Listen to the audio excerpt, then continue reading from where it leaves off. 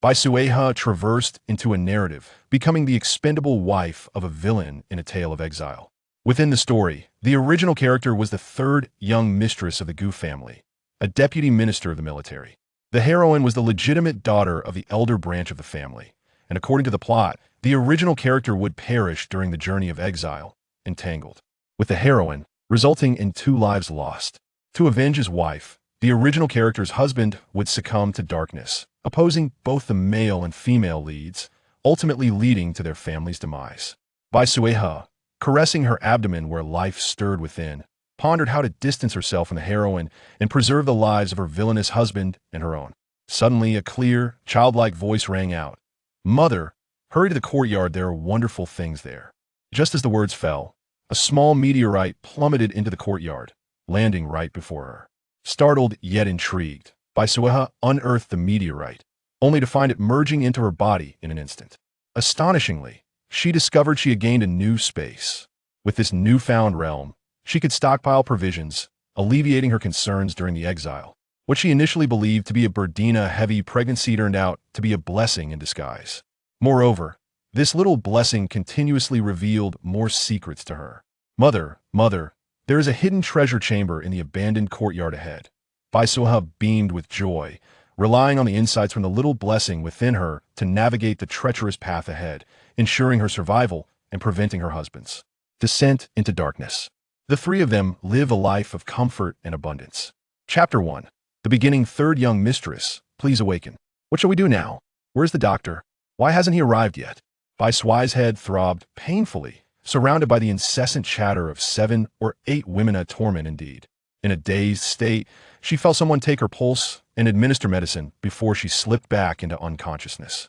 Upon awakening once more, she immediately sensed something amiss. She was not lying on a luxurious latex mattress she had purchased from Thailand, but on a somewhat worn surface.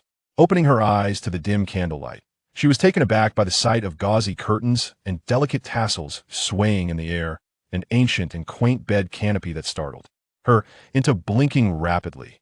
She pinched herself hard, nearly gasping in surprise, and at the critical moment, she covered her mouth with her hand. This was certainly not her apartment. She distinctly remembered securing the doors and windows before sleeping. There was only one possibility left. She had traversed into another realm. Quietly propping herself up, she had not yet spoken when suddenly a head bobbed up. "Third young mistress, you are awake." Startled, Bai Suihe gasped for breath and bit her tongue, exclaiming, "You nearly frightened me to death. What time is it now? I am at fault. Please punish me." "Third young mistress," Dongmei said as she knelt on the ground, feeling particularly remorseful for having startled her mistress upon her awakening. "It is of no consequence." "Rise," Bai Suihe replied gently, inquiring again, "What time is it?" Rubbing her temples, waves of memories flooded her mind, leaving her breathless. She found herself envious of those who traversed into the past as simple farmers. Although their paths were humble, they still held hope. Unlike her, who had landed in a wealthy family only to face imminent exile and the burden of an unborn child. "Third young mistress, do you have a headache?" The commotion from the inner room soon attracted the attention of the maidens on night watch outside, and another maid, Chunxiang, lifted the curtain to enter. "The doctor is waiting outside. Shall I let him in to take a look?" Bai Suihe waved her hand. Dongmei and Chunxiang were her trusted handmaids, and she needed to maintain her composure before them. "What did the doctor say previously?" Dongmei and Chunxiang quickly knelt, offering congratulations. "Third young mistress, the doctor said you fainted from exhaustion. But rest assured, the little master in your womb is unharmed." Bai Suihe caressed her belly, indeed feeling a small life within, which seemed to resonate with her, giving a little kick at that moment. "Let me recover for a moment, and please bring me a cup of water." Dongmei bowed and swiftly exited, returning with a cup of warm water. "Third young mistress, the water is here." Bai Suihe took a couple of sips before waving her hand for them to leave, desiring solitude. Dongmei and Chunxiang exchanged worried glances but respectfully retreated. Alone at last, she had the opportunity to sift through the memories of her original self. She had inexplicably entered an ancient tale of exile, becoming the expendable wife of a villain destined to meet an early demise. The heroine of the story was the legitimate daughter of her husband's elder brother, and during the journey of exile, her actions would lead to a tragic entanglement resulting in 2 lives lost in a bid for vengeance. Her husband would succumb to darkness, opposing the male and female leads, ultimately leading to their family's downfall. The reason for her fainting today was due to the strict decorum imposed by her mother-in-law. Since her marriage, she had adhered to these suffocating rules set by a woman of modest origins who had adopted the rigid customs of noble families. Bai Suihe massaged her temples, her thoughts drifting to her less-than-ideal husband, intensifying her headache. After 30 years of singlehood, she found herself thrust into matrimony. Yet, she fainted what of her husband? As for the notion of currying favor with the heroine, Bai Suihe dismissed it entirely. Most people surrounding the heroine were mere cannon fodder, and she had no intention of courting her own demise. Besides, the villainous husband wasn't half bad. In her philosophy of striving against heaven, earth, and humanity, she would find joy in the struggle. Even if she could not thwart the heroine's plans, she would carve out her own path in this world. As her thoughts wandered, her eyelids grew heavy once more, and she succumbed to sleep. Upon waking again, she found herself enveloped in darkness. Although those outside moved quietly, she could still hear their footsteps. Bai Suihe accepted her fate with grace, having come to this place. She had also regained her youth, which she deemed a fortunate turn of events. Her eyes widened in surprise as she realized that this body was merely 18 years old, yet already bearing a child. She had never been in a romantic relationship, nor was she an innocent young girl, yet this body was still underage. Even if she escaped the heroine's fate, the dangers of childbirth in ancient times loomed large. Moreover, being heavily pregnant during an exile was akin to courting death. Her heart raced as she contemplated the gravity of her situation, realizing that careful deliberation was required to navigate this treacherous path. A divorce was out of the question in this era. She had never heard of anyone successfully separating, aside from being discarded. The discarded were often branded with numerous accusations, leaving them with only a dead end. Furthermore, according to the memories of the original character, her husband was not entirely unkind. "Third young mistress, are you awake?" Chunxiang's soft voice called from outside. "It is time to pay respects in the main chamber." "Come in," Bai Suihe replied.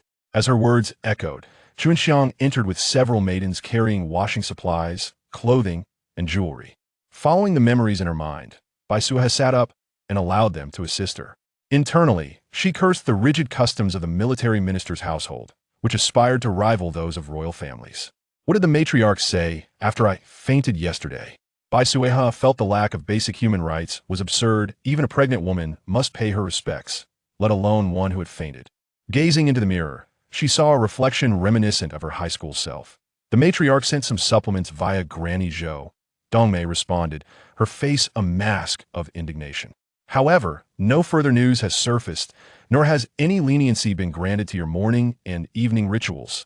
Third young mistress. The three young masters are all born of the matriarch, even if there are distinctions among them. The favoritism is excessively pronounced. Although both the eldest and second daughters-in-law are equally daughters-in-law, the eldest mistress does not impose daily regulations on the second. Chapter 2. Regulations. Bai Suihe resigned herself to her fate and donned her attire. The elaborate ancient garments were rather cumbersome, and without the assistance of a few maidservants, she would have struggled to manage alone. Nonetheless, she diligently memorized each step. For having arrived in this household, she must gradually adapt. It would not be long before they faced the prospect of a family upheaval, and such comfortable days would be a thing of the past. The jewelry was a complete set, and without her needing to say a word, Dongmei had already arranged everything meticulously. After securing the final hairpin, she stepped out with two maids in tow. As she walked past, the young maidservants and the matron bowed to her, their demeanor exceptionally respectful. This was yet another manifestation of the matriarch's strict family rules, at least on the surface. It appeared that these servants performed their duties without daring to overstep their bounds. As Bai Suihe traversed the estate, her thoughts were equally active. Should the matriarch dare to make things difficult for her again, or insist upon her standing in a prescribed manner, she would not hesitate to feign faintness once more. The Gu residence was a grand compound with 5 courtyards, and their third and second households were situated in the 4th courtyard. Just as she turned a corner, she encountered her sister-in-law, Su Yulan. Su Yulan was the matriarch Su Huijin's niece, and within the Gu residence, even the eldest sister-in-law had to yield to her. Upon spotting Bai Suihe, Su Yulan bypassed her, holding her head high and ignoring her completely. Upon reaching the main courtyard, where maidservants and matrons moved in an orderly fashion, they also bowed in greeting upon seeing them. Having arrived first, Su Yulan entered the main courtyard, where a matron lifted the curtain for her. Before stepping inside, Su Yulan cast a smug glance in Bai Suihe's direction. Just as Bai Suihe anticipated another prolonged wait outside, she was unexpectedly informed by a matron beside the matriarch. Third young mistress, the matriarch requests your immediate entry. Previously, she would have to wait for the maidservants to announce her presence, depending on Su Huijin's mood to determine how long she would stand outside. Of course, there were exceptions during the first 3 months of her pregnancy. She was not required to adhere to the regulations. However, she had to report to the main room every morning and evening, as this was deemed the way of a daughter-in-law. Yet, once the 3-month mark was reached, the dreaded rules were reinstated, cloaked in the pretense of concern for her health, asserting that a pregnant woman ought to stand more to ensure a smooth delivery later. The original owner's husband was rather considerate, often assisting her in navigating the complexities of the household, thereby granting her some respite. Still, with numerous household matters to attend to, he could not always be present, leaving Bai Suihe to manage alone most of the time. As her body grew heavier, she had to wait until the 3 of them had eaten their fill before she could sit down to partake of a few bites herself. Pregnancy was inherently taxing. Compounded by irregular meals, it was a testament to her robust health that she only fainted after 5 months.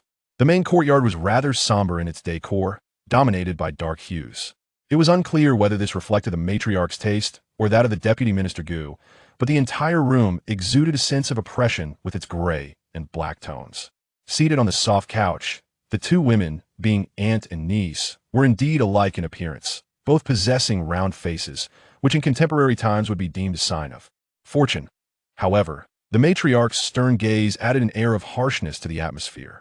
As Bai Suihe entered, both women ignored her presence, engrossed in their conversation. Unperturbed by their chatter, Bai Suihe bowed politely and chose a seat for herself. She would not be foolish like the original owner, standing idly like a wooden post. Without Bai Suihe uttering a word, her act of sitting down had already violated Su Huijin's cardinal rule. Where are your manners? Such caution is for the sake of the Gu family's progeny, she retorted, fully aware of the inherent traps within a conversation. Even if Su Huijin wished to assert her authority before her daughter-in-law, she had to consider her own reputation. Although the management of the household was strict, some whispers inevitably leaked. Su Huijin was well aware of the circumstances surrounding Bai Suihe's fainting spell. Especially after witnessing her pale complexion and the cold sweat that had enveloped her the previous day, such signs were not easily feigned. Perhaps it was best to avoid conflict with the 3rd son. Despite his lack of appeal to her, after all, he was a descendant of the Gu family, and it was unnecessary to quarrel over trivial matters that might hinder his management of household affairs. In that case, you should rest in the courtyard for the next few days and refrain from wandering about unnecessarily, Su Huijin suggested, not wishing to see her daughter-in-law. Since she could not mold her to her liking, there was no need for her to remain an eyesore. This was also a timely opportunity for her to discuss certain delicate matters with her niece. Thank you, matriarch. Bai Suihe was pleasantly surprised by the smoothness of the encounter. She had anticipated a protracted exchange before she could extricate herself. I shall take my leave now. Just as she exited the main courtyard, the eldest daughter-in-law, Lu Yun, arrived, accompanied by a striking young girl of around 14 or 15, adorned in a lavish red gown, the very embodiment of the story's protagonist, Gu Antong. To encounter the lead character on her very first day was unexpected. It was known that she seldom came to pay her respects unless she had ulterior motives for entering the main courtyard. Upon noticing Bai Suihe, Lu Yun exchanged greetings with her, and only then did Gu Antong begrudgingly acknowledge Bai Suihe, stating, "I have seen my 3rd aunt." The tone carried an undercurrent of malice, yet it was unfortunate for her that today's calculation had gone awry. Chapter 3. Complications. Mother, have you forgotten the purpose of our visit? Gu Antong, seeing Bai Suihe leave, impatiently tugged at Lu Yun's arm. This matter is not urgent. We can discuss it later. Did you not notice her displeased expression? If something were to happen to her now, we would be the ones to suffer the consequences. Your grandmother is here. She will surely favor you a bit. Gu Antong nodded, but expressed her concern. The headpiece that complements my outfit is part of 3rd aunt's dowry. Would she truly part with it? Do not fret about such matters, Lu Yun gently chided, tapping her daughter's head. Remember to cheer up your grandmother when you go in. Do not let your 2nd aunt take advantage of the situation for her own benefit. I cannot help it. They are family, united by the same eternal lineage. Gu Antong replied quietly. Upon returning to the courtyard, Gu Antong feigned exhaustion, sending all the maids and servants away. Bai Suihe, resting her chin in her hands, felt troubled. Aside from awaiting the inevitable search of their home, she had no other course of action. The narrative described how Gu Shilang aligned himself with the third prince. And due to political adversaries, the Gu family was used as a shield against calamity. The emperor, aware of the Gu family's innocence, made a choice between his son and his ministers, resulting in their confiscation and exile rather than outright extermination. However, the third prince, feeling guilt afterwards, sent people to provide care, though all attention was directed towards Gu Antong, leaving the others, including Bai Suihe, feeling insignificant and unimportant. Others have their golden fingers in transmigration. What is mine? Bai Suihe muttered to herself. A space? A system? A portal? Or perhaps a red envelope group? She contemplated every conceivable advantage, yet found no sign of assistance. What a calamity this is. This is a deadlock. Traversing this path with a heavy belly towards exile feels as though a swift end would be more merciful. As for the abundance of jewelry and treasures around her, had it been in the past, she would have admired them thoroughly, but now, with the impending confiscation, they only deepened her despair. Feeling a slight ache in her belly, she noticed it bulging. Having observed her friend S pregnancy before, she recognized this as fetal movement. Once finding it amusing, now it felt wondrous. Be good, my dear. I will find a way to ensure your safe arrival into this world. I will not allow you to meet the same tragic fate as those in the stories. She whispered, casting aside superstitions with a few dismissive spits. Third young madam, I have just brought the breakfast from the kitchen. Is it acceptable to place it in the side hall? Chunxiang inquired softly from outside. Place it in the side hall. I will be there shortly. After all this fuss, I am quite hungry. Bai Suihe thought to satiate her hunger before addressing other concerns. She hoped her husband would be amiable. Otherwise, her days would only worsen. Although he had schemed in the narrative to rise to power and avenge his wife while remaining unmarried, his past behavior suggested he was rather complacent within the household. Should misfortune not befall them, she feared he might not align himself with her. She would have to consider how to maintain a distance from him, as divorce was not an option, which was quite vexing. Being served with such care, if it were not for the looming confiscation and exile. Her transmigration could have been a delightful experience. The level of service would have been worth it. Once again, it was plain congee, as the entire estate catered to the matriarch's preferences. Anything she enjoyed eating would appear at the dining table the following day, though accompanied by a few side dishes. They lacked any appeal. As for the cravings of a pregnant woman, they were of no concern in the third house. Dongmei quickly glanced outside and whispered, Miss, I have sent someone to buy wontons. They will be delivered to your room shortly. Would you like to eat a little now? This reminded Bai Suihe of her family's merchant background. Marrying into the Gu family had been an elevation for them, seeking a stronghold. Thus they had provided a generous dowry. They were not short on funds and had already bribed the kitchen staff, ensuring their meals were never lacking. The maids were aware of her preferences and always managed to arrange matters accordingly. Upon hearing about the wontons, Bai Suihe casually ate a few bites before instructing them to clear the table. Indeed, it was not long before a steaming bowl of wontons appeared in her chamber. She savored the entire bowl before taking a stroll in the courtyard, attended by the maids. Their courtyard boasted a small garden, measuring over 200 square meters. While modest, it provided a private space far more comfortable than the larger garden, alleviating concerns of encountering unwelcome visitors. However, after just 2 laps, a servant approached with news that the old matriarch had summoned her. This day never seems to end. Just earlier, I was told to rest in the courtyard. And now, they changed their minds after only a few hours? Upon entering the main hall again, expecting to find only the old matriarch, she was surprised to see a gathering of women from the first and second houses, along with the protagonist of the story, all present. Although her arrival was marked by a simple increase in numbers, the ensuing matters were far from trivial. After paying her respects to the old matriarch, she chose a seat independently, no longer standing like a timid young wife awaiting reprimand. Su Yulan, having witnessed by Qinghe's demeanor before, was indifferent. Thinking as her aunt had said, she now had leverage. Once she bore her child, she would settle the score properly, her eyes gleaming with a hint of schadenfreude. The matriarch Lu Yun seemed somewhat surprised, but upon seeing Bai Suihe's pronounced belly and recalling her fainting episode from the day before, she appeared contemplative. Sure, I called you here for a matter that requires discussion, for I am in need of your cooperation. Su Huijin's voice softened considerably. Chapter 4. Schemes to Yulan. With a glimmer of schadenfreude and a hint of greed in her eyes, reveled in her position. Although she was the second daughter-in-law, as long as the matriarch was present, even the head of the household could not surpass her. While it was the first house that instigated this advantageous situation, she was confident her aunt would not allow her to suffer losses. Bai Suihe, what do you think of Tonger's attire today? The old matriarch did not speak directly, but instead grasped Gu Antong's hand, her face beaming with delight. Bai Suihe, witnessing this scene, recalled the narrative. If her memory served her correctly, the plot was about to unfold. Gu Antong's outfit was destined to shine in the princess's court, marking the beginning of her entanglement with the third prince.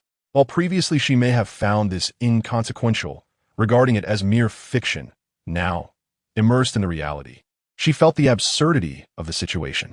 Dear protagonist, if you desire the spotlight, then adorn yourself properly with your belongings.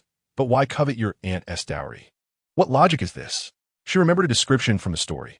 Gu Antong's flamboyant red attire was paired with her own fiery glass headpiece, rendering her exceptionally radiant and allowing her to stand out among the noble ladies, capturing the attention of several princes. Antong, being the beloved granddaughter of the matriarch, inherited her beauty, making anything she wore look splendid. Bai Suihe, having articulated her thoughts, clearly observed the first house's mother and daughter stiffen in response. In that moment, they must have been cursing her internally, as the old matriarch had little to commend aside from her round visage, lacking any other admirable traits. Even her face could not be associated with kindness. However, the old matriarch was pleased, believing Bai Suihe's compliment to be heartfelt. My dear granddaughter resembles me in my youth. Tonger is just like I was back then. One wonders which fortunate fellow shall claim her. Gu Antong lowered her gaze, concealing her disdain, and upon raising her head, she covered her mouth with a light laugh. Grandmother, you flatter me. If I could attain even a fraction of your youthful beauty, I would be secretly delighted. Your praise is truly excessive. Grandmother would never speak falsely. Everyone says so, she continued. That is merely polite flattery. Can one not discern reality? The first matriarch, Lu Yun, nearly ground her teeth in frustration. Her daughter's beauty was clearly inherited from her, having no connection to this foolish old woman. On the surface, they wore expressions of flattery. For it was said that the eldest sister was most favored by the matriarch, with a mouth as sweet as the old lady herself. Witnessing their commercial mutual praise, Bai Suihe could hardly suppress her eye roll. Their thick skins explained their ability to lie through their teeth. San Shinshin's compliments made Gu Antong blush, for it was indeed true that she was the most beautiful in the household. After the younger sister's birth, it seemed likely that this eldest sister would be overshadowed. Gu Antong, with a pointed glance at Bai Suihe's belly, insinuated that her child would surely be a young master of the family, and, as a doting aunt, she would prepare generous gifts for the occasion. Lu Yun exchanged knowing glances with her daughter, understanding each other's intentions immediately. Surely, the child in your womb must be my cousin, she remarked, but as I'm the only girl in the household, loneliness is inevitable, and I long for a sisterly companion. Bai Suihe, fixated on her teacup, wished to avoid their trivial chatter. Rising and placing a hand on her belly, she responded, Why would I compete with you, Antong? Alas, the age gap between my child and yours is rather significant. They may not have the chance to grow close. I appreciate your sisterly affection for my child, she added. Gu Antong turned her head away, questioning, What does this mean, San Shinshin?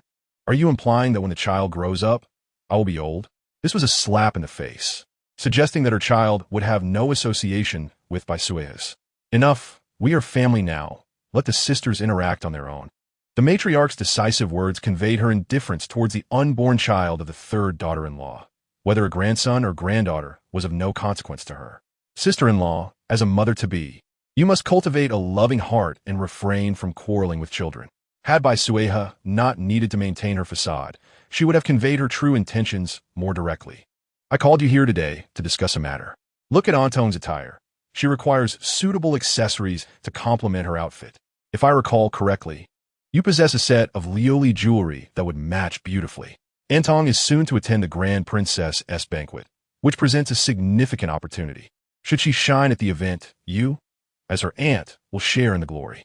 Though unstated, the implication was clear a veiled request for the jewelry. Bai Suihe, unyielding, asked plainly, as the matriarch mentioned, I certainly remember having a set of fiery, liuli jewelry among my dowry, a treasured heirloom sought by my grandmother for me. Since it came into my possession, I have cherished it dearly, and I am surprised that both the matriarch and Antong still recall it. The matriarch's expression darkened. Bai Suihe's response seemed ungrateful. How could a daughter-in-law speak so of her dowry when her own mother-in-law had made a request? Gu Antong, eager to claim the jewelry, momentarily missed the underlying implications of Bai Suihe's words. San Shinshin's remark was indeed accurate, yet Lu Yun, wanting to intervene, found it too late and could only stifle a cough with her handkerchief. Please do not say such things. I merely wish to borrow it, Gu Antong exclaimed, startled. The household has summoned a woman from the palace to instruct me in etiquette. If word of this gets out, my marriage prospects could be jeopardized. Bai Suihe de surprise. Expressing regret, I did not mean to offend. Antong is the legitimate daughter of the Gu family and would never resort to such shamelessness. San Shinshin, I apologize on behalf of my loose tongue. Bai family, please refrain from speaking so freely in the future. The matriarch, coveting the third family's dowry, had hoped to gradually acquire it, and today had seemed a perfect opportunity until Antong's impatience disrupted her plans. Gu Antong, seeking assistance from the matriarch, pleaded, Grandmother, it is not my fault.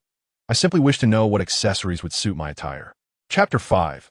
Heartache, alas, it is unfortunate that our family lacks the means. Your grandfather and father lived their lives with integrity, and here I am, a respectable young lady, unable to present a suitable set of accessories. The matriarch consoled Gu Antong while casting a harsh glare at Bai Suihe. Today, Bai Suihe was unusually bold. Should she not have humbly presented her offerings? Third sister-in-law, look at how you have upset your mother, Shui Yulan, who had been observing, interjected. It is merely a set of jewelry. Lending it to your niece is not an unreasonable request. Why speak so harshly to wound family ties? Bai Suihe replied, Elder sister, I have said nothing wrong. I simply believe that borrowing jewelry is inappropriate. My family exerted great effort for my dowry, and many items are still recalled by all. I have only just entered the family, and it has been less than 2 years. How can the jewelry already be expected to belong to my niece? What would those in the know say about our family? Her words struck a chord, causing Lu Yun's expression to shift dramatically. In her eagerness to adorn her daughter, she had forgotten this detail. The day her younger sister's dowry was revealed, everyone had marveled, and the streets buzzed with discussion for days. Even she could recount it in detail.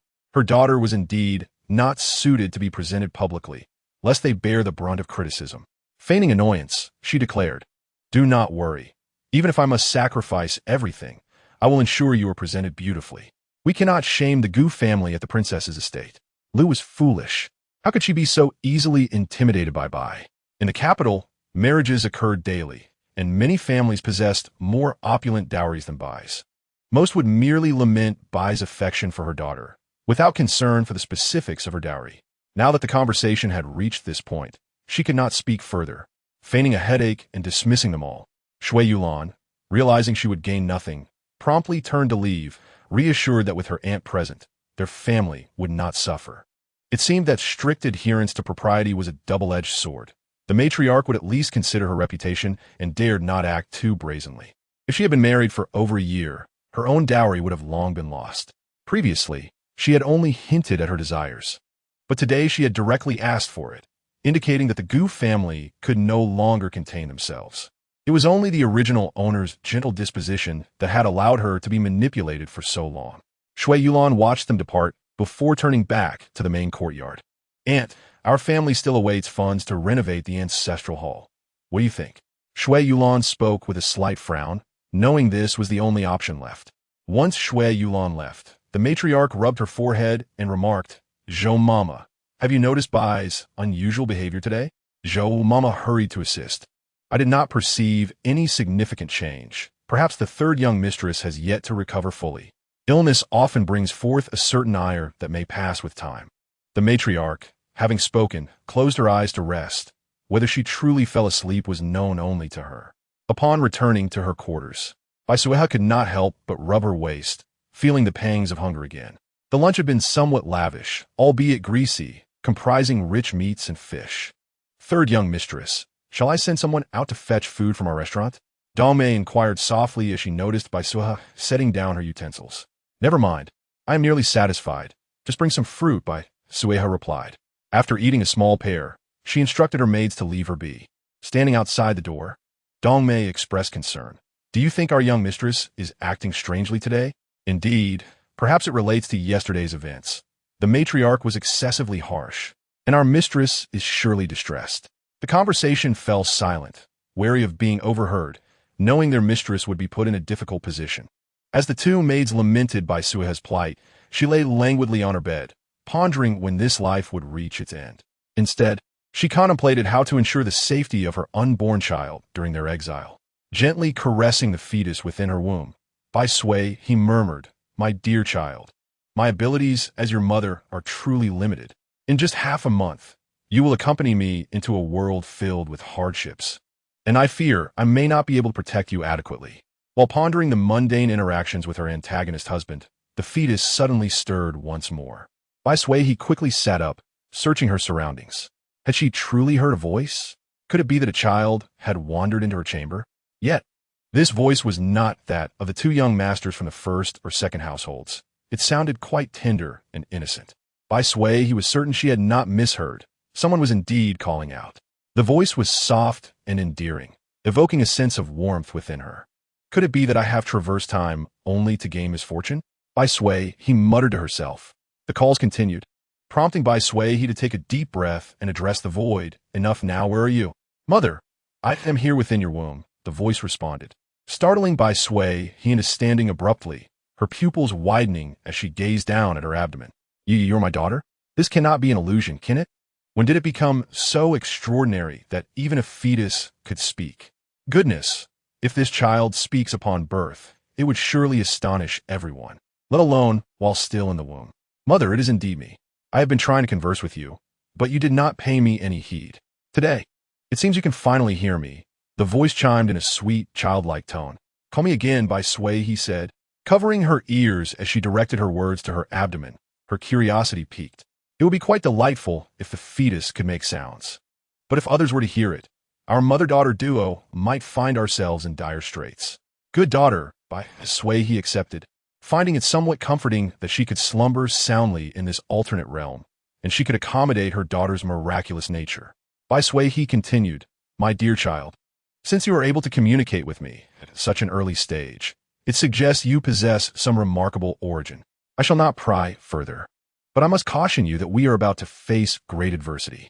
You must be well behaved while you are in my womb. As she spoke these words, a tinge of bitterness filled her heart.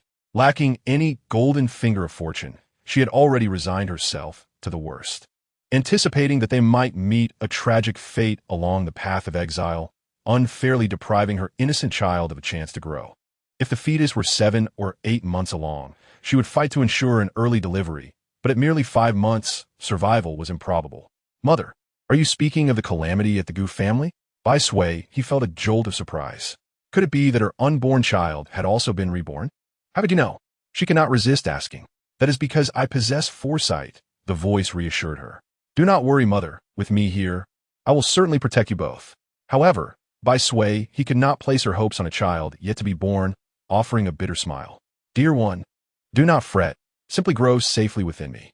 I will spare no effort to ensure your safe arrival. Faced with such circumstances, Bai Suihe, he found herself with no retreat. Do not worry, mother. I will find a way. As soon as these words escaped her lips, silence enveloped her ears, and no further response came despite her repeated calls. Bai Suihe, he stroked her belly, her heart racing with urgency. Gazing around at the lavish surroundings, she wondered if she truly had to wait until the day of the family's downfall. Through the window, she observed the bustling servants outside and thought of her loyal attendants, Dong Mei and Chun Xiang. Perhaps she could return their contracts of servitude. They were born into the Bai family and had always served her family. Moreover, she recalled that the Bai family had excluded her from the clan for self-preservation. Dong Mei, Bai Suihe, he called softly, beckoning her closer to whisper instructions in her ear. Dong Mei repeated the message and hurried off. She summoned Chun Xiang next, imparting similar instructions, which prompted Chun Xiang to depart with a small box. Within the confines of the inner court, this was one disadvantage. The mistress found it less convenient to act than the servants. she could leave the estate. But that required permission from the head of the household, the matriarch. Truly, it was a wretched feudal society that relegated tasks to subordinates, leaving her uneasy. She resolved to make the journey herself. Today, however, she would simply assess her assets. The Bai family was a merchant clan, and their marriage into the family of the Minister of War stemmed from her father's close friendship with Gu Shilang in their youth, during which he had also supported him in his imperial examinations. After Gu Baijiang ascended to officialdom, he indeed protected the Bai family. But it was well known that such favors dwindled with time. Thus, the Bai family had set their sights on a marriage alliance. They had anticipated a challenging endeavor. Yet to their surprise, Gu Baijiang readily consented. Among the offspring of both families, only she and Gu Kaiyuan were of suitable age, leading to her marriage into the Gu household. She had originally been elevated in status, and given the Bai family's considerable wealth, her dowry was substantial. Gu Baijiang prided himself on his integrity, having risen through the ranks by his own merit. To establish a reputation in this capital city, he had early on set various household rules. Some of these regulations earned him the respect of the noble families, particularly that men could only take concubines after the age of 40, and that the dowries of women marrying into the Gu family remained under their own control, not mingling with public matters. Because of these stipulations, even though the matriarch may have longed for more, she could only suppress her desires. Retrieving her dowry list from the cabinet, the jewelry set previously mentioned was prominently displayed at the forefront. Today, she was summoned to present it willingly, recalling that the original owner of her body had done just that. In the presence of the female members of the household, regardless of her reluctance, she had no choice but to lend out the jewelry. It was only after her husband had sought to reclaim it from the main household that he had been met with various excuses. Although she had managed to safeguard her possessions today, in just half a month's time, she could not predict who might claim them next. Bai Suihe, he harbored a deep envy for the golden fingers often attributed to time travelers, particularly those with spatial abilities. Alas, she lacked such fortune. Otherwise, she could have taken all her belongings with her, ensuring that no one else profited from them. With her dowry list in hand, she approached the adjacent storeroom, removing the key from her waist and unlocking the door. Two matrons from her natal family stood guard outside the storeroom. Bai Suihe, he surveyed the room, which was filled to the brim with treasures, and she reached out to touch them slowly. In her previous life, she had been an ordinary wage earner, and now, having acquired this immense wealth, she was struck by the realization that it might soon be fleeting. As she reached the innermost box, she opened it to reveal a small wooden chest filled to the brim with silver notes. With so many notes, concealing them on her person would be challenging. Thus, she could only sew them into her undergarments, hoping to preserve some during the inevitable confiscation. Grabbing a handful of notes, she stuffed them into her bosom, quickly closing the box to avoid further heartache. The intricacies of a bride's dowry were indeed remarkable. Gold belts, gold hairpins, gold combs, necklaces, neck ornaments, crowns, hair accessories, earrings, bracelets, rings, seals, breastplates, pendants, jade ornaments, and jade bracelets were all meticulously arranged in boxes. From the grand, lacquered and gilded wedding bed to the intricately crafted dressing mirror and embroidered dowry trunks, the room was filled with a plethora of items, including clothing, exquisite shoes, needles, scissors, weaving looms, bobbins, and spindles.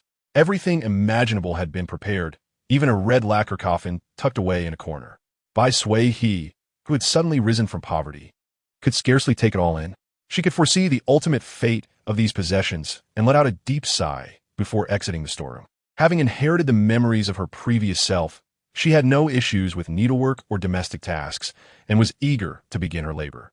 After a long afternoon of busyness, hunger gnawed at her, and after finishing her meal, she inquired of Dong, Mei, and Xiao Xiang, "Have all matters been taken care of?" "Miss, everything has been arranged." The two young maidservants replied, still accustomed to addressing Bai Suihe, he as Miss in private, yet maintaining decorum in front of outsiders. Bai Suihe permitted them to do so. "You have both worked hard today. There is no need for you to serve me further. Please, go and rest early." Bai Suihe discerned the fatigue in their eyes. In the coming days, she would likely require them to toil further.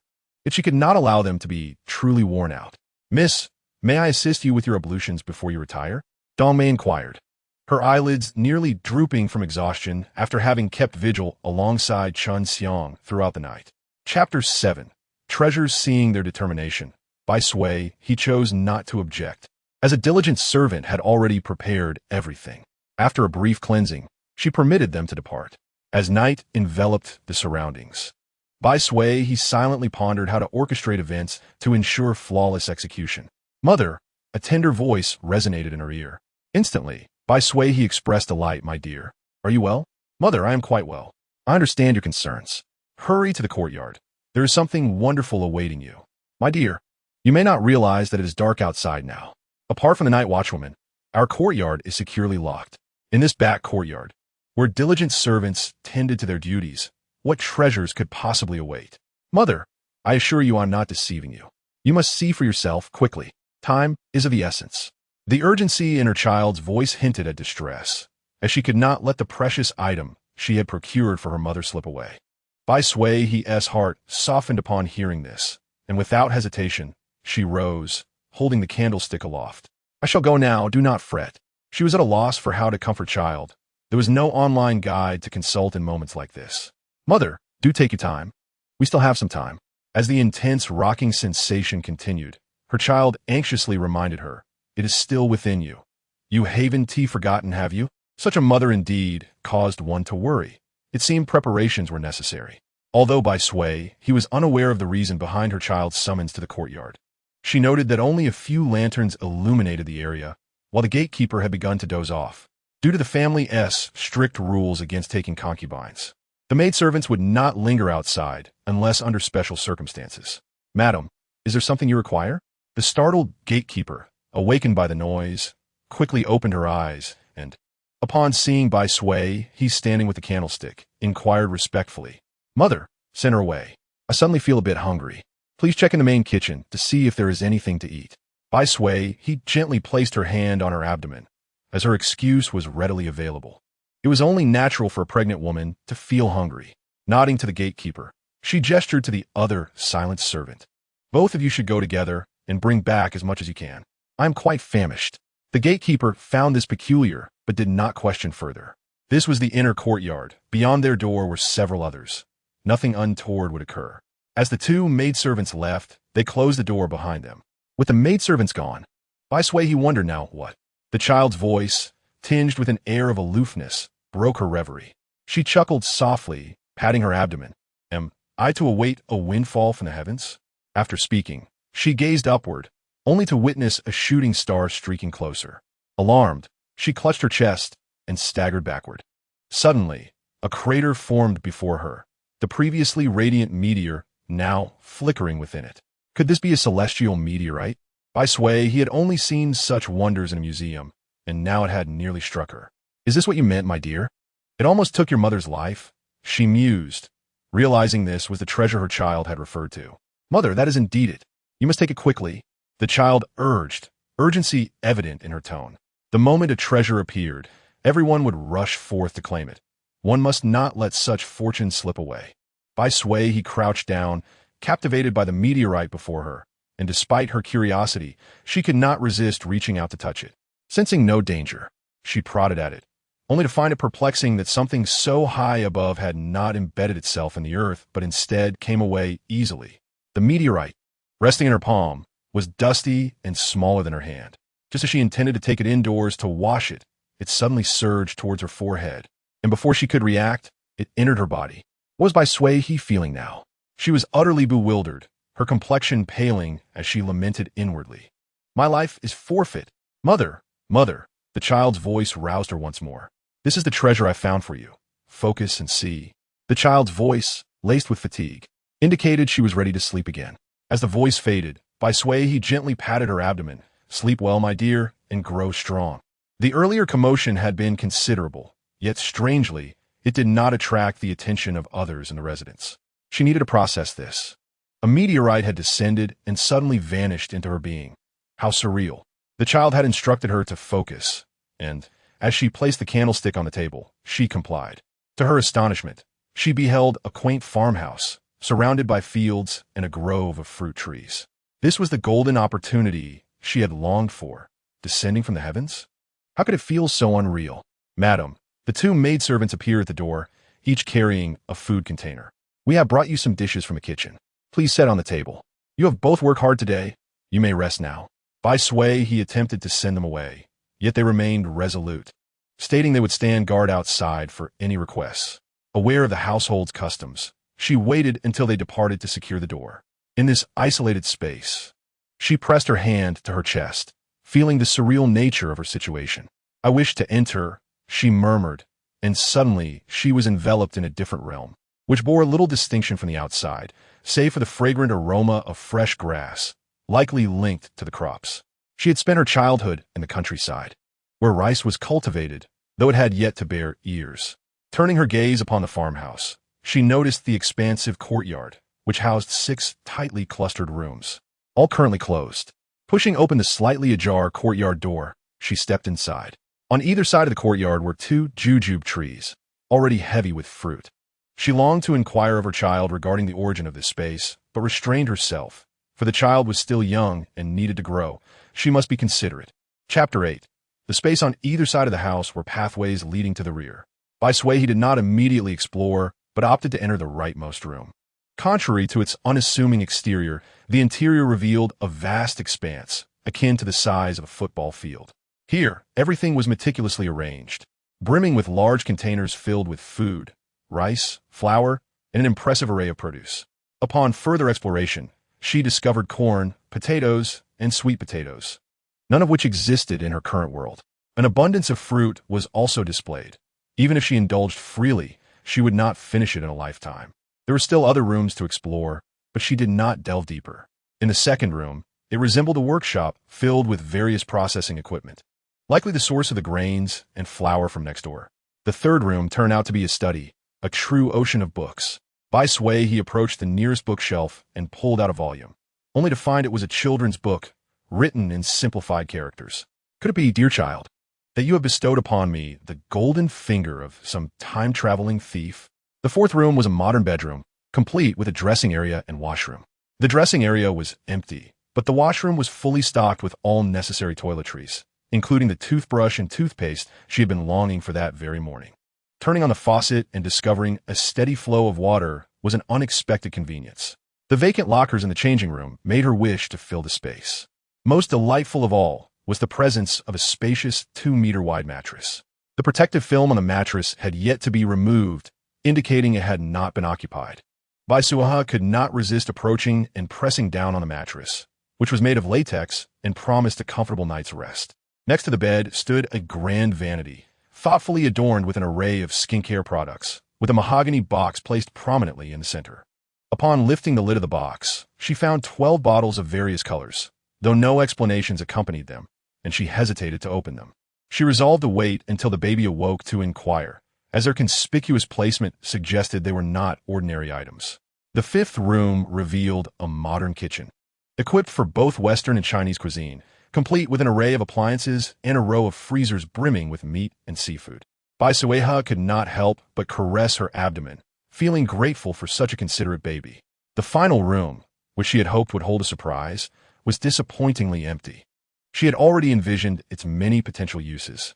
This fortuitous turn of events made Bai Suihe feel that with such treasures, even if exiled, she could sustain her existence.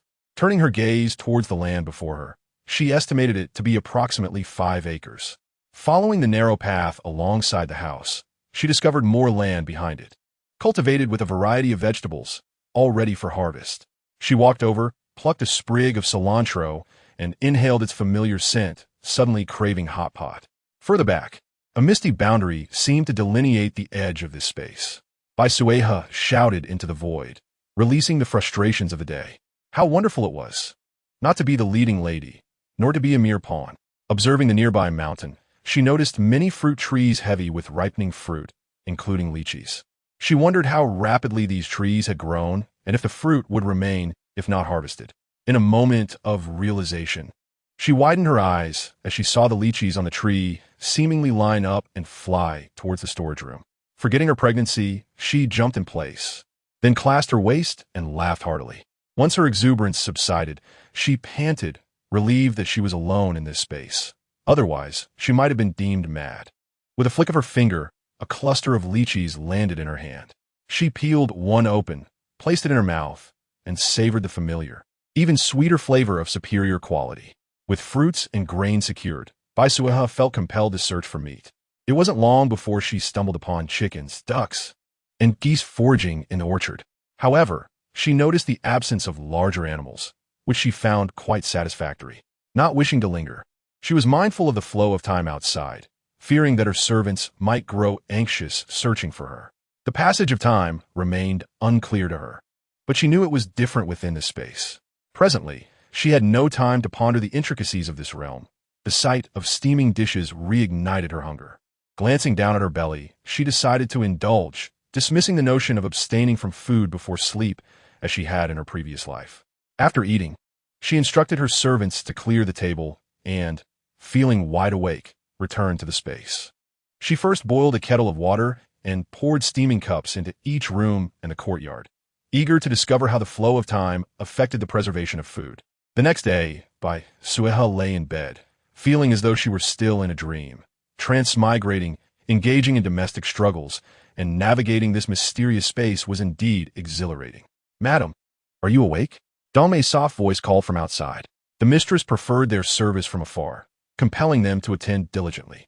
"Come in," Bai Suihe replied, suppressing her irritation. She longed for a moment of peace, yet dawn had barely broken when she was summoned. As she sat up, she cradled her head and said, "Dongmei, if I recall correctly, the old lady instructed me to rest in the courtyard for a few days. Why are you here so early?" Dongmei lowered her gaze, explaining that Granny Zhou had visited the previous night and, fearing it would disturb the third lady, she had not reported it. The old lady requested Bai Suihe's presence once more this morning. Bai Suihe felt exasperated, inhaling deeply to maintain her composure, aware that her facade must not falter. With a slight dizziness upon rising, she ordered, "Send for the physician." In the dead of night, she had concocted a plan, realizing it was wise to feign illness. Dizziness could be construed as an ailment, and no doctor would hastily draw conclusions. Bai Suihe was not concerned about being exposed. However, Dongmei and the others appeared anxious. "Madam, please lie down. I will dispatch someone to fetch the physician immediately." Dongmei quickly made arrangements while she soaked a cloth in warm water and placed it on Bai Suihe's forehead. "Aside from dizziness, do you feel unwell in any other way?" Chapter 9. Feigning illness. Bai Suihe winked at Dongmei, who seemed to see a glimmer of the young lady she once knew. Her expression softened, realizing that Bai Suihe had finally grasped the situation. Daily, they observed her adhering to the old lady's rules, and it pained them to see her struggle. Though the young lady had been pampered at home, the hardships she endured over the past year were not less than theirs.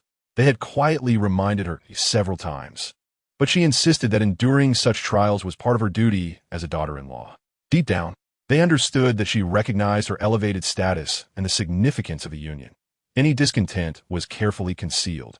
They had once been frustrated by her, blaming her nurse for constantly reciting rural maxims about the trials of marriage. Yet, it was now clear that the nurse was not solely to blame. The young lady had her own considerations.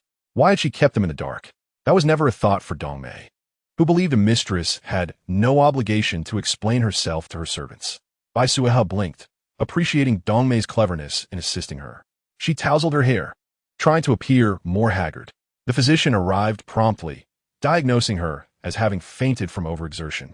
It was a grand joke that a wealthy lady like the third young mistress could succumb to fatigue. Yet he had accepted the old lady's hush money and dared not spread the rumor, opting to remain within the estate to avoid offending the nobility. Upon entering the courtyard, he gazed upon her with a hint of sympathy. If a woman did not win her mother-in-law's favor, even wealth could not guarantee a good life. Among the third wives, hers was the most lavish, yet also the most difficult existence. As he felt her pulse through the gauze, he noted the peculiarity of her rapidly changing condition. Today, her pulse seemed vigorous and healthy. Though puzzled, he dared not voice his thoughts. Such a dramatic shift could not occur overnight without miraculous intervention. To suggest otherwise would be to undermine his own skills. After a moment of contemplation, he cryptically advised, "Madam, during your pregnancy, it is essential to avoid excessive worry. Tranquility is paramount. I shall prepare a prescription for calming herbs, which should stabilize your condition." Bai Suihe was acutely aware of her body. Upon waking that morning, her previous fatigue had vanished. Now, she simply wished to avoid encounters with the other women, not wanting to get embroiled in their domestic disputes. Lacking experience, she feared falling into traps. Resolute in her decision, She aimed to minimize conflict with them before the impending upheaval. As for the aftermath of the home raid, who would still care for her? Even if her temperament shifted slightly by then, it was unlikely to attract attention. Dongmei understood the gaze from Bai Suihe and promptly handed over a pouch, expressing her gratitude. "Thank you, sir. We hope that we'll take good care of the health of our third young mistress." Upon receiving the lightweight pouch, they felt a surge of delight. Although the third young mistress was in a precarious situation within her generosity was evident. Reflecting on the pulse he had just taken, he wisely advised, "Pregnancy is not an easy phase. The third young mistress should strive to rest more, avoiding prolonged standing or sitting, ensuring a balance between work and rest." Shortly after they departed, news reached the main courtyard. The old matriarch, Su Huijin, sat on a soft couch, pausing in contemplation before addressing Zhou Momo beside her. "Bai's health is not good. I do not wish for outsiders to perceive me as a harsh mother-in-law. Instruct the kitchen to take extra care of the third room for the next few days, prioritizing them in every meal." Zhou Momo nodded in understanding, knowing well the implications of the matriarch's words. The kitchen operated on a fixed ration, and if they desired better food, the third young mistress would have to contribute financially. When the third young mistress prepared delicious dishes, it would undoubtedly benefit the main courtyard, perhaps even allowing the other rooms to gain some advantage. Bai Suihe was unaware of the matriarch's intentions. At this moment, she had risen to allow her maid to style her hair. Realizing her time was limited and she must act swiftly, "Miss, is this really all right?" Chunxiang asked, a hint of anxiety in her voice. Although her figure was similar to the Mrs., even with the same hairstyle, they were not the same person. "What does it matter? Once I leave, you will lie in bed with the gauze curtains drawn. Will come to see us." Bai Suihe meticulously checked her appearance, frequently gesturing at her face. The art of makeup in her time was akin to cosmetic surgery, and during her previous employment, she had extensively studied it with several female colleagues.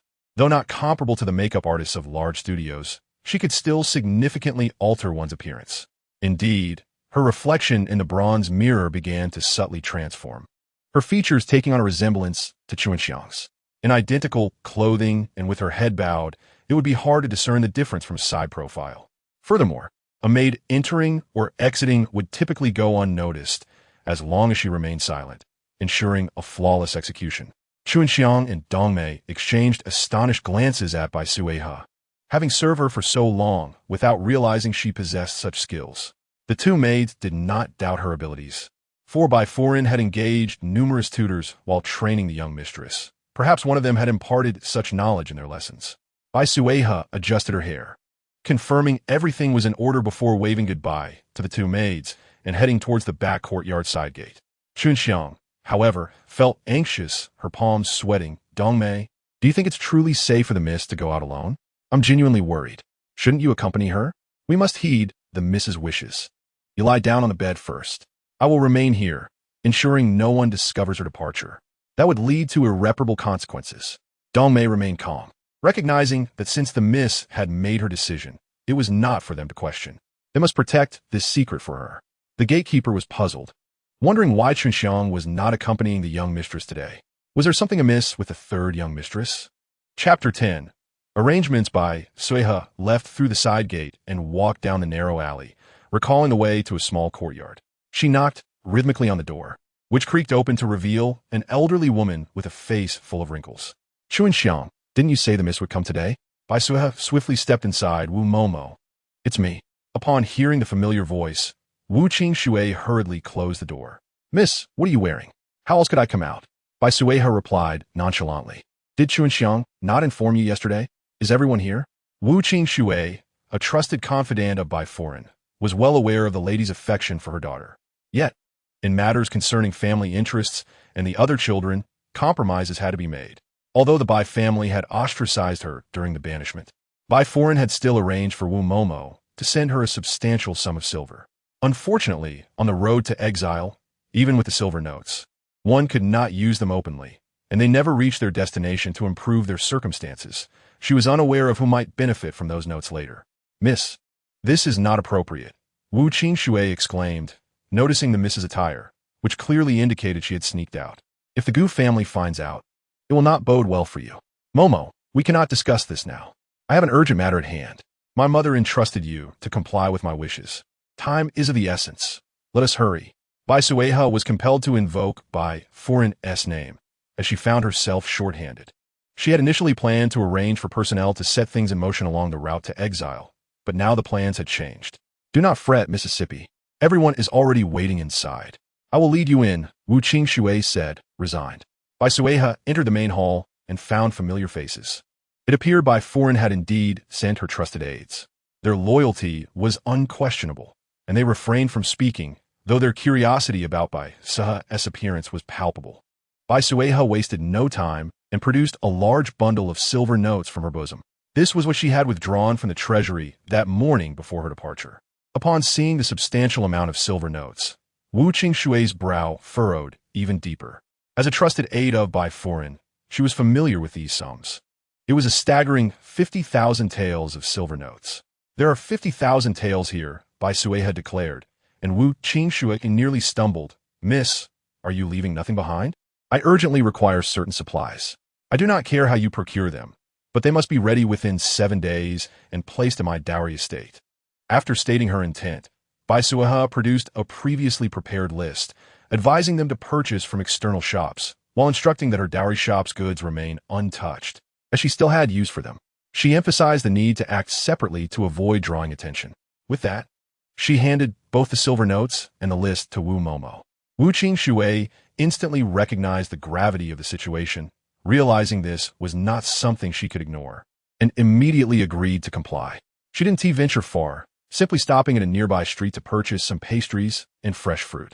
Although her space contained a vast orchard, she lacked the means to access it openly. While she wished to explore more, Wu Momo was anxious, fearing the false young mistress would be exposed, frequently urging haste. Wu Qingxue, accompanied by 2 strong men, carried the items to the corner gate of the Gu estate. The gatekeeper, upon seeing Chuanxiang, welcomed her with a smile. Yet before she could approach, she was blocked by an elderly face that handed her a silver coin. I, Chuanxiang's old aunt, sincerely thank you for taking care of this child. The 2 strong men had already squeezed through, placing their load in the courtyard before retreating. Bai Suihe swiftly entered the back courtyard. The old woman, watching Chuanxiang's retreating figure, said nothing, quietly pocketing the silver coin, realizing they were all family, and mutual care was only fitting. You are too kind. What have you purchased? Just some fruits, dried snacks, and the like. You know how it is during pregnancy. One's cravings can be quite particular. I wasn't sure what the mistress would like, so I bought a variety. You are indeed considerate of the mistress. With loyal individuals like you serving the 3rd young mistress, her days will surely be more bearable.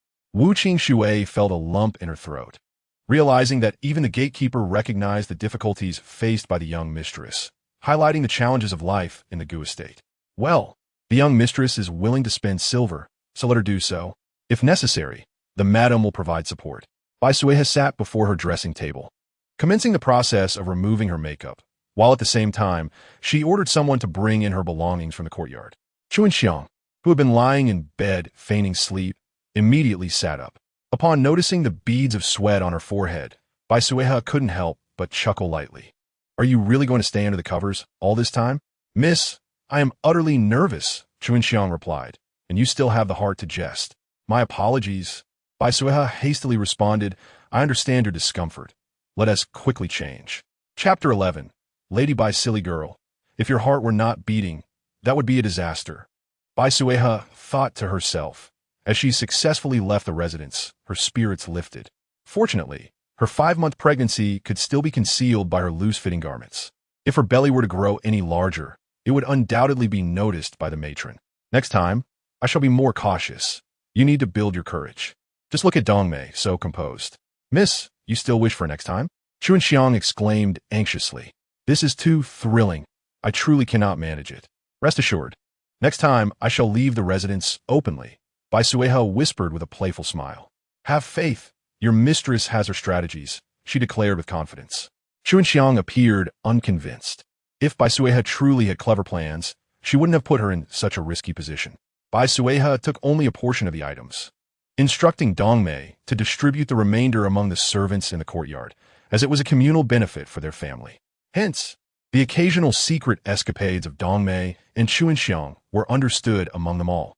After a long day of running about, Bai Suihe, exhausted from her meal, lay in bed, and soon fell asleep. Unbeknownst to her, once she succumbed to slumber, her body emitted a faint blue glow. She stretched comfortably and turned over to continue her rest. While she was carefree, Lady Bai was unable to eat a single morsel. What on earth does my daughter intend to do?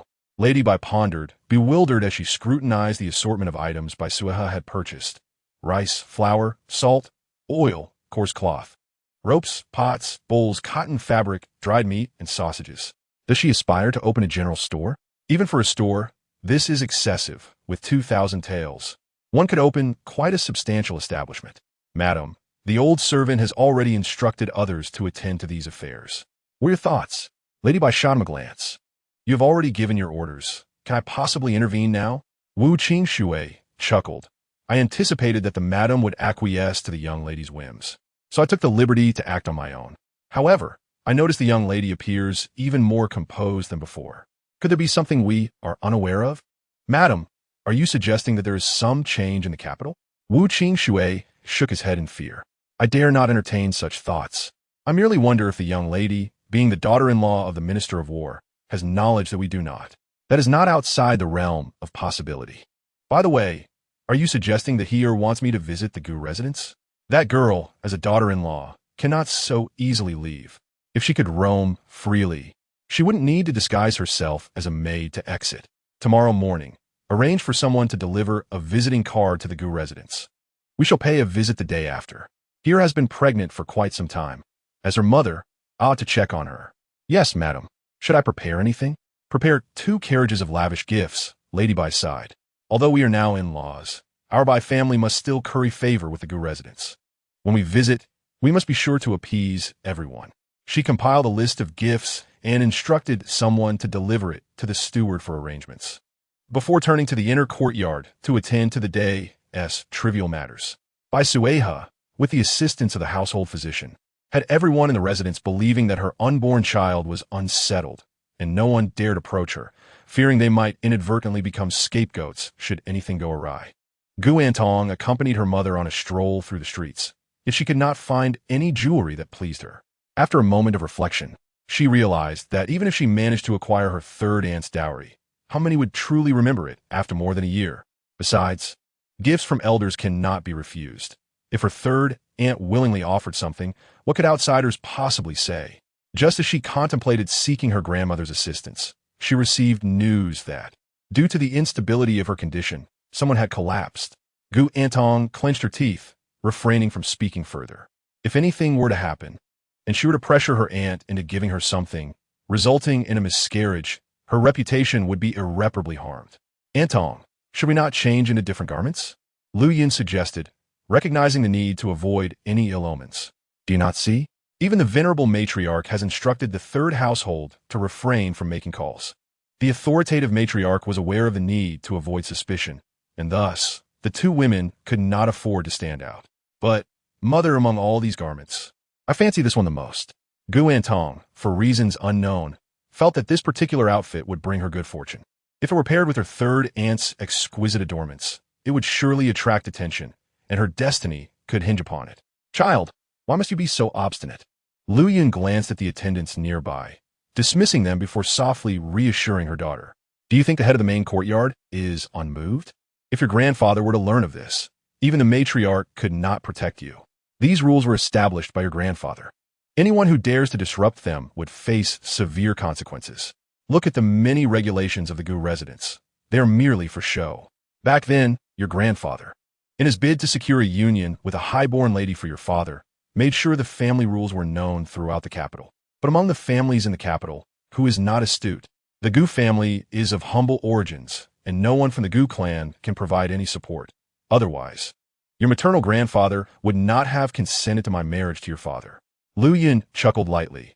Those sisters at that time did not consider a good match. They viewed it as an arrangement with a newly affluent but destitute family. Yet, I married happily, knowing that as a mere concubine, I could never aspire to be the principal wife. I was drawn to the fact that the man could not take concubines. Indeed, all these years, even though I bore only 1 son and 1 daughter, the old master has protected me from the matriarch's attempts to undermine family rules. Otherwise, with the matriarch's temperament, we would not know how many concubines would be in this household. As for the dowry brought in by the Bai family, not only do we envy it, but even the head of the main courtyard has long hinted at it. One cannot tell whether that Lady Bai is genuinely foolish or merely pretending not to understand, as she has not allowed it to come to fruition. Lu Yun sighed. What a pity. Had the head of the main courtyard succeeded, we would not be in such a passive position today. However, you must remember that this matter cannot be initiated by our branch. It won't be long before the second household takes action. Then why did you take me to grandmother to speak yesterday? I was merely testing the waters. The one who will truly speak is your grandmother. Lu Yun raised an eyebrow at her daughter. Besides, we never intended to pursue it. We merely borrowed it. As for whether we succeeded in borrowing it, that will depend on our capabilities. When the time comes to return it, that can be discussed later. Chapter 12. Aunt and niece Gu Antong appeared contemplative. Does mother mean that the second aunt will make a move? The Su family is a fallen household. Your grandfather was initially opposed to allowing Su Yulan to enter the family, but it was your grandmother who insisted, unilaterally making the decision. At that time, your grandfather was merely a modest landowner. Marrying your grandmother was a match of equal status. However, your maternal family's circumstances have worsened over the years, and it is only this branch that bears some distinction, so they naturally come seeking assistance. Since your second aunt's marriage, the two of them have become increasingly audacious. If it were not for your grandmother's substantial support, do you think I would have been granted the authority of the steward? Yet this authority is not all that favorable. Gu Antong did not regard it as a desirable position. Were it not for her mother's prowess, she would not know how much she would need to contribute. Do you think I desire this stewardship for any particular reason? Lu Yun remarked, stroking Gu Antong's hair with a hint of pride in her tone. In this entire household, who else could assume the role of the mistress but me? We are the primary branch, and your father holds an official post. In the future, this entire Gu residence will belong to our branch. Although managing a household is arduous, it undoubtedly brings certain advantages. Your dowry, dear, cannot be compared to that of your third aunt. It requires careful planning to secure greater benefits for both you and your brother. Furthermore, if I do not oversee the household, how can I instruct you in its management? This presents a splendid opportunity for practice. Despite my humble origins, having been born into the SHUF, I am still a secondary daughter and had to ingratiate myself with my elder sister to glean some insights. It is imperative that my daughter also becomes a matriarch of the clan. Thus, these lessons are essential. The entire capital is aware that Gu F's legitimate granddaughter, at such a tender age, is already assisting in the management of the entire estate. Any suitable young talents within the household will undoubtedly view you as the prime candidate. When it comes to matters of her own marriage, Gu Ting shyly lowered her head and murmured her discontent. We cannot allow our hard-earned reputation to be tarnished by such a trivial matter. Whether your third aunt is genuinely unwell or merely avoiding her responsibilities, this matter should end here. Since there are no suitable accessories for this outfit, let us choose the moonlight gown instead. It is simple yet elegant and will surely please the elder ladies. If it does not catch the eye at first glance, we must pursue another path. Lu Yun has already assisted her daughter in making a choice. Gu Ting contemplated calmly, ultimately deciding to follow Lu Yun's suggestion and don a moonlight gown. Yet, she wondered if it might be too understated. She felt an unsettling premonition about wearing such attire. Would the elder ladies truly appreciate it? It is well known throughout the capital that the banquet at the princess's residence is a special occasion for several princes to assess their potential partners. The young ladies from various households will undoubtedly compete for attention, making you stand out among them. Lu Yun gazed at Gu Ting's delicate and fair visage and remarked that she resembled her maternal grandmother. Reflecting on her own mother, Lu Yun sighed inwardly. Considering that had it not been for her aunt's downfall, she might have had a fighting chance at court instead of being relegated to a concubine in the Marquis's household. Unbeknownst to Lu Yun, Gu Ting felt a flicker of displeasure at the comparison. To equate her, a legitimate granddaughter of a second-rank official, with a concubine was a statement that could jeopardize her future if it were to spread. How could my father possibly scold you? The old lady looked at Su Yulan with skepticism. But have you shown any lack of respect? Aunt, I am truly wronged. How could I not know that the Liang family is our support? Everything good is first thought of for our own family, yet I bear this unjust blame. The household can certainly afford the funds to repair the ancestral hall, yet I am made to play the villain. It is a result of my misplaced trust in you. Aunt, I am merely taking the blame for you. I have no silver left, Su Yulan declared, no longer able to feign misery, her eyes wide with indignation. Aunt, have you forgotten? The betrothal gifts you sent and the dowry you discreetly provided had to be used to settle my uncle's gambling debts. What remains in my possession is nothing but some useless trinkets, and even the only set of accessories is merely gilded. Her uncle, the old lady's own brother. If not for the prospect of marrying into the Gu family, Su Yulan would not have been so generous. She had assumed that upon entering the Gu household, her aunt would at least provide some support. However, as time has passed, not only has she seen no benefits, but now she must also supplement her final dowry. Does not my aunt have any sense of the situation? If the Su family's wish to repair the ancestral hall is fulfilled, what will be left for me? If it were not for the knowledge that he values his reputation above all else, one might think he kept a mistress outside. Let us set this aside for now and wait for a more opportune moment to compensate. Go summon your elder sister-in-law. Su Yulan was somewhat unwilling. Could not Jo Momo or others attend to this? Within the household, she looked down upon the third branch and certainly held no regard for the thrifty first branch. You seek assistance, thus you must lower your attitude. Su Yulan pondered. How is it that only she is in need? Follow my instructions. The old lady felt a hint of embarrassment. She could not allow herself, as the matron, to bow to her daughter-in-law. The Su family is kin. Now that they are in trouble, as relatives, we must lend a hand. The old lady murmured to herself, justifying her actions to persuade Su Yulan while also aiming to bind Lu Yun. After listening to the conversation between the aunt and niece, Lu Yun lowered her gaze to conceal the coldness in her eyes. Lu Yun, what grandiose claims you make. A few hundred taels is hardly sufficient, considering that the entire household's monthly expenses amount to merely a few hundred taels, which includes social obligations. Lu Yun certainly would not easily part with her silver. Otherwise, she would end up in a position of disadvantage. Does this matron not have any self-awareness? Has she not considered why the authority of managing the household rests with her?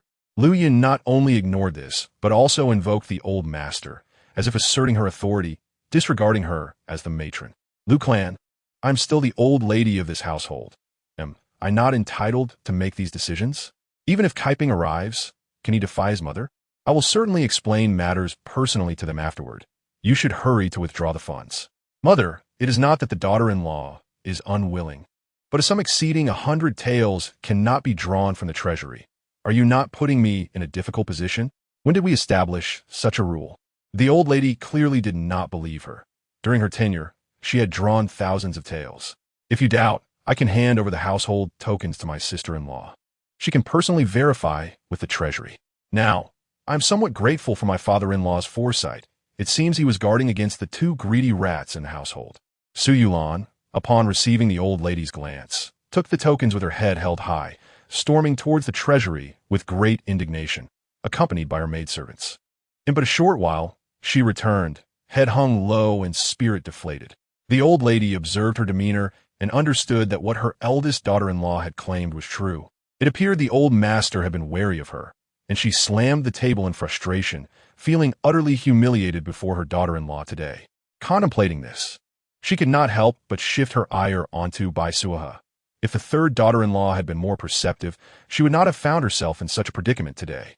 Just as she was about to summon her for a proper discussion of the rules, she noticed Lu Yun's undisguised expression of triumph and refrained from embarrassing herself further in front of her, saying with a facade of strength that she would discuss this matter thoroughly with her father-in-law, as they were relatives and would surely lend a hand.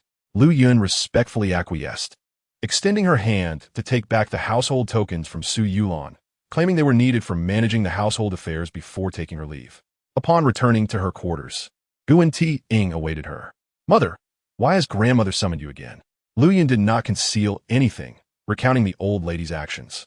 Guan Ti Ying immediately expressed her disdain, declaring that both grandmother and second aunt were truly ignorant, failing to understand that once married, one serves the husband, yet they consistently favor their natal family.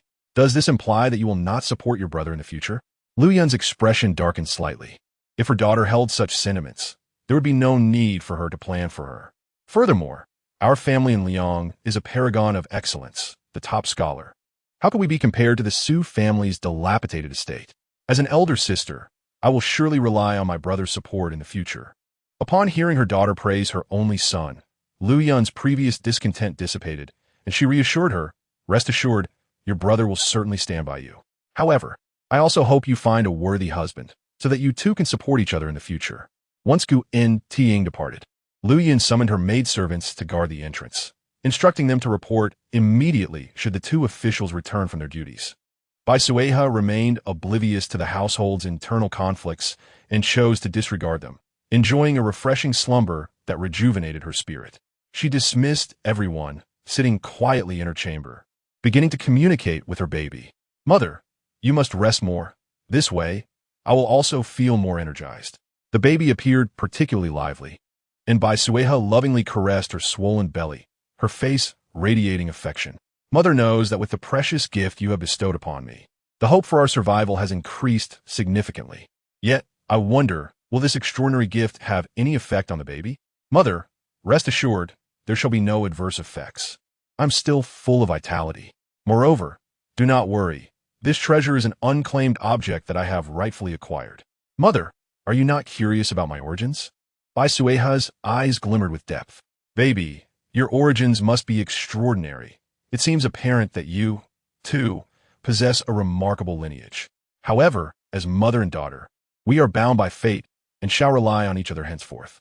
Bai Suihe felt that the two of them shared a secret, and with the baby already presenting her with treasures upon their first encounter, she would feel a twinge of guilt if she were to conceal anything. "Does the baby not care that I am not her biological mother? Mother, how could you say such a thing?" The baby spoke with confusion. "You are indeed my true mother, always have been. Bai Suihe, yet I have come from another world. Regardless of where I originated, there is but one mother for the baby." The baby was perplexed, consistently recognizing the same person. Why would mother express it this way? In pondering this question, she overlooked Bai Suihe's earlier remark about relying on one another, completely forgetting the other party involved. Bai Suihe was left bewildered. Could this be her past life? If so, it had been rather tragic. "Mother, do not dwell on it. You have always been my mother. I have longed to speak to you, but previously I could not reach you. This time, our family of 3 has been granted a second chance. We shall not suffer the same fate as before." Bai Suihe seemed to grasp the situation, yet also felt some confusion. "What does it mean for our family of 3 to have been granted a second chance? The baby is extraordinary, having traversed realms and been reborn. What are the formidable antagonists within the tale and my current husband? Have they also experienced fortuitous encounters? Did he traverse realms, or was he reborn? Regardless, neither scenario bodes well for her." She suddenly felt a headache, realizing that ignorance might be preferable to such turmoil. "Mother, during the new book period, I hope dear readers will collect and review generously." Chapter 14, The Antagonist. "Baby, do you mean what I think you mean?" Bai Suihe could quickly step into the role of a mother, yet was uncertain how to face her husband, now enshrouded in an added layer of mystery, leaving her feeling somewhat alarmed. The fetus within her was joyous, evidently harboring a fondness for its yet unseen father, Gu Kaiyuan. "Do you mean to say that your father can hear you speak?" Bai Suihe felt a pang of disappointment, believing this to be a secret between herself and the baby, now shared with another. "Of course, father, mother and I are bound by blood. Our family shall be connected at heart. What are the others in the Gu household?" Bai Suihe felt a twinge of anxiety. If more individuals became privy to this secret, could it still be considered a secret? That is impossible. Perhaps it is simply because Bai Suihe has had sufficient rest, allowing the baby to remain awake longer. "I can only communicate with mother and father in this way." Bai Suihe sighed in relief. "Does the baby have a name?" "Mother, you and father have yet to name me." The baby's voice brimmed with excitement. She wished for a name of her own. Bai Suihe spoke softly. "While I may not have the authority to decide on your formal name, you may choose a cherished nickname." Bai Suihe understood the customs of the household, which dictated names be selected according to the family tree, much like the first and second sons named An Liang and An Wei. However, it was peculiar that the female protagonist also followed this naming convention, which was not customary. "Mother, I am uncertain. Could you help me choose one?" Bai Suihe replied. "Then take your time to think. Perhaps consider several options for the baby to choose from." Noticing that the baby appeared fatigued, Bai Suihe refrained from prolonging their conversation, soothing the baby to rest before sending a servant to the kitchen for a meal. It was uncertain whether the Gu household truly lacked resources, as the meal was not particularly lavish. Bai Suihe, not want to be picky, finished her meal and excused everyone under the pretense of feeling drowsy. She turned and entered the space, which had not changed much. However, it seemed something was amiss, as the rice stalks appeared to have diminished in height. Summoning an apple, She casually wiped it on her clothing and began to nibble while strolling through the space. She glanced at the previously spilled boiling water, noting that the room maintained its initial warmth, yet outside, the water had grown cold. It seemed that only within this courtyard could things remain fresh. Upon stepping outside, she discovered that the lychee shell she had discarded the previous day had vanished, indicating that the space possessed a self-cleaning function.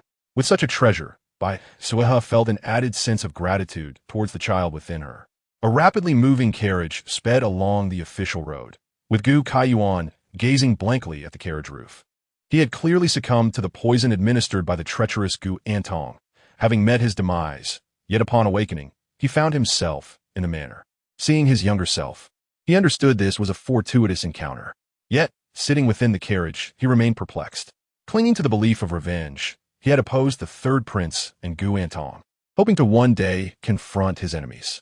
Lifting the curtain, he gazed at the moonlight spilling onto the road, feeling a sense of unreality. Third young master.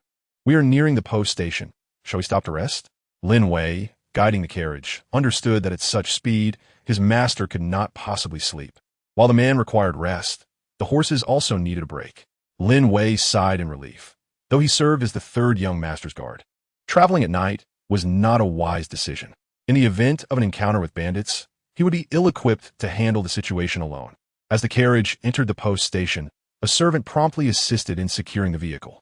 Those who could afford a carriage, especially pulled by two fine horses, were undoubtedly individuals of status, not ones they could afford to offend.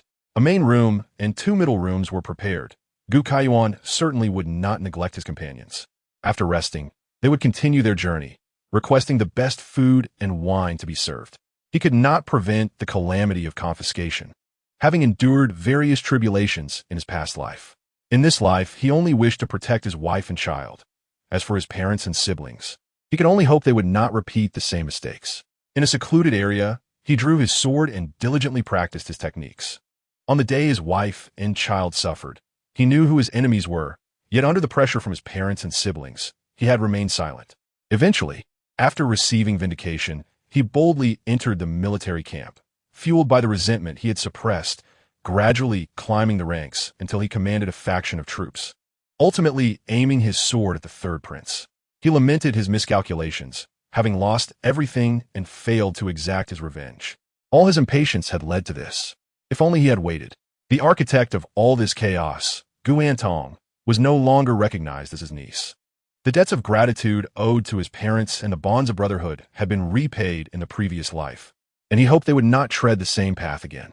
With a fierce sweep of his sword, the wild trees before him fell in unison. Gazing at the blade in his hand, he felt a pang of regret. This was not the later acquired Qing Feng, its power barely half of what it could be. If the opportunity arose, he would still seek it out. Lin Hua and Lin Wei had grown up alongside him and were his loyal guards. The sudden confiscation had left them with no chance to react, and all his household servants were taken away by the authorities and sold anew. He had sought them out afterward, only to discover their fates were dismal. The confiscation was unavoidable, but he must ensure the safety of his trusted allies in advance. However, the contracts of servitude remained with the government, and he needed to devise a plan. With these thoughts swirling in his mind, Gu Kaiyuan turned restlessly in his sleep, awakening several times during the night. Lin Hua and Lin Wei were concerned for his well-being, unable to alleviate his burdens, but committed to serving him diligently. Chapter 15, Gu Baijiang. Bai Suihe enjoyed 2 days of tranquility, during which time there had been activity in the main courtyard. But she managed to feign illness to evade attention. Dong Mei and her companions were not idle. They were keenly gathering information about the happenings within the residence. It was said that yesterday Gu and Tong attended the princess's flower appreciation banquet, donning a pristine white gown that drew considerable attention, albeit also some gossip. Whispers among the young ladies suggested that Gu and Tong aimed to stand out, disregarding all decorum, while everyone else adorned themselves in finery, highlighting her apparent filial piety. Upon hearing this rumor, Bai Suihe he nearly burst into laughter, even as a time traveler. She understood that simple colors were not particularly favored in ancient times and could even be seen as ominous. However, it was noted that a few vegetarian elder ladies had taken a liking to her, finding her appealing. Bai Suihe he had no doubts about this, with such a visage. It was no wonder she was dubbed the first beauty of the capital. Furthermore, The mother-daughter duo had cultivated a respectable reputation, and even before entering the residence, Bai Suihe had heard of them. Had it not been for the subsequent events, she might have believed Guantong to be a paragon of virtue and modesty. It was said that several princes attended this flower banquet, and one could only wonder if our young lady would capture their attention. Such curiosity was universal. Even Dong Mei could not help but sigh. Who could say for certain? It was rumored that the banquet was organized for their benefit, and if our young lady were to soar, it would not bode well for us. Chun Xiang cast a worried glance at Bai Suihe. The young lady had already faced many challenges in the residence. If the main branch were to gain more power, she would likely encounter even greater difficulties. Fear not. Even if they take an interest, there will be trials ahead, Bai Suihe murmured. The protagonists in tales must endure their share of tribulations, merely because their journey of love and commitment is paved with the sacrifices of countless others. Their matters are not for us to meddle with. Has any news from outside reached us today? Yes, it has. Mama Wu has already begun her preparations. Our lady will enter the residence tomorrow. Do you wish to make any preparations in advance? Chun Xiang reminded her. Originally, Madame Bai had sent an invitation 2 days prior, and she was expected to enter yesterday. But the eldest madam postponed it for 2 days, citing matters within the residence. Though it was said to be due to business, it was also because her daughter was attending the flower banquet. What relevance did this have to the third branch? Tomorrow, you all should arrive early at the front courtyard and instruct the kitchen to prepare more pastries. Bai Suihe, uncertain of how to host, decided to proceed in this manner. I recall that several delicacies prepared by the head cook, Huang, are quite good. Please take some silver as a reward to encourage her to make more for tomorrow and distribute them to each household. Bai Suihe understood the strict protocols of the residence, yet to receive special treatment, one must offer something in return. Normally, hosting the in-laws should fall to the Gu family, but according to Bai Suihe's recollection, that was not the case. The Su family would receive the highest level of hospitality, while the main branch, being a daughter of a marquise family, had little interaction with the maternal family, leaving only her side to contend with the expectations. Due to all these circumstances, Bai Suihe could not comprehend how the Gu family maintained its esteemed reputation. Dong Mei and Chun Xiang acted swiftly, issuing instructions when suddenly Mama Zhou, who had not been seen for several days, appeared outside the courtyard. Bai Suihe felt a strong aversion. She believed that no banquet ever ended well. With her belly protruding, she was escorted by the 2 maids to the main courtyard, where this time everything proceeded smoothly. She was led inside without an announcement. Upon entering, she discovered that everyone else was already present. After greeting her father and mother, she acknowledged her tardiness as a daughter-in-law, bracing herself for any reprimands. Bai Shi arrived, and Gu Baijiang scrutinized his third daughter-in-law, surprised to see her in such condition. Having met her only a handful of times, he glanced at his old wife, who had never mentioned anything about her pregnancy, and advised her to sit down. Thank you, father. After greeting the eldest and second branches, Bai Suihe found her place to sit. This was also her first encounter with the 2 young masters of the Gu family. The eldest young master, Gu Kai-ping, had passed the imperial examination 2 years prior. Under Gu Baijiang's guidance, he had joined the Hamlin Academy as a scholar, and this year he was promoted to editor, responsible for compiling the national history. In principle, as a deputy minister of the Ministry of War, he wielded influence in court, yet Gu Kai-ping, as the son of the deputy minister, had not even managed to secure a position among the editors in the past 2 years, indicating his mediocre abilities. Nevertheless, he was still the apple of the old lady's eye, and all matters within the residence revolved around him. The second young master, Gu Kai-chun, had spent several years in school and had only achieved the status of a student. Why did not stand out in the residence? His marriage to his cousin, Su Yulan, afforded him special consideration from the old lady. As for her husband, Gu Kai-yuan, he was arguably the least valued in the household. It was said that he had been mischievous in his youth, clashing with his tutor, leading the old lady to declare him unsuitable for scholarly pursuits. For several years, he had been tasked with managing household affairs.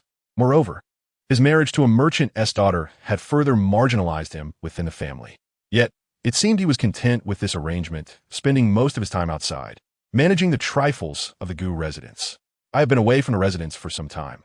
Lu Shi has done well, keeping things in order.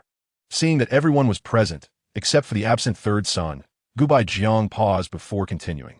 Recently, there has been unrest in the court. All branches should keep their people in check and minimize unnecessary outings. Let us also cancel any superfluous banquets. As he spoke, Gu Baijiang deliberately cast a glance at his eldest granddaughter, the meaning behind his gaze unmistakable. What connection do the significant affairs of the court hold for us? The women of the inner cabinet?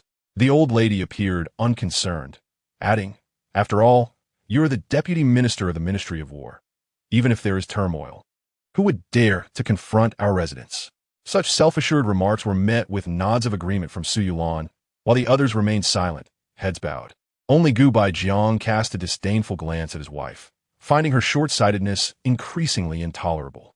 Were it not for her having borne him 3 good sons, he would not have allowed her to continue as the matriarch of the Su family. This was why he had kept Su Huizhen confined to the back courtyard for years, using her poor health as an excuse to prevent her from attending banquets. With such a temperament, her outings would not only fail to bring any advantage to the Gu family, but could also invite disaster.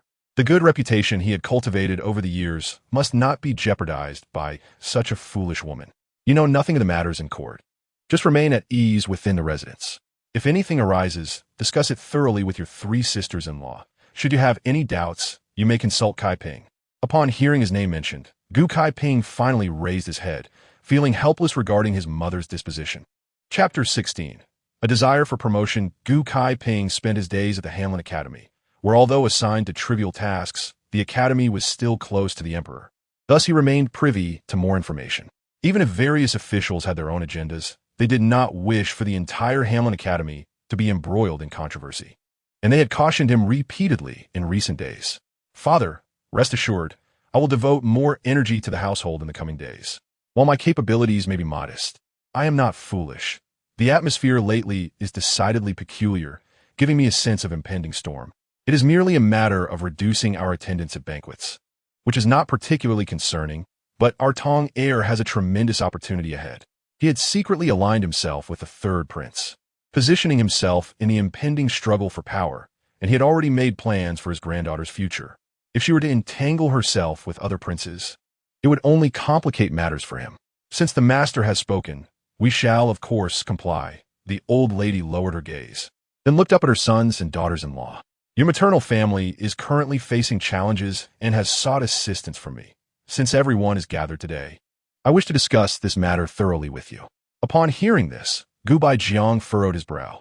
He did not care to calculate how much the Su family had taken from Su Huizhen. Previously, he had even made a special trip to the Su family to issue them a warning, and now, so soon after, they were acting up again. Although the Su family is not as prosperous as it once was, they still hold the status of a minor landlord, with the father-in-law owning 100 acres of fertile land. How could their lives be too difficult? Indeed, there is that inept brother-in-law who has a penchant for gambling. However, last time, he was warned by several casinos. Could he have found a new one? Did I not say that matters concerning the Su family should no longer be meddled with? He reprimanded coldly. The matriarch was well aware of how to handle Gu Baijiang. After all, that is your wife's family, the children's maternal lineage. How can one sever ties so ruthlessly, tarnishing our Gu family's reputation? Moreover, this is not a grave matter. It is merely a financial shortfall. Assisting them is not akin to harboring criminals. Su Huizhen, having spoken her piece, turned to Gu Kaiping, inquiring, "What say you regarding your uncle's affairs? Will you intervene?" Gu Kaiping found himself at a loss for words. Just as he was racking his brain, Su Huizhen shifted her gaze to Gu Kaichun, "Second brother, that is your maternal uncle's family. What is your stance on this matter?" As Gu Kaiyuan was absent, she directed her inquiry towards Bai Suihe. "Third child is not home. Bai Suihe, will you assist your maternal family in their time of need?" Bai Suihe thought to herself, what a ridiculous expectation. Did she owe anything to the Su family? Why must she endure the scrutinizing stares of the first and second families? Pretending to ponder, she lowered her head, thinking that they could stare all they wanted. It would not cost her a thing. However, Su Huizhen was not inclined to let her off the hook, pressing, "Bai Suihe, I am addressing you. Why do you not respond?" Su Huizhen huffed, realizing that Bai Suihe was quite adept at evasion. Enough. Gu Baijiang saw through her intentions at a glance. With Kaiyuan absent, what could a mere woman understand? "So, what is the issue with the Su family?" he inquired. "You are aware that we only have those 100 acres of land, barely sufficient for our family's sustenance, and we cannot spare any funds for construction. Thus, they have come seeking our assistance. 10 taels is hardly sufficient, Su Huijin immediately retorted. A complete renovation would require at least several hundred taels, and even the ancestral tablets are rather worn. Su family, Gu Baijiang thundered. That is not my Gu family's ancestral hall. Though I may not yet be the head of the family, I am certainly not ignorant of such mundane matters. What is this? Does your Su family expect gilded edges as well? Upon glancing at Su Yulan, he noticed her evasive gaze. It was clear to him. The Su family's ancestral hall is a responsibility that their filial descendants ought to uphold, and it is of no concern to our Gu family. Do not send even 10 taels. Rather, procure a card of gifts to honor your venerable father-in-law. After speaking, Gu Baijiang cast a sweeping glance at the assembly, not regarding Bai Suihe with much importance, considering that third child is absent, and a mere woman knows little of such matters. At the very least, she was sensible enough to heed the opinions of her elders and brothers.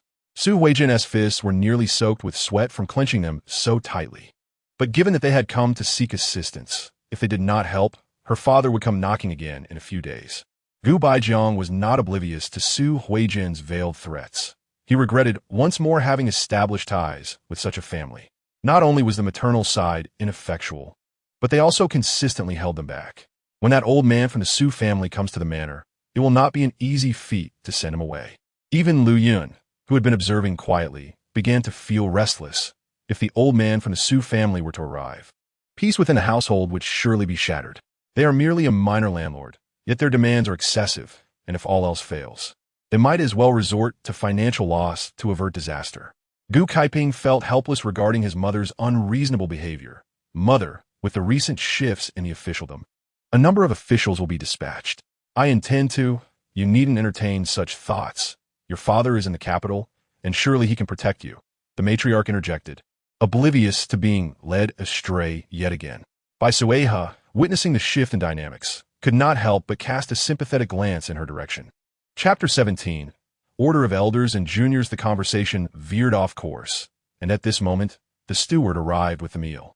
Today's family banquet was particularly sumptuous due to Gu Baijiang's presence. There were delicacies such as Yoshi duck, 7 stars fish ball soup, tender pearl fish, shrimp with dragon body and phoenix tail, braised whole chicken, vinegar-flavored pork slices, egg white mushrooms, stir-fried black goat, fragrant braised meat, and various pastries, elevating the meal to a higher echelon. This selection contained several culinary styles, indicating that the kitchen must have a skilled chef.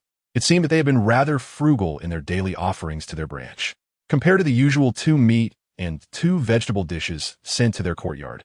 What stark contrast! Yet, she recalled having set rules in the main courtyard. She had not witnessed such a feast being served to the matriarch.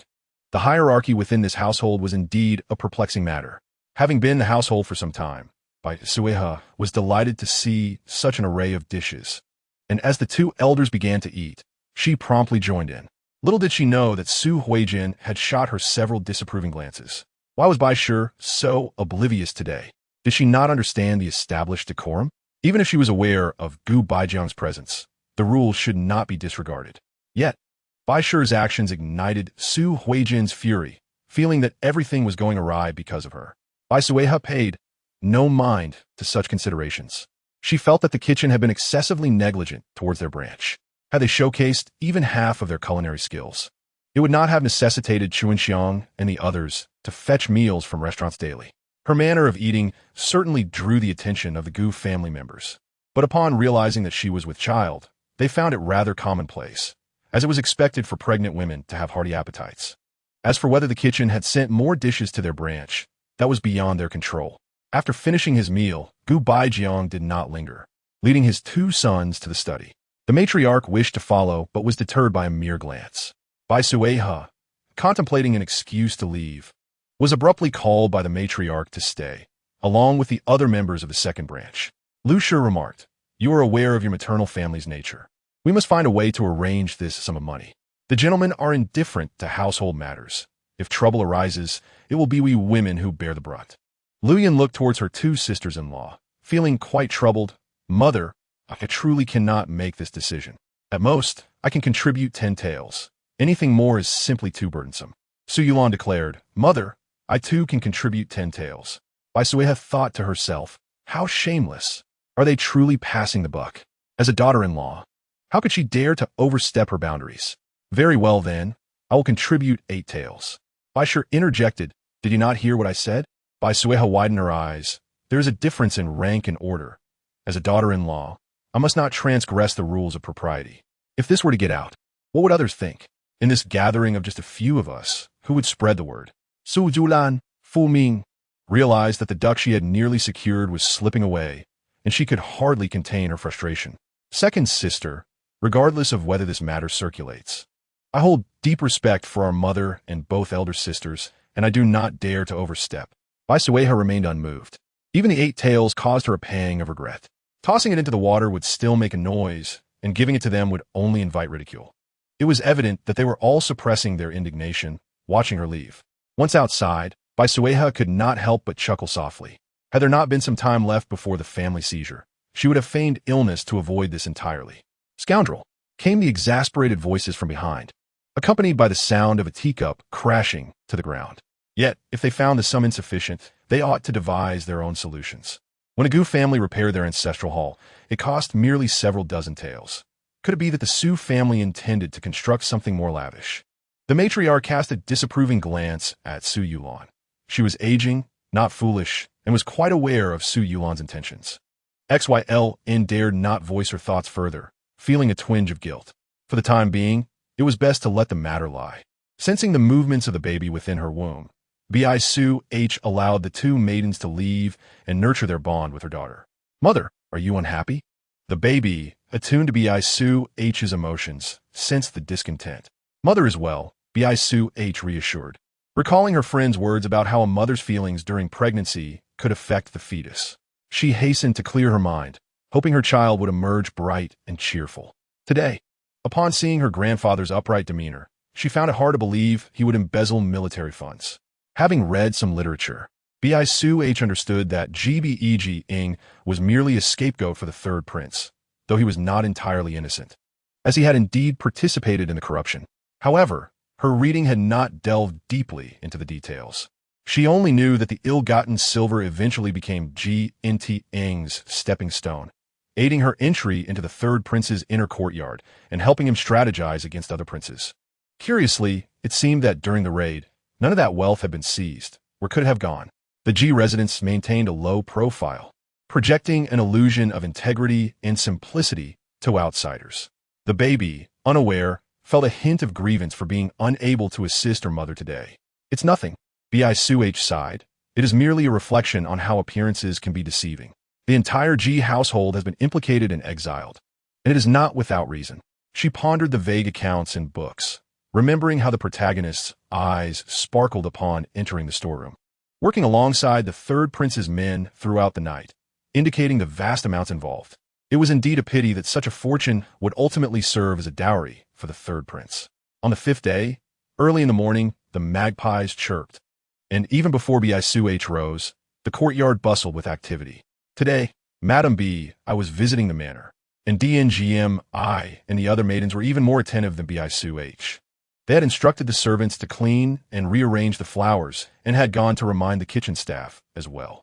By the time Bai Suihe awoke, the 2 diligent maidens had prepared everything, believing their mother would not arrive so early. This assumption proved to be misguided, just as Bai Suihe finished her breakfast.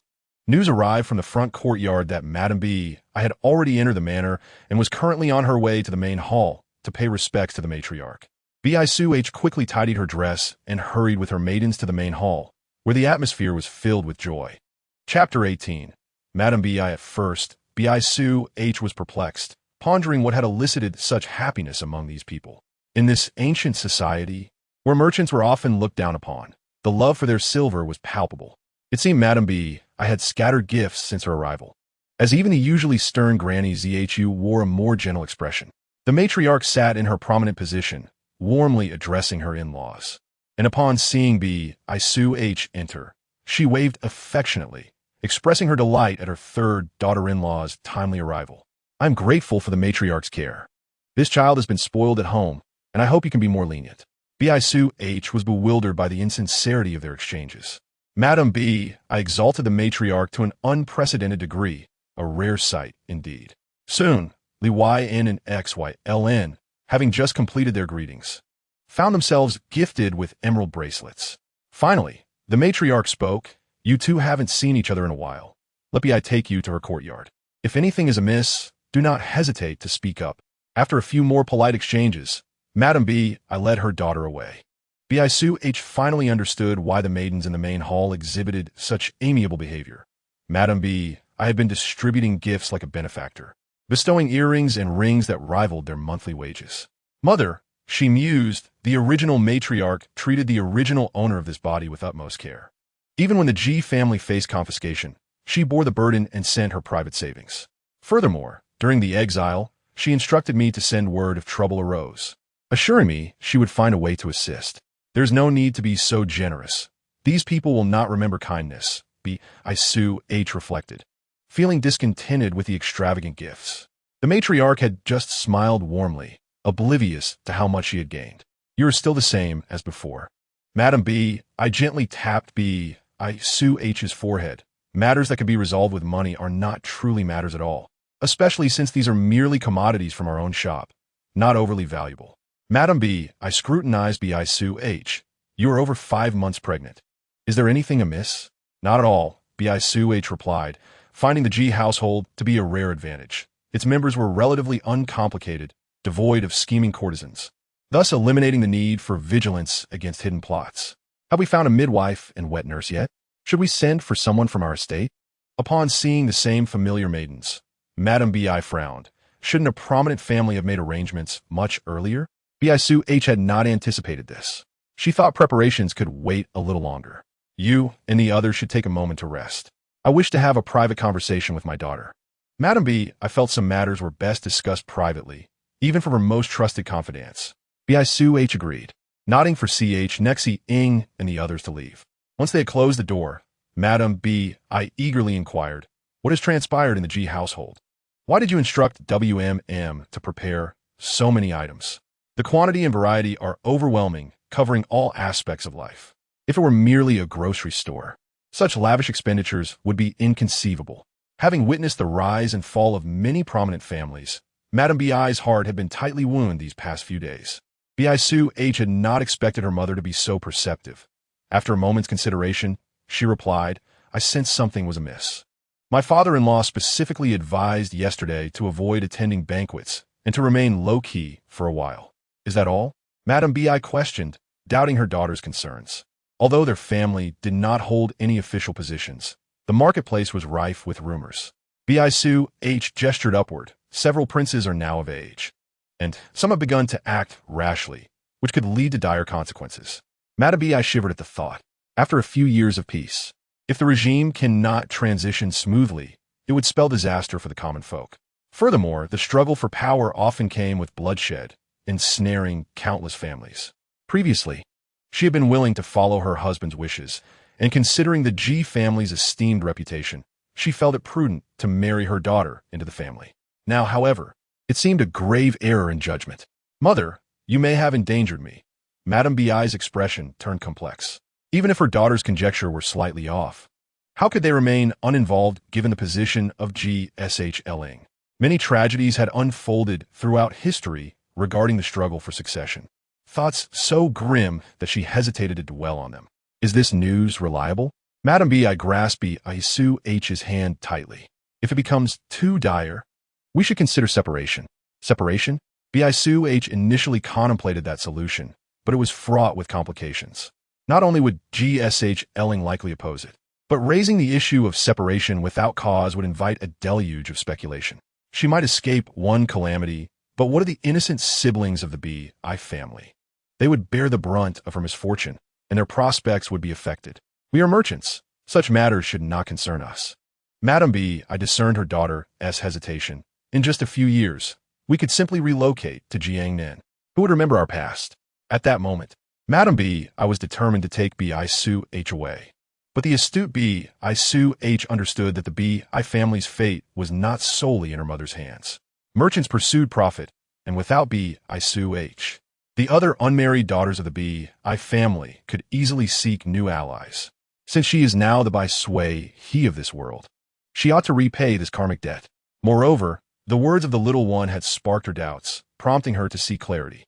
Mother, do not panic. Even if there were to be unforeseen events, given Gu Shilong's reputation, it is unlikely he would face dire consequences, though he might endure some hardships. Bai Suihe's words were somewhat ambiguous, which is why Madame Bai believed them without delving deeper. Otherwise, in the current calm of the court, how could a woman of the inner chambers harbor such suspicions? Furthermore, I am merely making some preparations to avoid being caught unawares. If nothing occurs, I can simply open a few more shops to mitigate any losses. Your reasoning is sound, Madame Bai replied, her brow furrowing. But why have you prepared so many supplies? If something were to happen, how would you transport all this food and goods? Bai Suihe, he whispered in her ear. My husband manages household affairs and has his own channels. He will ensure these items are properly arranged in advance. Chapter 19. Taking the blame yet. Madame Bai did not relax upon hearing this. Here, is your husband truly reliable? She now questioned whether her foolish daughter had been deceived by her son-in-law. Was it truly wise to take all the family as hidden silver and purchase supplies to hand over to him? Bai Suihe blinked, realizing that being the scapegoat was not an easy task, especially when her character was being called into question. You are simply too kind. You should not hastily send someone to undertake such matters. Madame Bai increasingly felt her suspicions were justified. One must always guard against deceit. If preparations were to be made, should they not be funded by the Gu family itself?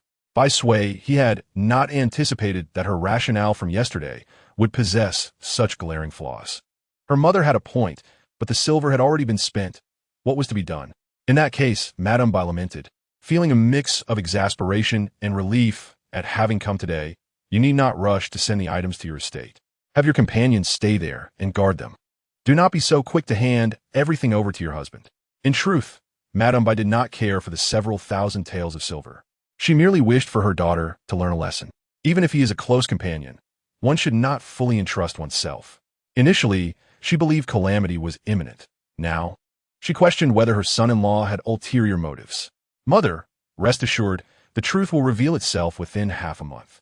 If nothing transpires, I still have several shops that remain unleased, which can serve as a grocery store. Bai Suihe, he never expected Madame Bai would harbor suspicions towards Gu Kaiyuan. For now, she could only allow him to bear the blame. Gu Kaiyuan, who had risen early to travel, sneezed several times. Lin Hua and Lin Wei, who were outside the carriage, quickly halted. Master, have you caught a chill? There is a town ahead. Should we not stop by the apothecary? Gu Kaiyuan shook his head, feeling no discomfort, and urged the horses onward, hoping to reach the city by afternoon. As they approached their destination, Gu Kaiyuan realized that circumstances could not be altered, so he sought ways to prepare in advance. Madame Bai's words had eased her worries somewhat. The silver notes she had brought with her were no longer needed. Should her foolish daughter fall victim to deception, she could still offer some financial support. Noticing her daughter's burgeoning belly, the conversation shifted. How is the baby? Is there anything amiss? Bai Suihe caressed her abdomen, her eyes alight with joy. The baby is well and considerate of me as a mother. That is good. Your wet nurse and midwife should prepare early, Madame Bai suggested, but I wonder if I should mention this to the old lady, just to ensure everything is in order. At this moment, Madame Bai felt even more dissatisfied with the Gu household. With only a few months until the child's birth, there had been no preparations made. Should I summon Mama to assist you for a while?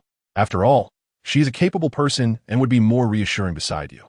Mother, Wu Mama is your trusted aide and must manage external affairs. It would be beneath her to stay here. Bai Suihe reassured her, do not worry. I have Dongmei and the others to assist, and I plan to promote a few of the maids from the other quarters. Bai Suihe understood that Madame Bai relied heavily on Wu Mama, and as she was not the original owner of this body, she could not afford to cause any suspicion. As long as you are aware, you must not act recklessly in the future.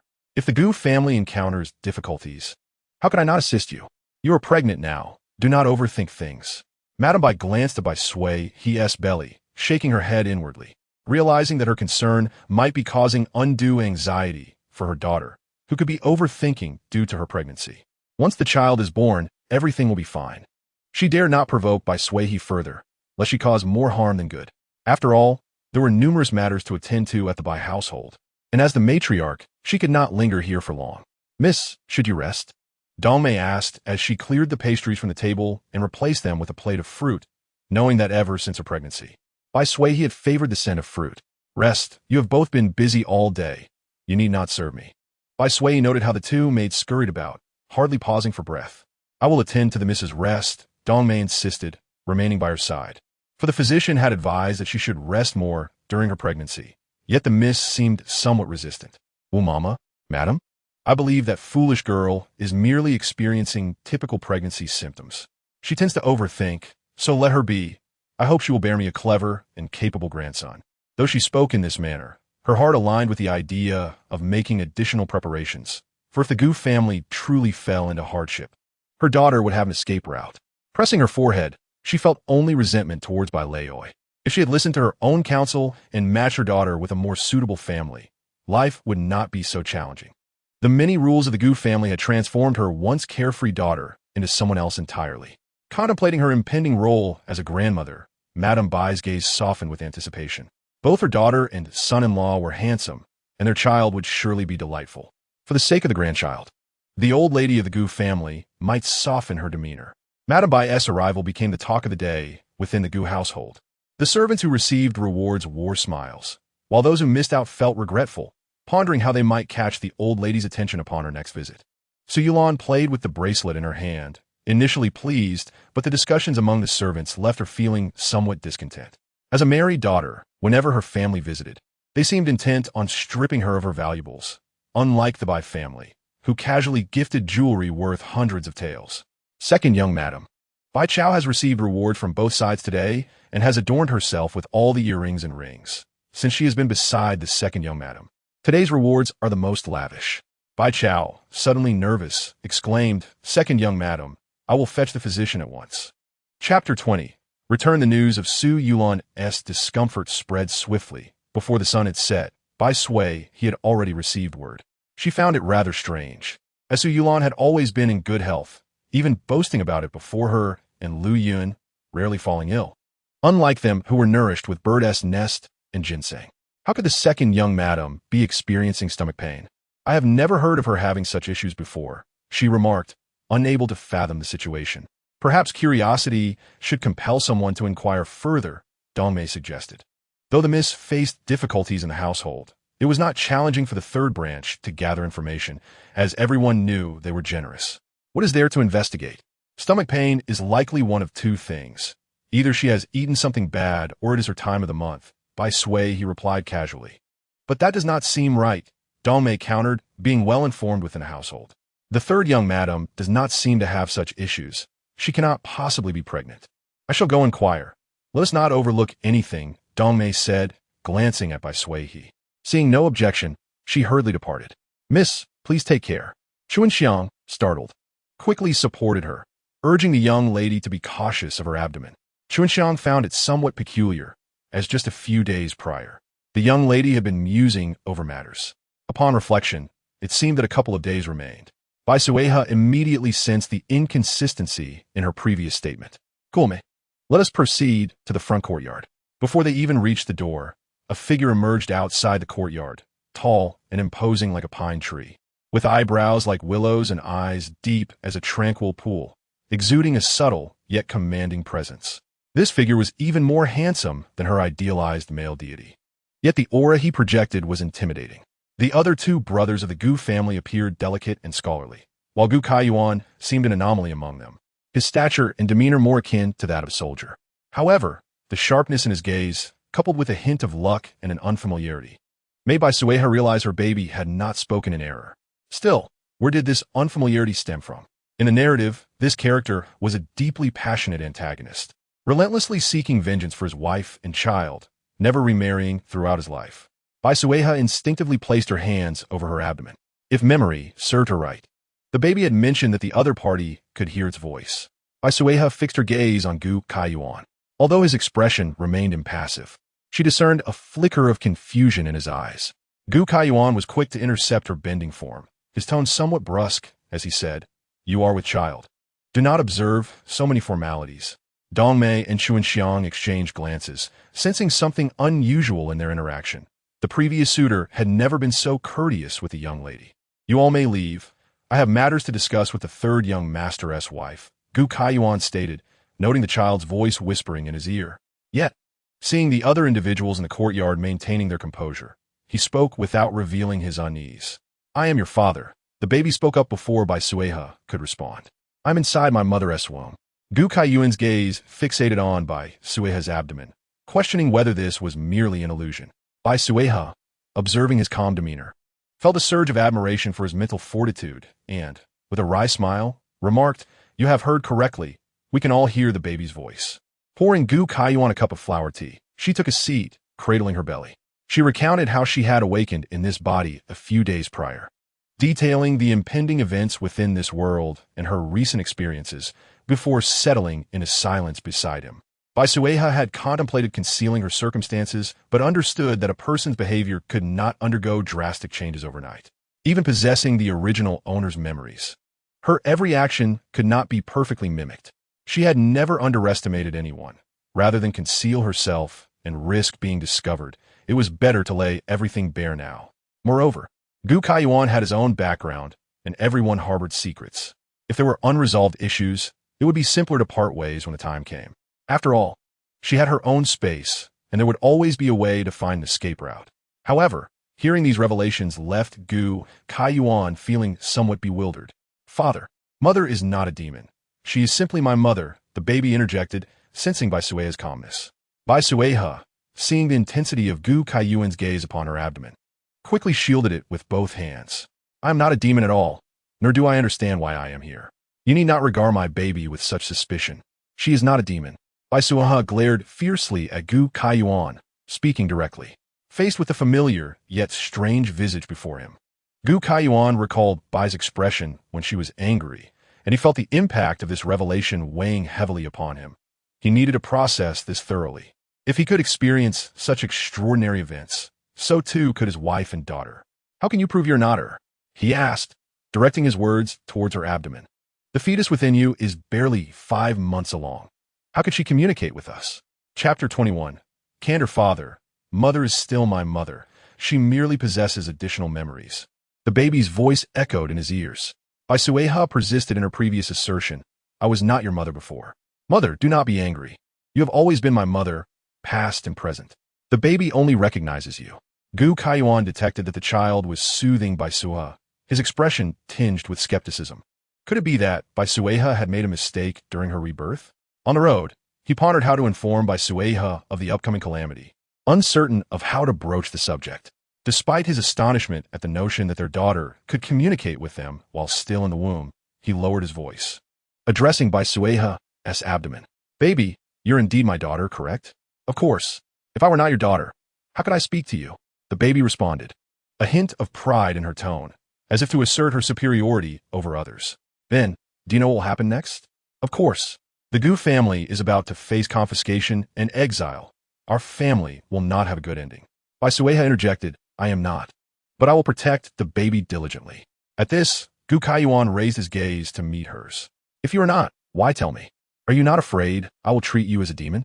Bai Suihe replied, "I have stated that I am not a demon.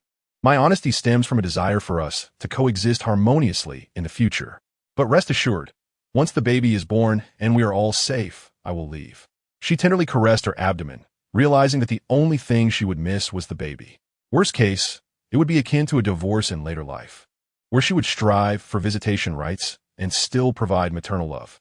"Mother cannot leave." The baby's voice grew anxious. "Father, mother has merely forgotten you temporarily. Do not be angry." Gu Kaiyuan reassured her. "Father believes in you, and also in my own judgment." Bai Suihe conceded, "I cannot argue against you too. For now, let us set aside these discussions and instead contemplate how to prepare for what lies ahead." Understanding Gu Kaiyuan's rebirth eased Bai Suihe's concerns. This calamity was indeed of the Gu family's own making, and having lived through a lifetime, Gu Kaiyuan must have his own plans. "Rest assured, this time I will protect both of you." Bai Suihe was not entirely convinced by his words, gently touching her belly. "But it is not just me. There is her as well. The perils of exile are such that even ordinary people might struggle to endure, let alone a pregnant woman like myself. What is your plan?" "Surely I cannot rely on you to carry me the entire way." Gu Kaiyuan replied, "Money can accomplish much. In the previous life, her family had sent a considerable sum. Yet what had come of it?" Gu Kaiyuan's expression grew complex. "Have you forgotten? Even after spending 500 taels, we only secured an ox cart. Yet the cart had been crammed, with Bai Suihe occupying but a small corner, while Gu Kaiyuan had walked the entire journey, allowing his two brothers to take turns resting in the cart.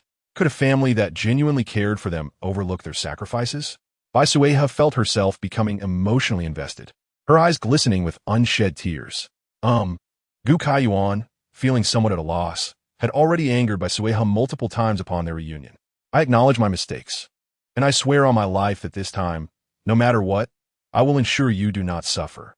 Bai Suihe, while you may place your faith in these words, I find myself unable to do so. Should you revert to your former self, then matters concerning the child shall be of no concern to you. Once we arrive at our destination, we shall part ways, and the child shall remain with me. Bai Suihe could hardly contain her admiration for her own cleverness. The notion of leaving the father while keeping the child was undeniably exhilarating. The urgency with which his wife sought to rid herself of him was evident, and her previous threats were merely attempts to intimidate him. Upon observing Gu Kaiyuan's skeptical gaze, she implored him not to regard her so, for her words were earnest. If he could not protect them, he ought not to interfere. She yearned to live peacefully with the child, and if he wished to play the dutiful son or the devoted brother, they would not stand in his way. Gu Kaiyuan felt a pang of sorrow at her words. Having acted foolishly in his past life, he would not repeat his mistakes. Just watch and see. Just as Gu Kaiyuan was about to inquire further, the voice of Dong Mei interrupted, announcing that the old lady had sent Gu Imo to summon him. Bai Suihe, he questioned whether he had neglected to visit the main courtyard. Gu Kaiyuan nodded, eager to see his wife, unconcerned with anything else. Bai Suihe, he flashed him a grin, expressing her gratitude, for he had inadvertently dug a great pit for her. Gu Kaiyuan protested that he had done nothing of the sort. No, you have done everything. I shall bear the blame alone. With that, Bai Suihe, he stood and opened the door, urging him to leave quickly, for every moment's delay would only add to her troubles. Gu Kaiyuan, reflecting on the notion of a beautiful calamity, pondered how one could be unaware of the chaos they wrought. Where could he seek justice for this? Chapter 22. Filial piety. Gu Kaiyuan blinked at Bai Suihe, stating that he merely wished to see her. Bai Suihe inhaled deeply, contemplating the concept that emptiness is form and form is emptiness, yet her mind felt utterly vacant. Though she was not the original owner of this body, being addressed so tenderly by a man of divine stature was overwhelming. At least her rationality remained intact. She urged him to promptly apologize to the old lady, lest she find herself unjustly accused. I momentarily forgot. Gu Kaiyuan replied with an expression devoid of emotion. His calm demeanor elicited an eye roll from Bai Suihe. Such words should not be spoken outside, for forgetting to greet his wife could lead to accusations of being a beautiful calamity. She acknowledged her own beauty, but it was not of the beguiling sort, and she would not accept such blame.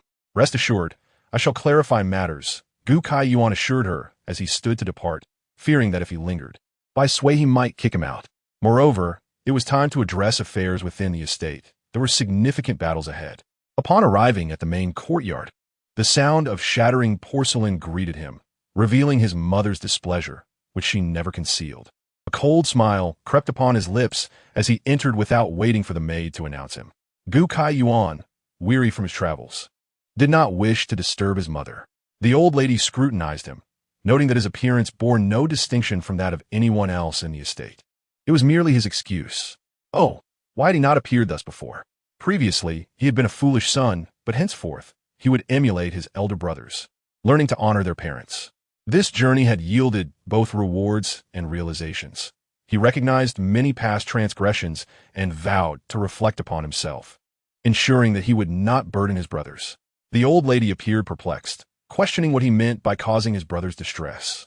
Gu Kaiyuan disregarded her inquiry. Previously, he had been fixated on honoring his parents, believing that showcasing his devotion would alleviate burdens upon his brothers. Moving forward, he would refrain from overstepping and look to his brothers as examples. He was attempting to demonstrate his filial piety by using the estate's funds, cleverly manipulating the situation. Yet, unbeknownst to him, these funds were the fruits of his labor, earned through the trade of goods from various locations, wholly unrelated to the estate's assets. However, in a swift turn, he could easily distribute a significant portion of these resources to the Su family as a show of filial piety. Such hypocrisy was astounding, and it was a wonder he had not perceived it sooner. The old lady summoned him forth. likely fearing he would deliver the items he had purchased to the third household. Disappointingly for her, he had brought nothing, for he had a plan for what lay ahead. Upon hearing Gu Kaiyuan's statement, the old lady comprehended his meaning immediately. Your journey did not go well. Su Huizhan was at a loss for how to respond. She could not request items from her son, especially those she deemed unworthy. No wonder she felt discontent. Her insight was lacking.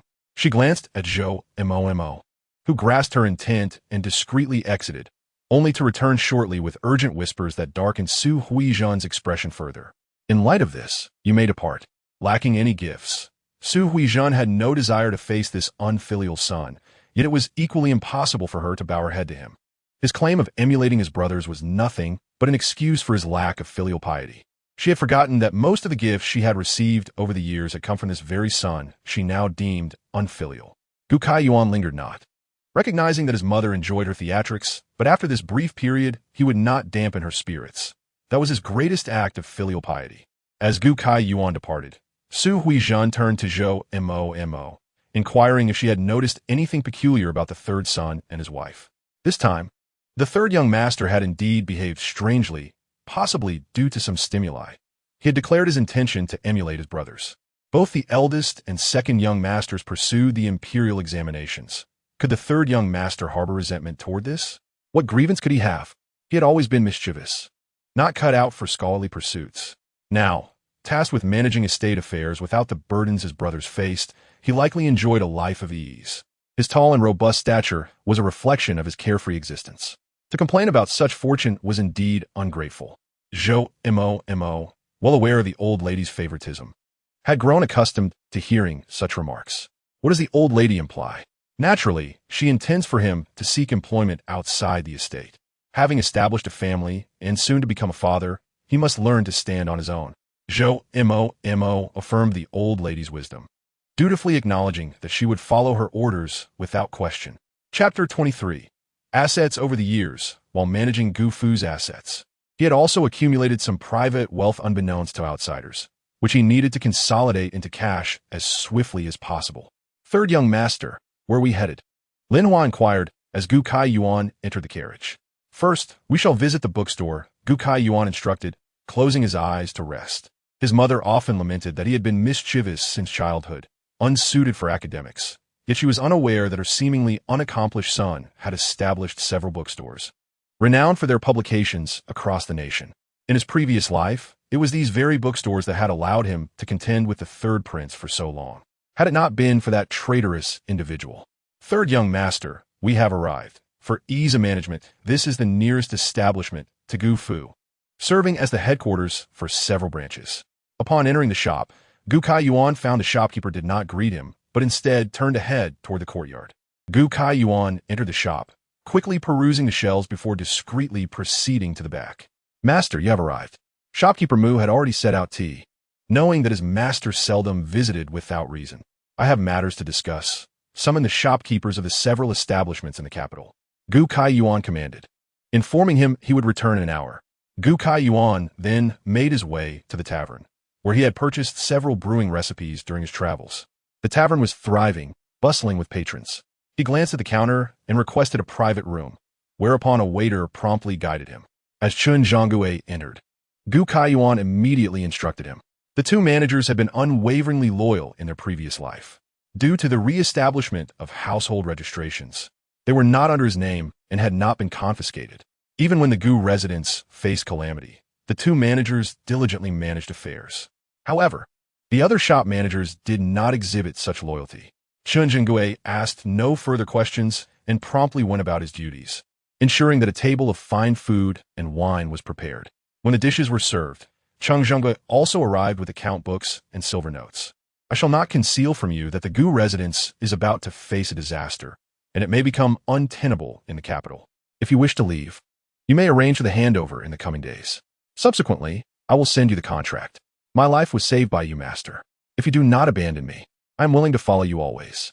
Gu Kaiyuan regarded him intently and said, Then I shall entrust this tavern to you. When I return once more, I assure you, you shall not be wronged. Rest assured, I shall not betray your trust. Chun Zhonggui replied with unwavering determination. The life he now led, along with the ability to provide for his wife and children in the capital, was entirely dependent on his master. He could never commit acts of treachery. Very well. Gu Kaiyuan nodded. In the future, should any matters arise, I will have Lin Hua and Lin Wei contact you. Aside from these two, do not trust anyone else. Manager Mu had already summoned the other shop managers, who were waiting respectfully in the back courtyard. Gu Kaiyuan observed these managers, some of whom had developed ulterior motives since the fall of the Gu residence, and he had dealt with them accordingly. He did not intend to act against them for the time being, primarily due to the lack of suitable candidates to take over. This time, he was prepared and would have people keeping watch. He instructed them to consolidate all the silver from the accounts and gave further directives. Upon hearing of the troubles facing the Gu residents, several managers immediately displayed unease. However, their contracts were firmly in the master's grasp, rendering them helpless regardless of their anxiety. Manager Mu silently took note of these individuals, preparing to keep a watchful eye on them for his master. Gu Kaiyuan, while our Gu residence is indeed in distress, it is not a death sentence. Should anyone dare to harbor treasonous intent, do not blame me for my ruthlessness. I would not dare.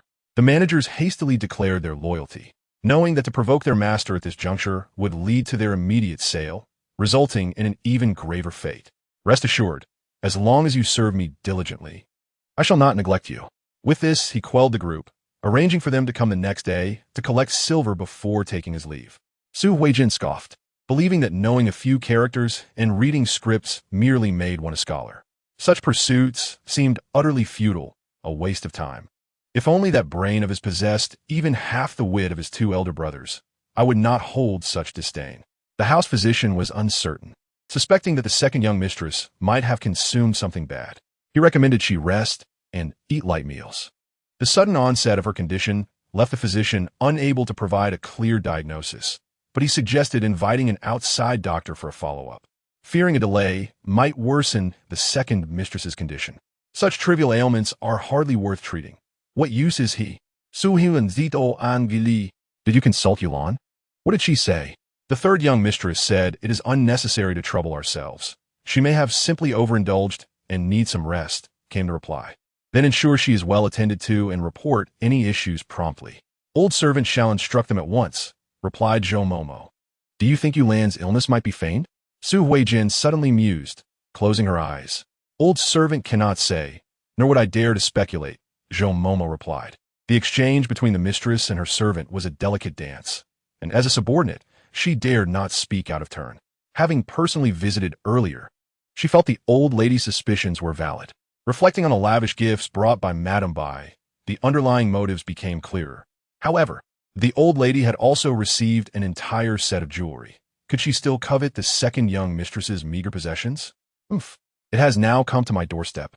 Su Huijin huffed, glancing at Zhou Momo's golden hairpin, gesturing for her to leave. As Zhou Momo exited the courtyard, her expression drooped, and she regretted bringing the hairpin along. Chapter 24. The script Bai Suihe also received the news and surmised that Su Yulan might be feigning illness. One can protect for a moment, but not for eternity. It is rather unfortunate. Dongmei did not understand why Miss Bai said this, her hands still busy with their tasks. Today, the young lady had instructed them to make cotton clothing, which appeared quite warm, albeit with somewhat peculiar styles. Miss, do you think Dongmei and I are of marriageable age? Bai Suihe pondered aloud.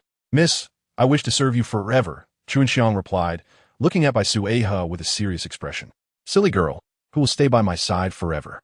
Bai Suihe intended to arrange things in the next few days. You and Dongmei have grown up with me, and although we are master and servant, I see you as sisters and wish for your bright futures. Miss, what is wrong with Chunxiang and me? Dongmei and Chunxiang immediately set aside their tasks, standing anxiously. You both are wonderful, and your families are loyal, Bai Suihe sincerely remarked. It is precisely because of this that I desire a bright future for you.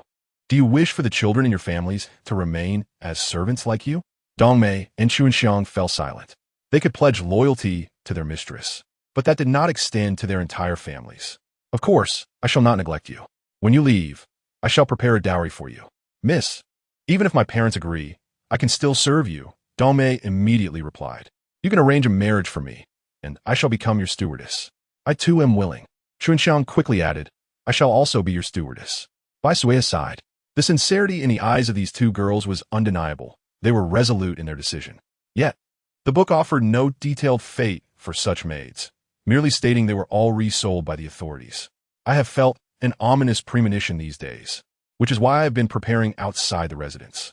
I wish to arrange matters for you both, alleviating a burden on my mind.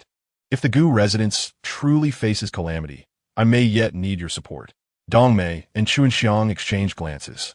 Miss, could this be a misperception? They say serving a ruler is akin to accompanying a tiger. Could this really bring disaster upon our families? But miss, you are with child.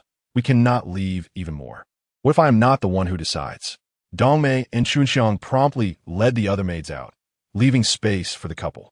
Bai Suihe noticed the books in his hands, though they were in traditional characters. She recognized titles, such as A Rich Young Lady Depends on Me and The Scholar's Path to Success. It seemed her husband had a penchant for such literary works, and she regarded Gu Kaiyuan with a knowing look, realizing this interest was indeed unique. Your friends have quite refined tastes.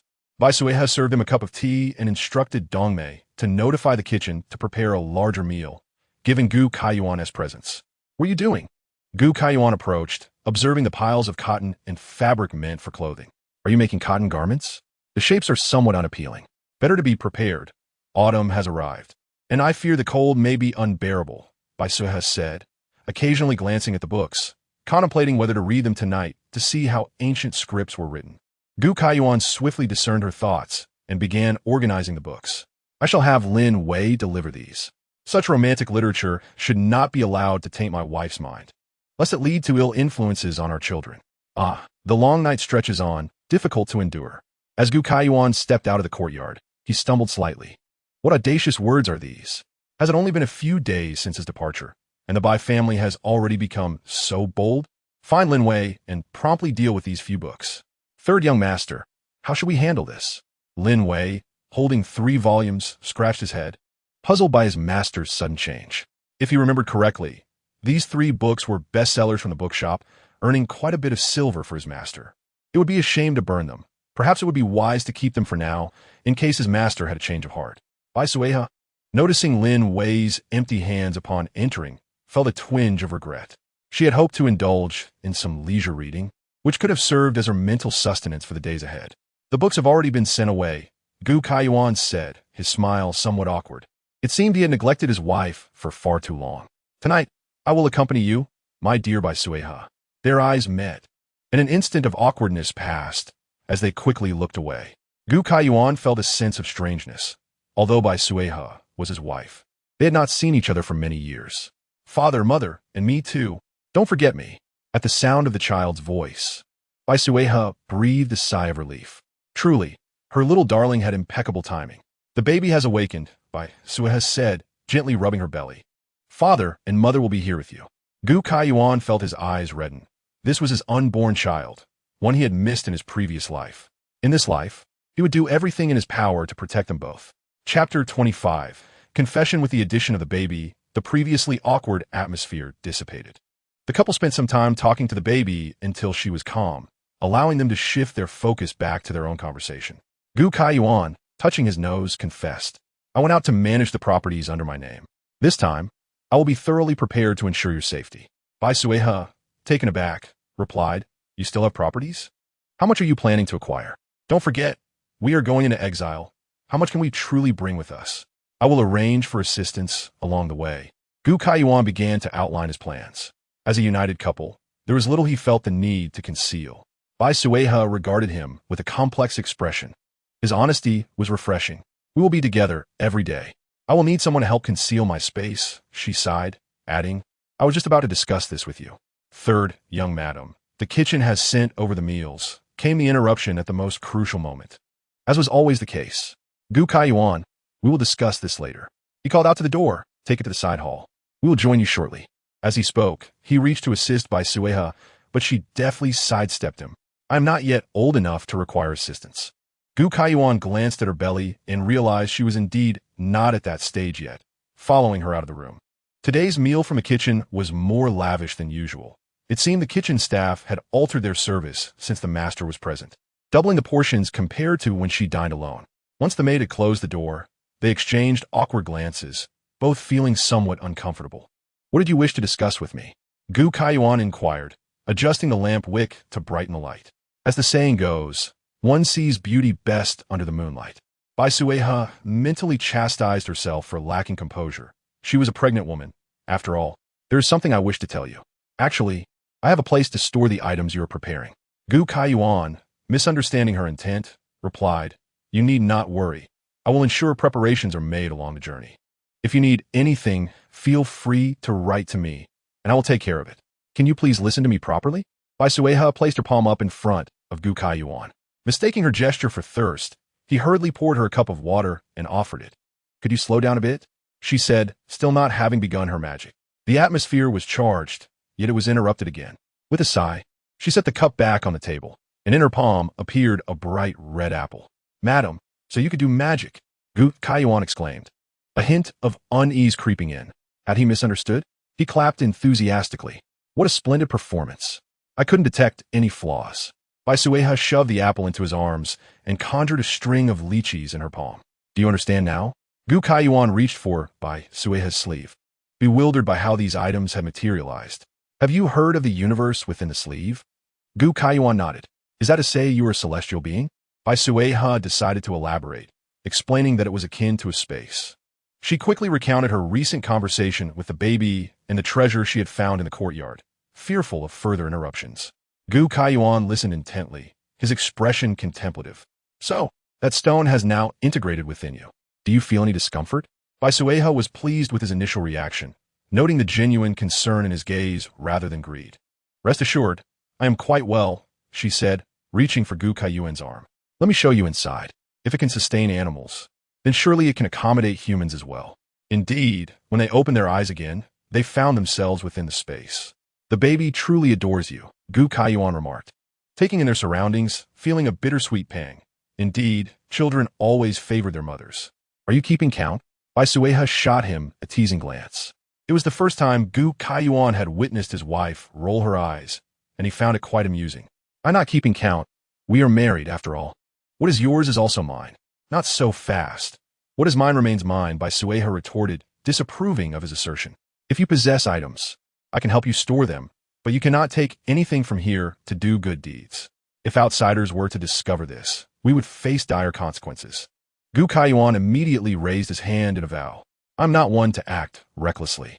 If I were to divulge this secret to a fourth party, I would face universal condemnation and meet a grim fate. Bai Suihe cautioned him. I hope you remember your promise, or else you shall not fare well.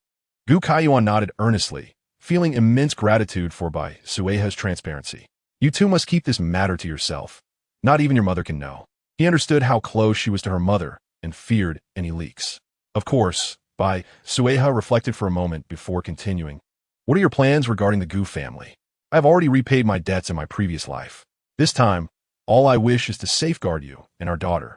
Gu Kaiyuan replied, contemplating whether his past actions had caused her to seek an excuse to avoid recognition. Yet, he resolved to demonstrate his determination through future actions, vowing never to disappoint his wife again. That would be best, but it is a pity about my dowry, Bai Suihe mused. Unlike other transmigrators, she dared not strip the estate bare, as that would blatantly reveal their hidden secrets. Such exposure could lead to severe repercussions, and her fragile frame might not withstand the ordeal. Gu Kaiyuan quickly grasped the implications. You may take a few items you favor. It is acceptable. I will be out of the estate for the next few days and will seek alternatives. I have 50,000 taels of silver set aside, and I have already sent someone to procure supplies for my dowry estate. You must help me devise an excuse to take me out of the estate for a visit. These items are not listed on the dowry list and can be freely allocated. The estate is located in the outskirts of the capital, and she could not be away for long, which was one of the reasons she chose to be forthright with Gu Kaiyuan. Leave this matter to me. I did not expect my wife to possess such wealth. I shall have to rely on you for support henceforth. Chapter 26. Illicit funds. Gu Kaiyuan approached the rice fields, admiring the flowering ears of grain. With these lands, we need not fear hunger. When the rice reaches maturity, my lady, do not hesitate to command me. I shall undertake these laborious tasks. Bai Suihe also observed the flowering ears above, noting that their growth seemed unusually swift. Yet she recalled that they had appeared smaller previously.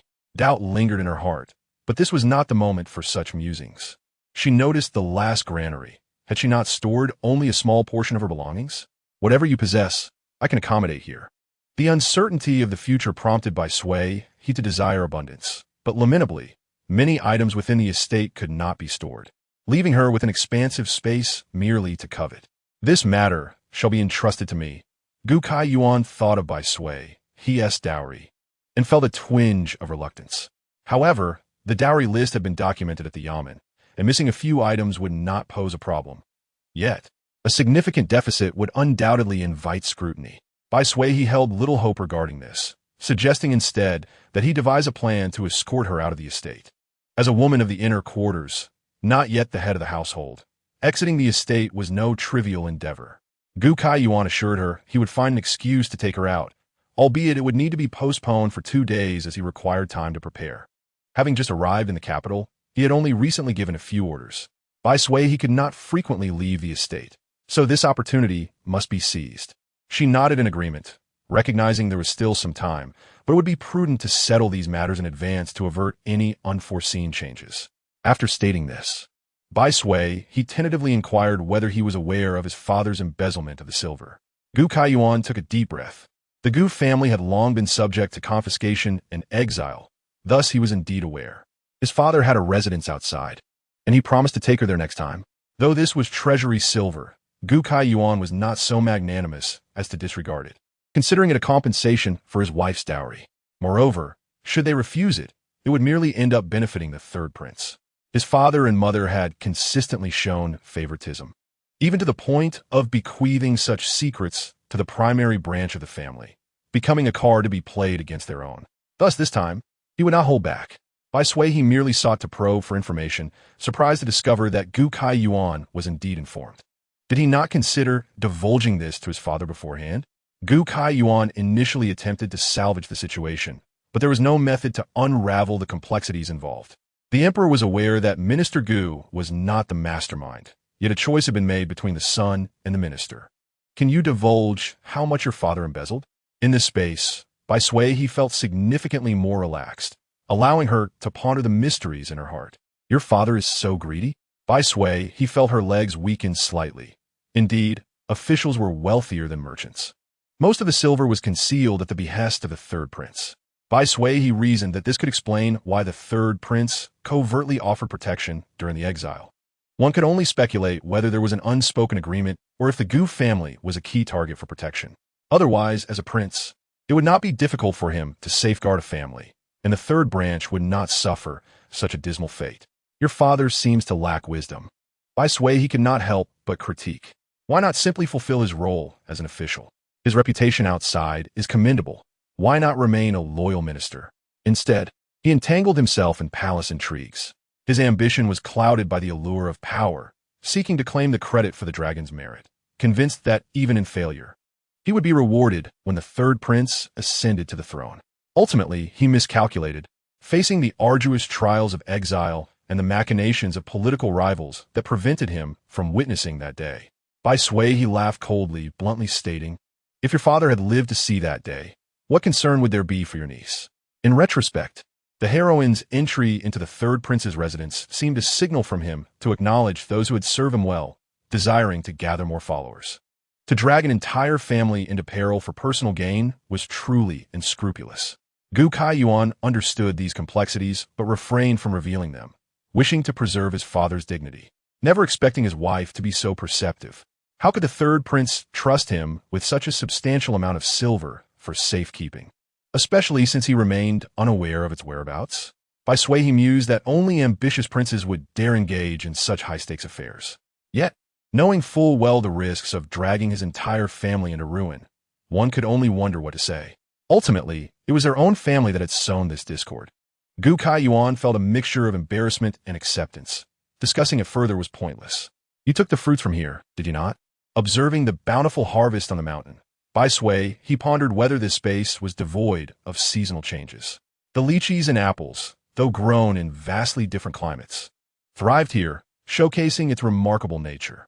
She summoned a large cluster of longan and placed it directly into his hands, amused by his astonished expression, finding it rather endearing. Isn't it marvelous? Here, I reign supreme. You must not anger me, or I can cast you out in an instant. Gu Kai Yuan gazed at the longan in his hand, then at the flourishing mountainside, recognizing its extraordinary nature. He would surely rely on his wife for sustenance in the future. Indeed, Bai Suihe, he led him to the vegetable garden, assuring him that even in exile, the yield from this space would prevent him from going hungry. As Bai Suihe, he regarded Gu Kai Yuan. Another thought struck her, and she swiftly transported him outside the space. I am unsure of the flow of time outside. Please observe the hours and help me verify. Upon witnessing her sudden disappearance, Gu Kai Yuan felt a momentary panic. This space was too wondrous, and if he inadvertently vexed her, would he be abandoned once more? Such a scenario would leave him without a chance to explain. Chapter 27. While Gu Kai Yuan scarcely had time to contemplate when Bai Suihe, he reappeared before him. I have been inside for an hour. How much time has elapsed here? Through experimentation, Bai Suihe, he discovered that while remaining in the courtyard, time within the space ceased, no matter when one entered or exited. It would not differ by a second. In essence, one could vanish and reappear without others even sensing the transition. However, if one were to appear outside the courtyard, whether in the fields or the backyard, the flow of time varied significantly. It could be said that spending half a day within this space would equate to only a fleeting moment outside, indicating a much slower passage of time. It appeared that seeking refuge in this space during calamity would be challenging. Bai Suihe, he felt a twinge of disappointment. If disaster were to strike, it would be prudent to hide within, but the temporal disparity was too vast, requiring patience. Unfortunately, without a clock, she could not provide precise data. She contemplated acquiring 2 hourglasses for future experiments, or perhaps inquiring with the baby when the opportunity arose. This is already quite satisfactory. Gu Kai Yuan expressed contentment. We can consider it a mobile warehouse, far safer and more convenient than arranging for transport. Bai Suihe, he recognized her own greed, but could only think of it this way. You should rest. I will check inside. Gu Kai Yuan, with a wry smile, shook his head and stepped outside to order the maidservants to prepare another set of bedding for him, not allowing them to enter, and promptly closed the door with a resounding thud. Though they said nothing, Gu Kai Yuan discerned various rumors in their eyes. Inside the space, Bai Suihe, he spread the bedding across the room, only then recalling that she had removed the bedding. What would Gu Kai Yuan do? Reflecting for a moment, she reasoned that as the male head of the third branch, he would not neglect his own comfort. Now aware of the flow of time, both inside and outside, Bai Suihe, he was not in haste to sleep. Instead, she opened the courtyard door and squatted by the rice field, keen to study the growth rate of the rice, only to discover the presence of He Hua Yu in the paddies. This is truly a remarkable treasure. Bai Suihe will surely be remembered in future generations. The hahua fish has skyrocketed in price, and she has accompanied her leaders to the countryside several times, finding that the taste of those free-range chickens and ducks pales in comparison to that of hahua fish. The thought of the abundant kitchen ingredients ignited her interest. Although this is not the countryside and there are no firewood or hahua fish to be had, she is still well-versed in the preparation methods. This knowledge stems from their curiosity about everything during their countryside excursions, where she secretly learned a few culinary skills in the kitchen. Perhaps it is due to her pregnancy, but Bai Suihe feels an insatiable craving, wanting to indulge immediately. However, lacking a fishing net, she is unsure how to catch these fish, wondering if her thoughts could control the situation. As she watches several fish leaping before her, Bai Suihe feels a sense of completeness she has never experienced before. How clever of me! In her own world, Bai Suihe feels particularly relaxed, joyfully placing her hands on her hips and laughing. Remembering that there are scallions and celery in the backyard, she decides to dig up a piece of ginger. A ginger-infused hahua fish should be delightful. Glancing down at her flowing skirt, she finds it somewhat inconvenient. Since the space is hers alone, Bai Suihe decides to wear only a white satin undergarment, rolling up her sleeves to begin her culinary endeavor. Using her mind, she cleans the fish and sets the oil to heat, following the steps etched in her memory until a bowl of ginger hahua fish is ready. Taking a deep breath, she finds immediate satisfaction. Placing it on the dining table, she suddenly realizes something is missing: rice. However, it is too late to cook now. She resolves to make more in the future whenever the opportunity arises. Lacking rice and a suitable drink, Bai Suihe's enthusiasm diminishes significantly, and she reappears in her room, just in time to meet Gu Kai Yuan, who is preparing to undress for bed. What delicious food have you made?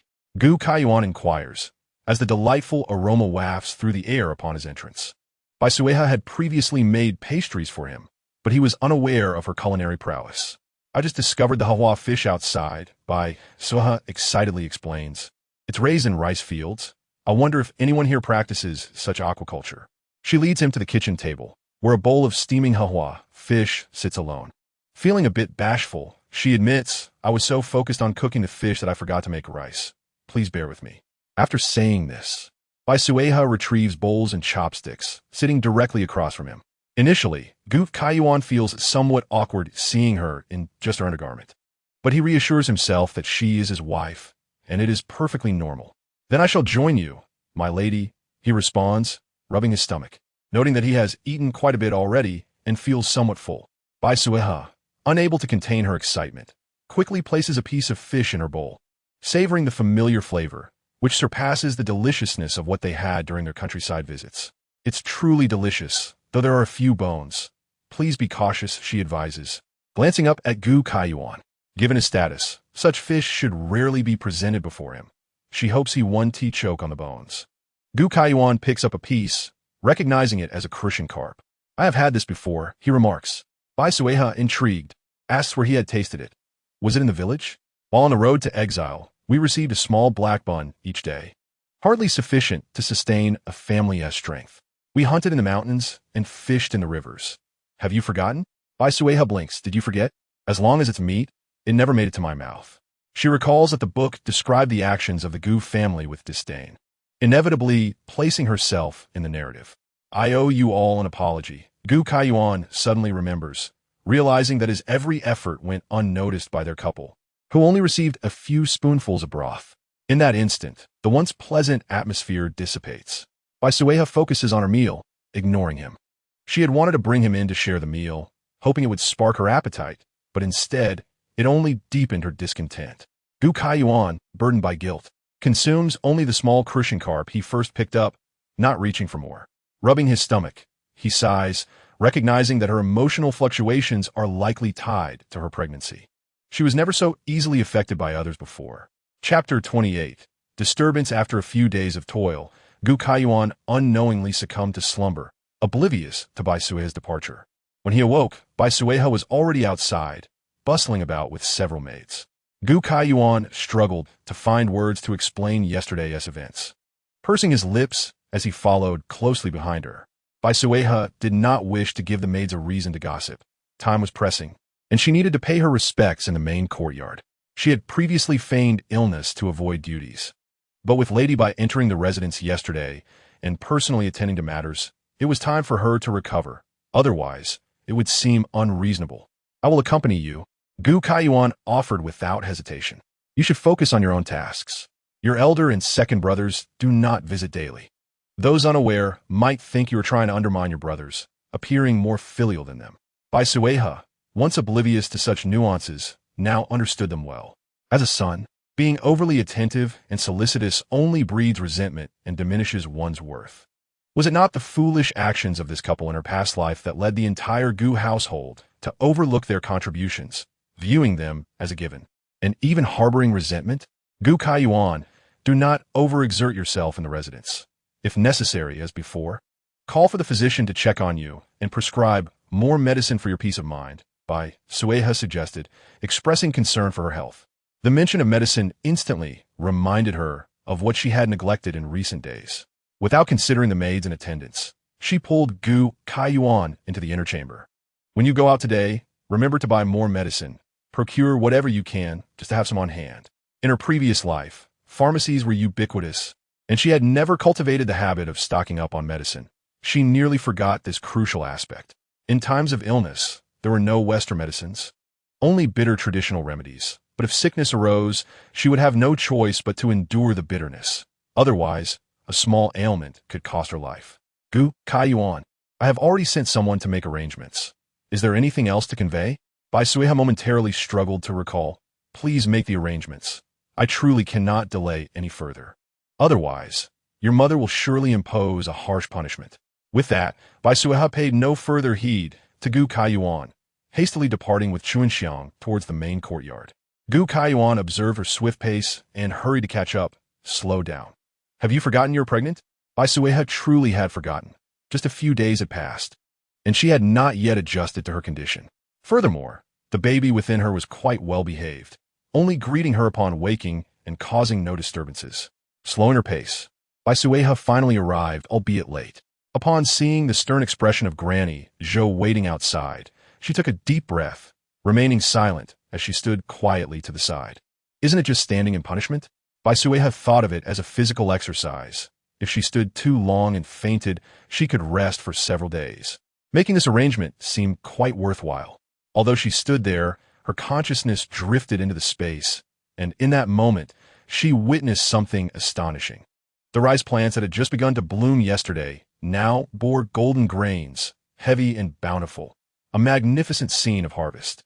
Truly, this was a life of privilege.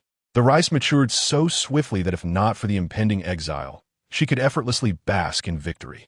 Soon, another astonishing sight unfolded as the rice began to harvest and dry itself, seamlessly transitioning to storage, with every step executed flawlessly and at an accelerated pace, exuding a profound sense of ceremony. The land outside appeared even more extraordinary, capable of reaping its own bounty. Following this, the fish known as Hawaii unexpectedly leaped into a small pond, and soon they were systematically collected and transported to the storeroom. The now vacant land began to till itself, and seedlings emerged from seemingly nowhere, planted in an orderly fashion. The water channels for the Hawaii were also meticulously arranged, with little fish swimming freely, as if they had appeared from thin air. Such thoughtful automation was remarkably convenient. Bai Suihe found herself at a loss for words to express her emotions in this moment. The third young mistress, Zhou Momo, was taken aback by Bai Suihe's unexpected composure, standing there seemingly lost in thought. As a daughter-in-law, one should naturally. Zhou Momo was momentarily silenced, unsure how to respond. Her previous remarks were indeed rather audacious, but did the third young mistress not recognize her own standing? It is often said that one must consider the master when reprimanding a dog. This was a blatant disregard for the old matriarch, showing no respect for her elder. It was no wonder the old matriarch held a particular disdain for the third young master. There was evidently a reason behind it. The third young mistress, Chunxiang, felt a twinge of anxiety, knowing that Zhou Momo would surely speak ill of her. Why bother to engage with her? Bai Suihe replied, I do not concern myself with her, nor would she speak kindly of me. Chunxiang, are you prepared? After saying this, Bai Suihe winked at Chunxiang, who nodded silently and discreetly positioned herself to Bai Suihe's right side. Indeed, the old woman entered without uttering a single kind word, and as half an hour passed without any sign of movement from the main courtyard, Bai Suihe wiped the sweat from her brow. Standing proved to be quite taxing. Chunxiang, does it seem to you that night has fallen? Bai Suihe called out to the emptiness, and her body slumped to the side. Chunxiang promptly responded with a shrill scream. Third young mistress. Someone quickly. The third young mistress has fainted. Hurry, fetch the doctor. Hurry, please. My third young mistress is with child. This outcry was thunderous, startling the harmonious gathering of mothers-in-law and daughters-in-law in the main courtyard. They could hardly believe that Bai Suihe had fainted again, especially since she had appeared quite healthy just the previous day. Surely, this could not be an act? Only Su Huijin at the head of the group wore a grim expression, thinking, that wretched girl, what is she shouting about? Does she intend to make this known throughout the estate? Mother, should we not go check?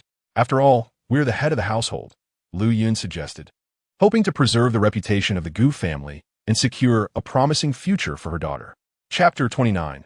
Fainting Su Huijin understood that if the three of them did not intervene, the situation would not resolve itself. With a cold snort, she led the way outside. Eager to see what trouble Bai Suihe was stirring today. Upon entering the courtyard, the girl's cries were jarring, and the servants were in a state of disarray. Seeing this scene, Su Huijin felt a headache coming on. Bai Suihe had appeared quite healthy yesterday. Why was she in such a state today? Lu Yun felt a chill. If news of the Gu family's pregnant daughter-in-law spread, their previously maintained good reputation would be ruined. Su Yulan, who had thought Bai Suihe was merely feigning illness, now kept her concerns to herself, anxiously watching Su Huijin, hoping her aunt would take decisive action.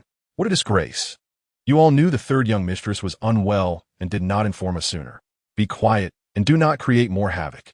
Su Huijin glared at the crowd, warning them that if anything happened to the third young mistress, she would hold them accountable. With their heads bowed low, the servants understood this was a warning from the old matriarch. Chunxiang ceased her shouting, knowing when to stop, even though she was the young mistress's personal maid. The old matriarch could still reprimand her. When several sturdy maids arrived with a soft sedan chair, Chunxiang hurriedly assisted in lifting Bai Suihe onto it. Although the weather was not yet cold, the ground was hard. Once the sedan departed, Su Huijin took a deep breath. Bai Suihe had caused quite a stir in recent days, proving to be her nemesis. Surely, the third young mistress is not faking? After the matter seemed resolved, Su Yulan began to speak sarcastically. Regardless of whether she is feigning or not, keep an eye on her and see what the family doctor has to say. If she dares to deceive me with theatrics, I shall certainly deal with her. Su Huijin shot her a cold glance. I shall do just that, Su Yulan replied, not daring to linger, and hurriedly took her leave with her maid. However, this excuse had already been used yesterday, and now Bai Suihe's condition remained uncertain, making it difficult for her to come up with another justification. Bai Suihe was carried into the courtyard, and the maids and servants from the third house were in a frenzy. If their mistress was unwell, they too would suffer the consequences. Quickly, the family doctor has arrived. Just as they settled her onto the couch, a maid ushered in the doctor, followed closely by Su Yulan. Su Yulan typically disliked visiting the third house. Every item here only served to highlight the stark contrast to her own, more modest home. Not to mention the tea set, which was the most ordinary, whereas the one on the table here looked like it was made of white jade, clearly of considerable value.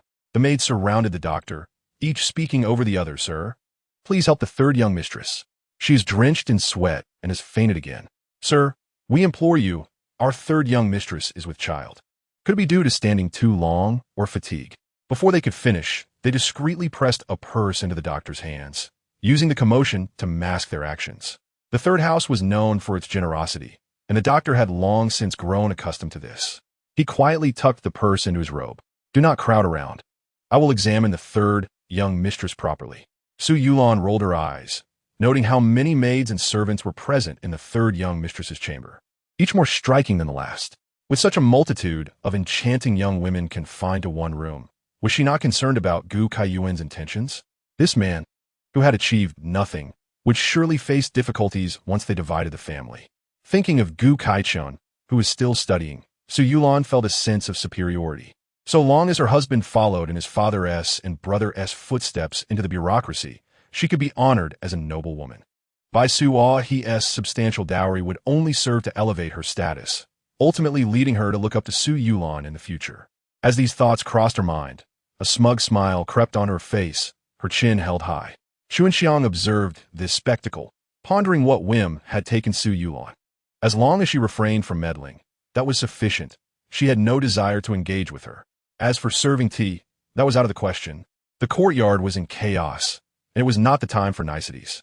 The doctor sighed inwardly, surprised that the usually obedient and dutiful third young mistress had now mastered such tricks. Her pulse was robust, rivaling that of the strongest men. He feigned solemnity. This pulse is quite complex. The unborn child appears to be unharmed. However, she must rest more. I will prescribe several doses of pregnancy-conserving medicine for you to prepare. How could the third young mistress have fainted? He pondered. Pregnant women are generally weaker and must avoid emotional extremes. You should be more accommodating to her during this time. The doctor glanced at the second young mistress standing nearby, who had feigned illness yesterday, but was now lively and sprightly, questioning the meaning of her actions. The Gu estate was indeed intriguing. It seemed the affliction of feigning illness had become contagious. However, as the doctor had been invited by Lord Gu, he maintained his benevolent disposition, accepting payment as a means to alleviate suffering. This was merely another facet of his duty. Yet, the second young mistress could not compare to the third young mistress's generous nature, so he refrained from mentioning the option of seeking an external physician. Sir, I trust that both my sister-in-law's health and the child she carries will be well. Indeed, as long as she adheres to medical advice and takes care of herself, all will certainly be fine. However, the third young mistress should refrain from excessive exertion, minimizing prolonged sitting or standing, and focus on her recovery to ensure the safe delivery of the young master. Bai Suihe, he closed her eyes, nearly unable to suppress a laugh at the solemnity of the physician's words, quickly pretending to be unwell and turning over to conceal her amusement. There are some medicines that are unavailable in the estate. It will require the trouble of a young lady to run an errand. Thank you for your concern, sir. And Chun Xiang promptly summoned a young maid to accompany her. Chapter 30. Bai Suihe pursed her lips, observing Bai Suihe, he with her eyes shut. Realizing that without the ability to move discreetly or bribe the physician, she was indeed unwell. She harbored a certain contempt, thinking how delicate the young lady was, causing such a fuss over her pregnancy at merely 5 months. What would happen when it was time to give birth? A malicious smile crept onto her face as she fixated on Bai Suihe's back. Winter May felt uncomfortable under Suihe's cold gaze and stepped forward, bowing respectfully. She had been quite flustered earlier, but didn't expect the second young mistress to come in person. Please wait a moment. I will summon tea for you. Mother has been quite worried, and we must not trouble her. The servant expresses gratitude on behalf of our third young mistress for your personal visit. When our third young mistress awakens, she will surely extend her thanks to you. Though aware that this girl was not the master of the house, her words were rather pleasing. Suihe couldn't help but glance back at the green grass, a maid purchased by her father from the village when she married. Rather simple-minded and requiring guidance in everything. Indeed, the third house was toxic. In such a short time, she had already felt discontent and coldly snorted as she strode out. Winter May and the others paid her behavior no mind, as the second young mistress often acted erratically, and they had grown accustomed to it. They actually preferred dealing with the second young mistress, while the eldest young mistress, despite appearing magnanimous and just, exuded an air of inscrutability. Once assured that only trusted individuals remained in the courtyard, Bai Suihe sighed and sat up. Miss, shall we not use this medicine in the future? It is rather inauspicious. Chun Xiang helped her don her shoes and supported her stand. Rest assured, your young lady is blessed by fate, Bai Suihe replied, dismissing such notions, convinced that her own benefits were paramount. She had thought that the modern 9-to-5 grind was demanding, but ancient customs, with their myriad rules, truly felt like a trial by fire. Now, having endured this ordeal, she could relish a few days of reprieve. After all, these dowries were brought forth by the Bai family, and she trusted that Bai Fu Ran would be willing to assist, which would also enhance her standing within the Bai household. Miss, here is the dowry list, along with another document for prior expenditures. Please review. Chun Xiang respectfully presented the dowry list, which she had meticulously managed, noting the whereabouts of each item. The sight of the abundant dowry left by Suihe, he astounded, and she was further surprised by the thickness of the list. Bring 2 maids with me to the storeroom, and also retrieve your contracts of servitude. Miss, though Bai Suihe he had previously discussed this with him, at this moment, Chun Xiang felt a twinge of reluctance. In these next few days, assess the available maids below. We shall promote those deserving. Bai Suihe he asserted, grateful for her status that allowed her to take charge of the maids. Chun Xiang dared not protest further, responding with respect, though her eyes glistened with unshed tears. In the storeroom, Bai Suihe he filled 2 boxes with silver ingots, cautious not to take too much, giving each maid merely 200 taels. She also grabbed a handful of gold nuggets to bestow as rewards. Witnessing this made Bai Suihe he lament, for these were merely the visible dowries. She selected 2 sets of modest headpieces for each maid and gathered some fabric. Though it appeared somewhat meager, she also procured 1,000 taels of silver, instructing, shortly, go find Wu Mama and have her purchase 2 small estates. Miss, you already own several estates, Chun Xiang said. Puzzled, your dowry estates are quite substantial. Why acquire more? Bai Suihe he lightly tapped her. Foolish girl, these are for you and Dong Mei as dowry estates. If they are too large, it would attract undue attention, and this size is just right. Miss, I do not want an estate. Chun Xiang's tears fell freely, feeling overwhelmed by her mistress's arrangements. Everything had been well until now. It seemed as though the mistress was trying to send them away while providing dowries. Was it truly as the mistress said, that the Gu family was doomed? They had been well cared for. But what of the mistress herself? Do not speak such foolishness. Hurry and attend to your tasks. You may well be relied upon to assist the mistress in the future. Bai Suihe he thought of how Winter May and Chun Xiang had been unwaveringly loyal and attentive to the original owner, believing that if the original owner were present, she would make similar provisions.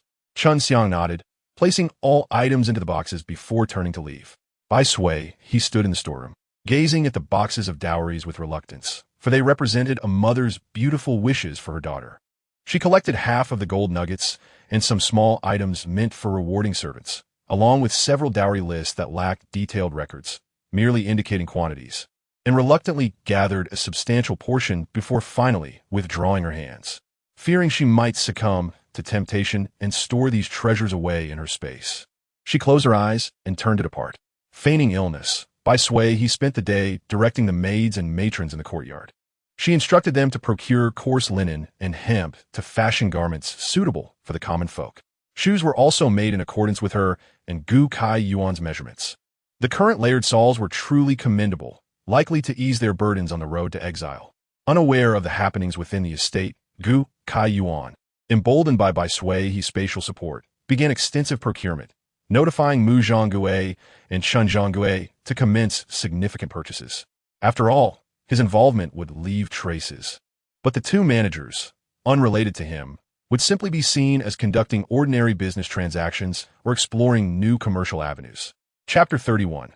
Father and son Gu Kai Yuan dispatched Lin Hua and Lin Wei to nearby estates to collect the recent harvest for storage, ensuring he could retrieve them later. The storeroom held mostly grains, and a slight surplus would not raise suspicion. With all arrangements made, Gu Kai Yuan returned to the small courtyard he had previously purchased, changing into rough fabric and disguising his face before meandering through a narrow alley. At the end of the alley stood the last residence, its door weathered and tightly shut, with a seal affixed outside. Gu Kai Yuan understood this was merely a ruse. The estate had long been in Gu Baijiang's possession, with the authorities having filed the case, yet the external seal remained unbroken, giving the illusion that the property was still under government control and deterring anyone from entering. He circled around to the back, where a lock hung on the corner gate. Seeing no one around, Gu Kai Yuan leaped over the wall. The backyard was overrun with weeds, towering even above him. He quickly made his way to the corridor, heading straight to the study, following the information he had received. This estate was also property seized during the family confiscation, yet it was unclear how Gu Baijiang had managed to reclaim it. The ownership of this estate was not registered under the Gu residence, a fact known only to the primary household. Even among kin, there were distinctions in status. And this time, the father's schemes might very well come to naught. It is indeed a pity that one cannot witness the expression of the third prince upon discovering that this courtyard has been completely vacated. Upon entering the study, apart from a few disordered bookshelves, there is nothing else to behold. Gu Kai Yuan, not swayed by the external appearance, crouches down to tap and knock. At last, upon striking the seventh plank, he hears an unusual sound. He retrieves a dagger and gently pries it open, and the board is immediately removed. Before him lies a button, and without a moment's hesitation, Gu Kai Yuan presses it. A clattering sound reveals a hidden passage before him. He does not rush forward. Instead, he produces a fire stick and finds a half candle from the abandoned shelves to light it, placing it ahead to ensure safety, before slowly descending into the cellar. The cellar is quite spacious, comparable to the size of their courtyard, filled with an array of boxes. Gu Kai Yuan opens two nearby boxes, revealing them to be brimming with silver ingots, and the National Treasury seal is unmistakably stamped upon them. He casually opens a few more boxes, discovering that some contain different items, indicating they were not all stored in the same batch. There are also several boxes of jewels and gold bars, tightly packed within. It raises questions about the origin of these treasures, aside from military funds. Gu Baijiang indeed possesses audacity, leaving such an abundance of silver unguarded here. His contrary actions had previously concealed the truth from the third prince, who had safeguarded them for the sake of this fortune. This time, as long as they refrained from provoking him and his spouse, Gu Kai Yuan might still choose to forego revenge. However, should they continue to court disaster, Gu Kai Yuan will not be so lenient. But given their nature, is such restraint even plausible? After surveying the surroundings, Gu Kai Yuan exits, carefully restoring the area to its original state before silently departing the courtyard. He raises an eyebrow, reflecting on the rarity of the day. Prior to the incident in his last life, Gu Baijiang had been perpetually busy, taking refuge in a small courtyard near the palace, under the pretense of facilitating summons from within the palace. In truth, he later discovered that hidden within that small courtyard was another concubine, This is the same Gu Baijiang who prided himself on avoiding the company of women and established a family rule against taking secondary wives. The entire Gu household lives a frugal existence, while that external woman enjoys a comfortable life, free from the obligations to serve the primary wife. Moreover, many of the ill-gotten gains amassed by Gu Baijiang were sent to that small courtyard. Eventually, when the Gu family faced exile, that concubine sold her house and, with her savings, married into the family of a sixth-grade official, becoming the matriarch. He did not delve into the specifics of her wealth, but circumstances have changed. It seems he must seize an opportunity to visit that place, ensuring that this time he does not allow the primary wife to benefit. With a flick of his wrist, Gu Kaiyuan tosses a silver coin, then steps inside with the prepared meal.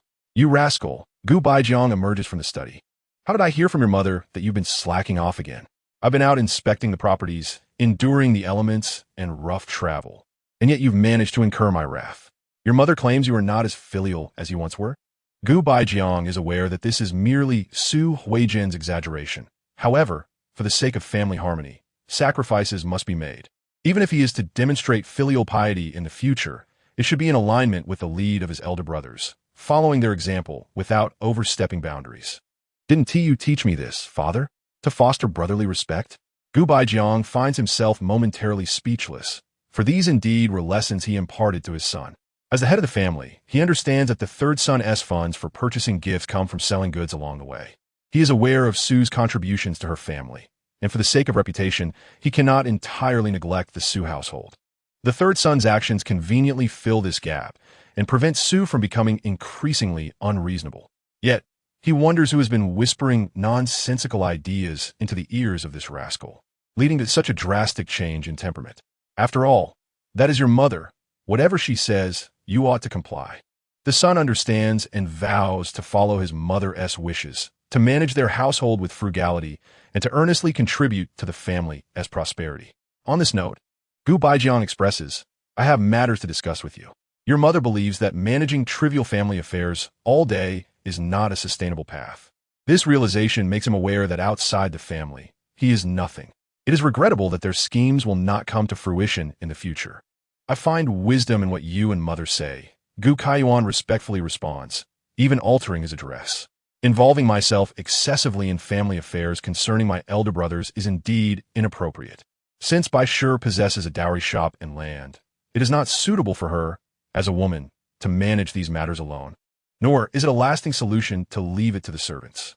Previously, Bai Suihe expressed concerns that over time, she might be deceived by those beneath her. The son wishes to seize this opportunity to take charge of these properties, hoping to carve a new path for himself. Gu Baijiang's eyes flicker with interest. The Bai family had indeed provided significant assistance, and he feels indebted. However, this does not warrant the Bai daughter's entrance into their family, as he is more interested in their wealth and the substantial dowry of Bai Suihe. It is known that the dowry of the third branch surpasses even the visible assets of a second-grade official like himself. With Bai Suihe in the family, their lifestyle would become more extravagant, and no one would dare question it. Now that Bai Suihe is willing to entrust the management of her properties to his son, it is indeed a fortunate circumstance. When all properties are consolidated, it will enhance the Gu family's fortune. With this thought, he feels considerably more amiable. Bai Suihe is young and could easily be misled by those around her. As her husband, it is only right to assist her. In that case, I will assign the household affairs to the steward. You can focus on managing Bai Suihe's properties. Thank you for your understanding, father, Gu Kaiyuan replies respectfully. But I will need Bai Suihe to accompany me to meet with the stewards for a proper handover. That is indeed necessary. Gu Baijiang nods in agreement, eager to consolidate these assets within the family before the Bai family realizes what is happening. However, regarding Bai Suihe leaving the household, "Thank you, father." Gu Kaiyuan quickly inquires if there are any further instructions. "There's nothing else. Just remember to show filial respect to your mother regularly. Though her words may be sharp, her intentions are solely for your well-being." The son acknowledges this, recognizing his shortcomings, and vows to learn from his two elder brothers, striving to become the ideal son in the eyes of their parents. Gu Baijiang does not perceive the deeper implications in his words. In his mind, the eldest is purely filial and is the future heir of the Gu family. The second son, though slightly less diligent in his studies, still has the potential to enter the official ranks with a few more years of effort. If all else fails, once he passes the provincial examinations, he can find a way to secure a position for him, leveraging their brotherly connections for a promising future. As for the third son, who resembles him the least, he shall simply manage the family's estate, allowing the three of them to pursue their official careers with peace of mind. Master, did not the young master just say he would bring food to share with you? Inquires a nearby attendant, puzzled. Why has the third young master taken the food away? If the master cannot finish, they are willing to assist. Gu Baijiang feels a twinge of discomfort, sensing that his recent reprimand of his son has perhaps caused resentment. This behavior strikingly mirrors his mother's. Only the eldest and the second son resemble him. Henceforth, he shall focus all his efforts on them. Enough, the master does not lack for food. Instruct the kitchen to send some wine and dishes over shortly. Yes. The attendant responds, excitement gleaming in their eyes, knowing with the master's support, they shall not lack for provisions. Gu Kaiyuan regards Gu Baijiang's reprimand with disdain, knowing that in due time, he will comprehend the true meaning behind his words. Initially, I feared that these dishes would not be preserved. Yet it appears that Bai Suihe is indeed fortunate. In a joyful mood, I enter the courtyard and notice several maids standing guard there, who seemed somewhat anxious upon seeing me approach. Upon realizing it was the third young master, their tension visibly eased, and they greeted me with respect. Is the third young mistress inside? I inquired. Yes, third young master, please do go in, one of the maids replied, hesitating briefly before ultimately refraining from voicing whatever else was on her mind. Unaware of this, I excitedly rushed inside, carrying my offerings, for the meals in this household are rarely abundant unless the head of the family is present. My lady, I have brought you some roast duck from Ding Hu Lu and their signature braised meat. Both are quite delectable, I announced as I entered the inner courtyard. Spotting Bai Suihe taking a leisurely stroll, I waved the oily package in front of her. I placed the items in the room, intending to save them for later.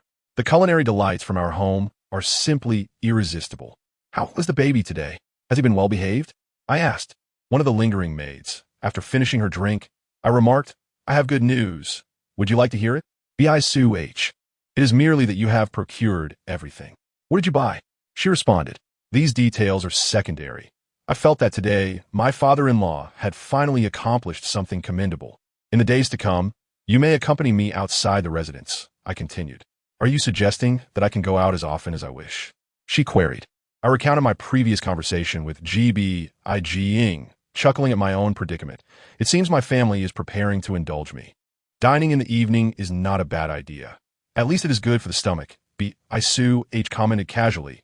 You have known them long enough. Do you still harbor expectations of them? I lamented. My lady truly lacks the art of consolation. That remark struck a nerve. After saying this, I pressed my hand to my heart, feeling the sting of her words. Bai Suihe, there is something I must tell you as well. I fainted again today. I immediately stood up, scrutinizing her pale complexion. The physician of the household, what did he say? He advised me to rest more and avoid overexertion, she replied. Your mother is targeting you again. I swiftly deduced the underlying reason, but you must not jest with your health. What did the physician prescribe? The usual. Some tonics for the pregnancy, she said with a sly smile, but it is always the same. I feel uneasy and wish to seek another doctor. Chapter 33. Out of the residence, I was truly unaware of my wife's cunning nature. Yet perhaps this is for the best. Should I ever be unable to care for her, she would be capable of looking after herself. You are correct. The household physician's skills do have limitations. For the sake of the G family's lineage, I believe we should consult a renowned physician, I stated naturally. Let us venture out tomorrow to find a distinguished doctor who can promptly restore your vitality. I had my own plans as well. I had intended to take Bai Suihe to see a physician and procure some remedies. Little did I expect my wife's cleverness. Had it not been for her previous fainting, I might not have found a reason to leave the residence. Early the next morning, I arrived at the main courtyard, where it was evident that Hush'in had been informed, as she wore an unusually amiable expression. The mere thought of the Bai family's dowry soon being in her son's possession had her smiling even in her sleep. Though I had a mischievous streak, my son was still my own, and I had little doubt that I could earn his respect. Once I spoke, I was confident that Gkiun would honor his mother.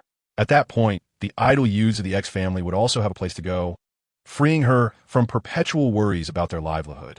Her health was somewhat fragile, and she expressed disdain for being so delicate, fearing whether she would endure childbirth safely. I lower my gaze, my eyes reddening, fists clenched. How could a mother wish ill upon her own daughter-in-law in front of her? I chose to disregard her. This cousin who doubled as a sister-in-law had a foul mouth since childhood. I could not fathom what my mother saw in her that would allow such a disruptive presence into our home. However, I was grateful that my second brother was of a similar age. Had it been another cousin, I shuddered at the thought. Xuzich cast a glance at XYLN, feeling a sense of contempt. Her two most cherished sons had married women of little assistance.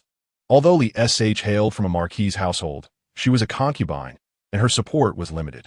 It was a pity that our family's foundation was weak. Ing held a low position, and in this capital, few families regarded us. Securing a marriage with Li Sh had been our best option. Since Bish is unwell, we should take her out for a consultation soon. Your matters are of utmost importance. We cannot afford delays due to her condition. The sooner we secure Bish's dowry, the more peaceful my days will be, she advised. I acknowledged her words and took my leave. My third cousin is indeed fortunate, XYLN remarked enviously. Bai Suihe possesses numerous estates and shops.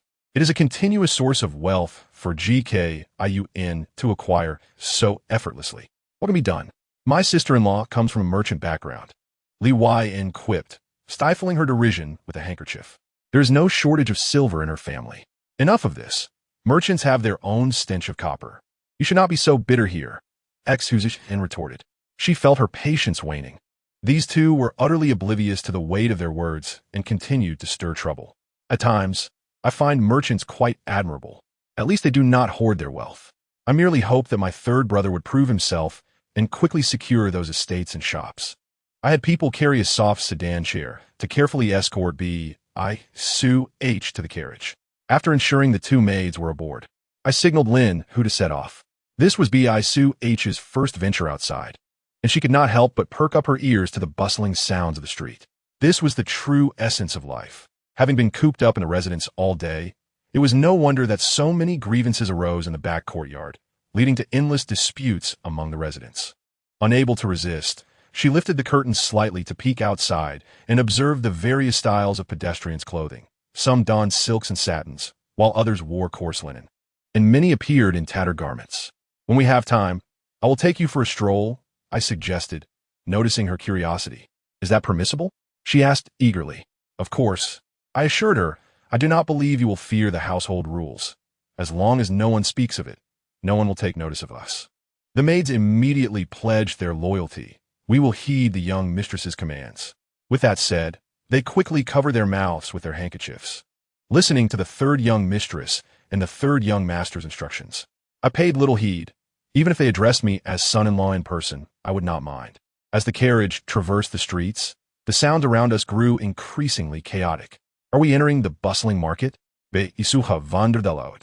My father has always regarded your father as a model, particularly concerning decorum, I remarked, then teased, except for the matter of taking a concubine, which he failed to emulate.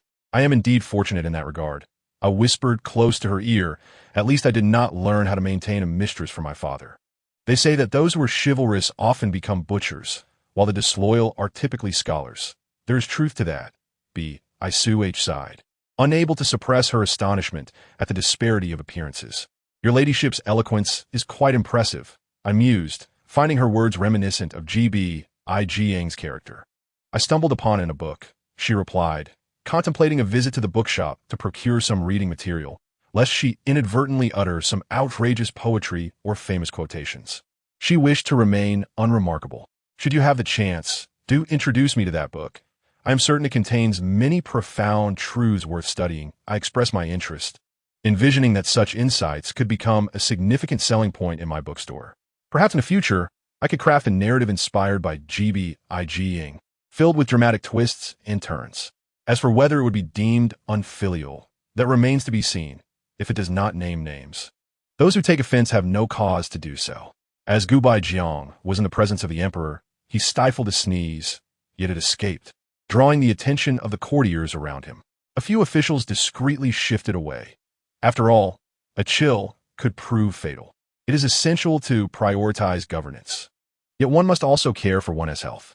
In Chapter 34, titled The Physician, Gu Kai Yuan hurried to the esteemed medical hall in the capital upon realizing the necessity of consulting a doctor.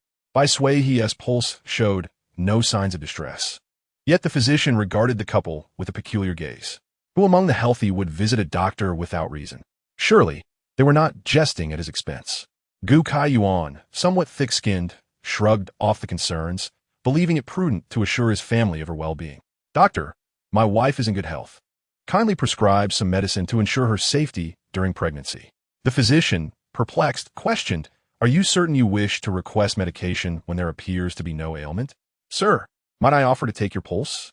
The physician's voice was gentle, coaxing. Bai Suihe looked at Gu Kai Yuan, recalling the ancient wisdom of traditional Chinese medicine, where observation and inquiry could unveil hidden maladies. Husband, do you feel unwell? We must not shy away from seeking help. Gu Kai Yuan did not take offense. The physician had broached the subject, and thus he considered it an opportunity for a peace of mind checkup. I am strong in health, but I must insist you do not charge for this consultation. The physician had initially anticipated recording another perplexing case in his medical journal, but as he examined the couple, his brow furrowed deeper. Bai Suihe, increasingly anxious, wondered if the physician had indeed discerned an issue. Young man, your physique seems capable of slaying tigers. Surely you have come here merely for amusement? The physician's countenance darkened, having found two robust individuals seeking his counsel without legitimate cause. He felt an urge to retreat in his silence, questioning if perhaps his hearing had faltered. Two healthy individuals visiting for a mere pulse check was one thing, but requesting medication was a different matter entirely. If word of this spread, what would become of his reputation? Go, visit the establishment across the street. I am not inclined to entertain you here, he said, waving them off with impatience. Bai Suihe admired the physician's integrity, pondering whether her husband truly had no health concerns. Madam, do you genuinely wish for your husband to be unwell? The physician eventually resumed his seat, preparing a prescription. Had you mentioned this sooner, we could have avoided unnecessary tension. However, dear lady, given your condition, it would be wise to refrain from long journeys. Though you appear robust, the rigors of travel may prove arduous. The couple sought medicine for maintaining the pregnancy, and Bai Suihe glanced at Gu Kai Yuan, reflecting that no one would willingly venture out if they had the choice. Compared to exile, she would prefer the confines of their modest courtyard. Thank you for your assistance. Doctor, Gu Kai Yuan replied, his tone subdued. We cannot avoid the journey. If you could also prescribe some remedies for ailments like fever, I would be most grateful. The physician paused, glancing at Gu Kai Yuan, recognizing the distance they intended to travel. I should advise caution. Medication is merely a supplement. Your safety on the road must take precedence. Gu Kai Yuan expressed his gratitude once more and collected the prescriptions, instructing the apprentice to prepare 10 doses of each remedy. The apprentice hesitated until the physician nodded in affirmation, prompting him to comply. With numerous prescriptions, each accompanied by 10 doses and thoughtful annotations, Gu Kai Yuan promptly settled the payment and placed the remedies into the carriage before making his way to the opposite pharmacy. Amidst the preparations, Bai Suihe felt a twinge of anxiety, as it was her first time traveling such a distance. She quickly departed with her maid, ensuring they were prepared for any eventuality. Better to be prepared than to regret, Gu Kai Yuan mused, retrieving 2 50-year-old ginseng roots from his pocket. Please accept these. Where did you acquire these? The distinct aroma of ginseng filled the air, a reminder of its rarity. I procured them while gathering the medicine. I persuaded the physician to part with them. Gu Kai Yuan glanced back at the initial pharmacy with a slight smile. He had not wished to purchase more from there, knowing they would not part with excess stock. Their pharmacy boasted superior quality at modest prices, drawing many common folk for treatment. The physician's agreement to provide 10 doses of each remedy was already a generous concession. As he sought the ginseng, the physician, with a serious tone, advised, if the journey proves arduous, do everything in your power to spare the expectant mother undue hardship. In the capital, every resident was astute, and this was merely a glimpse of the underlying wisdom. Not today. Gu Kai Yuan observed the reluctance in Bai Suihe's eyes, but steeled himself to say, We are here to seek treatment. We must maintain appearances. There are many days ahead. We need not dwell on this now. Having fainted the day prior, yet now able to wander, the circumstances were transparent to all. regardless of their time together at home or during the impending journey into exile. Gu Kai Yuan wished to shield Bai Suihe from becoming a target of gossip. Gu Kai Yuan, within a couple of days you may venture out again. That will be a busy time. Are you certain this will not affect your health? Gu Kai Yuan sought reassurance. Having regained his wife and daughter, he wished for no further misfortune. Bai Suihe replied, I believe all is well. The remedies received are quite normal. Should you experience any discomfort, do not hesitate to inform me. If necessary, I will find alternative solutions. Bai Suihe nodded, aware of the importance of not overexerting herself. I will be cautious. Earlier, I noticed a noodle shop and a pastry store. I shall find a way to stock up on some provisions. During their journey into exile, the comfort of warm food would necessitate preparation in advance. If possible, we should also prepare some vegetables. Although there is storage, it is preferable to have ready-to-eat meals rather than having to cook. In Chapter 35, titled Impatience, Gu Kai Yuan recalled the mysterious advantages of Bai Suihe's space. A promising notion, he would endeavor to gather ample provisions, ensuring his wife received the nourishment she required. I shall find a way to gather more, Gu Kai Yuan promised, contemplating whether to procure signature dishes from the establishments in the capital. Bai Suihe instructed her maids, Dong Mei and Chun Xiang, to remain outside, allowing them to attend to other tasks. By now, the two girls would have reached their destination. Third young mistress were Dong Mei and Chun Xiang. The second-tier maid, Tao Hua, accompanied by the two girls, assisted by Suihe in changing into her everyday attire, mustering the courage to inquire. I have asked them to assist with some errands outside. Since you have been with me for some time, you will take their place for the next few days alongside Li Hua. Tao Hua suppressed her delight, responding with respect and dedication as she served Bai Suihe attentively. Go ahead, I shall rest well at home.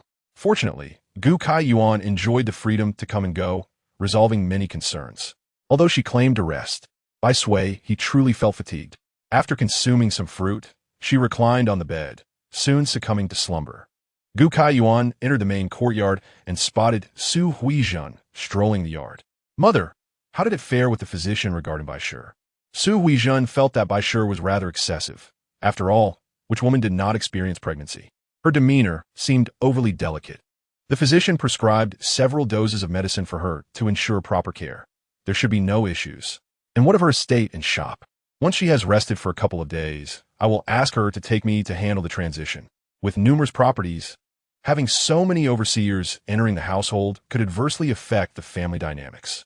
What adverse effects could arise? They are merely here to report, Su Huizhen replied.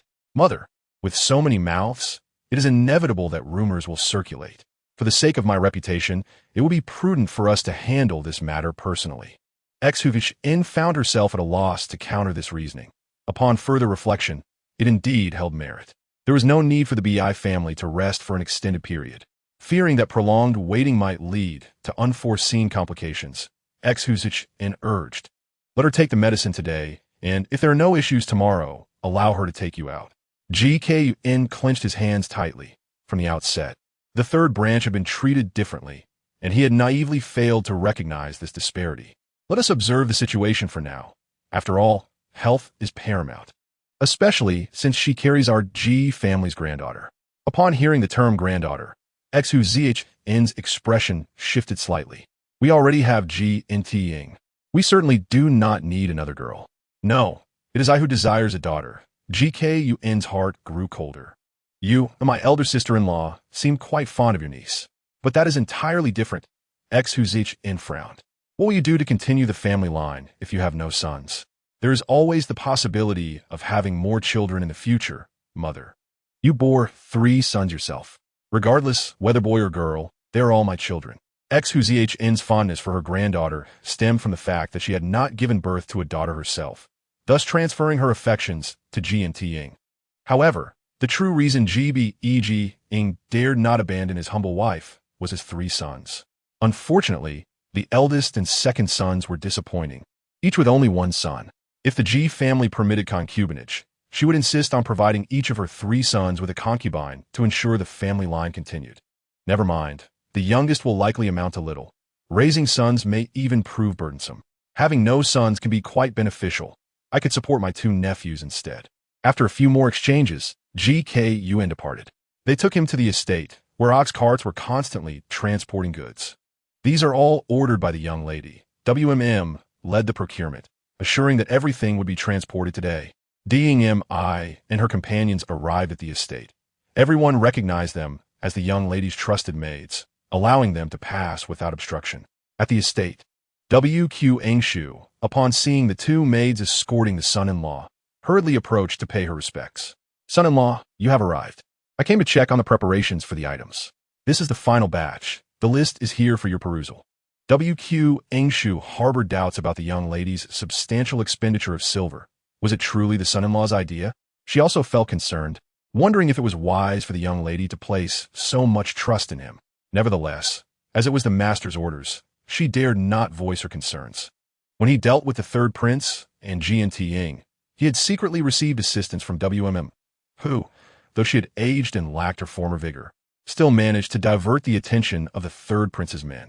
The old servant is aware. WQ Angshu commanded the convoy to transport the goods to the designated location, ensuring everything was properly transferred to the steward before departing.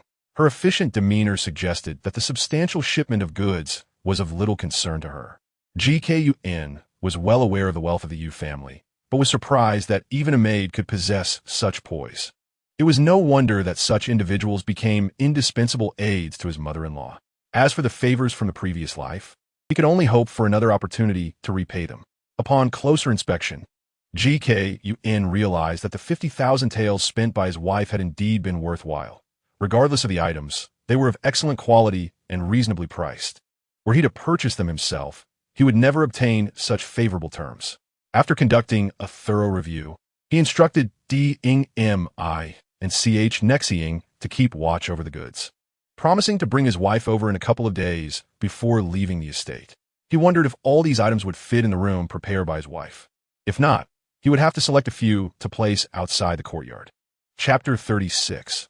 The beginning. GBEG Ing had been occupied at the Ministry of War for several days, as the emperor unexpectedly demanded an investigation into the treasury's expenditures.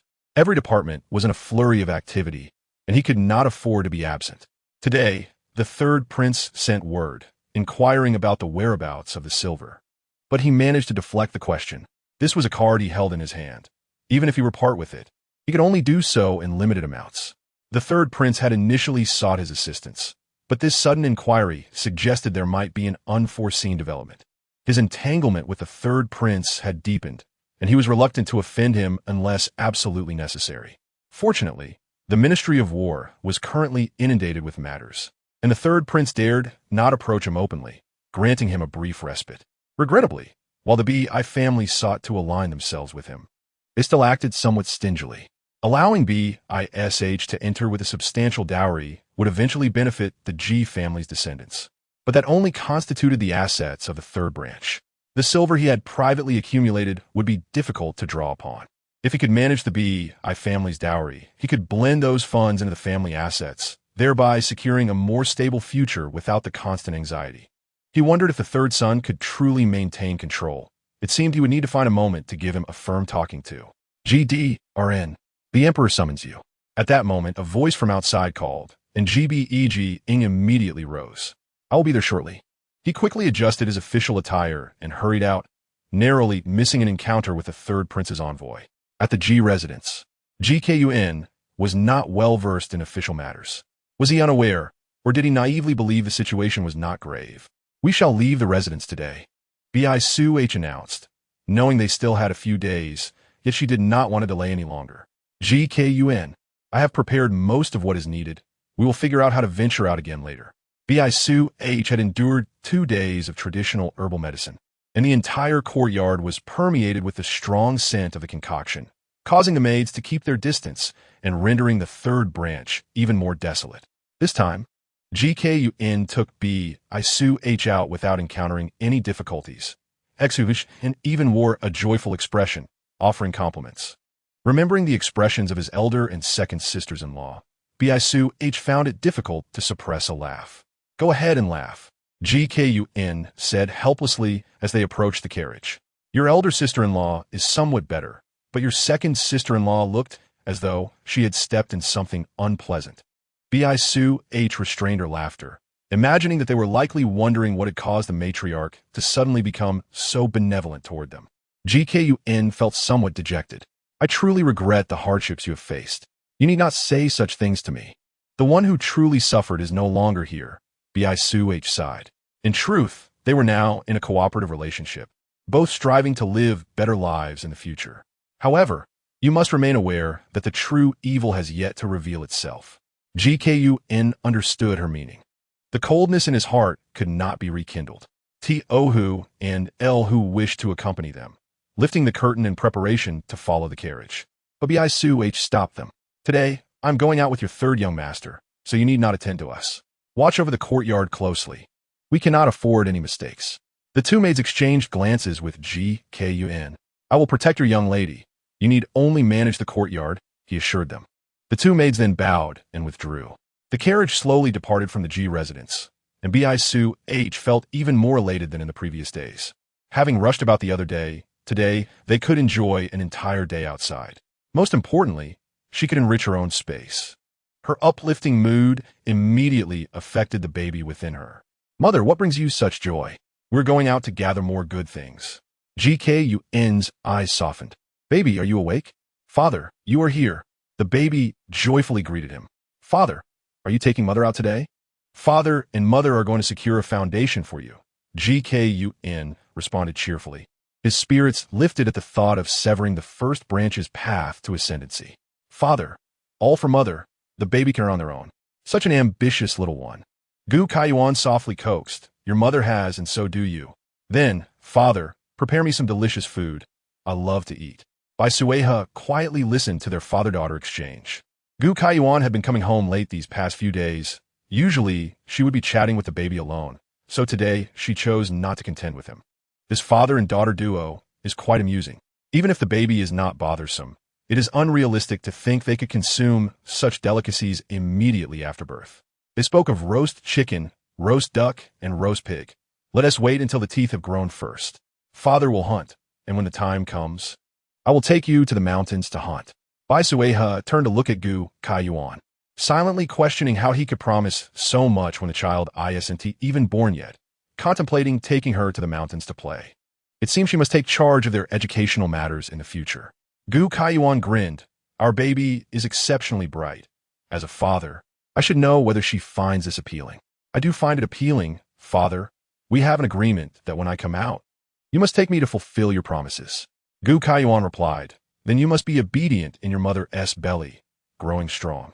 The baby is already strong, and I am not a 3-year-old. You cannot deceive me. Bai Suihe covered her mouth and chuckled. The baby is indeed correct. He is not a child of 3. Mother is right. Mother understands me. Gu Kaiyuan felt an immense sense of relaxation and nearly laughed out loud. Once Gu Kaiyuan and Bai Suihe closed the door, they instantaneously appeared in a different space, changing their appearance in less than a second, now standing in the courtyard. The baby bump was somewhat evident. Bai Suihe was dressed in male attire, yet her belly still protruded. Gu Kaiyuan remarked that this was a sign of fortune. Noticing Bai Suihe's lingering concern that her belly might reveal their secret, he quickly reassured her, who would suspect a pregnant woman disguising herself as a man. This would rather dispel others' doubts. Chapter 37. Gu Mansion. Gu Kaiyuan skillfully led Bai Suihe through several alleys to the treasure trove of Gu Baijiang. Bai Suihe certainly could not leap in as he did. Gu Kaiyuan entered first, ensuring safety before opening the side door to usher her inside. He adeptly opened the hidden passage, guiding the somewhat excited Bai Suihe into the secret chamber. Is it really this straightforward? Bai Suihe found it somewhat illogical. How could your father possess such abilities to transport so much silver? She gazed at the large chest that had been opened, revealing glistening silver of considerable weight. There is another exit. Gu Kaiyuan pointed to another passage. I came here the day before yesterday. Had I not been curious about how many boxes there were, I would not have discovered that path. This is also Gu Baijiang's cleverness. The passage can be sealed from the inside, making it difficult to uncover even if one knows of the treasure's existence. Of course, Gu Kaiyuan refrained from testing it, as who knows if someone might be watching from outside. Bai Suihe gained a deeper understanding of ancient wisdom and resolved to be prudent in the future. Now was not the time for curiosity. She swiftly began to act, and every chest she touched vanished instantaneously, even having witnessed it firsthand. Gu Kaiyuan still found it quite miraculous. Observing the empty basement, both Gu Kaiyuan and Bai Suihe were very satisfied, and they remembered to erase all traces of their presence before leaving. Exiting the small courtyard, Gu Kaiyuan led Bai Suihe to the Shangjing prefectural office. Why are we here? Bai Suihe was somewhat puzzled, still feeling guilty after their recent thievery. In an adjacent alley, Gu Kaiyuan took her into a small lane by the roadside. Here, with a bustling crowd, even if someone noticed them, it would only be a fleeting glance. Shangjing is filled with all sorts of people. Common folk have their own means of survival and are not overly curious. Sometimes, inadvertently knowing secrets that should not be known could even lead to dire consequences. Those at the lower rungs possess their own wisdom and know the importance of self-preservation. Gu Kaiyuan would not bring her here without reason, and Bai Suihe followed his lead. The Gu mansion? Bai Suihe stared at the plaque above, turning to Gu Kaiyuan. Do you have relatives here? In her recollection, the Gu clan had wished to seek refuge before, but they were repeatedly refused by Su Huijin for various reasons, resulting in a strained relationship. However, after Gu Baijiang took office, they did not receive any benefits. Instead, they were implicated in a case of confiscation and exile, effectively ostracizing their branch from the entire Gu family. What do you think? Gu Kaiyuan smirked. This is another residence of my father, known for his strictness, fairness, and disinterest in women. Such audacity?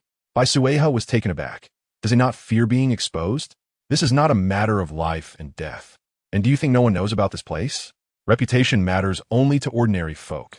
This could be seen as revealing a flaw, giving someone leverage against him. Bai Suihe remarked that it was too complicated. Does your mother know? Gu Kaiyuan's expression became complex. He was unsure. Considering the temperament and intelligence of that matron, it was quite likely she was unaware. Otherwise, with her disposition, it would be impossible for her to remain silent. You did not bring me here just to inform me of this, did you? He is stringent at home, yet generous here. Those seeking connections with him send gifts here. Gu Kaiyuan looked at the grand entrance, realizing that in his previous life, he was not the only fool, which brought him a small sense of comfort. Might there also be your siblings inside? Bai Suihe inquired. Are you bringing me to meet relatives? Gu Kaiyuan scoffed. There are no siblings. But there is an alluring old concubine. She has gone to the countryside these days and is likely to return tomorrow. This is our only opportunity today. Since this is the fortune accumulated by Gu Baijiang, there is no need to let others benefit from it.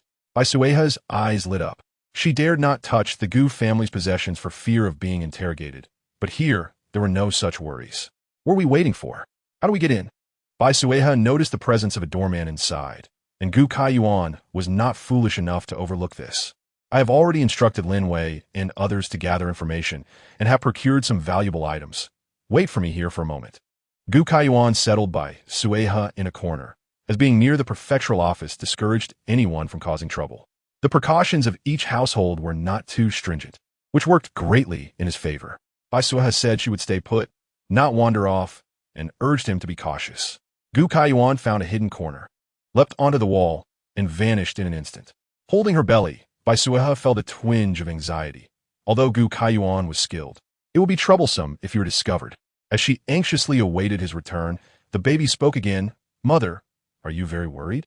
The baby had awakened, and Bai Suihe gently patted her belly to soothe. I am not worried, just a bit concerned for your father. Isn't he nearby? The baby seemed puzzled. With their parents so close, what was there to worry about? Your father is doing something wrong, and your mother fears he might get caught. Will my father do something wrong? Gu Kaiyuan nearly twisted his ankle. He was busy accumulating wealth for the two of them. Yet this mother and child were gossiping about him. After tossing out more powder, a servant immediately collapsed to the ground. It seems the sleeping powder he acquired from the underworld works quite well, though it was a bit pricey. After confirming that no one was awake, he opened the side door and waved to Bai Suihe. With the baby's reassurance, Bai Suihe felt time pass swiftly. They had not spoken for long before Gu Kaiyuan returned. Gu Kaiyuan, if you do not emerge soon, you remain oblivious to how to preserve your image before your daughter. Bai Suihe, supported by Gu Kaiyuan, stepped into the courtyard, her eyes widening in astonishment. Is this truly the home your father maintains outside? Surely, you brothers cannot all be biological siblings. The entirety of the Gu residence is dilapidated. Even the pillars have not seen a coat of paint in years. Yet, the exquisite carvings and jade embellishments are extravagantly opulent. Though the Bai family is engaged in commerce and possesses wealth, they would never dare to be so ostentatious. If you desire any of these possessions, Gu Kaiyuan initially felt a surge of anger upon witnessing the scene, but then he quickly reconciled with the reality. Soon, all of this would belong to him, without the burden of infamy attached. This venture, devoid of investment, was quite appealing and even somewhat addictive. Chapter 38. The plunder. Bai Suihe found everything here to be utterly delightful, thoroughly satisfied with her newfound ability to collect treasures, especially in the main courtyard. The quarters of the old concubine were decorated with remarkable elegance, filled to the brim with fine garments and jewelry. She felt a twinge of curiosity regarding this old concubine, pondering what charm must possess her to entice Gu Baijiang to establish another household for her. Upon entering, she eagerly began to gather everything, dismissing the fact that the clothing and accessories were secondhand, leaving no stone unturned. When she laid eyes on the vanity, she even took the table and chairs. Gu Kaiyuan watched indulgently as Bai Suihe set about clearing the place, emptying it entirely, leaving not even a thread behind. When he noticed Bai Suihe gazing at the ceiling, swallowing hard, was she perhaps interested in the tiles? Bai Suihe, we are in exile. Everything must be started anew.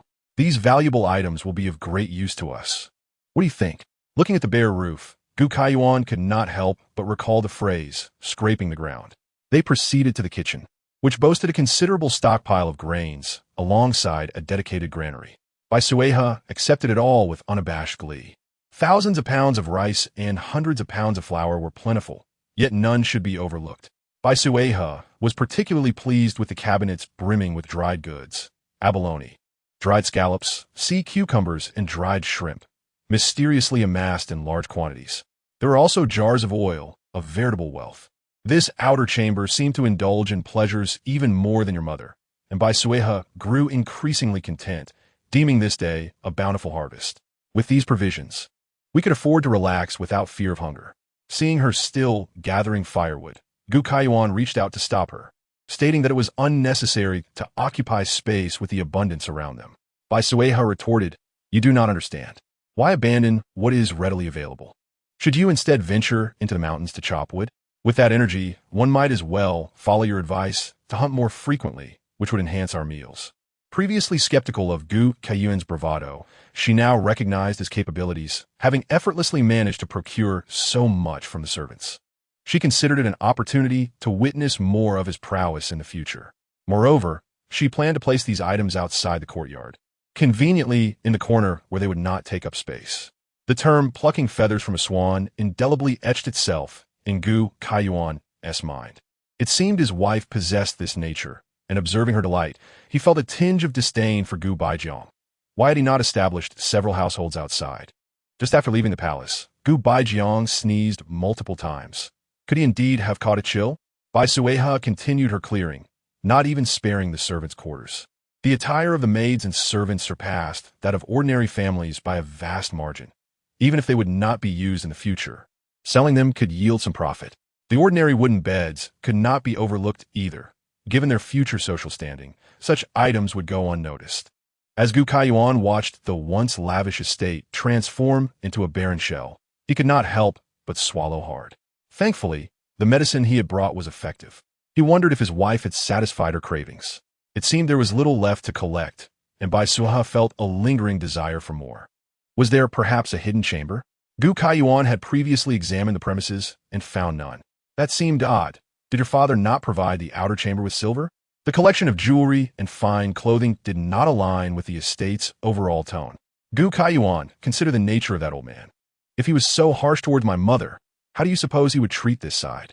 Bai Suihe chuckled coldly, suggesting that perhaps his mother lived a life less fortunate than this concubine, for at least the latter truly enjoyed her existence. She felt curious about the concubine's appearance. Gu Kaiyuan gazed skyward, unable to admit that his mother was not particularly remarkable. With her rotund figure and round face, one might call it fortunate. Yet few would praise such features. A sudden realization struck Bai Suihe regarding the differential treatment Gu Kaiyuan received from his mother. She remarked, "Is it because you look too good, making you feel somewhat out of place in this family? Might you not actually be their child?" Her mind wandered, pondering this notion. "I resemble my grandmother, Gu Kaiyuan replied, gently pressing his hand atop Bai Suihe's head. Do you think, given their characters, they would raise another child? That may be so, Bai Suihe responded, her voice tinged with disappointment. She felt unable to sever ties with this family. The future remained uncertain. Gu Kaiyuan reassured her, I will protect you both. However, Bai Suihe did not take his promise to heart, for after all, he shared blood ties with them. And who could tell how this bond might unfold in the future? There would be precautions, yet she might not truly abandon them. She wondered whether Gu Kaiyuan would intervene to prevent two elderly people from facing calamity, allowing them to survive in exile. You say you resemble your grandmother. Yet why does your father not favor you? I have inquired of the elders, he said. My father was never fond of reading. It was my grandmother who pressured him. Perhaps my face reminds him of some unpleasant memories or confronts him with the kindness my grandmother showed him, leading him to choose what he felt was best for himself. As for my mother, this union was arranged by my grandfather, much to my grandmother's disapproval. Perhaps for this reason, harboring resentment, he dared not confront my grandmother, instead venting all his frustration upon me. Bai Suihe looked at Gu Kaiyuan with sympathy, finding him a pitiable soul. But your grandmother must have adored you? I never met her. She passed before I was born. Gu Kaiyuan's eyes reflected confusion. If she had been alive, would she have cherished him? Perhaps not, as she did not favor the child born to her daughter-in-law. Otherwise, she would not have remained in the countryside, refusing to accompany Gu Baijiang to his post. That matters little. In the future, you will have me and Bao Bao, Bai Suihe said impulsively. Gu Kaiyuan's expression softened. You're all I have left. Let us see what else you desire. We shall leave together. The once empty residence now contained only a few servants, slumped over in disarray. Bai Suihe cast a disdainful glance aside and decided to inspect the back garden. Having just passed through it, she noticed the flowers blooming quite beautifully. Gu Kaiyuan, it seems you're truly scraping the ground.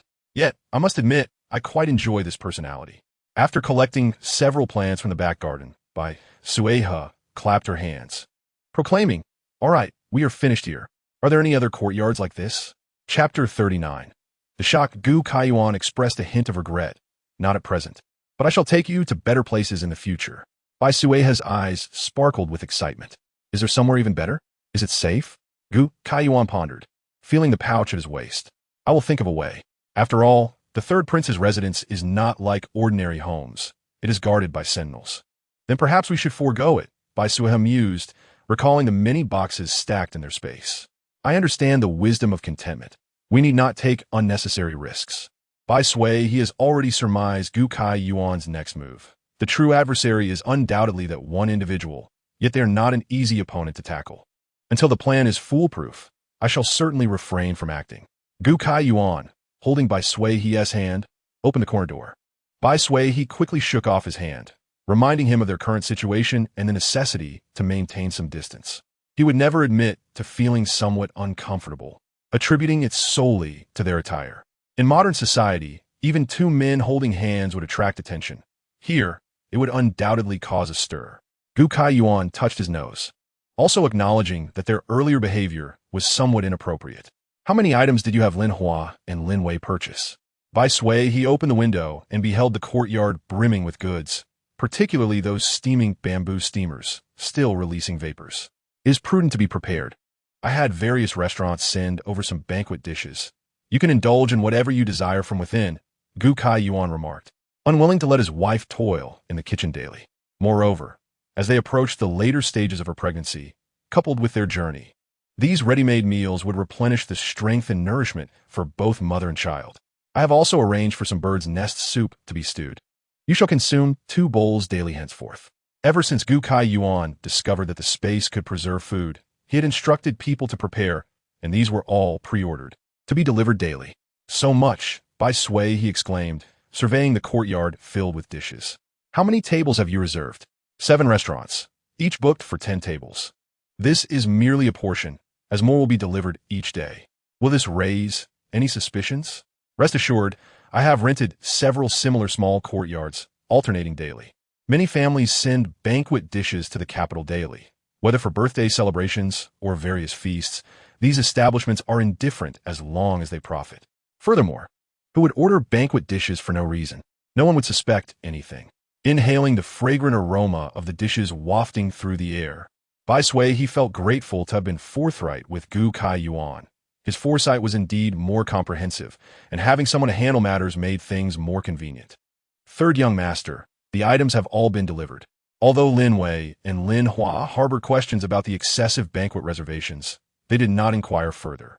Adhering to their master's instructions, Bai Suihe understood and stored all the dishes in her space. Gu Kai Yuan closed the door behind him, and assisted by Sui, he onto the carriage. Upon returning home, their first order of business was, of course, to pay respects in the main courtyard. The two departed without delay, braving the astonished gazes of Lu Yun and Su Yulan. This third sister-in-law truly possesses good fortune. Third brother has taken him on an outing, presumably to enjoy some leisure. Alas, I do not share such fortune. Kai Chan is occupied at the academy, scarcely having time for rest. The second brother has important matters. The autumn examinations are imminent. Once he passes and attains the title of Shiotsai, your good days are ahead. Lu Yun noted, aware of what pleased the two women. Then I must thank my elder sister-in-law for her kind words. Once we enter the officialdom, we shall rely on our father and elder brother's support. Su Yulan replied, standing tall, affirming that her husband would pursue an official career, while Gu Kai Yuan was merely a merchant, likely to depend on them in the future. Lu Yun lowered her eyes to conceal her scorn. Gu Kai Chang was already in his 20s, yet still merely a student. Given how challenging the path had been thus far, it was evident he lacked scholarly aptitude. Even if he fortuitously became a Shiotsai, the prospect of him attaining the title of Jiren in the years to come remained uncertain. By that time, her husband might very well have been elevated to the ranks of nobility. The second sister-in-law was indeed ambitious, yet fragile, sometimes even less fortunate than the Bai family.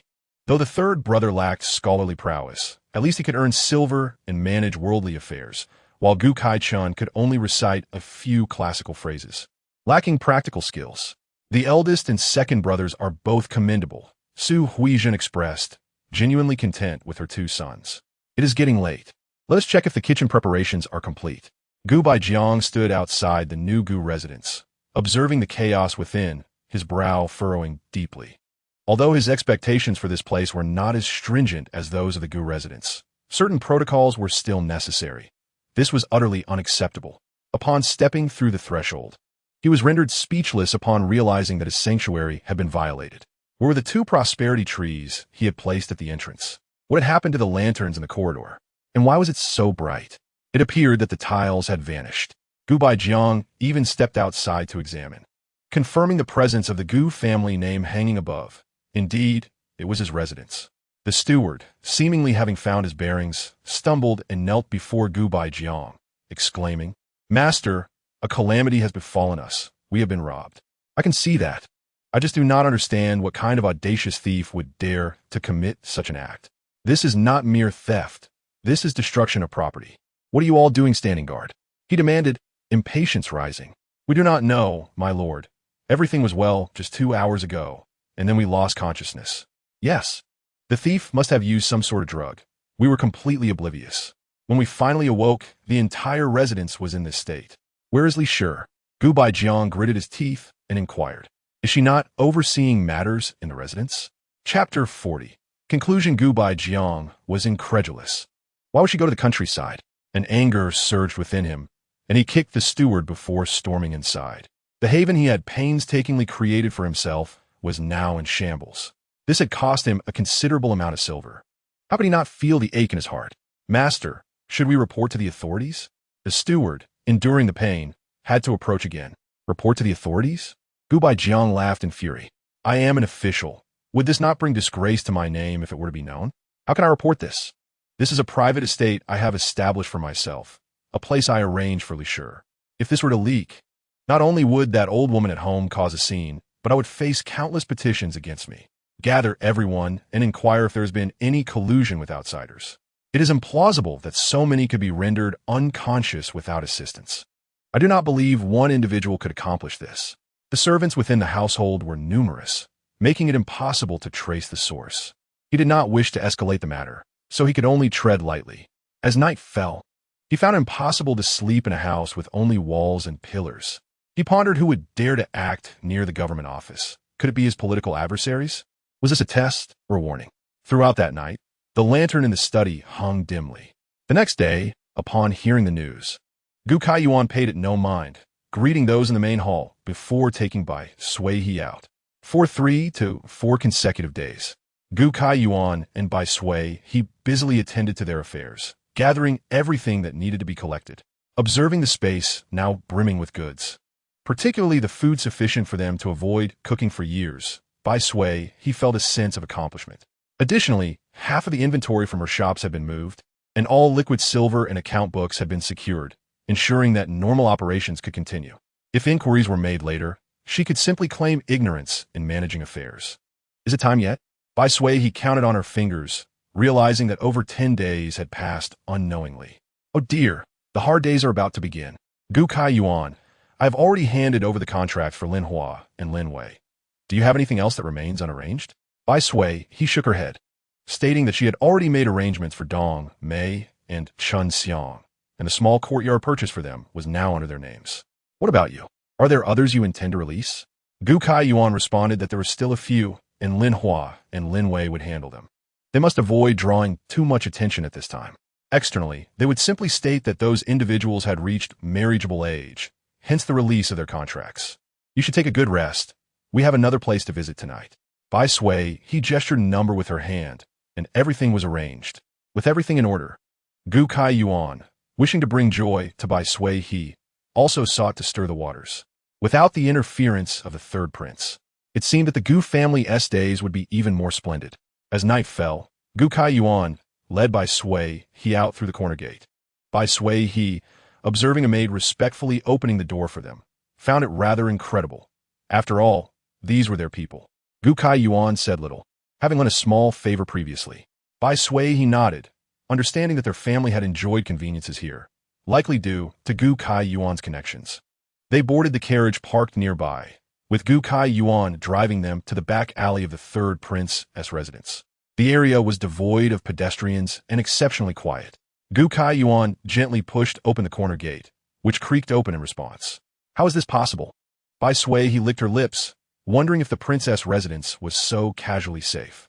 With enough silver, anything could be accomplished. Following him inside, she quickly noticed the eerie silence. The guard stationed by the corner gate had already collapsed to the ground. Did you drug them? How did you manage that? Gu Kaiyuan nodded, recognizing her confusion, and mentioned the kitchen and the food. Bai Suihe gave him a thumbs up, speculating that the third prince could never have anticipated that someone would dare to strike against him.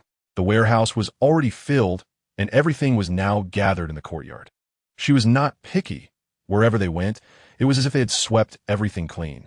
However, the third princess estate was significantly larger than the Gu residence, and after collecting from the kitchen and storeroom, Bai Suihe found herself unable to move further. Ultimately, Gu Kaiyuan carried her to the third prince's private treasury, not even bothering to inspect everything, hastily leaving after speaking. It wasn't that they didn't want to take everything, but the guards seemed to have a higher tolerance for the drug and showed signs of awakening. Was the maid by the corner gate reliable? Bai Suihe felt some concern. This was their only vulnerability. Rest assured, you are with child, and it is natural to crave occasionally. Tonight, we merely ventured out to the Zhuangyuan Lu for some sweet wine. Such matters are not something ordinary people would dare assist with. The third princess wet nurse has a biological son. A few days ago, I sent someone to introduce him to the gambling den, and he lost heavily, urgently needing a sum of silver. Gu Kaiyuan, fearing Bai Suihe would worry, added reassuringly that he had remained incognito throughout. That gambling den belonged to the first prince. Bai Suihe found herself at a loss for words to express her admiration, managing only to exclaim, "Impressive." Her praise rendered Gu Kaiyuan momentarily bashful, and he humbly responded that it was merely an overstatement. However, in the rare tranquility of their household, Gu Kaiyuan and Bai Suihe decided not to venture outside any longer. Their absence from the estate made Su Huizhen somewhat restless, prompting her to summon Gu Kaiyuan immediately. Has the transition with the Bai family been completed? Everything has been thoroughly settled. I have visited those shops and estates. Gu Kaiyuan spoke the truth, having indeed frequented those places in recent days. That is good. Ensure you manage well. Your eldest and second brothers are not adept with material matters. You 3 brothers should support one another. Reflecting on the previous incident where she had sold the jewelry gifted by Lady Bai, which had spared her from her father's wrath. Su Huizhen felt a pang of sorrow. Manage well, and do not forget to show filial piety towards your mother. Chapter 41. Revelations, a son cannot forget. Gu Kaiyuan replied calmly, but he had heard some rumors while outside. It was said that a certain minister in the court, known for his integrity and adherence to law, maintained strict discipline over his family and was highly esteemed. Yet, unbeknownst to his long-suffering wife, he had established a new household outside, which was said to be extravagantly luxurious, and he had taken in beautiful concubines anew. Su Huizhen's expression darkened. She did not see herself in that narrative, but felt indignant for the minister's wife.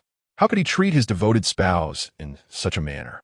Gu Kaiyuan, unsure of which minister was being referred to, noted the coincidence of sharing the surname Gu. The son was unclear about which officials shared such a connection with them, and it would require the elder brother to investigate. Sharing the surname Gu, Su Huizhen scrutinized Gu Kaiyuan, pondering if he had brought this up for a reason. Remembering Gu Bai Jiang's frequent absences, her expression soured. Do you know where that estate is located? Upon receiving the answer she sought, Su Huizhen waved Gu Kaiyuan off. This behavior of summoning and dismissing him was something Gu Kaiyuan had long since grown accustomed to, and he bowed before turning to leave. With good days numbered, he decided it was time to stir up some excitement at the Gu residence. His elder brother was undoubtedly aware of the new Gu estate's existence, but had never thought to inform his mother, revealing much about his character. The more Su Huizhen pondered, the more she sensed something amiss in what her third son had said. She summoned Su Mama to relay her thoughts, and once the woman departed, she found herself restless within the estate. Reflecting carefully, she questioned how long it had been since he had entered her courtyard. Previously, she had felt that as an old couple, now grandparents, it mattered little whether they resided together, but now she realized there had been underlying issues all along. She considered asking Gu Kaiping about it, but ultimately refrained. Deep down, she knew Gu Kaiping resembled Gu Bai Jiang the most. Even if he knew, he would likely conceal it. She had never anticipated that her eldest son, whom she had always held in high regard, had already betrayed her as his mother. The new Gu estate had experienced a theft a few days prior. Although it had not been publicized, the neighboring residents had caught wind of the incident. This topic was still circulating, and Zhou Mama had made her rounds in that street, soon acquiring the information she sought. The minister from the Ministry of War also bore the surname Gu. What else was there to uncover? Gu Kaiyuan, however, remained discreet, quietly assisting from the shadows, as Gu Bai Jiang intended to keep it concealed, not donning official robes while entering or exiting, leaving no clue as to who resided there. Upon hearing this news, Su Huizhen felt as though the sky was falling. While there were many officials with the surname Gu, only Gu Bai Jiang held that title within the Ministry of War. I must see for myself, Su Huizhen thought, feeling a pressing need to uncover the truth. Without doing so, she could not find peace.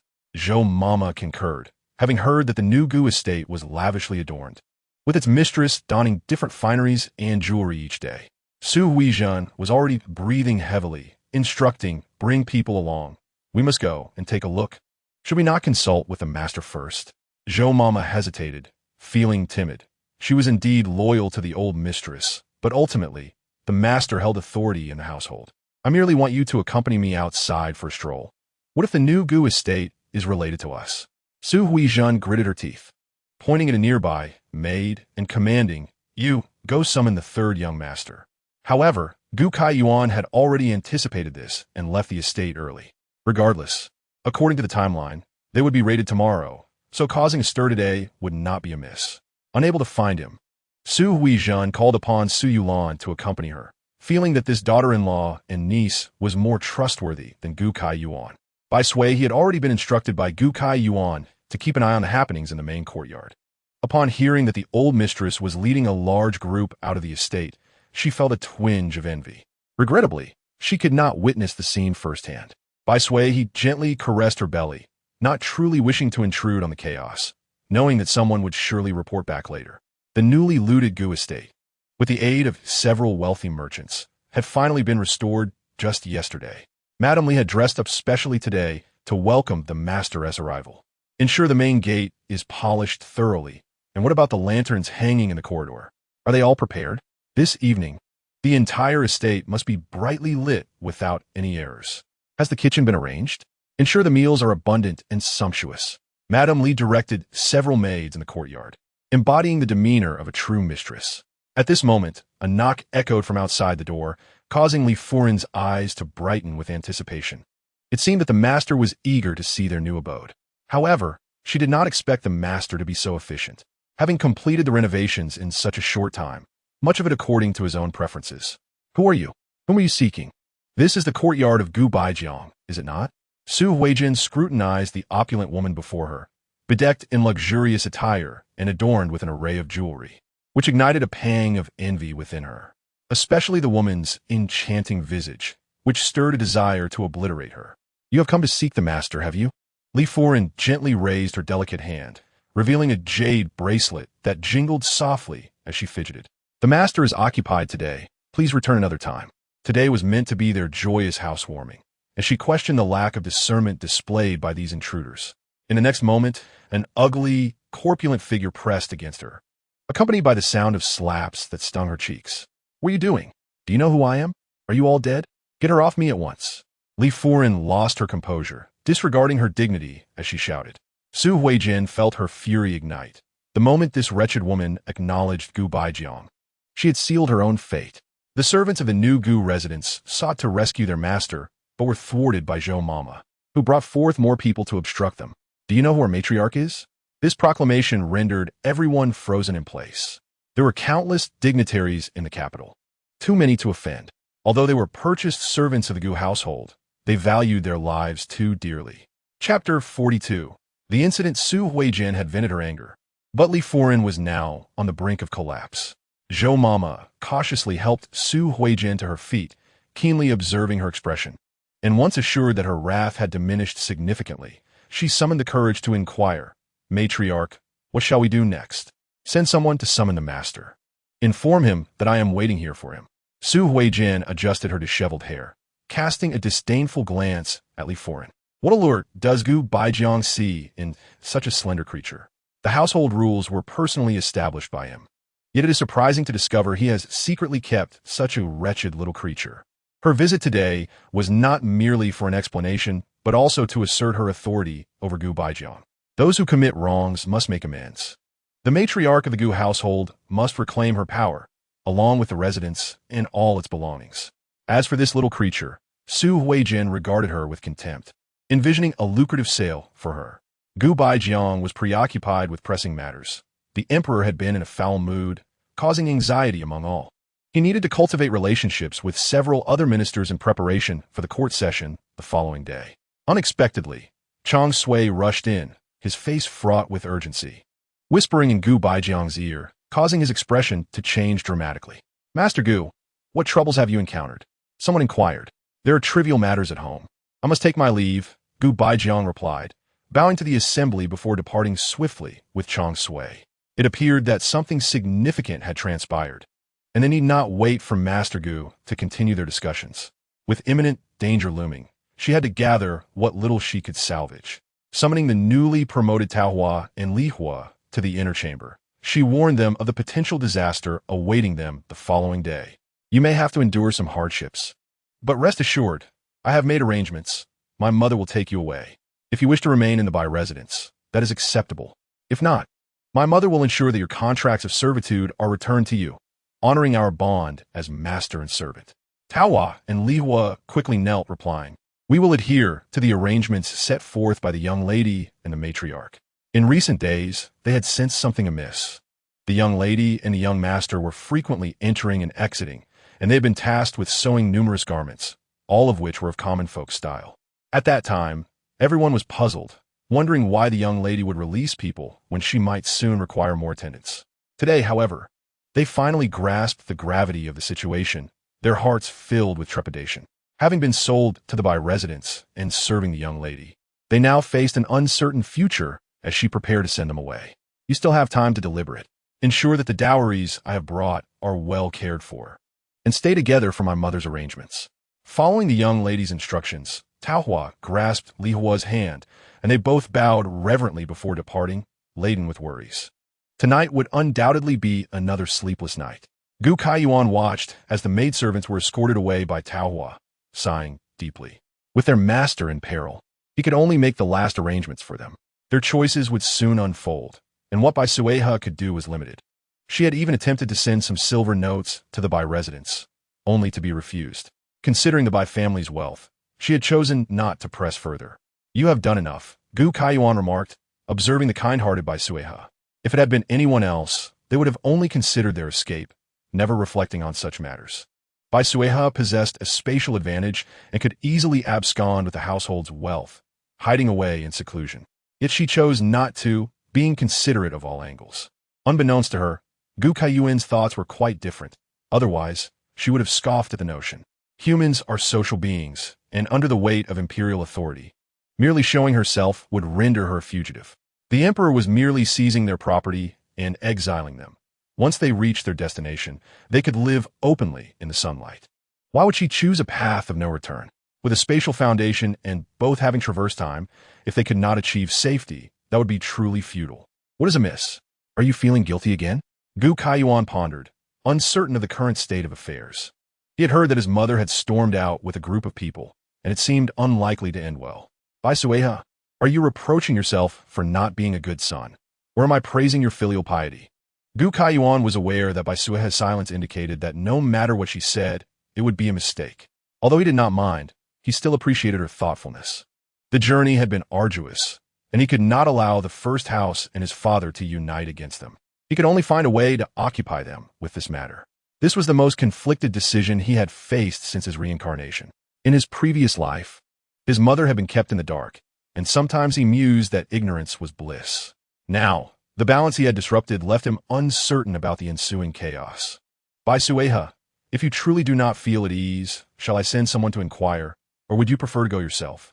In truth, Bai Suihe had already secretly dispatched a maid to seek information, lamenting that she could not witness the events firsthand. Do not presume her heart lacked compassion. It depended on the individual. I have instructed Lin Hua and the others to keep watch. Sending anyone else would be inappropriate, Gu Kaiyuan self-deprecatingly remarked. When I spoke, I already knew the outcome. To discuss it here now might seem hypocritical. Such is human nature. Bai Suihe approached and stood beside him, gazing into the courtyard. After all, they were the parents who had raised him. That bond could not be severed. You have done nothing wrong. This is not your fault. Everyone must bear the consequences of their actions. In the days to come, as long as they do not provoke us, I shall refrain from initiating conflict. What of you? Bai Suihe broached this topic to discern Gu Kaiyuan's stance. She did not want him to soften his heart later, leaving her in a passive position. All the wealth Gu Kaiyuan possessed now lay within his spatial domain. Should they sever ties, he could find a place to hide, securing a new identity. And the loss would fall entirely upon him. Rest assured, Gu Kaiyuan reassured her, understanding her concerns. I will not interfere in their decisions. If they do not act against us, we can coexist peacefully. Both understood that such a scenario was unlikely. Resources along the path of exile were limited, and to survive, the real strife was only beginning. Chapter 43. The next scene. Bai Suihe, supported by Gu Kaiyuan, arrived at the main courtyard and beheld the elderly couple, their faces swollen and bruised. Bai Suihe quickly lowered her head, fearful that she might inadvertently burst into laughter. Su Huijin, having been the matriarch for many years, had shown no signs of refinement. Rather, her combativeness was formidable. It was said that she had beaten the concubine not once, but twice. The first encounter left the woman incapacitated on the ground, while the second occurred when Gu Baijiang, having received word of the incident, rushed in and uttered a single word, shrew. This matriarch, who was always quick to extol propriety, did not hesitate to strike Gu Baijiang, and the unfortunate concubine, caught in the crossfire, suffered a second brutal assault. It was rumored that all her teeth had been knocked out, her eyes swollen, and the full extent of her injuries remained uncertain. The sight of her face, marred by Su Huijin's nails, was utterly terrifying. As Bai Suihe pondered the severity of the situation, she suddenly heard Su Huijin's furious voice demanding, "Drag that woman in here." The arrival of the first and second households coincided perfectly with this scene, and they collectively gasped in shock. Bai Suihe quietly tiptoed to get a better view, goosebumps rising on her skin, and she rubbed her arms in an attempt to ward off the horror. Gu Kaiyuan pulled Bai Suihe behind him, advising her not to look, lest her eyes be sullied. Bai Suihe murmured, "Is this the concubine of your father? I doubt you'll be able to stomach it after this." Gu Kaiyuan detected the schadenfreude in her voice and cautioned softly, Let us merely observe the spectacle. We need not interfere. Bai Suihe retorted, Do I strike you as someone who enjoys meddling? Just look at how your father is faring. I find myself somewhat admiring your mother now. Gu Kaiyuan inquired, Do you disapprove? Bai Suihe scoffed, You don't think your mother's methods are excessively harsh, do you? What your father's so-called rules? Gu Baijiang is truly cunning. He does not take a concubine but maintains a paramour, and outwardly, it appears there is no conflict with his established principles. This is a matter of morality. As Gu Kaiyuan turned his gaze back to the main seat, he noted that Gu Baijiang bore only a few bruises and his clothes were somewhat disheveled, with several tears. It seemed that their mother had shown some restraint, leaving him somewhat disappointed. Mother, what on earth are you doing? Gu Kaiping spoke up, having ascertained that Gu Baijiang was not gravely harmed. Gu Kaichen chimed in, Mother, what of our family's reputation after such a ruckus? Hearing her son's reproaches, Su Huijin gasped for breath. Have you forgotten what your father has done? Bai Suihe discreetly poked Gu Kaiyuan's side, prompting him to grasp her mischievous hand. Both of your brothers have spoken. Why do you not make your stance known? My opinion is of little consequence, Gu Kaiyuan replied with self-deprecation. I previously stated that I would follow my elder brother's lead, so whatever they decide shall be. Your father disregards his reputation. Why should I concern myself with it? Su Huijin pointed at the concubine being dragged in like a dog. You ought to visit the new Gu residence and see how we are living in hardship, while she is there enjoying a life of luxury. Our entire family is crammed into this courtyard, yet she lives better than us, ruling the roost. How is that just? You old fool. Do not attempt to hoodwink me with such matters. I seldom venture out, but that does not imply I am naive. Whenever you have serious business, it is always at taverns or tea houses. Why must you establish a residence and keep a woman? Are you using her to entertain your colleagues? The three daughters-in-law gasped in unison, taken aback by their mother-in-law's boldness, instantly realizing the implications of their father-in-law's actions. How are we to negotiate this? Was it not you who claimed not to take a concubine? Where did this come from? Su Huijin lamented, I have tirelessly managed the household. And this is how you repay me? Should I have informed you beforehand? Would you have admitted it? Gu Baijiang's gaze swept over Gu Kaiping and Gu Kaichen. Which one of you spoke of this matter? Su Huijin, witnessing this exchange, quickly grasped the situation. Her sons had evidently known and concealed the truth from her.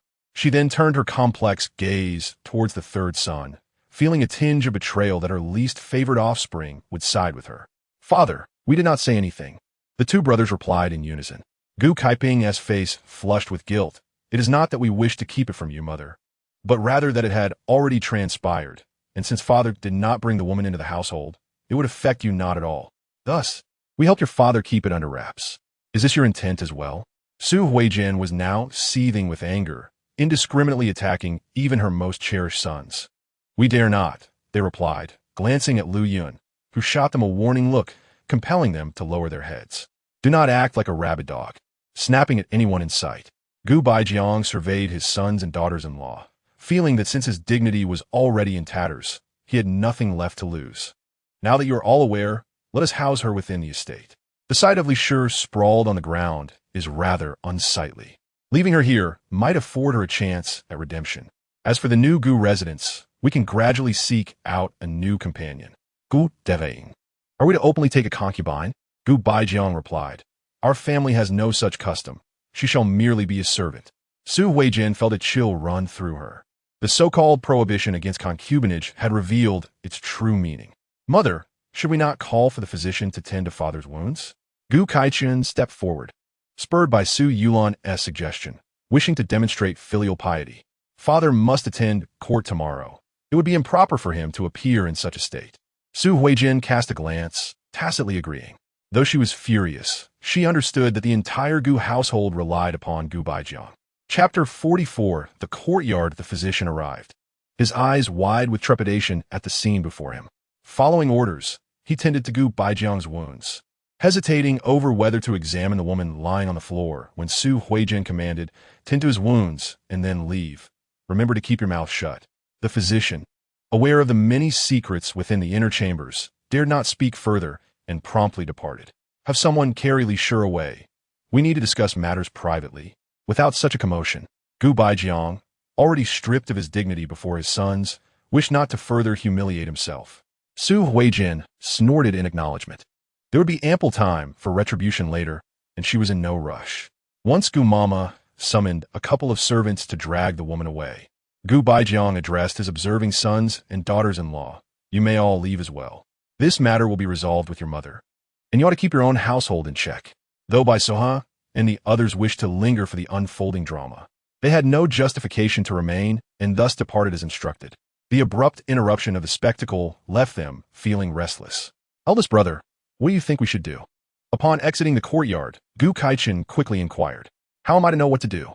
Father has been exceedingly careless. How could this news possibly reach the estate? Gu Kaiping fixed a scrutinizing gaze upon Gu Kaichun, suspicion evident in his eyes. Could it be that second brother is the one who divulged it? The two brothers did not suspect Gu Kaiyuan. In their eyes, he was a peripheral figure, unworthy of knowing about such clandestine matters, let alone reporting them. Gu Kaiyuan silently observed his brothers, inwardly mocking their naivety, truly deserving of the maternal protection they received. Su Yulan, sister-in-law, how do you think mother will handle that woman? What else could be done? Ultimately, she may very well be acknowledged as part of the family.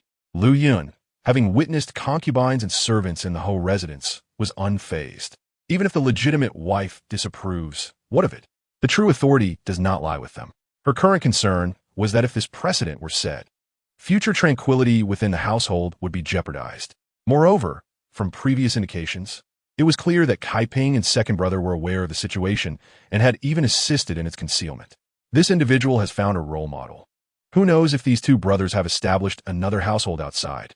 It seems she must thoroughly investigate the people surrounding Gu Kaiping. She can accept a concubine, but not a mistress. During her time in the Ho residence, she has come to understand that one must keep such individuals under her watchful eye to prevent any disturbances. Is that not so? This is the rule set by her father. Lu Yun, regarding Su Yulan's folly, did not wish to elaborate further. Casting a glance at Bai Suihe, she turned with her maid and departed. Bai Suihe felt perplexed by that glance. She stood silently, wondering at her sister-in-law's expression. Without caring for Gu Kaiping and the others' astonished gazes, she left directly. That evening, the main courtyard was anything but tranquil. Gu Kaiyuan and Bai Suihe meticulously reviewed their situation in the courtyard, collecting what they could while resigning themselves to losing the rest. Bai Suihe closed the storehouse door. Her eyes filled with reluctance, as everything within was her hard-earned wealth. If it comes to it, if you truly desire it, then take it all. No.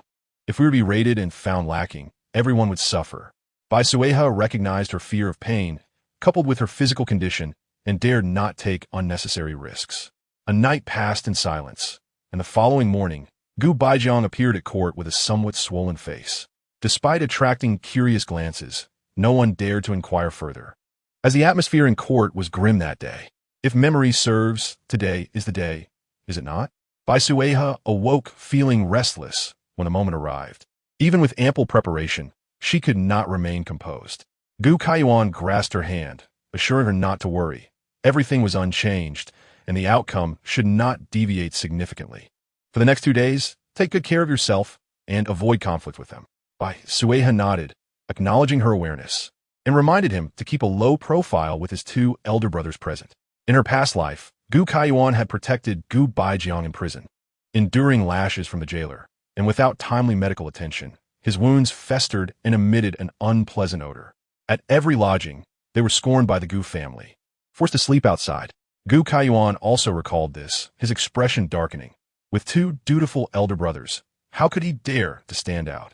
Pleased with his implicit promise, Bai Suihe gifted him a set of thin cotton clothing she had made, saying it would keep him warm in the cold prison. One could not wear thick garments outside, or else they would not be protected. Gu Kaiyuan, seeing the design, understood immediately and donned it without hesitation. Bai Suihe had previously tried it. These handmade garments were tailored for them, and once worn, the difference was palpable. Just as they were pressed for time, sounds of commotion erupted from outside, accompanied by the shrill cries of maids. Let us proceed to the main courtyard. Gu Kaiyuan helped Bai Suihe adjust her clothing before guiding her outside. Taohua and Lihua, along with the maids, stood outside the courtyard, trembling with fear. They had not anticipated that what the young lady had mentioned would indeed come to pass. Even with the young lady's prior arrangements, they felt anxious at this moment. Stay closely behind me, Bai Suihe sighed, urging them not to panic. Taohua nodded. rallying the maids to protect Bai Suihe and Gu Kaiyuan closely. Gu Kaiyuan, indeed, is commendable. No wonder you treat them with such care. Bai Suihe remarked that these were all carefully chosen by her mother, wondering if they would ever have the chance to meet again after this day.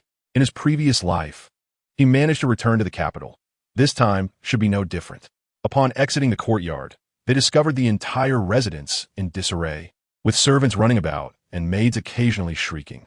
Calm yourselves, Gu Kaiyuan bellowed, instructing them to find their respective masters. His command helped ease the chaos somewhat. At that moment, a steward rushed over, exclaiming that the third young master was in grave trouble as the officials surrounded the premises. What is the panic about? Gather everyone in the courtyard and do not scatter. Also, instruct the kitchen to prepare a meal quickly. Let everyone have something to eat first. Although he knew the outcome, Gu Kaiyuan could not voice it. Upon reaching the main courtyard, they found themselves among the last to arrive. Yet at that moment, no one paid them any mind. Su Huijin appeared pale, her mind racing with various conjectures. Was it a coup? Or had their master invited calamity? The officials guarding the residence did not bode well. Were they to be punished? With the guards outside preventing anyone from entering or leaving, Lu Yun clutched Gu Antong's hand tightly. She had acted swiftly, yet the guards were unyielding. Frustrated, Su Huijin glared at her daughter-in-law, lamenting the latter's humble origins. If only a bribe of silver bills would suffice. Lu Yun trembled, urging her mother to think of a way to contact their father. Su Huijin retorted that if they could not even leave, how could she help? Su Yulan wiped her tears, lamenting how their once peaceful days had turned into disaster. Bai Suihe grew increasingly curious about their anxiety. Recalling how Su Huijin had conspired with Gu Baijiang the previous night regarding the arrangements for the mistress. Yet, seeing the old matriarch's weary countenance, it seemed she had endured another sleepless night. Would the new Gu residents be subject to this scrutiny as well?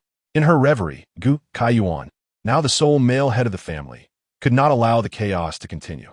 Sighing, he advised, "Mother, sisters-in-law, we should prepare for the worst. I have instructed the kitchen to begin serving food. Let us fill our stomachs first. Should punishment be forthcoming, the imperial decree may already be en route." This sentiment was rather unpalatable and ominous. Under normal circumstances, Su Huijin would have reprimanded him. However, with only her youngest son present, she felt a sense of reassurance. "Yuan, you navigate the world outside daily. Do you have any solutions for this predicament?" Gu Kaiyuan felt a strange familiarity with this rarely used address. "Mother, I am utterly ignorant of official matters. I only know that the guards surrounding the residence are not a good sign, and we must prepare for the worst. What we need to focus on now is calming the household and taking care of ourselves." This response felt futile to Su Yulan, who impatiently pressed, "Do you have any means to send a message out?" Gu Kaiyuan replied, "Second sister-in-law, you overestimate my capabilities. I can only handle trivial matters. Isn't it our father and elder brother who make the decisions in our family? You are nothing but a useless man," Su Yulan harshly rebuked. "A grown man who cannot take charge." Bai Suihe frowned, stepping forward to shield Gu Kaiyuan. "Second sister-in-law, your words are a bit excessive. Our mother possesses a title, and if she were to venture out to inquire, it would be far better than our current aimless bickering. Although my husband lacks formal achievements, how much nobler are you than us? At least my husband manages our household far better than those who merely consume without contributing." Enough. At this time, Su Huijin was disinclined to engage in their trivial disputes, but Bai Suihe's reminder about her title struck her. Those young officers would not dare obstruct her. Summoning her maids, she began to walk outside, prompting Lu Yun and her daughter to hastily follow. Su Yulan stomped her foot in frustration, glaring at Bai Suihe, before trailing after her maids. Bai Suihe inquired if they should also follow to observe. Gu Kaiyuan dismissed the notion, stating it was futile.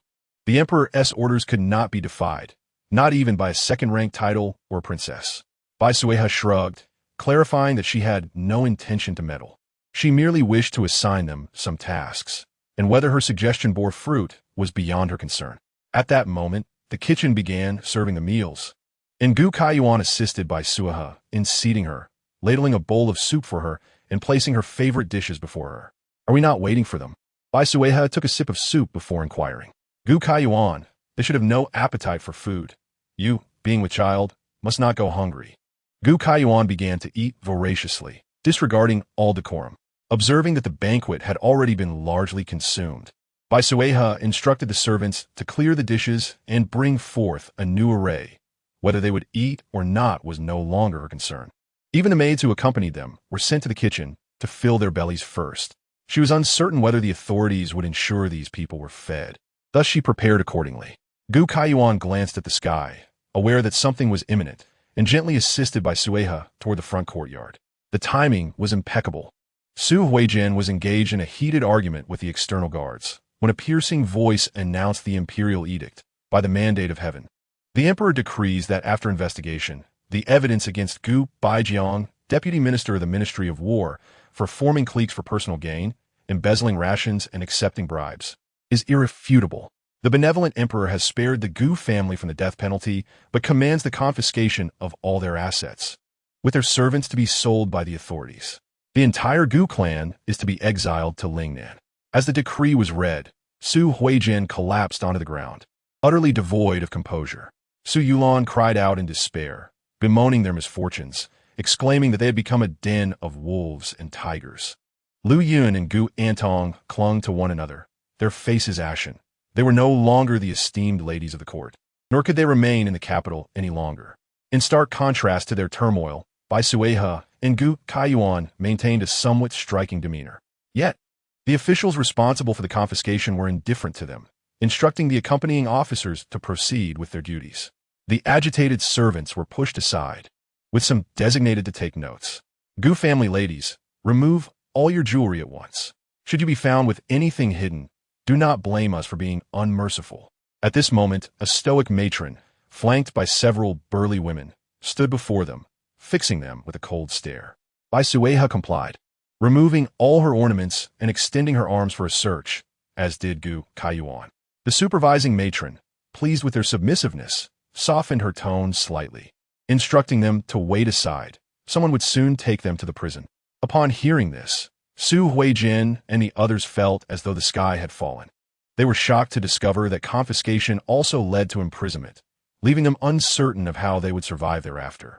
Seeing them still in shock, the matron grew impatient, gesturing for several women to step forward, and when faced with resistance, they resorted to physical force. In an effort to avoid further embarrassment, Gu Kaiyuan quickly spoke up, "Mother, perhaps it would be best if you removed it yourself. You unfilial child." Su Huijin had never experienced such humiliation, redirecting her fury towards Gu Kaiyuan. "Did you not see how they are bullying your mother? Why did you not strike them down?" Gu Kaiyuan sighed, questioning whether her mother still did not grasp their dire situation. "Mother, they are acting on the emperor's orders. Given the circumstances, why further inflict harm upon yourself?"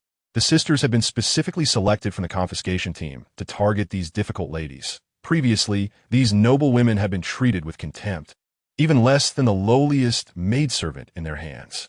Those who understood the situation could expect some leniency and less thorough searches. They were not irredeemable villains and knew to leave some semblance of dignity. It was important to remember that these noble women had families, should a devoted father or brother intervene. The minor officials could find themselves in dire trouble. However, should they encounter uncooperative individuals, it would reflect poorly on their efficiency, something they could not afford to lose. Denying them convenience was tantamount to jeopardizing their own livelihoods. Thus they felt little need for courtesy. The burly women exhibited sinister smiles. They had ample means to deal with troublesome individuals. Just as they were preparing to demonstrate their authority, someone wisely interjected. "Everyone, let us cooperate," Gu Antong said, tears brimming in her eyes, her voice laden with humiliation. "Grandmother, mother, let us remove our jewelry. I believe grandfather is innocent. This hardship is only temporary." Bai Suihe glanced at Gu Antong, impressed by her quick wit and dual meanings. However, Lu Yun felt an overwhelming sense of despair with the emperor's decree issued. How could they hope for reversal? Gu Antong grasped her arm, insisting, "The Jinyuan Hofu will surely help us. Mother, we must trust in our maternal family." Thinking of the Jinyuan Hofu, Lu Yun understood her daughter's intent, but felt uncertain. Gu Antong's words had a palpable effect. The women exchanged glances, and their grip loosened somewhat. Gu Antong dared not provoke further conflict, quickly removing her own head ornaments and assisting Lu Yun in doing the same. Placing the items onto the offered tray, Su Yulan, realizing the gravity of the situation, wept as she stripped herself of her possessions. Su Huijin shut her eyes, ceasing her resistance, allowing the women to strip her clean of her adornments. Bai Suihe, for her cooperation, was left with only slightly disheveled hair and retained a semblance of dignity. In contrast, Su Huijin and the others appeared quite disheveled, their hair in disarray and bearing several scratches. Just this morning, everything had seemed fine. What grave sin had their household committed? Mother, has father mentioned anything to you in recent days? Lu Yun covered her nose, struggling against the abhorrent stench of the prison. What could he say? His heart has long been entangled with that wretched person. He can scarcely spare me a word. Perhaps this calamity was summoned by that very person, for their household had never encountered trouble until her arrival. I should never have allowed her into our home. I should have dealt with her then. Su Huijin spat through clenched teeth, her gaze filled with bitterness. The thought of their capture, while Li Shi remained free, gnawed at her insides. Bai Suihe found a corner to sit in, resigning herself to the fact that she would be here for a couple of days, and that, as a pregnant woman, she would not involve herself with them. Mother speaks wisely, Su Yulan echoed, grinding her teeth. Could she have been working against us, committing misdeeds in father's name? Uncertainty about Wei Er and the others crept in her mind as she worried for the children still at the Ministry of War's family school. The residence of Minister Liu housed a family school with a commendable reputation. Gu Baijiang had spoken highly of it to secure a place for his grandsons. It was likely that her brothers would also suffer repercussions. They have either not been brought here yet or have already been sent to father, she lamented. What madness is this? Su Yulan wept bitterly. My Wei Er is old enough to take the imperial examination this year. This is truly unbearable.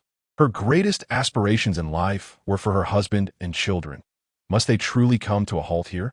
Reflecting on their misfortunes, she felt cursed. Having enjoyed only a few years of comfort, now facing an existence even worse than before. Her tears inspired Lu Yun to join in, and even Gu Antong found her eyes welling. Meanwhile, Bai Suihe, long forgotten in the corner, took the opportunity to cover her face with her sleeve, discreetly retrieving a sachet to place under her nose. Hurry and get inside. If you keep fooling around, believe me, my whip will come down upon you. The angry shouts drew nearer. Did you think you were young masters? You are worse off than us now. If you do not behave, you will face severe consequences. Release me. Do you know who we are? My grandfather is the deputy minister of the Ministry of War, and my father is in the Hamlin Academy. How dare you lowly servants lay hands on us? Hearing a familiar voice, Lu Yun ceased her tears, leaping up to grab the bars. Liang? Is it you? Liang Er? Su Yulan stumbled over. Wei Er? Upon hearing the familiar voices, the two children ceased their struggles and eagerly rushed forward.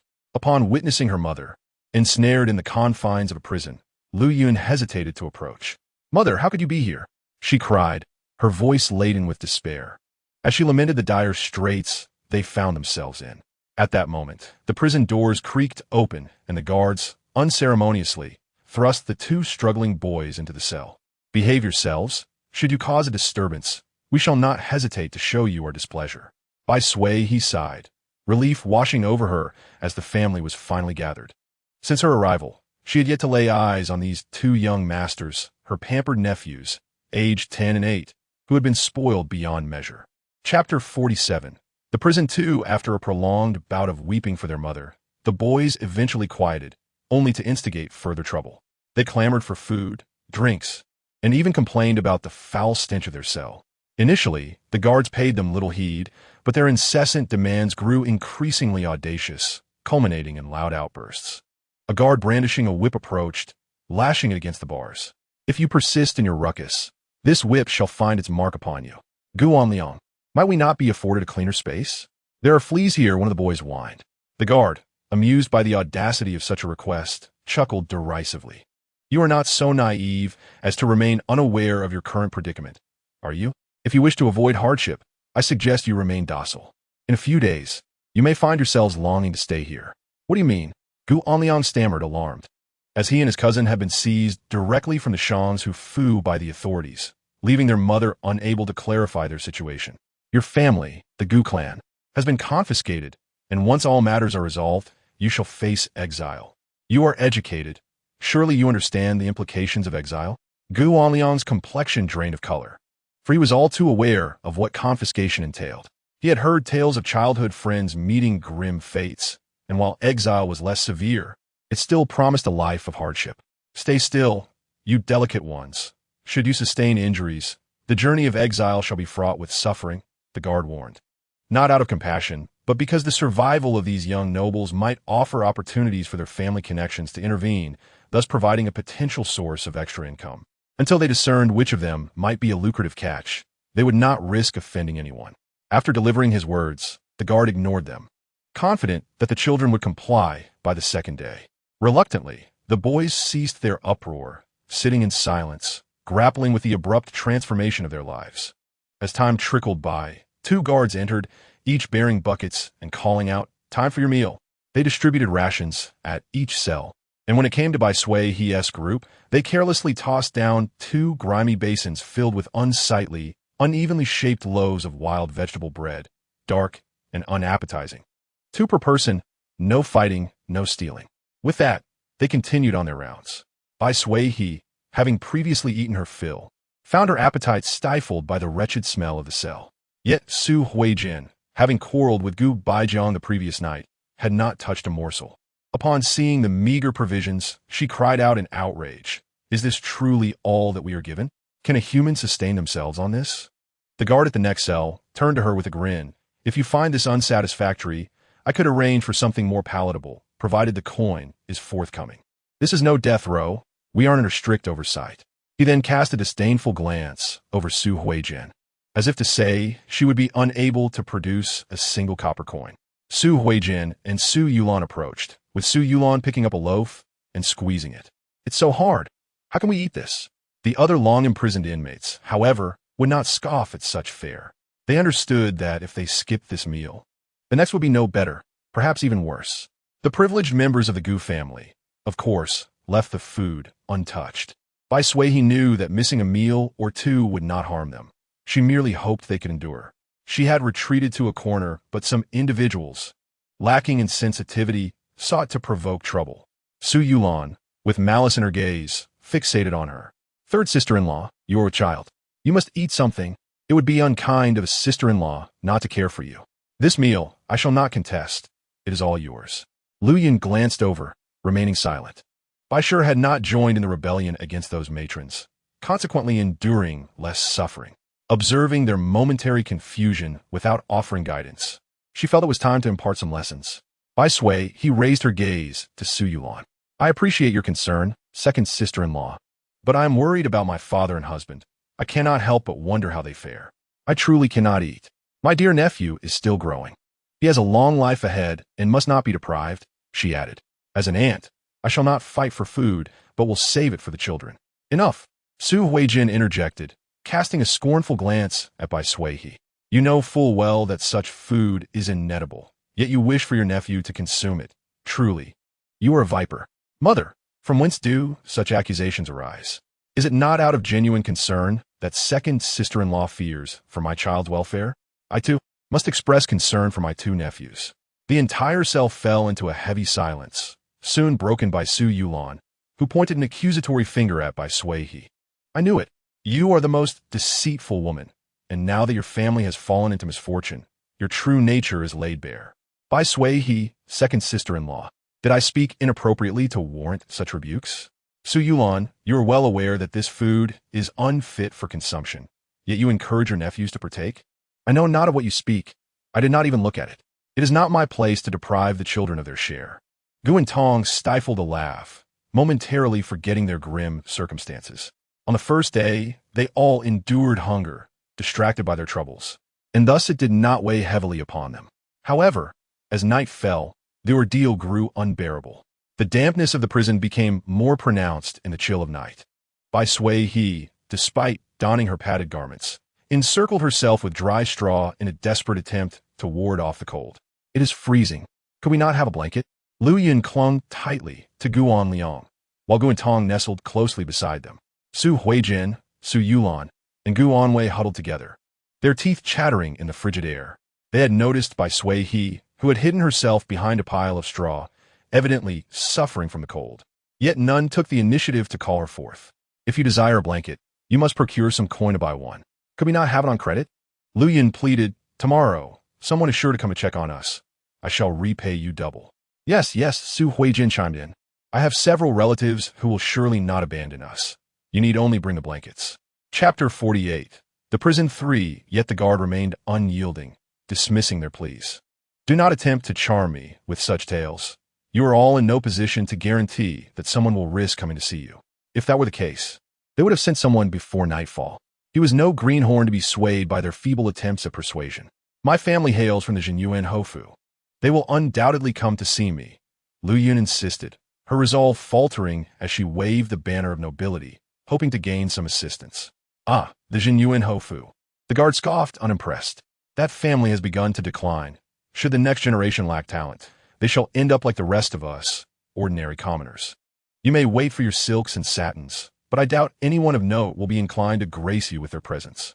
With that, the guard turned and exited, his hopes of reaping rewards from the newcomers dashed. Mother, I am so cold. Gu Anwei was squeezed between his grandmother and mother, still feeling a chill throughout his body. There was nothing to be done now. He must endure a little longer, for perhaps tomorrow your maternal grandfather will send something over. Su Yulan could only offer such consolation. After all, her family lived in the countryside and news would not reach them swiftly. Bai Suihe listened quietly, sighing inwardly. The Su family had not shown their faces from beginning to end. It was likely they wished to distance themselves from this situation. Conversely, the Jinyuan Hofu, though their master did not appear, had sent a servant with 100 taels of silver during their exile, though they did not know what was said. The main house had remained silent for a long time.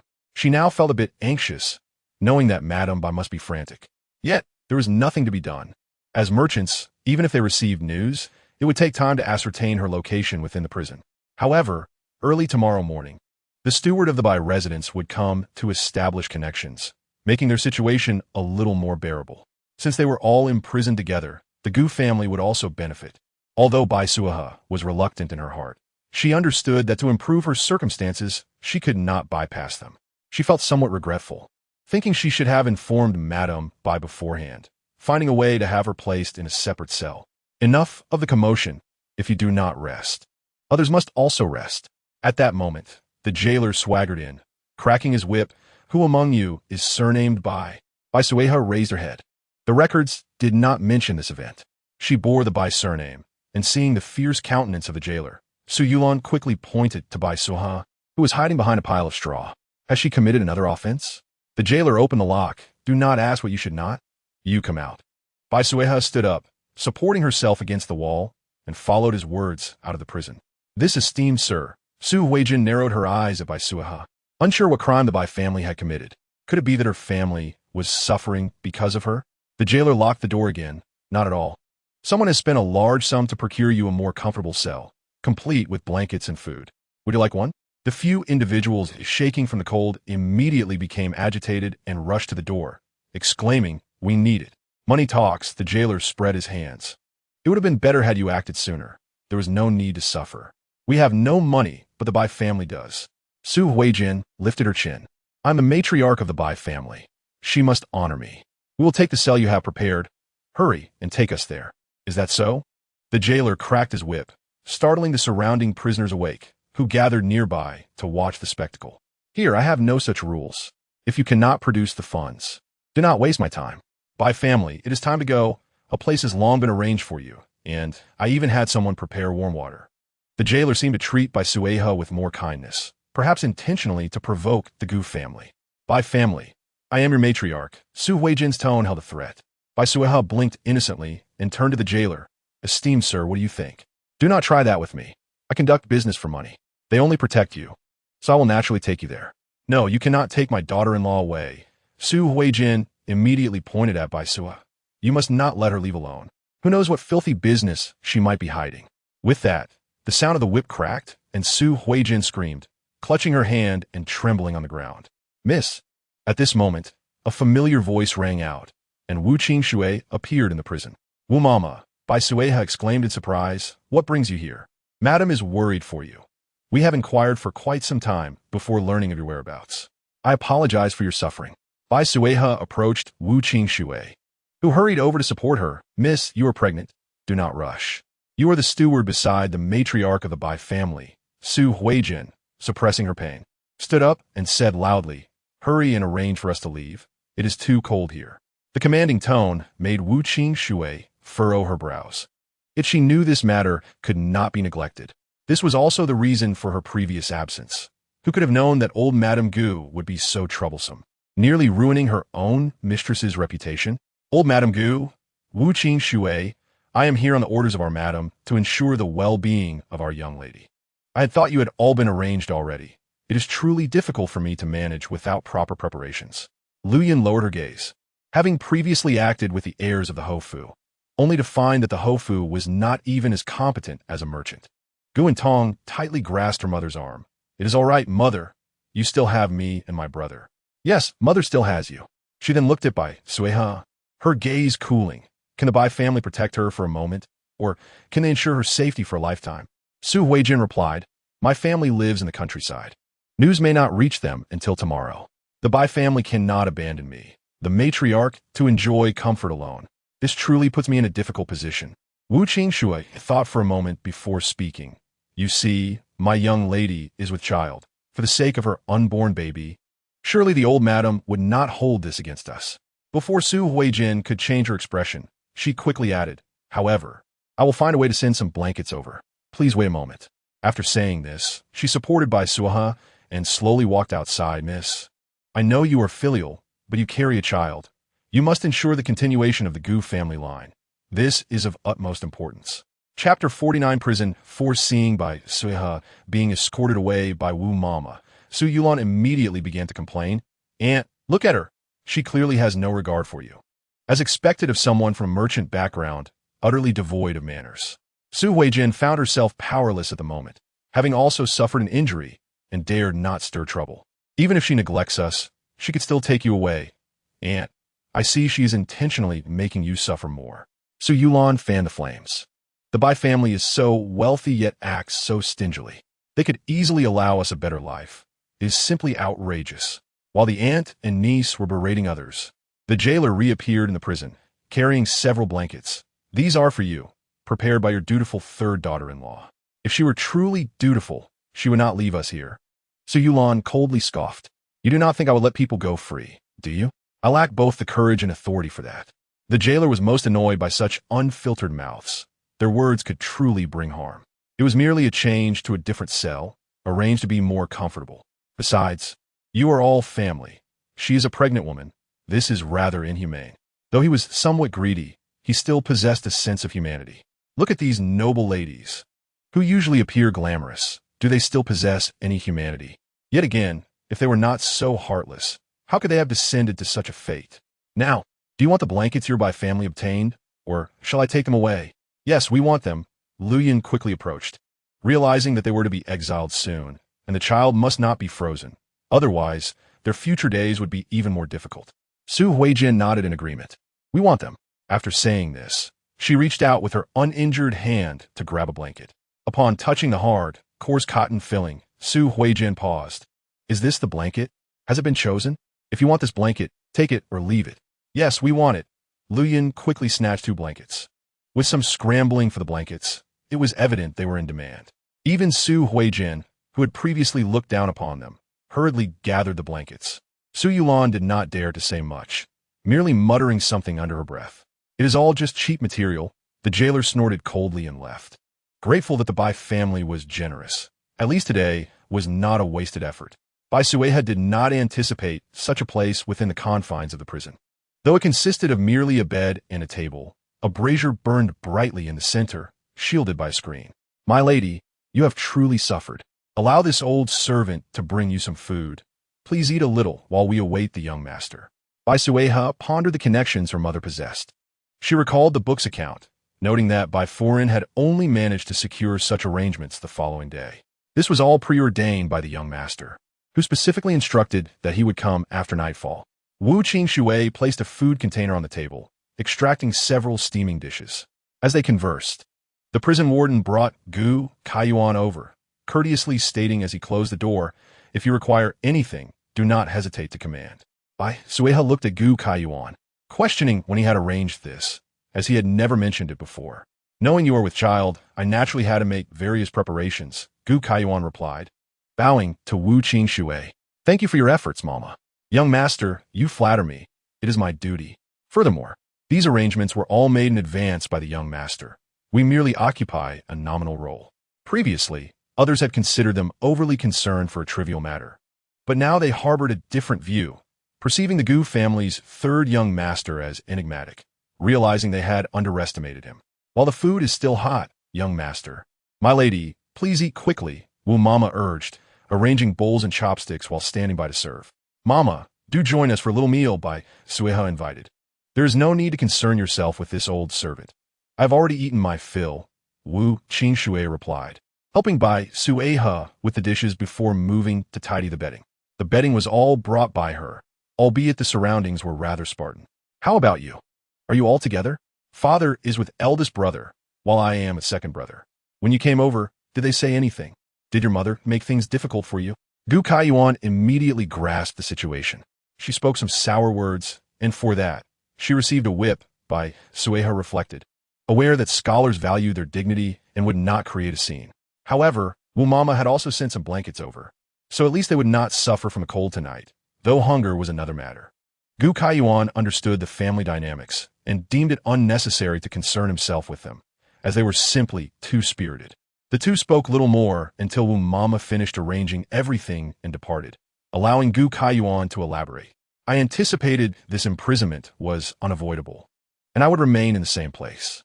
During these past days, I sought to befriend the officials overseeing this area and informed your mother of these connections in advance, which proved useful today. You have truly put in effort. In reality, we have only been here for 2 days. We can endure this. Bai Suihe expressed her gratitude for his thoughtfulness. We are husband and wife. Such words should not be spoken. No one should suffer, especially not you and the baby. By the way, did the baby converse with you today? In the days to come, we must protect her well. Gu Kaiyuan nodded solemnly, promising, even if it costs me my life, I shall ensure the safety of both you and our child. Bai Suihe rolled her eyes, reassuring him, fear not. You shall surely live a long life. After all, you're the main antagonist. Had it not been for the female lead's cunning, you might not have been captured. Borrowing your auspicious words, would you like to wash up? I could provide cover, Gu Kaiyuan offered, knowing his wife had her standards, with conditions in place. Bai Suihe was certainly willing to indulge herself a little. Taking advantage of the blanket's concealment, she slipped into the space. After all, she had previously instructed on the use of its amenities. Although the environment was less than ideal, they both slept soundly that night, feeling a sense of resolution settle upon them. How is it at Bai's residence? Have arrangements been made? What calamity has befallen us? Just look at the match her father has found. Bai Foreign has taken a dislike to Bai Leoi.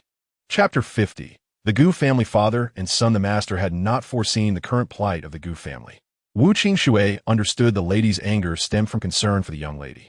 While she empathized with her mistress's wrath, she could not allow all that fury to be unleashed upon the master, as that would ultimately benefit others. The Gu family's reputation was commendable, and the young lady had made a prestigious match. Although the Gu residence was in distress, the young master was a man of foresight, having made the necessary arrangements. Thus, it seemed the young lady would not endure excessive hardship. Wu Qingxue could only offer such reassurances. At least Gu Kaiyuan is decent. Otherwise, I would be even more worried. Bai Foreign sighed. Yet, even with a good man, life must go on. They have been exiled to Lingnan, where it is said bandits are rampant. The climate is damp and rainy, and poisonous creatures abound. The journey is fraught with danger. Madam, this is an unalterable fact. We can prepare more medicinal supplies for the young lady in advance. I have heard from the young master that they will be exiled the day after tomorrow. What should we prepare? I shall arrange it immediately. Wu Mama sought to divert the lady's attention and knew these matters should be prepared early. You are correct. We own several pharmacies. Tomorrow morning, have a few shopkeepers come over. We should have a variety of medicines ready. Also, how many silver notes do I have left? Bring them all for here. And we must prepare some food. We cannot let the child go hungry, especially since she is with child. Upon this thought, Bai Foreign's eyes reddened, for her daughter was destined to endure great suffering. Madam, do not forget the preparations the young lady and young master made previously. I visited the estate today, and those items have already been transported. It seems the young master was prepared well in advance. Moreover, the old lady of the Gu family is not easy to deal with. If we give too much, we risk drawing attention to the young lady. She recounted her observations from the prison, hoping to provide the lady with a clearer understanding of their familial connections. She feared the young lady would struggle in the Gu household. She dares. Bai Suihe slammed her hand on the table. In the past, I had my title, but what do I possess now? You must immediately find 2 families willing to take root in Lingnan. I will not treat them poorly. Today, Dongmei and Chunxiang approached me. They wished to continue following the young lady. Wu Mama had already devised a plan for their arrangement, but this required loyalty. Have you inquired about Tao Hua and the others? Where have they been placed? This was a matter Bai Suihe had promised her daughter to keep in mind. She was moved by her daughter's kindness and recognized that such benevolence garnered loyalty. I am overseeing Dongmei and Chunxiang's arrangements. You should ask for their family's opinion. If they are unwilling, we shall not compel them. When sending people to Lingnan, they must be sincere. Otherwise, the distance is great, and she could offer little support. Indeed, the old servant understood this well. The night grows late. Madam, you should rest early. Tomorrow, there will be much to attend to. Bai Suihe nodded. The Bai family may be unwilling to assist her daughter, but she would not allow that to hinder her maternal instincts. She needed to restore her health to protect her for the long term. Gu Baijiang remained silent throughout the night. Even when Gu Kaiping inquired about his reasons. Knowing it was injustice, he refrained from appealing. He felt he had no choice and could not discern where he might have revealed his stance to the crown prince and others. With the third prince silent, the other princes grew more reckless, leading to this outcome, which stemmed from his earlier efforts to maintain a good reputation. The emperor could not find substantive evidence. Hence the decree. In truth, both the emperor and the princes understood he was merely a scapegoat, but what did it matter? They only sought a conclusion. Watching Gu Kaiyuan being taken away, he calculated his next moves. Now that the Gu family was in distress, he would gather relatives and friends. With the last hope resting on the Bai family. The Bai family possessed some capability, managing to forge connections in such a short time. The only discomfort he felt was why they could take the third son away, yet they were neglected. It seems that the Bai family has orchestrated this situation. Gu Baijiang opened his eyes, accepting that exile is inevitable. Moving forward, we must rely on your third brother. The Bai family is merely a merchant family. What assistance can they truly offer us? I believe it would be prudent for us to seek the favor of the Marquis.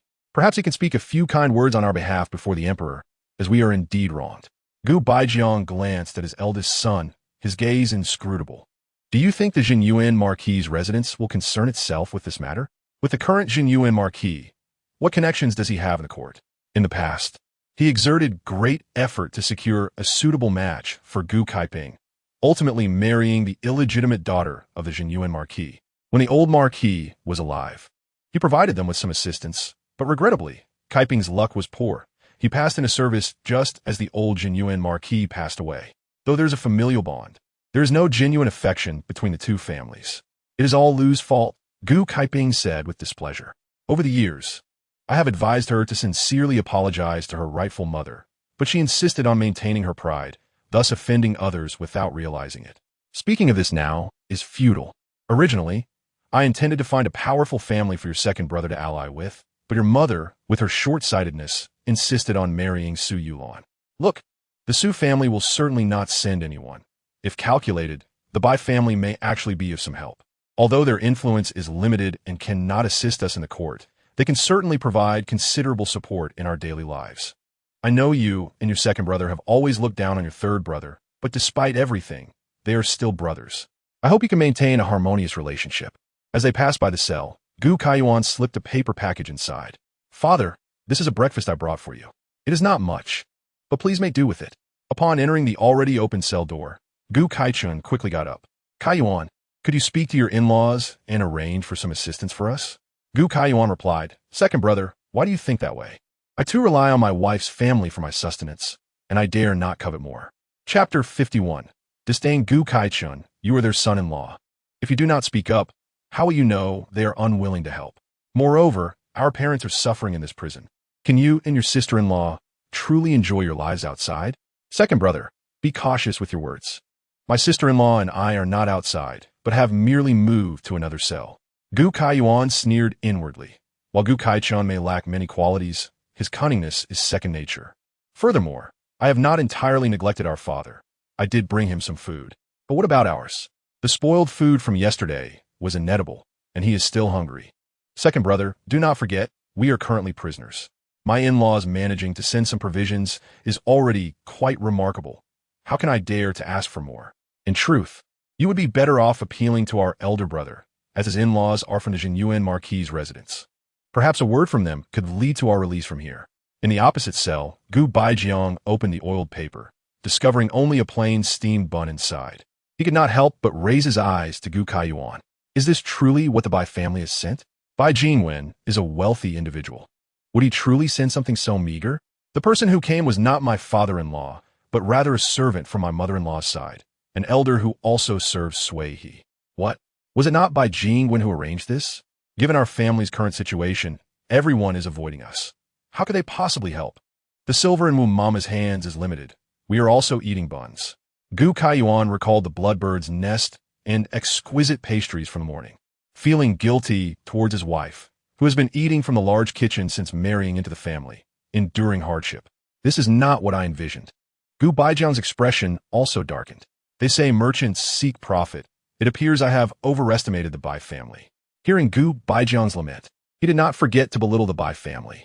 In the past, the Bai family supported his examinations, albeit with an investment mindset. Nevertheless, that kindness had taken root. Subsequently, they became in-laws, and it is unreasonable to speak of them in such a derogatory manner. Gu Kaiyuan smirked, but said seriously, Father, if that is the case, could you reach out to your old friends? Encourage them to devise a plan to assist us. The Bai family is merely a business, even if they wish to help.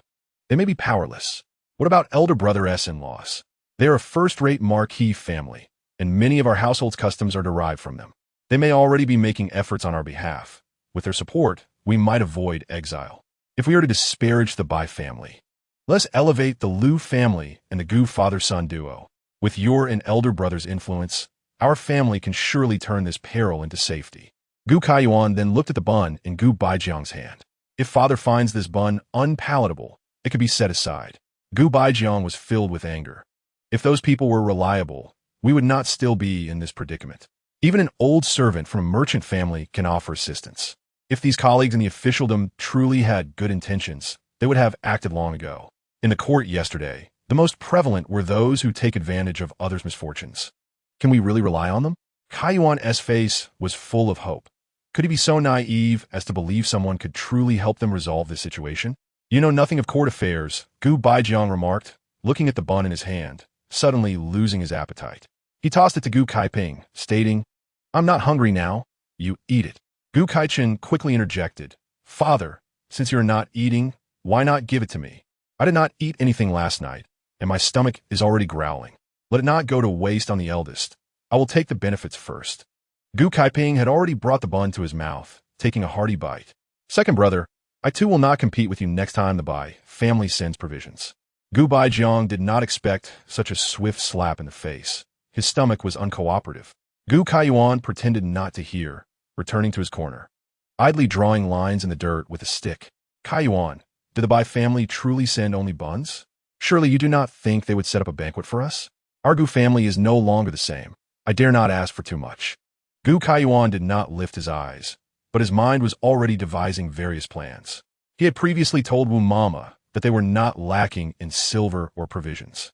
Even if they came to send us off, it is better not to make a show of it to avoid bringing trouble upon ourselves. Wu Mama is intelligent. She should have understood my meaning. Bai Suihe found her previous corner and continued to squat, treating their conversation as mere background noise. Having gone hungry for an entire day and night, these individuals soon lacked the energy to quarrel over the ownership of a single bun. In the end, Su Huijin, leveraging her status, consumed the entire bun in front of her grandchildren, having claimed it as a filial offering from Bai Suihe. Liu Yun and Su Yulan were taken aback by Su Huijin's selfishness. It was one thing not to share with her two daughters-in-law, but to withhold from her grandchildren. Seeing the three children swallowing hard, clutching their stomachs, did she not feel a shred of compassion? Bai Suihe quietly observed the scene, realizing this was merely the beginning. The conflicts within this household would only escalate. That day, the prison was unusually quiet, with no visitors, and the expressions of the Gu family members grew increasingly grim. When evening came, no one complained about the food being spoiled and hard. They all swallowed it down with grim determination, even the murky soup, pinching their noses as they drank it. Bai Suihe, having space as a cover and utilizing the straw as a shield, found ways to address the food issue. Seeing that Bai Suihe was not suffering like them, Lu Yulan felt a sense of imbalance. Bai Suihe, second sister-in-law, please do not be polite. I offer you my food. I heard that we are to set off tomorrow morning, which may be our last meal in prison. Is this news accurate? Are we truly going into exile tomorrow? Lu Yun looked perplexed. Is this news from your maternal family? Why did you not mention it earlier? Bai Suihe, it should be accurate, right? As for whether to speak or not, what difference does it make? Given our current predicament, what can we truly change?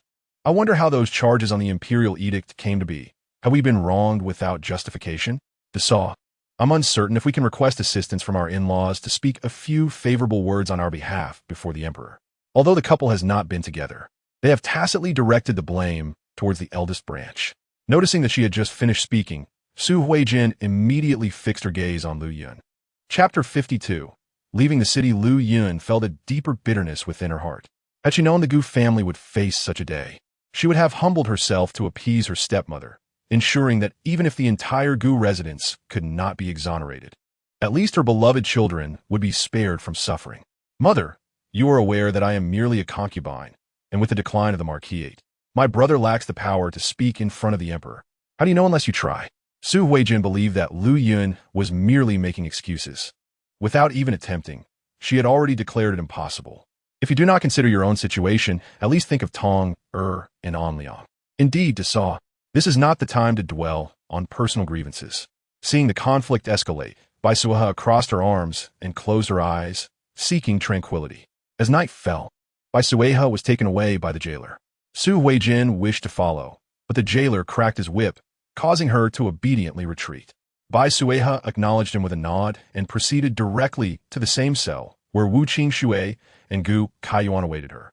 Miss, tomorrow officials will escort you into exile. The madam will make the necessary arrangements. Do you have any final plans?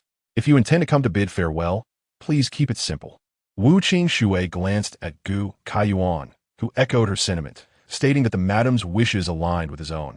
It would be unwise to draw too much attention at this moment. Gu San Xiaoye, the jailer, approached with shackles, apologizing for the inconvenience. All male detainees must be restrained.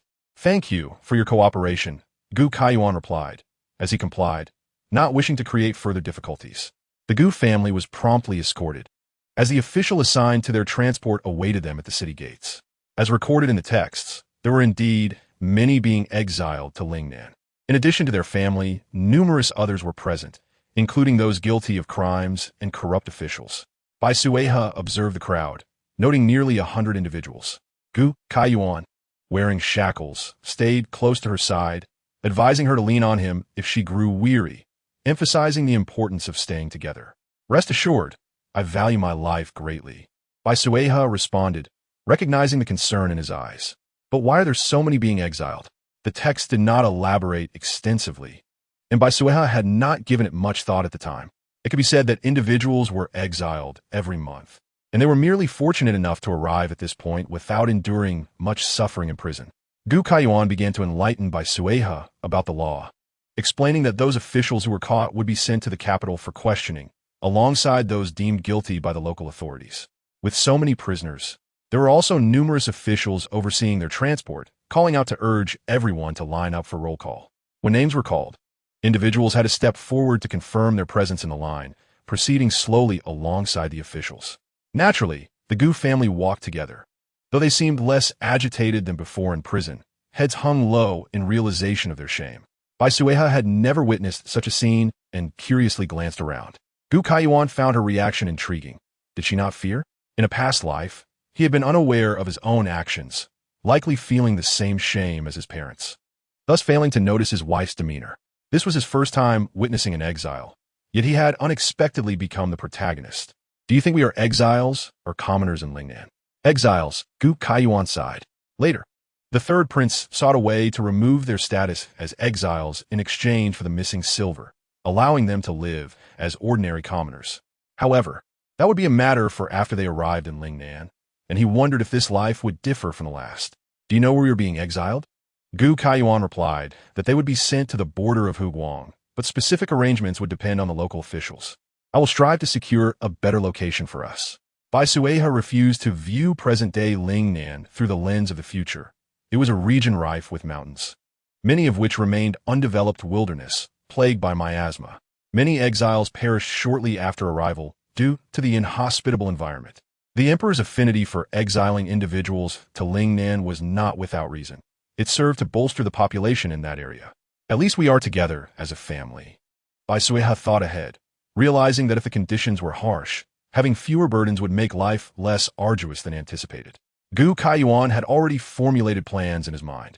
If he refrained from intervening, his parents would inevitably pass away along the journey due to illness and various reasons. With their absence, he could easily sever ties and alleviate his concerns. As he contemplated this, he could not help but clench his fists, not out of filial disrespect, but rather due to the wounds inflicted in his previous life. The Gu family would not easily fade away. Should they return, they would again squander the bonds of kinship, especially since he had already dismissed such sentiments. After counting the numbers, the long procession was led out of the city, receiving many curious glances along the way. Among the crowd, Gu Kaiyuan recognized many familiar faces, but everyone merely watched, some even with a hint of schadenfreude. This time, he no longer lowered his head like a turtle, but carefully attended to Bai Suihe, earning him a few more glances of respect from onlookers. They rested for half an hour before reaching the city gate, where many had gathered to bid farewell. The officials, eager for financial contributions from friends and family, facilitated these goodbyes, hoping to increase their own profits along the journey. Chapter 53. Farewell. A considerable number of people had come to bid farewell, all searching for their loved ones while remaining cautious to avoid attracting the ire of the officials, lest they hinder their families on the road. Su Huijin and the others were also scanning the crowd, hoping to find their relatives. Gu Baijiang gazed down at the ground, having realized during his days in prison that old acquaintances would not come. Fourth miss, at that moment, a woman of high status approached Lu Yun, flanked by two attendants, regarding Lu Yun's disheveled appearance with disdain. Xiao Momo. Lu Yun recognized her immediately as the wet nurse of her elder brother, a flicker of hope igniting within her. Her brother had sent her, still caring for their sibling bond. Fourth miss, I have come at the command of the Marquis to present you with a farewell gift.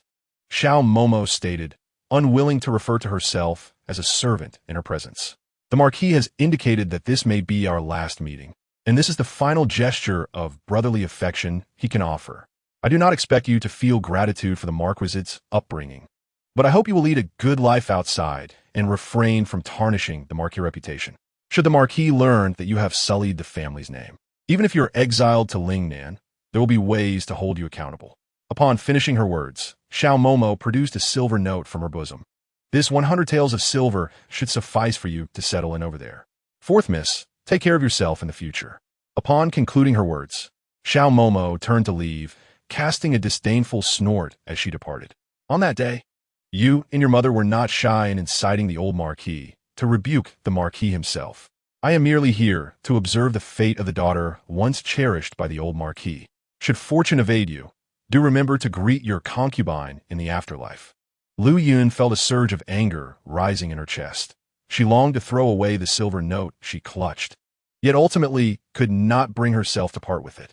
Mother, Guan Tong expressed her concern. This mere 100 taels of silver may not suffice for our journey. Fear not, your father is with us. He will not abandon us. Lu Yun swiftly tucked the silver note into her bosom, realizing it might be their family's last resource. Even if the Marquis's residence only bestowed 100 taels, it was worth noting that neither the Su family nor the Bai family sent anyone to accompany them. Lost in her thoughts, she noticed a carriage halting before them, pondering whose relative it could be.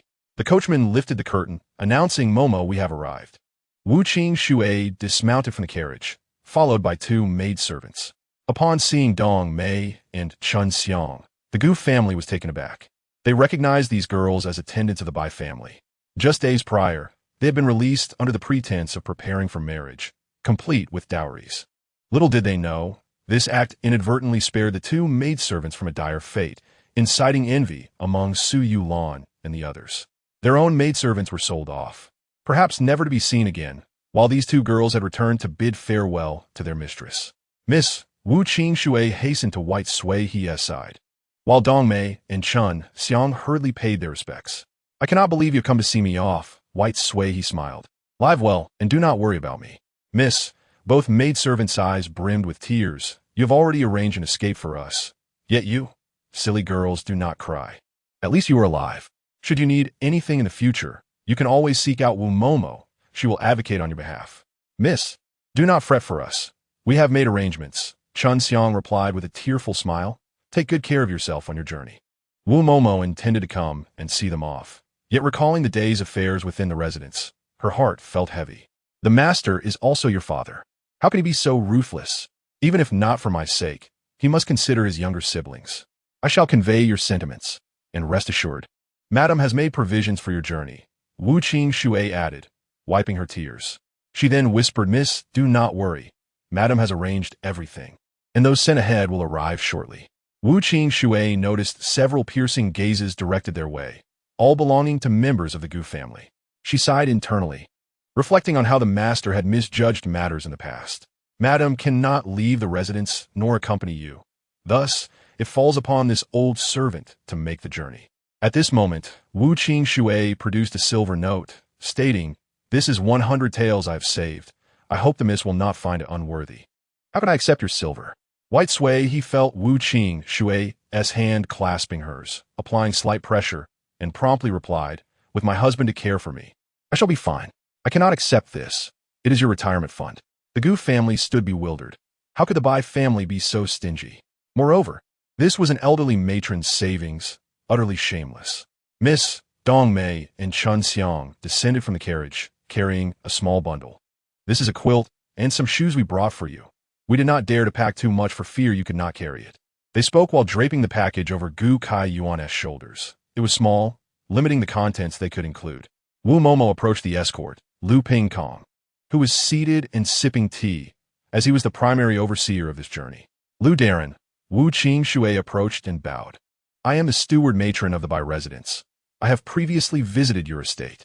Did you bid farewell to your young lady? The journey ahead is long, and though words may abound, they cannot all be conveyed. I must trouble Lu Darren to take extra care. My mistress has stated that as long as you safely escort our young lady and her husband to the place of exile, there will be generous rewards upon your return. As Wu Suihe spoke, she graciously accepted a food box from the coachman and handed it to Lu Pingkong, saying, This contains provisions prepared by my mistress for your arduous journey. Please do not find it lacking. Upon peering into the box, Lu Pingkong's junior assistant leaned in, spotting a stack of silver notes within and unable to restrain himself from licking his lips. Lu Pingkong noted that the silver notes were minor denominations, each worth 50 taels, conveniently suitable for distribution. With such a generous start, it seemed that the Bai family would surely express their gratitude handsomely for the safe arrival of their charges. Rest assured, we will take good care of your young lady and her husband. I observe that your young lady appears to be with child. It may be unwise for her to endure such a lengthy journey. Would it not be prudent to arrange for an ox cart once we are outside the capital? Wu Suihe's eyes brightened at this prospect, for they had previously dispatched someone to follow behind. Lu Darren's offer saved them some trouble, and she expressed her gratitude, albeit hesitant to trouble the esteemed gentleman further, indicating she would arrange for provisions along the way. Lu Pingkong was quite pleased, remarking that he and Gu Sanshao had some prior acquaintance and would likely engage in a friendly contest during their journey. Wu Momo was somewhat taken aback, realizing that the master and their young lord had only recently become acquainted. Each had hoped to forge a lasting friendship, yet unforeseen events had transpired at the Gu residence. For the sake of the Bai family and the Gu brothers, she would certainly ensure the safety of their young lady. However, Wu Suihe did not take this to heart. The friendship seemed to have little value now that benefits had been exchanged, but she maintained her demeanor, offering compliments before returning to White Suihe's side. From the carriage, she retrieved a basket, saying, Miss, you have yet to eat today. Please have something to sustain you. Inside were dumplings, which she served to Gu Kai Yuan, who was shackled, while Dong Mei assisted him in eating. She had even prepared a bowl of bird's nest for White Suihe. After ensuring she had finished, Wu Suihe offered a few more words of advice before reluctantly departing. The Gu family wished to approach, but ultimately retained some semblance of dignity and refrained from doing so. They had anticipated that Gu Kai Yuan and White Suihe might acknowledge them. Yet throughout the entire exchange, not a single glance was cast in their direction. As the Bai family's carriage departed, leaving behind a mere 100 taels of silver and a small bundle. Despair washed over the elders of the Gu family. This was far from what they had envisioned. With such a paltry offering, surviving in Lingnan was doubtful, let alone establishing a new home. They had expected the Bai family to provide several thousand or even 10,000 taels. With such resources, they could have led a comfortable life upon their arrival. Instead, they received this. Enough, enough. Unrelated persons should leave quickly. The escort began to urge everyone along. Do not obstruct official duties. Prisoners, line up and proceed. As the whip cracked, those lingering in farewells hastily parted ways, and the exiled prisoners formed an orderly line, departing. Initially, the pace was acceptable, but after an hour, many found themselves unable to continue. The escort showed no mercy, the whip cracking sharply, urging them to move faster. They had already delayed long enough. Should they fail to reach the relay station, all would be forced to spend the night in the wilderness. The shouts continued, and the dropping temperatures of the night made it clear that the consequences of sleeping out in the wild would be dire.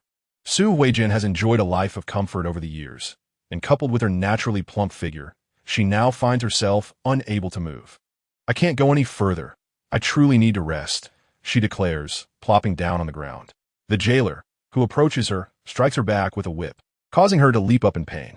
Anyone who dares to delay shall not blame my whip for its harshness, the jailer warns, casting a menacing glance at the Gu family. The warning in his eyes sends a chill through her. She never anticipated that these minor jailers could enforce collective punishment. The lady is already struggling to move, and if she doesn't pause, her feet may indeed suffer irreparable harm. Su Huijin continues to wail, oblivious to the warning gaze of Gu Baijiang. Are you truly unable to move?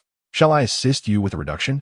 Ma Ji, who harbors a disdain for the lofty wives of officials, now finds himself troubled by her incessant complaints after such a brief journey, his expression darkening. Reduction? Su Huijin fails to comprehend the term.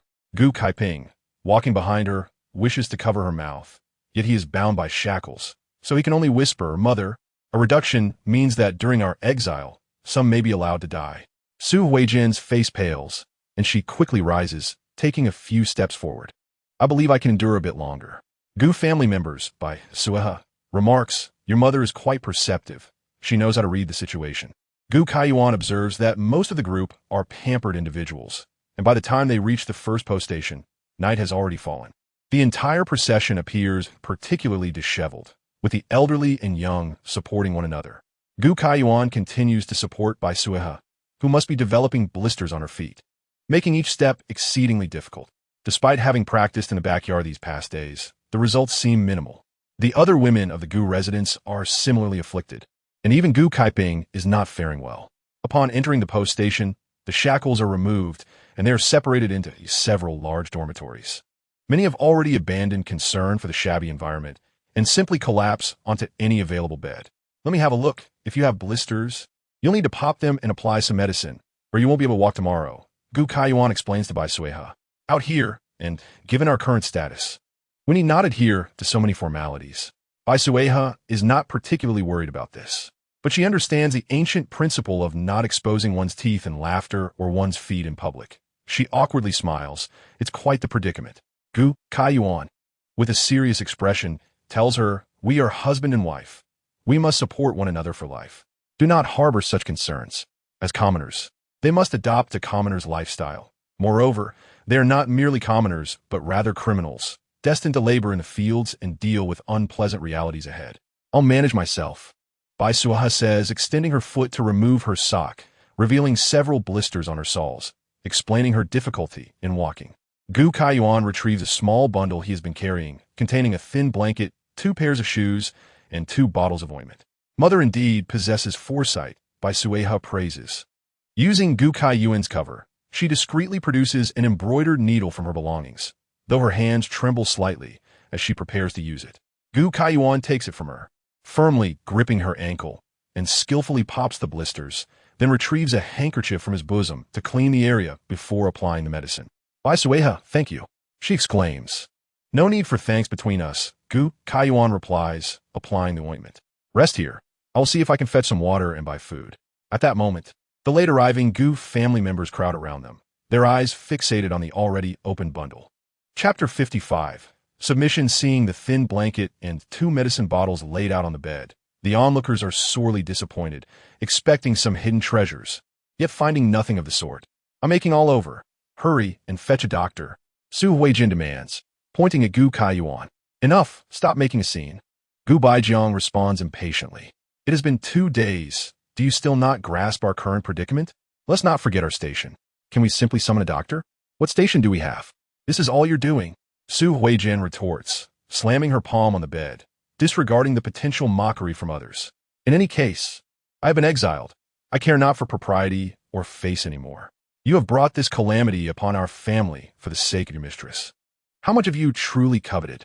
Gu Baijiang's expression shifts as he glances around, relieved that at this moment, everyone is too preoccupied with their own troubles to pay attention to their family's drama. But can such words be spoken so freely? Do not speak nonsense.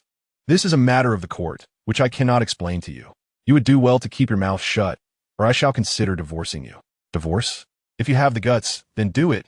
Su Huijin obstinately retorts, her voice considerably softer. Why should I? I have borne you sons and managed this household, and yet you have secretly kept a mistress. Reflecting on our current plight, it seems I live a life less worthy than that of your mistress. The more she contemplates, the more sorrowful she becomes, finally collapsing onto the bed in tears. This is utterly absurd, Gu Baijiang thinks, wanting to storm away, but where could he go? Furiously selecting a bed, he casts a glance at his children and grandchildren, thinking it a blessing that they are all together. Though the road ahead may be fraught with difficulty, they must unite to overcome it. You all must gather whatever valuables you possess. I will oversee the distribution. After years of governance, he is accustomed to wielding power, and now that he is penniless, he recognizes the need to regain his authority swiftly. Father, we possess no valuables. We have already been thoroughly searched, Gu Kaiping whispers, positioning himself protectively in front of Lu Yun. Eldest brother, you are the elder. You cannot be selfish at this moment. Gu Kaichin interjects. Along the way, I have witnessed how the Su family has treated us with indifference, while other families have sent money for their kin.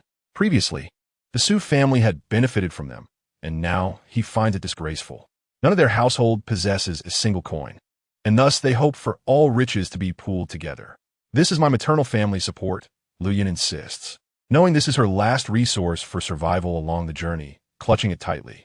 The situation at home has changed, Su Yulan looks at Bai Suihe malevolently. Third sister-in-law, surely you do not wish to see our family suffer, like the eldest sister-in-law? Bai Suihe, I shall listen to my husband, she replies. Gu Kaiyuan, as my elder brother has pointed out, what do we have left? Shall we truly resort to taking what little belongs to our wives? Third brother, do not speak so harshly, Gu Kaichin responds, aware that their elder brother and third brother do not wish to part with their money. We are family. Are we to let the eldest sister-in-law and third sister-in-law watch us suffer? Su Huijin, I am still the head of the household. Hand over your silver notes at once. She commands, extending her hand and glaring at her 2 daughters-in-law. Gu Kaiping, mother, Yin will certainly not allow us to suffer. She will prepare your share when purchasing supplies. That is not the same. Hand it over to me. Do you truly believe I would shortchange her? Kaiyuan, what do you say? Mother, I will heed my elder brother. Su Huijin, your parents are still alive. This is what you and father taught us. Brothers should be kind and respectful to one another. Your sons have also mentioned that we should follow the example of our 2 elder brothers.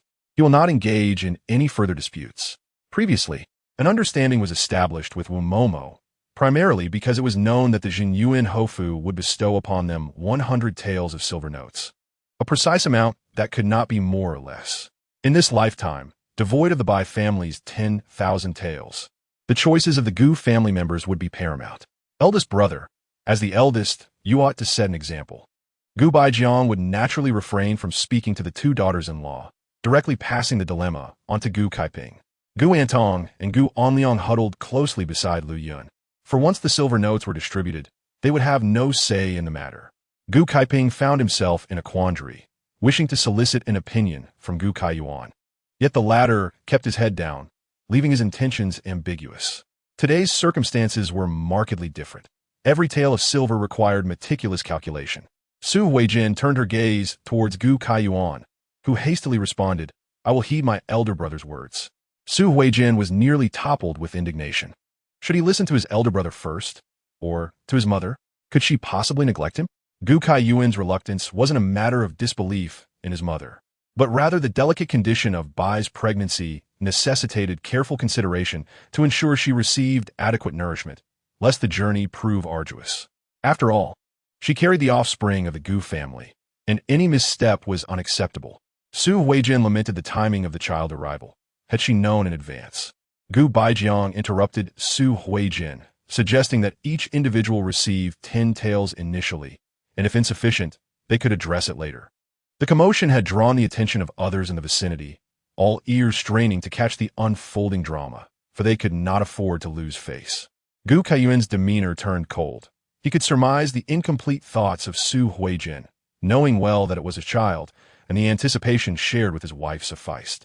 Time for meals, the servant announced loudly from the entrance, instructing everyone to collect their rations, 1 bun and a bowl of porridge each. Upon a mention of food, a rush ensued. Yet under the threat of a whip, order was restored as they lined up obediently. Those intent on hoarding more quickly fell in line after a swift reprimand. Once Gu Kaiyuan had gathered enough provisions, he packed the bundles from the bed onto his back and supported Bai Suihe as they joined the queue. The Gu family members, now equipped with their rations, showed no disdain for the simple fare as they unceremoniously stuffed it into their mouths. Chapter 56. The first night, third brother, are you not hungry? Gu Kaikin's eyes fixated on the bun in Gu Kaiyuan's hand. Surprisingly, the rations provided by the servant were more generous than those offered by the prison guards. The buns were larger and fluffier, quite palatable. 1 bun was hardly sufficient for a grown man. Another would be most welcome. How could I not be hungry? Gu Kaiyuan replied, finishing his meal in a few bites and emptying the porridge bowl. It was too swift. I feared choking, and eating slowly can be more filling. Is that so? Gu Kaichuan clutched his stomach, regretting his previous gluttony. Next time, second brother, you'll see for yourself. Gu Kaiyuan took the bowl from Bai Suihe's hands and set at the door before unwrapping the bundle behind him, placing a small quilt over Bai Suihe's abdomen. Third brother, the Bai family is rather stingy, sending but a single small quilt. Given our family has both the elderly and the young, perhaps we should let sister-in-law give it to our parents, considering their age. Gu Kaiyuan inhaled deeply, recalling how in the previous life, the Bai family had been thoroughly considerate, providing a cartload of items, ensuring everyone received a quilt. Yet what was the outcome? Those possessions became burdens for their branch, as while everyone had their share during use. When it came time to pack and transport, they were deemed as gifts from a maternal family, thus entrusted to their care. At that time, he bore an overwhelming load of quilts, leaving no room for Bai Suihe, who, even as a pregnant woman, had nothing to carry. It was unexpected that with prior notification, only a small quilt was prepared, and now Gu Kaichuan was calculating. Second brother, I understand that 1 small quilt is insufficient, but consider that your sister-in-law is with child. If she catches a chill, the consequences are unimaginable. Should we not keep the quilt for her? Am I not being considerate of you all? After all, who would be unfilial to their parents? Gu Kaiyuan chuckled awkwardly. Father, mother, do you believe the Bai family should relinquish this small quilt to you? No need, Gu Baijiang replied sternly, unwilling to engage in a quarrel over a quilt with his daughters-in-law. The Bai family truly is stingy. How could they only send 1 small quilt? Rest assured, father will consider the younger generation. Once the child is born, I shall bring her to pay my respects. Su Huijin scoffed. However, Kaiyuan, once night falls, the temperature will surely drop. What shall we do if the elderly and the young fall ill? Gu Kaiyuan pondered for a moment, glancing at Gu Kaiping. Eldest brother, let us venture out to find a shopkeeper and see if we can exchange the silver notes for cash. It would be prudent to provide mother with the funds to arrange for the family's necessities. Gu Kaiping's eyes brightened. Though third brother lacked scholarly prowess, his wit was sharp. If we contribute some silver, the purchases will certainly fall to the public account. Your reasoning is sound. Let us hasten, for if we delay, the good items may be gone.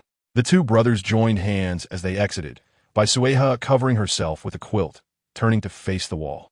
As they commenced their dealings, it was unfortunate that this time their desires could not be fulfilled. They had received many exile groups and had ample experience, designating a room filled with supplies for all to replenish their provisions, albeit at prices higher than those outside. Gu Kaiyuan procured a small quilt for himself and a bag of dried jujubes, spending 1 tael of silver. The expense was indeed steep. Gu Kaiping felt it rather unwise and opted to buy a pair of shoes for each of the 4 family members, which also consumed half a tael. After all, this money would be deposited into the public account, and later, he would have mother buy them quilts. He was not as naive as Kai Yuan. Gu Kaiyuan paid no heed to their subsequent purchases, knowing his mother's character would likely ensure they received nothing. Indeed, as he closed his eyes to rest, the Gu family began to bicker. "Mother, why are there no provisions for us?" Luyan exclaimed, noticing that the second household had each received 2 quilts while they in the third household had none. The couple from the third household had their own quilts. Whether they received one was inconsequential, but why were they excluded? "Do you not have silver? Go buy some yourself." "But that silver is ours." "Then give me the silver, and I shall procure it for you." Su Huijin did not even lift her eyes, pulling the quilt over herself and lying down. For quilts had cost her 2 taels after haggling, an exorbitant price. Had she known to demand the silver before leaving the city, perhaps the street vendors would have offered lower prices. What a loss. Gu Kaicheng and Su Yulan exchanged provocative glances before sheltering Gu Anwei between them, covering him with a quilt to sleep. "Look at how your parents are. Enough, give me 2 taels, and I will buy 4 quilts. What kind of quilt costs this much? This is the price here. If you don't believe me, come with me. I will go." Bai Suihe thought she would be unable to sleep, yet surprisingly, amidst the clamor, she drifted off. Gu Kaiyuan opened his eyes, adjusted her quilt, and finally succumbed to slumber. In the latter half of the night, a rustling sound echoed through the communal sleeping area, indicating someone had risen. Bai Suihe was stirred awake, and Gu Kaiyuan instantaneously opened his eyes, gently patting her back and whispering, "Rest easy. I will watch over this place." Bai Suihe, not one to be overly sentimental, knew she must prioritize her health to avoid becoming a burden. Bai Suihe did not rush to sleep. Instead, she arranged a meal for herself and attended to her personal hygiene before finally sinking into a deep slumber. "Bai Suihe, I believe your position is warmer. Shall we switch places?" She winked at him, and he nodded slightly as they exchanged positions.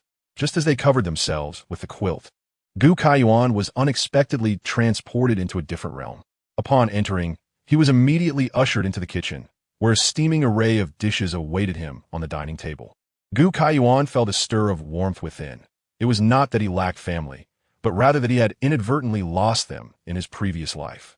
Yet this time, no one would be permitted to strip him of his happiness.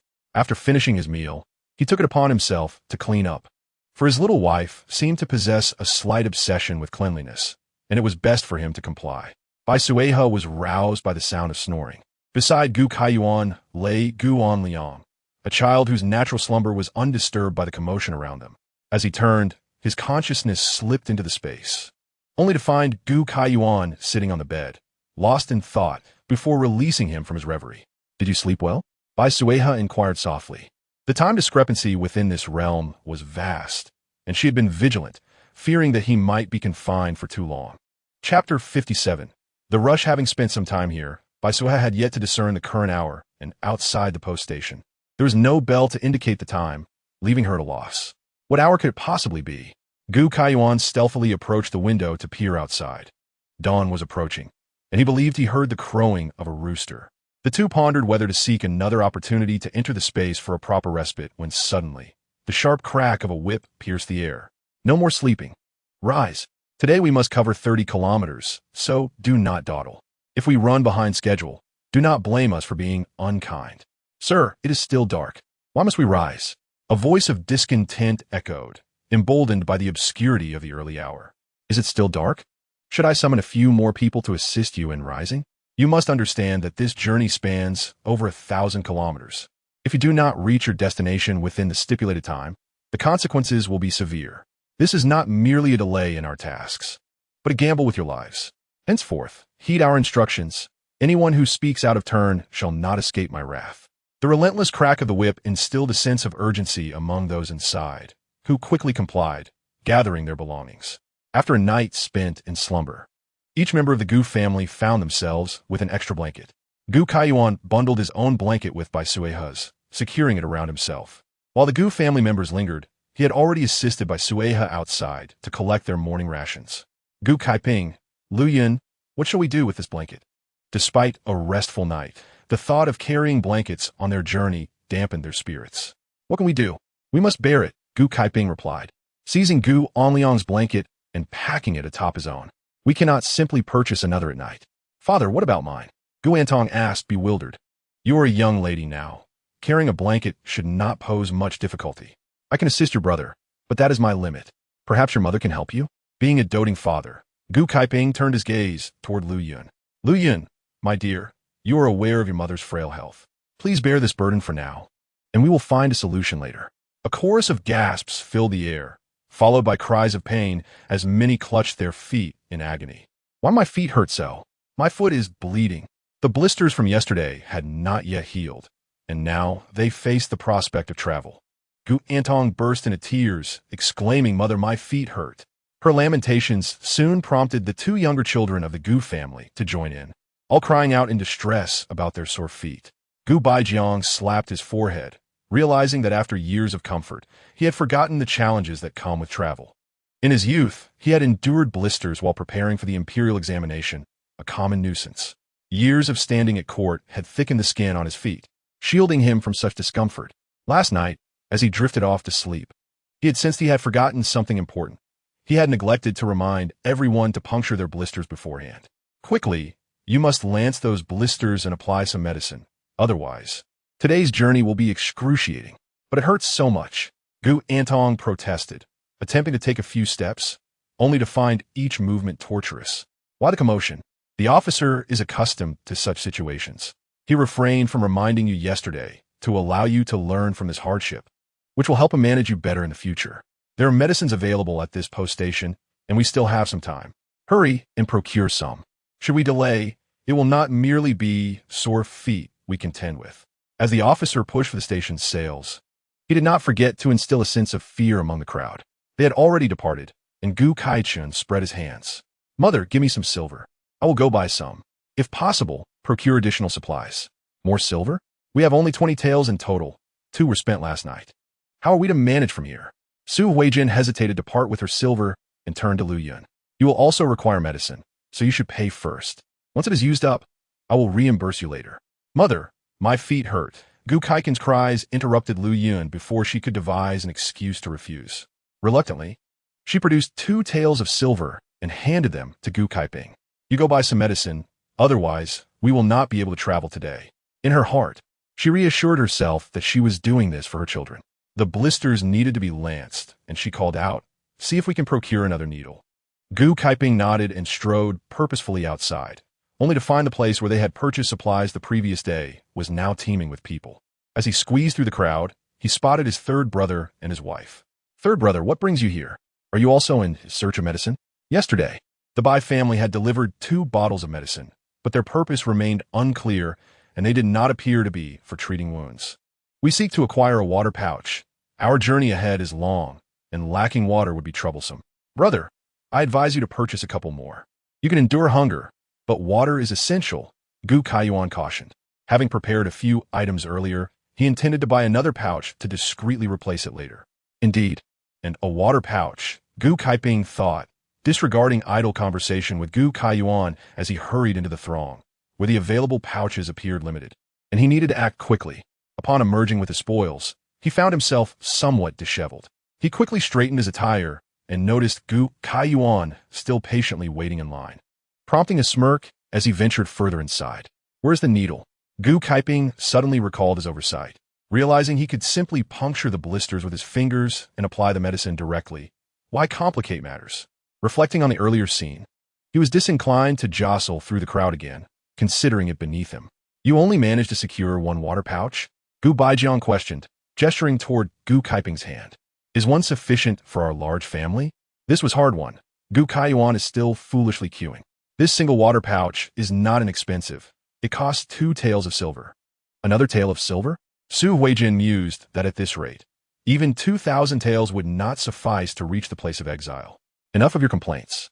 When the time comes and water is scarce, you will understand the true meaning of suffering. Chapter 58. The officer, Su Huijin, though reluctant, conceded that purchasing 5 pouches was unnecessary. The eldest has already procured 1. 1 each for us, and the second brother will suffice. And what of the children? Gu Baijiang felt a surge of frustration. This woman was becoming increasingly miserly. She had not been so stingy with the Su family. Recalling the Su family ignited his anger, and he resolved to sever ties with them henceforth, deeming them a brood of ingrates. How can you blame the Su family? They are simple folk, fearful of being implicated. Su Huijin even defended her family, but we find ourselves in misfortune. Their lives will be hard as well. Who is to blame? You. He had long understood Su Huijin's nature, but had not anticipated her to reveal such absurdity. Are you suggesting I should grant you a divorce? Please do. It will be best to cast me and our children aside and have your concubine serve you. Alas, how unfortunate. She has vanished and is nowhere to be found. Perhaps with your house and silver, you may find a handsome suitor anew. Father, mother, please cease your quarrel. Gu Kaichun extended his hand, and I hurried to procure the vessel. There was already a queue forming to fill it with water. Su Huijin handed him a couple of silver coins to purchase too. Gu Baijiang sighed, resigning himself to the lesson learned. They would surely become wiser from this experience. Lu Yun applied medicine to herself and her child before finally passing the bottle to Su Huijin. Su Huijin grasped the bottle and extended her leg straight. Lu Shi, could you help me with this blister? Lu Yun's expression froze momentarily. After a brief contemplation, she managed to smile. Mother, did you not say before that Heir Daimei is considerate and capable? I am rather clumsy. I fear I might cause you pain. Besides, you see, there's no needle. I am merely using my nails. As she spoke, she displayed her palm, which bore traces of blood and dirt, worrying that she might soil your foot. Fortunately, she had just wiped the cloth on the grass mat to avoid soiling it. Indeed, Su Huijin wore a look of disdain and directly called out to Su Yulan, come here. Su Yulan sought to evade, but, not spotting Bai Suihe, had no choice but to steel herself, holding her breath as she stepped forward to assist. During this, Su Huijin winced in pain several times, even kicking her with her foot. Are your feet all right? Gu Kaiyuan supported Bai Suihe as he received the steam buns and then went to the post station to buy 10 eggs. Peeling 2 for Bai Suihe and eating 1 himself, stowing the remainder in his bundle. After having taken medicine yesterday, and with ample rest, there should be no significant issues. After all, it is flesh that grows. There is still a slight, nagging pain, but he believed it to be far better than what most endure. Just one more day of perseverance. Gu Kaiyuan was aware that they were not far from the capital and that aspirations could not be realized immediately. Brother Gu, seated in the dining hall for breakfast, Lu Pingkong spotted Gu Kaiyuan and waved. Gu Kaiyuan approached Bai Suihe. Lu Darren, I did not expect our paths to cross in such a manner. Ah, are you not belittling me? Well, am I but a mere commoner? You should still call me Lu brother, as before. This must be your esteemed wife, Lu Pingkong remarked, observing Bai Suihe, who indeed bore the delicate demeanor of a lady raised in affluence. Precisely, she is my spouse, Gu Kaiyuan sighed. Having previously hoped to find an opportunity to share a drink with Lu brother, only to find circumstances had changed so swiftly, I have now become a mere prisoner. Brother, do not speak thus. Lu Pingkong rose, prompting the other officials at the table to stand as well. Allow me to introduce you. This is my dear brother, and I hope you all will extend your kindness as we journey together. Lu Pingkong made a special introduction of Bai Suihe, mentioning that she was from the Bai family and currently with child, requesting everyone to lend a hand should the need arise. It is only right. Lu Ji's brother is also ours. Please do not hesitate to speak. Gu Kaiyuan clasped his hands in gratitude, then expressed that once they reached their destination, he would treat his brothers to drinks. This statement served as an unspoken agreement, coupled with his status as a son-in-law of the Bai family, leaving no room for doubt about his capabilities. Have you all had breakfast yet? Would you care to join us? The escort, Ma Ji, inquired politely. No need. We just arrived and bought some. Gu Kaiyuan gestured towards the counter where buns and eggs were displayed. We shall not intrude on your morning repast. We will wait outside. Gu Kaiyuan clasped his hands and departed with Bai Suihe. The dawn was just breaking, and everyone had begun to assemble for departure. However, after yesterday's exertions, many had developed blisters, significantly slowing their pace. The sound of whips cracking and cries of discomfort filled the air. Kaiyuan, do not solely attend to Bai Suihe. Help your mother share the burden, Gu Baijiang remarked as Su Huijin leaned against him. Father, it is not that your son is unfilial. It is merely that Suihe is with child. If I do not assist her, how can she manage? Eldest brother, second brother. Perhaps you could support mother while we brothers take turns. Gu Kaiyuan understood that refusing to lend a hand was not an option, but he could not bear the thought of shouldering it all alone. What you say is reasonable. You three brothers shall take turns, Gu Baijiang decided, untying the bundle behind him. Please help me carry this quilt. At my age, it becomes increasingly difficult to bear such weight. Eldest brother, you shall go first. Each of you shall take a turn for an hour. Gu Kaicheng grimaced. Indeed, mother shows little concern for her sons. Gu Kaiping, with a pained expression, accepted the burden, disliking his role as the eldest for the first time. Mother, Gu Kaiping assisted Su Huijin, declaring that although he was but a frail scholar with little strength, he could still help alleviate your burdens. Lean on me. Su Huijin regarded Gu Kaiping's slender form, feeling a rare sense of disdain for this son, noting his frail physique. Carry my quilt for now. You may hold my hand as well. As the weight of the 4 quilts pressed down, Gu Kaiping felt as though his back might break. Although Su Huijin lamented her son's plight, her grip was unyielding, treating Gu Kaiping like a walking cane, placing much of her weight upon him. They had scarcely traveled a few steps when Gu Kaiping's forehead began to bead with cold sweat. He could hardly endure. Mother, I cannot go on. I am at my limit.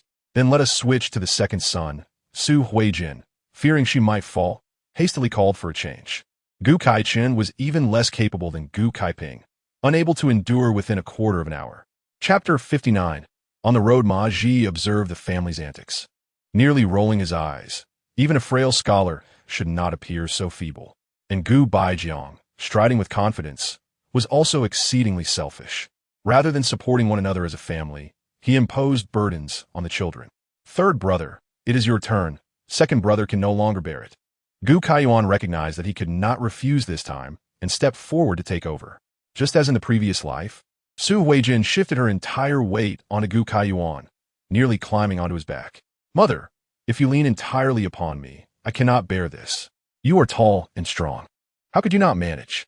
I have not asked you to carry me. Do you truly not wish to help? My son harbors no such intention. Gu Kaiyuan sighed helplessly. I shall do my utmost. Behind them, Gu Kaiping and Gu Kaicheng exchanged amused glances, well aware that Su Huijin was deliberately testing Gu Kaiyuan. Gu Baijiang remained silent, believing that this unfilial son, who refused to hand over silver to his parents, ought to endure some hardship. Thus, after about 15 minutes, Su Huijin felt a swell of satisfaction. This method of walking indeed conserved her energy. Gu Kaiyuan stumbled slightly, causing both himself and Su Huijin to fall to the ground. Bai Suihe gasped, quickly covering her ears, astonished at the volume of her mother-in-law's voice. Where has her decorum gone? Su Huijin's image was completely abandoned. As for Gu Kaiyuan, she had witnessed everything clearly. Just before his fall, he had winked at her. Mother, are you all right? 2 devoted sons rushed over, supporting Su Huijin to sit up. Gu Kaiyuan, you nearly caused my demise. Gu Kaiyuan replied, Mother, you misunderstand. I previously warned you that you were placing all your weight upon me. Adding the weight of these quilts, even a strong man would struggle. If you insist on believing this, then let us take turns carrying you, and you shall see whether I have exerted myself. Gu Kaiping and his brother immediately sensed the palpable malice directed at them, and, grasping Su Huijin's arms, exclaimed, Mother, third brother speaks wisely. He did not mean it intentionally. Indeed, Mother, please consider your son's efforts. Ideally, you could walk on your own. Otherwise, let each of us take a turn. Even if Su Huijin paid particular attention to the 2 of them, their strength would not suffice. I am injured and cannot walk. Su Huijin resorted to stubbornness, unwilling to abandon her newfound method of walking. Ma Ji approached, cracking his whip, addressing the elderly woman. You, with your many tricks, can you not walk properly? Otherwise, do not blame the whip in my hand. Aware of the benefits bestowed by the Bai family, Ma Ji understood the necessity of his presence at that moment. The whip fell beside Su Huijin, startling her into an immediate leap, dispelling any semblance of her previous frailty. Such a wretched creature, Ma Ji had encountered many like her, and he felt a twinge of sympathy for Gu Kaiyuan. What a sorrowful fate to have such a mother. Hurry along, he commanded, and with a flick of his whip, the Gu family members quickened their pace. Gu Antong and Lu Yun gritted their teeth, supporting each other, internally blaming Su Huijin for the embarrassment brought upon the Gu family. Foot pain was universal, whose feet did not ache. Suddenly, a realization struck her. Stop looking, Lu Yun admonished, patting her hand. If we offend the messenger, none of us will have an easy time. She glanced at her daughter's vibrant face and whispered, when we rest, smear some dirt on your face. We must not attract too much attention. Gu Antong hesitated, but recognized her mother's intentions were for her own good, nodding in acquiescence. The entire Gu family, save for the 2 children traveling empty-handed, gradually began to tire. Bai Suihe, supporting her waist, felt they had reached their limit for the day. All right, let us rest in place, the messenger announced, prompting a collective sigh of relief as many sank to the ground. Gu Kaiyuan, burdened with 4 quilts, seemed forgotten by the Gu family since he took on the task. I will take you over there to rest, he said, pointing to a nearby tree where Bai Suihe could discreetly hide in the space. Bai Suihe nodded, leaning against his shoulder as he guided her to the tree. He set down the quilts, cleverly concealing one corner to allow Bai Suihe to vanish unnoticed. The first thing Bai Suihe did upon entering the space was collapse onto the bed. Continuing to walk further would be unbearable, especially for someone in her condition. Grateful for this sanctuary, she thought that otherwise she might consider self-harm, as it would at least provide some relief. Understanding the time disparity between the 2 sides, she did not rush to rise. After resting for most of the day, she eventually went to the bathroom, washed up briefly, and applied ointment to her feet. The blisters had reopened, and her previously improving soles were now a bloody mess.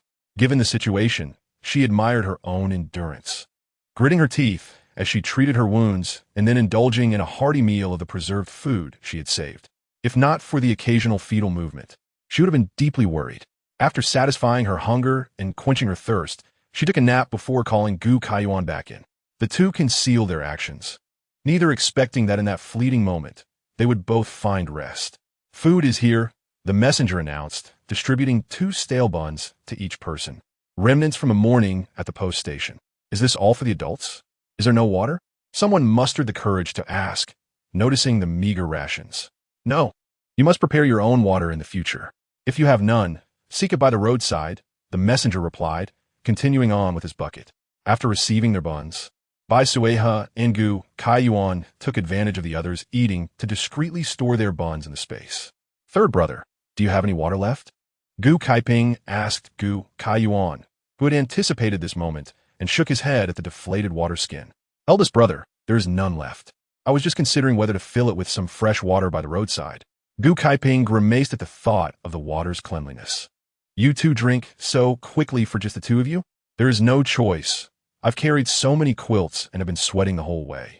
I must replenish my fluids, Gu Kaiyuan explained, gesturing to the high stack of quilts. I have been bearing this burden for so long. It is time for eldest brother to take a share. Upon saying this, he untied 2 old quilts and tossed them to Gu Kaiping. Let us 3 brothers share the responsibility of filial duty. We cannot let eldest brother bear the blame of unfilial conduct. Chapter 60. The desire to divide the family. Lu Yun looked at Bai Suihe with a hint of envy. Despite Gu Kaiyuan's usual carefree demeanor, he was genuinely attentive to the Bai family. In contrast, Gu Kaiping seemed solely focused on himself, neglecting the needs of the 3 of them.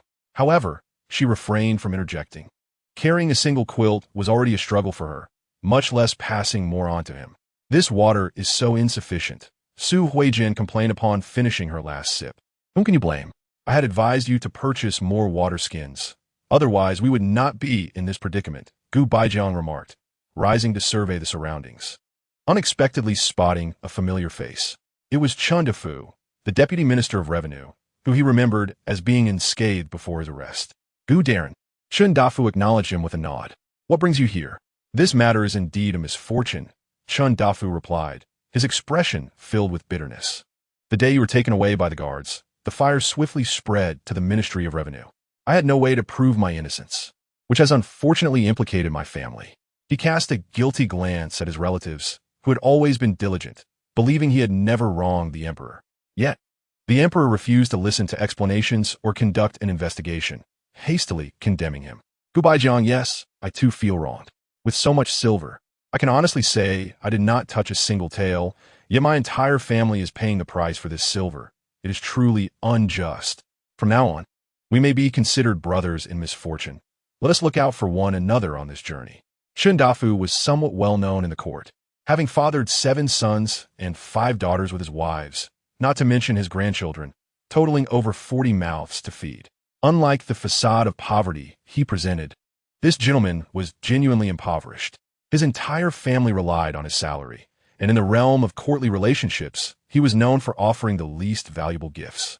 Although people whispered behind his back, none dared to openly address it, partly due to his genuine poverty and decent reputation. Yet, it was astonishing that such a destitute official could be accused of corruption. Shindafu, no need for formality. Let us hope that Gu Darin will look after us on this journey. However, one must not forget that this family was truly impoverished. Who would care for whom remained uncertain. Upon hearing the commotion, Gu Kaiyuan observed that Chun Dafu was not as simple as he appeared on the surface. Everyone rise. We must continue our journey, the messenger called out after filling his belly. The wails of the weary echoed, yet no one dared to voice dissent as they trudged onward.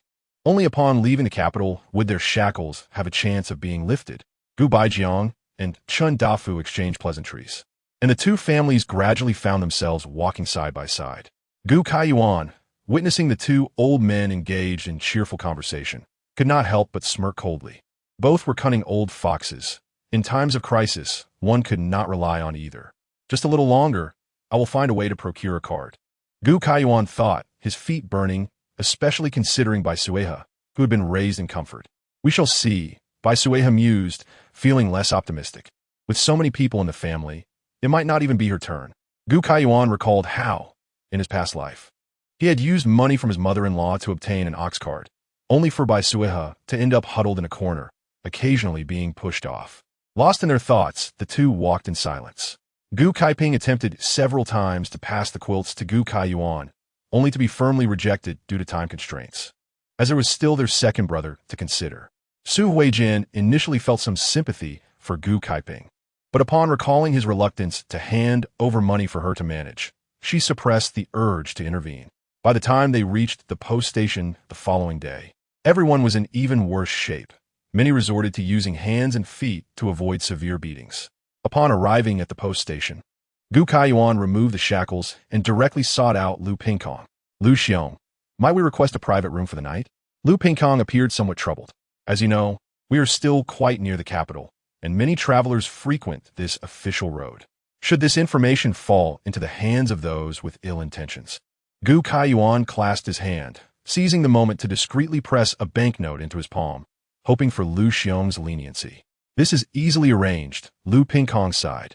The Bai family has indeed instructed me to take good care along the way, yet I cannot provide a superior room, at least not here. You are too kind, Lu Pingkong said, patting his shoulder. At the next post station, if you require an ox cart, just give me a heads up, and I shall ensure you receive a good one. I am most grateful. However, I must impose upon you once more. Gu Kaiyuan slipped another banknote into his hand. Lu Pingkong immediately led him to a corner, where the two engaged in hushed conversation, parting with mutual satisfaction. With Lu Pingkong's assistance, Gu Kaiyuan, supported by Suihe, to request a lower-grade room from the innkeeper, finally securing a semblance of private space for the two. I need to rest properly, otherwise, my feet may become irreparably damaged. Bai Suihe, aided to a seat on the bed, felt a profound numbness in his soles. Then rest well. They exchanged few words as Gu Kaiyuan began to unroll the bedding and lay it upon the bed. However, as we occupy this side, your family may have their opinions. Allowing their thoughts to wander, Gu Kaiyuan reflected that even if he complied with every demand of the Gu family, he would inevitably tread the same path as in his previous life. This time, he yearned for a semblance of freedom. As long as he navigated the surface adequately, he would be content, were it not for the sake of their future children, to spare them the disgrace of filial impiety and its repercussions. He would have preferred to distance himself from this family entirely. Do you think they would agree to a division of the family under these circumstances?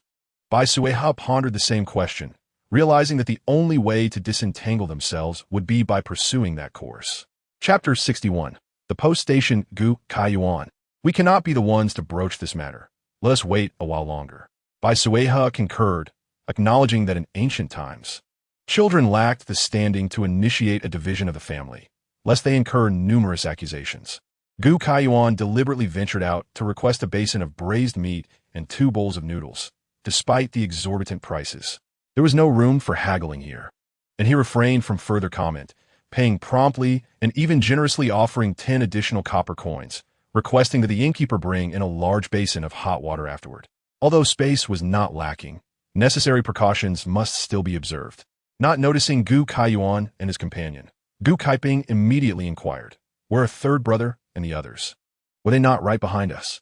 "Indeed, where could they be?" Gu Kaichin echoed in bewilderment. "We even reserved 2 beds for him. He wouldn't have gotten separated from us. Would he? I just saw third uncle and third auntie speaking with the head of the escort." Gu Antong whispered. "Tong, are you to not miss see?" Lian contemplated, wondering what Gu Kaiyuan sought from the escort. "I saw correctly. It was indeed that person known as Lu Tu. They appear to be in good spirits." Gu Antong, despite her disdain for Gu Kaiyuan, was curious about the nature of his relationship with the escort head. If their rapport was favorable, the entire family could benefit from such connections. "This wretched road, I wish I could abandon it altogether," she lamented, feeling utterly fatigued. "Eldest brother, go and find third brother." Gu Baijiang considered the implications. If third brother truly knew these escorts, it might be advantageous to leverage that connection. Why not simply ask? Gu Kaichin retorted, "Father, eldest brother, do you think third brother and the others might have slipped away? If he were to escape, their entire family would surely face consequences, which seemed excessively harsh. Su Yulan, could this be true? Are they truly so malicious as to conspire against us? To flee during exile would only compound their transgressions. They would face immediate execution without even the necessity of exile." "Enough of this nonsense," Gu Baijiang interrupted, observing their increasingly absurd speculations. If they were truly to flee, would those escorts remain so composed? The Gu family, upon hearing this, fell silent, yet each was consumed by thoughts of where he may have gone. They must have secured a room through connections, Gu Baijiang, seasoned in the ways of the officialdom, surmised. Previously, the notion had not occurred to him, as Gu Kaiyuan and his companions possessed at most 80 taels of silver and would surely refrain from extravagance. Yet now, given their absence, he felt compelled to entertain such doubts. Third brother has indeed reserved another room. Lu Yun's eyes brightened. Was this truly feasible? She had long grown weary of the snoring and foot odors surrounding her. If Gu Kaiyuan possessed similar funds, why should she not also secure a room? "Then let us book 2, Su Huijin added, requesting the innkeeper to bring a tub of water for her to cleanse herself thoroughly. The Chun family, busy arranging their belongings, could not help but stare in astonishment. How affluent the Gu family must be, contemplating indulgences when they barely had enough to eat. "Hand me the silver. I shall go. I will certainly select 2 of the finest rooms," Gu Kaichin declared confidently. Lu Yin regarded him with disdain. For her father-in-law often remarked that Gu Kaichin was slow to mature. As the head of the household, she was well aware that he had not dedicated himself to his studies. His success in the imperial examinations was merely fortuitous. Years of stagnation were largely due to his penchant for associating with unsavory companions under the pretext of scholarly pursuits. She understood this and chose not to expose it. As long as Gu Kaiping succeeded, the entire Gu residence would thrive, for too much capability among the brothers could breed complications. In truth, had the current events not transpired, the eldest branch would have been the most suitable heirs to inherit the Gu family legacy. "There is no need to trouble second brother. We can manage ourselves," Gu Kaiping, ever aware of the significance of finances, stated decisively. Lu Yin was pleased with his resolution, promptly producing a tael of silver from her bosom to hand to Gu Kaiping, instructing him to reserve a middle-grade room. "For the time being, Tong and I will share a bed, while you and An Liang can sleep on the floor." Gu Kaiping had no objections. Even the floor would be preferable to the communal sleeping arrangements.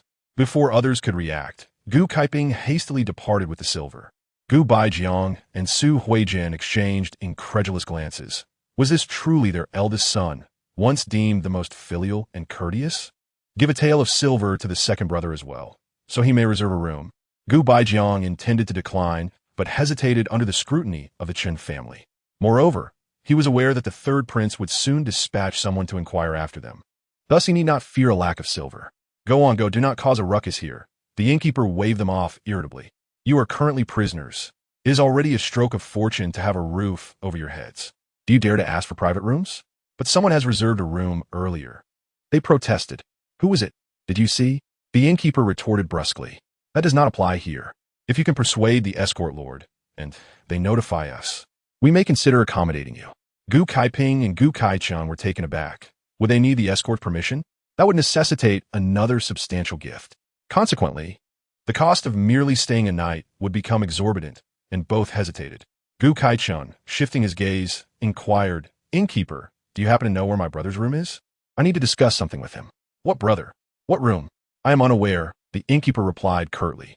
"This post station hosts esteemed guests, should you dare to trespass. The consequences will be yours to bear." These exiled individuals were merely accommodated in the corners of the courtyard, while the post station also hosted passing officials. They lacked the audacity to search for him, and despite their flattery, the innkeeper remained unmoved, leaving the two to retreat in defeat. "Have you managed everything? We shall proceed now." The Gu family had already gathered their belongings, and upon their arrival, they were promptly met. "You may sleep here, but to secure a room, the escort's approval is necessary." "Then you all go and find them," Su Huijin said directly, unaware of the complexities involved. Gu Baijiang replied, "Since it is not feasible, let us not trouble others. Let us endure here for one night." The Chun family members were taken aback by the sudden twist of events. Could it be that they would indeed spend the night here? Surely there must be alternatives. Of course, there were alternatives.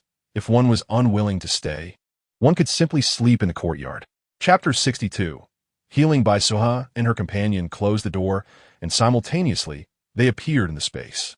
After indulging in ample food and rest for 3 days, the wound on Bai Suihe's foot had scabbed over, allowing them to venture out once more. Hearing the din outside, they opted to retire to their room. While they enjoyed their respite, the Gu family members were tossing and turning, pondering the whereabouts of Gu Kaiyuan and his spouse. Before sleep, Gu Kaiping, still unsatisfied, sought out Ma Ji for answers. Ma Ji merely shot him a cold glance and admonished him to mind his own affairs, indicating that some matters were not for them to inquire about. What absurdity was this? That was his own brother. Yet, seeing the whip in Ma Ji's hand, he dare not say another word. With the crack of the whip, everyone jolted awake, staring blankly at the ceiling, knowing that another day of suffering was about to commence. If they could just endure for another half-day, once they reached the capital, the shackles would be removed. Though little did they know that their journey would only become more arduous. They observed the Gu family glaring at them coldly. "Good morning, everyone. I did not expect you to arrive before us today," Gu Kaiyuan remarked, surprised. "Have you purchased new skins? Is that not rather extravagant?" Su Huijin replied sarcastically, "What wastefulness! This night must have cost quite a sum." Were it not for the watchful eyes of the courier beside them, she would have unleashed a tirade. She believed these couriers were meddling in affairs that did not concern them. If one walked too slowly, they would be beaten. If one spoke too loudly, they would also be beaten. Sometimes, even her reprimands towards her son were subject to interference. It was no wonder that he would remain a mere lowly officer throughout his life. It was only because the Gu family had fallen into misfortune that she even noticed such trifles. Exhausted from the previous day, she had forgotten to report to her parents. With Bai Suihe pregnant and having traversed an entire day, she could only seek a quiet room for her to rest.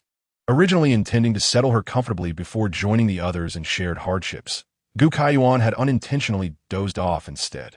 He smiled shyly as he recounted this, hoping that his parents could understand the difficulties Bai Suihe faced in continuing their lineage.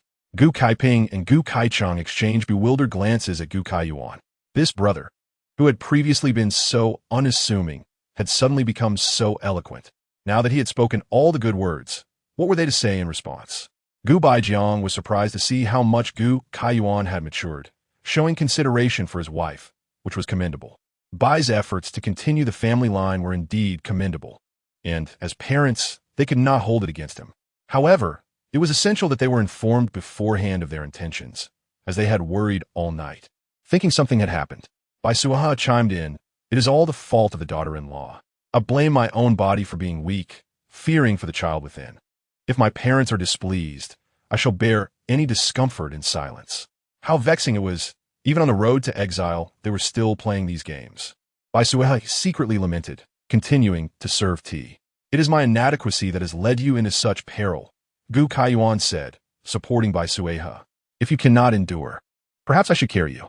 Hurry along. What are you all dawdling for?" Ma Ji urged, noticing that the others had already moved ahead while they lingered. Despite the numerous times he cracked his whip, he rarely struck anyone. To injure someone would only delay their journey. What do they mean by this? Who are they performing for?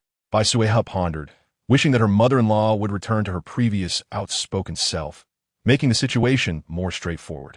Gu Kaiyuan understood their intentions better than Bai Suihe. They seemed to forget that Gu Shirelang no longer existed, Now they were all prisoners, and those rules and protocols held no power over them as long as they did not aspire to officialdom. The only leverage they had was filial piety. However, they must make it clear from the outset that if they went too far, he would not relent. Bai Suihe observed Gu Kaiyuan with cold eyes, recalling that he was portrayed in literature as someone yearning for familial bonds, though ultimately scarred. Who knew if he might once again succumb to folly?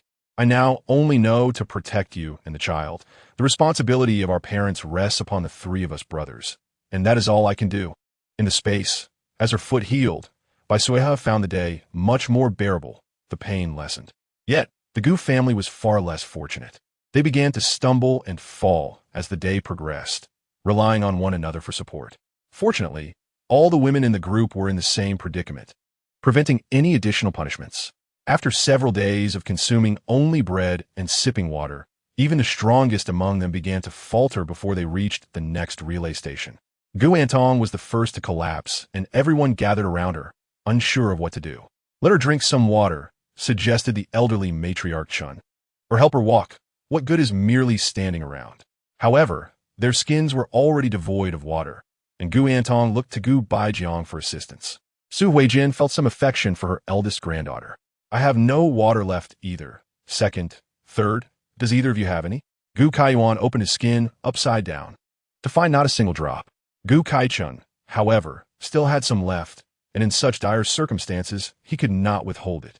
Lu Yin quickly took it and attempted to pour it into Gu Antong's mouth, but without proper technique, the water trickled down her chin. This pained Gu Kaichun greatly, for it was the hard-earned result of his labor, and soon they would arrive at the relay station to replenish their supplies. Su Yulan, disregarding the situation, exclaimed, "Eldest sister, be more careful. We still need to drink." They had scrimped and saved along the way, enduring much, only to see it wasted like this. Had she known, she would have consumed it sooner. Lu Yun, seeing so much water wasted, hastily grabbed Gu Antong's chin to ensure she swallowed. Yet, just as they moistened her lips, the skin was empty. Empty? Lu Yun, unwilling to accept this, shook it, and the last 2 drops fell to the ground. Chapter 63. The Chun family ultimately. It was the Chun family who could not bear to watch any longer and filled half a skin with water, providing both to drink and to wipe her face, thus reviving her. "Mother, I can't walk anymore," Gu Antong cried upon opening her eyes. "What now?" Lu Yun sighed in relief at her daughter's awakening, but was now faced with another dilemma. "I do not have much strength left. Perhaps your father could assist you?" Gu Kaiping's face was filled with refusal. He could barely move himself, having taken turns supporting Su Huijin with his brothers. If his daughter were to collapse against him, how would he survive? "I do not have much strength. Can you not hold on a little longer? Or perhaps you two could support each other as before." "I can't walk anymore either, my husband," Lu Yun replied, still carrying Gu Antong's blanket, already at her limit. The couple turned their gaze to the others. Gu Kaicheng and Su Yulan hastily waved their hands, saying, "Anwei is still young. We need to care for him. I think An Liang is quite capable. He is big enough to help. Why not let him support his sister?" The 2 young lads exhibited commendable behavior throughout the journey. Aside from their occasional indulgence in fine food, they managed to walk on their own. Sendi. Gu Kaiyuan had already anticipated this and did not foolishly carry Gu Antong on his back as he had done previously. Elder brother, Suihe, is still with child. She cannot be left unattended here. I noticed that Sandy May's complexion appeared relatively good. I urged her to endure a little longer. Gu Amping wore a cheerful expression, suggesting that once we reached the post station, he would treat Sandy May to a bowl of noodles for nourishment. Gu Kaiyuan's tone grew more serious. "Elder brother, Suihe is indeed a pregnant woman. Have you forgotten the rules? Boys and girls must not share a seat after the age of 7. Even as a father, you ought to exercise some discretion. How much more so for me as an uncle?" At this point, it seemed unnecessary to adhere strictly to such customs. Gu Kaiping awkwardly chuckled. "Let's first ensure survival." Bai Suihe, supporting her waist, spoke weakly. "We are also quite anxious.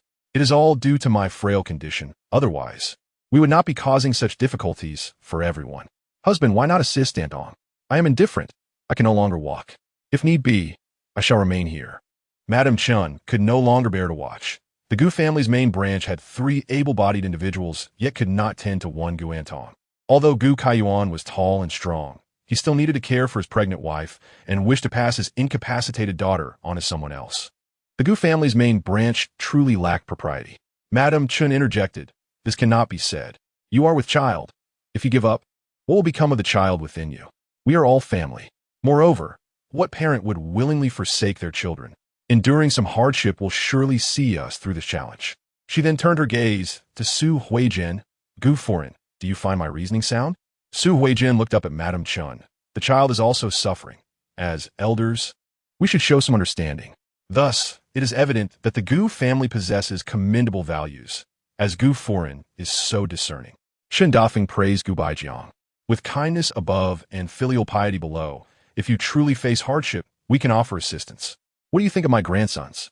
Choose one to lend a hand." The faces of Gu Kaiping and his wife changed dramatically. What did Chen Dafeng intend?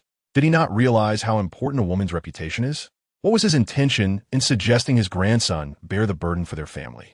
Gu Kaiyuan seemed oblivious, expressing heartfelt gratitude to Chen Dafeng. "Thank you, Sir Chun, for your help. In these extraordinary times, we must not be overly particular. I trust my elder brother will not make things difficult for you, and I appreciate the support of the young master from the Chen family." Gu Kaiping's face darkened. He suspected that the third brother was being deliberately provocative, but had no retort. "Kaiyuan, what nonsense are you speaking? Antong is merely throwing a minor tantrum. She is not incapacitated." Gu Baijiang glanced at Chen Dafeng's tall and burly children, filled with disdain. No one in Chen Dafeng's family has achieved anything worthwhile. Despite having learned a few characters, it is said that they often engage in brawls. How dare they covet my cherished granddaughter? How can Antong be so inconsiderate? Gu Kaiyuan's expression turned stern as he scolded in the direction of Gu Antong. "If you do not wish to walk, you cannot resort to trickery. You are even less capable than your two younger brothers. Elder brother and sister-in-law, you must truly educate your child. Look how spoiled she has become, able to tell such lies. Hurry and get the child up, otherwise when a messenger arrives, no one will have it easy. Since she is merely throwing a tantrum, let her bear the consequences." In truth, he would prefer for Gu Antong to have a close encounter with the young masters of the Chun family, ideally marrying her off sooner rather than later. However, he knew Gu Baijiang and Gu Kaiping would not agree, so he settled for laying blame upon her. Madame Chun was unaware of Chen Dafeng's intentions, but upon considering her line of strapping grandsons, she thought that if one could secure a bargain for a granddaughter-in-law at this moment, it would not be a bad outcome. Gu Antong's reputation remained quite favorable in the capital. It was said that at a tender age, she had already begun managing the affairs of the Gu family, especially at the princess's banquet, where her simple yet elegant attire had captured her heart. It was evident she was not one who indulged in extravagance, making her a suitable match for the Chun family. Alas, I truly believe my husband makes a valid point. Our two families supporting one another will make the future path much smoother. We may not have much, but we possess ample labor and can handle physical work. If it comes to it, I can have them carry us. The young masters of the Chun family were eager to help, as they had previously been unable to provide a bride price and did not wish to marry a girl from a lesser family. This engagement had been delayed, but now, with everyone facing exile, no one held a higher status than another. No one would look down upon anyone. Moreover, the esteemed Miss Gu would be a far better match than simply finding a spouse in the countryside. We are willing to lend our assistance. The 5 or 6 eligible grandsons of the Chun family lined up, eagerly fixing their gazes upon Gu Antong. Gu Antong turned pale with fright. She was well aware of the Chun family's reputation.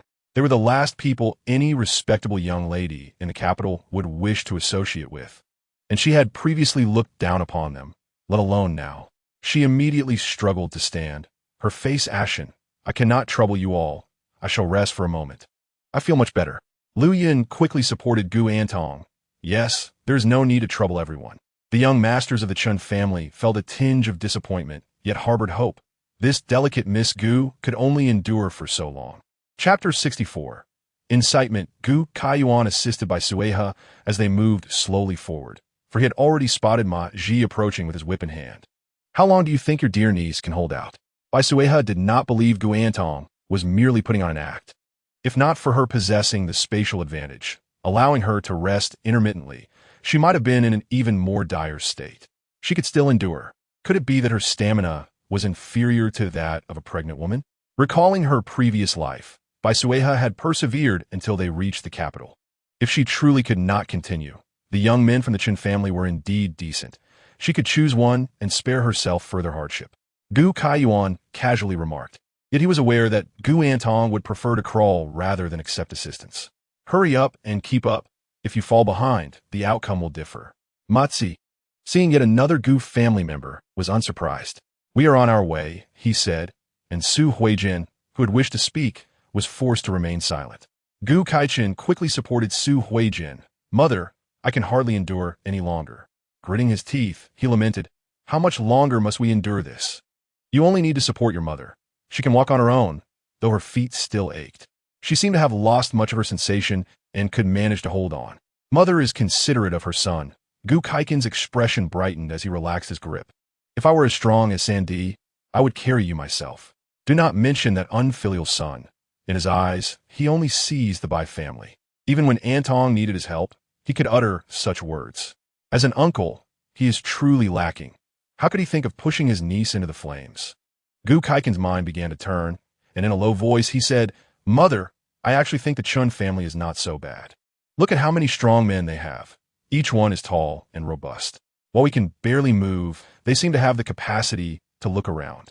If we were to truly become family, our bond would undoubtedly strengthen, and they would surely assist us in times of need. The Chen family is not viable. They are merely a fallen household. Su Huijin rejected without a second thought. No one in the capital looks favorably upon them. Otherwise, there would not be so many bachelors in their family. Mother, today is different from the past. Our family situation is not good either. This could indeed be a well-matched union. Are you truly considering finding a peasant for Antong and Lingnan? The Chen family is simply too inferior, with Antong's beauty and talent. Even a prince would be worthy of her. Su Huijin remained reluctant. She gently patted Gu Kaikin's hand, asserting that even though their family had fallen into disarray, they could still find a prominent local family in Lingnan, thus preserving the honor of the years spent nurturing Antong. She emphasized that since Antong was their only daughter, a prosperous marriage would benefit the entire family. It was her mother's foresight that had initially motivated Gu Kaichun to treat his niece with such kindness. He had initially focused solely on their immediate difficulties, forgetting that an alternate path might still be available. Therefore, if Antong encountered challenges, he should not distance himself, for she would remember his kindness, which would prove useful in the future. Gu Kaichun nodded repeatedly, reflecting on whether he had been too hasty in his judgments before. Lu Yun and Gu Kaiping supported Gu Antong on either side, with Gu Onliang closely trailing behind them. My dear husband, your entire family is devoid of virtue. Just now, Gu Kaiyuan intended to ruin our daughter. Do not speak nonsense. Third brother harbors no such intentions, Gu Kaiping retorted, glancing at Gu Baijiang, who walked ahead, his words contradicting his sentiments. Third sister-in-law is indeed with child. It is only natural for him to protect his wife. It is all my fault. I am too weak to care for you properly. Do not worry. I will not hastily promise our daughter to anyone. I will find her a suitable match. Gu Antong lowered her head shyly, her eyes icy. Although she heard these reassurances, the family's current disgrace made her fear that finding a suitable match would be exceedingly difficult. Lu Yun felt a wave of helplessness wash over her as she recalled the years of her efforts coming to naught. She wished it would simply end there. Even if they could not secure a good match, they certainly could not settle for the Chun family. Gu Kaiping assumed his wife was wavering. He urged her not to worry, as the decision would be left to their parents. Lu Yun, deep in thought, finally gritted her teeth and continued forward. Gu Onliang, who had been quietly following, appeared lost in contemplation, maintaining an unusual silence throughout the journey. If not for the daily head count, he might have felt invisible. Upon reaching the third relay station, all felt as though they had shed half their lives. This was merely the beginning. A long road lay ahead. However, there was some good news. The shackles binding them could be temporarily removed to be reattached upon reaching the borders of Lingnan. Lu Pingkong gathered everyone together, declaring that they must hasten their pace for the journey ahead. Anyone who dared to lag behind would not be treated kindly. He pointed to the relay station, indicating that they would rest there for an entire night. If anyone needed to replenish their supplies, they should do so quickly, as the forthcoming journey would not always provide opportunities for lodging. As was customary, the brothers could once again enjoy some benefits at this relay station. The question remained, would these individuals be generous this time? The group stirred with excitement upon seeing the abundance of food and supplies available. The enticing aroma of meat wafted through the air, nearly bringing them to tears. "Mother, let us indulge in some fine food today," Gu Kaichun urged Su Huijin, hoping to treat himself to some meat dishes to restore his strength, as he and the children had grown thin from hunger. "I have only this little silver. We still need to purchase many items, and I fear it may not be enough." Su Huijin was not entirely oblivious. She knew that to make their journey more comfortable, they needed to arrange for a means of transportation. They also had to prepare provisions for the entire family. Otherwise, if they were forced to sleep in the wilderness, it would be too late for regrets. "Isn't it fortunate that we have elder brother and third brother?" At this point, why are they still clutching their coins? She believed that since they had not divided the family assets, those funds should be entrusted to their mother to manage. "Elder brother, third brother, how inconsiderate of you. I will speak with them shortly," Su Huijin decided, finding reason in her thoughts as she approached Gu Baijiang. Previously, their discord over the concubine had caused some tension between the couple, and she had tried to avoid walking alongside Gu Baijiang during the journey. "My lord, look at all these items. What shall we prepare?" Many families had already begun selecting their goods, and if they did not act quickly, the best items would be snatched away. "Gu Baijiang, we can forego other items, but we must secure a cart." Chapter 65. Purchasing need a cart? Suhiu the net gulim. "My lord, have you forgotten? We are currently outlaws and cannot utilize a cart. These carts are meant for the officials." On this journey, they had to carry food and water. Had he not noticed the large cart behind them, covered with oilcloth? Feeling embarrassed, Gu Baijiang snapped, "Just handle it as you see fit." "Must I manage everything?" "Handle it, but I need silver to do so. As the head of the family, shouldn't you contribute?" Su Huijin, recalling the living conditions of the concubine, felt a surge of anger. You can lavish money on a concubine, yet neglect your wife and children. Do you wish to be a hands-off landlord? Gu Baijiang glared coldly at Su Huijin, but she responded defiantly, "Do not threaten me with a divorce. Let's see you attempt it." Su Huijin was undeterred, since giving birth to their third child had weakened her husband. She had taken measures to ensure he could no longer father children, thus solidifying her position. With so many descendants, she would not simply watch him abandon her. The Gu family would never be rid of her.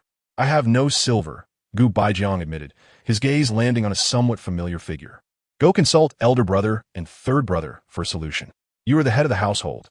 They will listen to you." Su Huijin had previously made requests, but they were always dismissed due to his established rules that disregarded her authority as matriarch.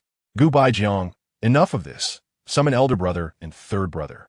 Hearing his agreement, Su Huijin's face lit up with joy, but when she turned, she discovered that the two ungrateful sons had vanished. "Kaiping, Kaiyuan, where are you?" Su Huijin inquired of Gu Kaichun. "They are over there purchasing items," Gu Kaichun replied, his eyes enviously observing the wares. Unfortunately, his pockets were light. Glancing at Su Yulan only deepened his disdain. Had he known that marrying into the Su family to please his mother would yield no benefits, he would have reconsidered. He looked at his third sister-in-law, who, despite being pregnant and traveling in discomfort, remained pristine, unlike this foolish woman, whose hair was disheveled and clothes filthy, as if she had crawled out of a beggar's den. "Go fetch them. We need to discuss what to buy." Gu Kaichun cheerfully turned away, determined to ensure that elder brother and third brother would procure more supplies this time. Bai Suihe admired the ancient business acumen once more. This entire industry chain had been meticulously crafted. From the smallest flint to the largest donkey or ox cart, they had everything one might desire. Moreover, this appeared to be a unique business venture, with prices inflated several times over. "Do not touch anything carelessly. Look only if you intend to buy," the shopkeeper proclaimed with an air of superiority, frequently calling out loudly. "You there, if you're not buying, do not touch. See the prices marked above? Come to my side to register, and I will fetch what you need." "Let us also purchase some small items," Bai Suihe suggested, although she felt the prices were excessive. She understood the importance of maintaining appearances. "Gu Kaiyuan, acquire some essentials. We will figure out the rest later." She feared that there would be further gossip at home. As she noticed Gu Kaichun approaching with the silver, the Gu family reconvened, and Gu Baijiang stated directly, "We must have a cart. Do you prefer a cow cart or a donkey cart? We also need essential household items such as pots, bowls, and condiments, as we will travel over 1,000 kilometers and will often have to sleep in the wild." "Let the women arrange those," Gu Kaiping said, noting that Gu Kaiyuan remained silent, turning his gaze to him instead. so he reluctantly added, "We will follow our parents' decisions. Then let us purchase a cow cart. Cows are gentler and stronger, capable of carrying more people." Su Huijin made a decisive decision, stating that after checking, a cow with a cart would cost 80 taels, and each of the two brothers would need to contribute half. Upon hearing this, Lu Yun's expression changed, feeling the price was exorbitant, suggesting they might as well purchase a donkey cart instead. A donkey cart would suffice. They could take turns riding it. Su Huijin had no objections, as it was unlikely that the elderly couple would be the ones walking. Gu Kaiping, third brother, what is your opinion? However, I must clarify that Bai Suihe has contributed half of the silver, and given her pregnancy, she must ride in the cart. Kai Yuan, this seems somewhat inappropriate, considering there are so many women and children present. Gu Kaichin immediately interjected, stating that if they were to allocate it as the third brother suggested, then no one from their household would be able to ride. Lu Yun was somewhat reluctant. There was only Bai Suihe from the third household. Yet there were three others after excluding Gu Kaiping. She was unwilling to walk, but her daughter and son were also her cherished ones. In Tong and in Liang could no longer walk, and her feet were sore. They too needed to ride in the cart. Calculating it all, along with the elderly couple, 6 people in one cart should suffice.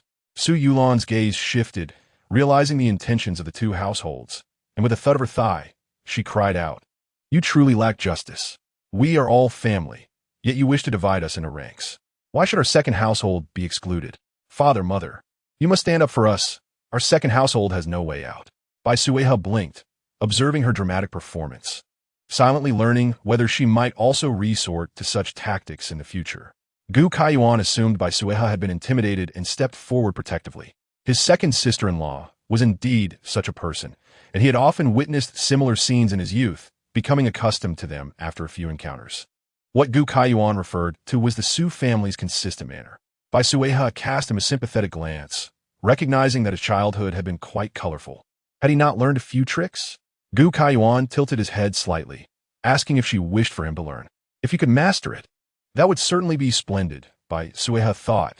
Thus their family would have someone to bear the brunt of disputes, preserving her own pristine image. Defeating magic with magic would be a delightful endeavor. Yet the image of Gu Kaiyuan as a shrew made her smile wane. Enough of this farce. Gu Baijiang values his reputation, he stated, directly declaring that they would procure a cow cart, and the two of them could arrange the rest. Lu Yun was genuinely displeased, expressing that this silver was not communal, and such decisions could not be made unilaterally. She shot an intense glare at Gu Kaiping, declaring that this matter was non-negotiable. I do not agree. Unbeknownst to whom she had offended, she wished that the deities would refrain from delivering scathing remarks at 2 in the morning. Chapter 66. Positioned similar to the previous life, the Gu family ultimately purchased a cow cart. The only difference this time was that due to limited funds, they acquired a medium-sized cart, which could barely accommodate 6 individuals. Spending 75 taels on such a shabby vehicle left Lu Yun feeling dissatisfied, particularly since half of that silver belonged to her. "Mother, this cow cart cannot fit so many people. I do not wish to walk," Gu Antong pouted, clinging to Lu Yun's arm. "What can I do? I had initially considered buying 2 donkey carts to facilitate distribution among your third uncle. Yet the entire family only permitted the purchase of one. We must make do and squeeze together. However, you and your brother must be clever. Do not let your second uncle take advantage of you. Bai Suihe has contributed half the silver, thus securing a position which she could accept. But the second household had contributed nothing and still dared to be picky, which was somewhat excessive. Mother, you know well that second aunt is grandmother's niece. She cannot be neglected. Then what shall we do? If she squeezes in, someone must get out. We cannot allow grandfather and grandmother to exit. Can we?" Gu Antong looked towards Bai Suihe, recalling that the third uncle had always been the most filial. "Then you all should be sharp tomorrow morning. As long as our family does not suffer loss, that suffices." Bai Suihe was unaware of their calculations, purchasing some minor items, which they would not need to carry, thus not increasing their burden. As before, she requested a private room. This time, the officials were generous and did not obstruct those willing to pay for additional accommodations. As for whether the prisoners might escape, that was hardly a concern. Exile was undertaken on a family basis, with the elderly and young. Where could they possibly flee?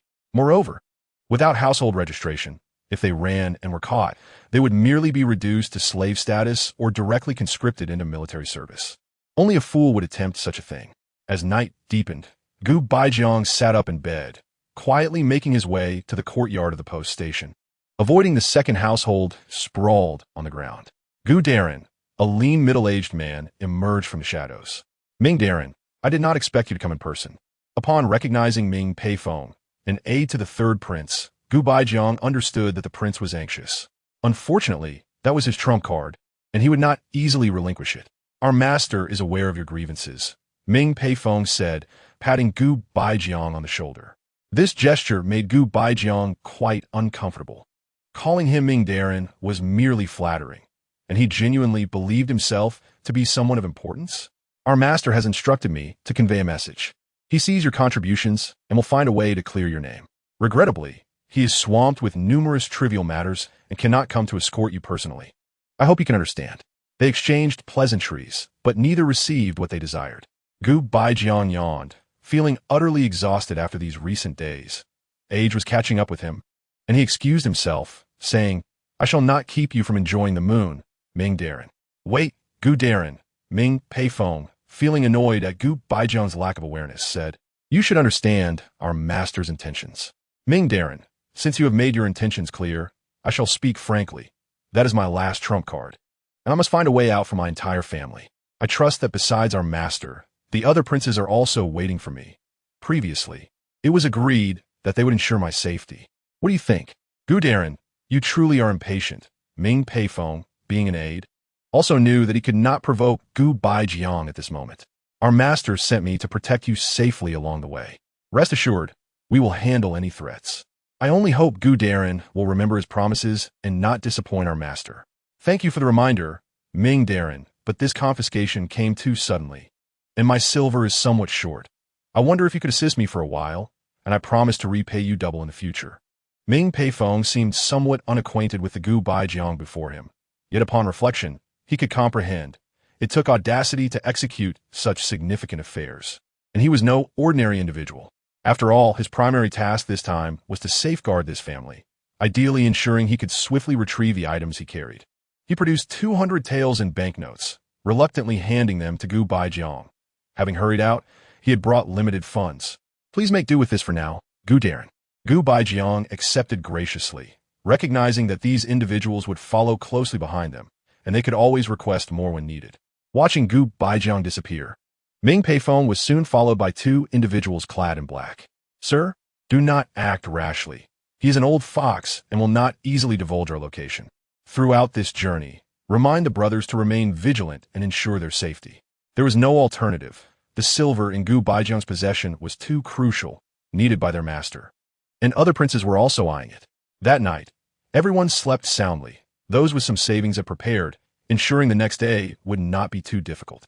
As dawn broke, the post station buzzed with activity. Each family, as a small collective, busily packed their belongings. Even if a family could not all fit in the cart, they could at least walk unburdened. However, the large family of Chun Dafu remained remarkably quiet, just as before, without any preparations. Gu Baijiang cast a glance, but chose not to approach for greetings this time. Instead, he leisurely made his way to his own carriage, placing his quilt directly upon it. How could there be no space? Gu Kai Yuan stood beside the carriage, his face marred with displeasure. Recalling their agreement from the previous day, why did you arrive so late? Su Huizhen retorted, adding, besides, who do you think should disembark from this vehicle? Gu Kai Yuan turned his gaze toward Su Yulan and Guan Wei, who immediately averted their eyes. Is it so wrong for an uncle to care for his nephew? And Wei's feet were already sore. I suggested your second sister-in-law sit here, which would allow her to hold him. 2 people sitting is more economical than 1. Do not forget, the silver belongs to Bai Suihe. Gu Kai Yuan coldly addressed the group, and she is with child. Is this decision made by all of you? Enough, Kai Yuan, stop being so petty. Gu Kai Chun asserted with the authority of an elder brother. Chapter 67. A man understands first come, first served. Su Yulan knew this had been tacitly agreed upon and immediately held her head high, asserting that the third sister-in-law should remember to rise earlier next time. At the same time, she resolved that starting tonight, their family of 3 would take turns sleeping in this ox cart to see who could compete with her. Gu Kai Yuan turned to Gu Baijiang, asking if this was the sentiment of both father and mother as well. We are all family. What is there to compete over? Gu Baijiang impatiently replied, Let your nephew sit first today. If by sure cannot endure it, we will switch later. Kai Ping. Let's go, he called to Gu Kai Ping, who was leading the ox cart, without even instructing Gu Kai Yuan to place her belongings inside. Bai Suihe looked at Gu Kai Yuan, wondering if she still felt pain. It would be a lie to say she did not. She had long understood the nature of those around her, and perhaps this was for the best. Gu Kai Yuan greeted Lu Ping Kong and moved to the back of the line, where a robust ox equipped with a canopy awaited. Miss, the young master, they have not yet arrived, and the carriage curtain was lifted from within as Dong Mei and Chun Xiang emerged. What brings you here? Bai Suihe questioned, perplexed. Was this what Gu Kai Yuan referred to as being prepared? The lady inquired of everyone beforehand, and the two of us volunteered to accompany the young miss in service. The young miss misunderstood. It is not our entire family joining, but rather, we have already wed. Chun Xiang's words reminded Bai Suihe, who noticed the changes in the hairstyles of the two young ladies. How could this happen so swiftly? It has only been a few days, and she had heard no prior indications. Dong Mei appeared somewhat bashful, explaining that it was she who had pleaded with the lady. Her family had been settled in Inxiang village by the lady's arrangement, and as a gesture of gratitude, they wished to serve the young miss for life. But will your husbands be agreeable to this? Bai Suihe found this arrangement rather inhumane. How could they be separated so easily? Zhuang De and Huang Ping Gu had met the young miss and the young master. Two sturdy men appeared at the back of the ox cart, standing respectfully to one side. Bai Suihe inquired, Zhuang De and Huang Ping Gu, whose family named them so creatively. Zhuang De is the husband of a servant. Dong Mei stood beside Zhuang De, while Chun Xiang followed closely behind. Huang Ping Gu is the husband of another servant. Are you the ones my mother arranged? Bai Suihe scrutinized the two newlywed couples, her heart heavy with concern for Dong Mei and Chun Xiang's willingness. Has your family consented? Are you foster sons of Wu Ma Ma? Bai Suihe was even more astonished. Wu Ma Ma was aging, and they should be fulfilling their filial duties beside her. How could they follow me to the capital? Fear not. There are other brothers looking after us. Zhuang De replied with a simple smile. Both he and Ping Gu are strong and capable of heavy labor. Let us board the cart first. The procession is already moving. Gu Kai Yuan had been attentively observing her surroundings. Realizing how ruthless the Gu family was to neglect the two of them, she had thought she had arranged for two capable maidservants, only to find they were still drawn into this situation. Lingnan, in the future, is a favorable place, but it is not so at present. As the ox cart gradually progressed, several horse-drawn carriages trailed closely behind. Gu Kai Yuan noticed the coachman and waved in greeting. Although it was an ox cart, its interior was no less luxurious than that of a horse carriage, furnished with thick blankets and equipped with compartments for various items, all corners filled with miscellaneous belongings. It was then that she learned from Dong Mei and Chun Xiang that she had returned their contracts of servitude and granted them each a farm. Knowing the lady wished to have people by the young Mrs. side, they approached Wu Ma Ma with their contracts in hand. However, allowing the two maidservants to travel such a distance was not ideal, and they had arranged for others as well. In the end, Wu Ma Ma acted as a matchmaker, summoning all her foster sons to select a few willing to journey to Lingnan, allowing Dong Mei and Chun Xiang to meet them. Having been close to the young lady, Dong Mei and Chun Xiang had learned many customs and manners, and when they stepped outside, they were no less refined than the daughters of small officials. Zhuang De and his companions were not foolish. This was a stroke of luck, and everyone desired such wives. It turned out both he and Huang Ping Gu stood out, not only gaining beautiful companions, but also securing good positions. Some individuals had already traveled to Lingnan to make arrangements, waiting for the young miss. Chun Xiang then presented a box, stating it was a gift from the lady, and requested the young miss to accept it. Mother, why would you have me carry something? Was it not said to be unnecessary? Bai Suihe sighed. Lady Bai had already given enough, and the box felt rather cumbersome. Upon opening it, she found a stack of silver notes, both in denominations and loose coins, presumably for her use on the journey. Bai Suihe instructed Dong Mei to keep the silver. She already possessed ample inner space, and these would serve as a perfect cover. However, the lady had mentioned that to spare the young miss from embarrassment, their contracts were temporarily left at the estate, and outwardly they were free. Should there be any disrespect, the young miss is asked for forgiveness. After all, commoners travel more freely than those bound by servitude. A truth Bai Suihe understood. The lady had already arranged for some individuals to go ahead and purchase farms, intending to open a few shops there in the future. The mother-in-law is considerate. Gu Kaiyuan recognized that Dong Mei and the others were aware of the estate's circumstances, but still took the time to reiterate their situation.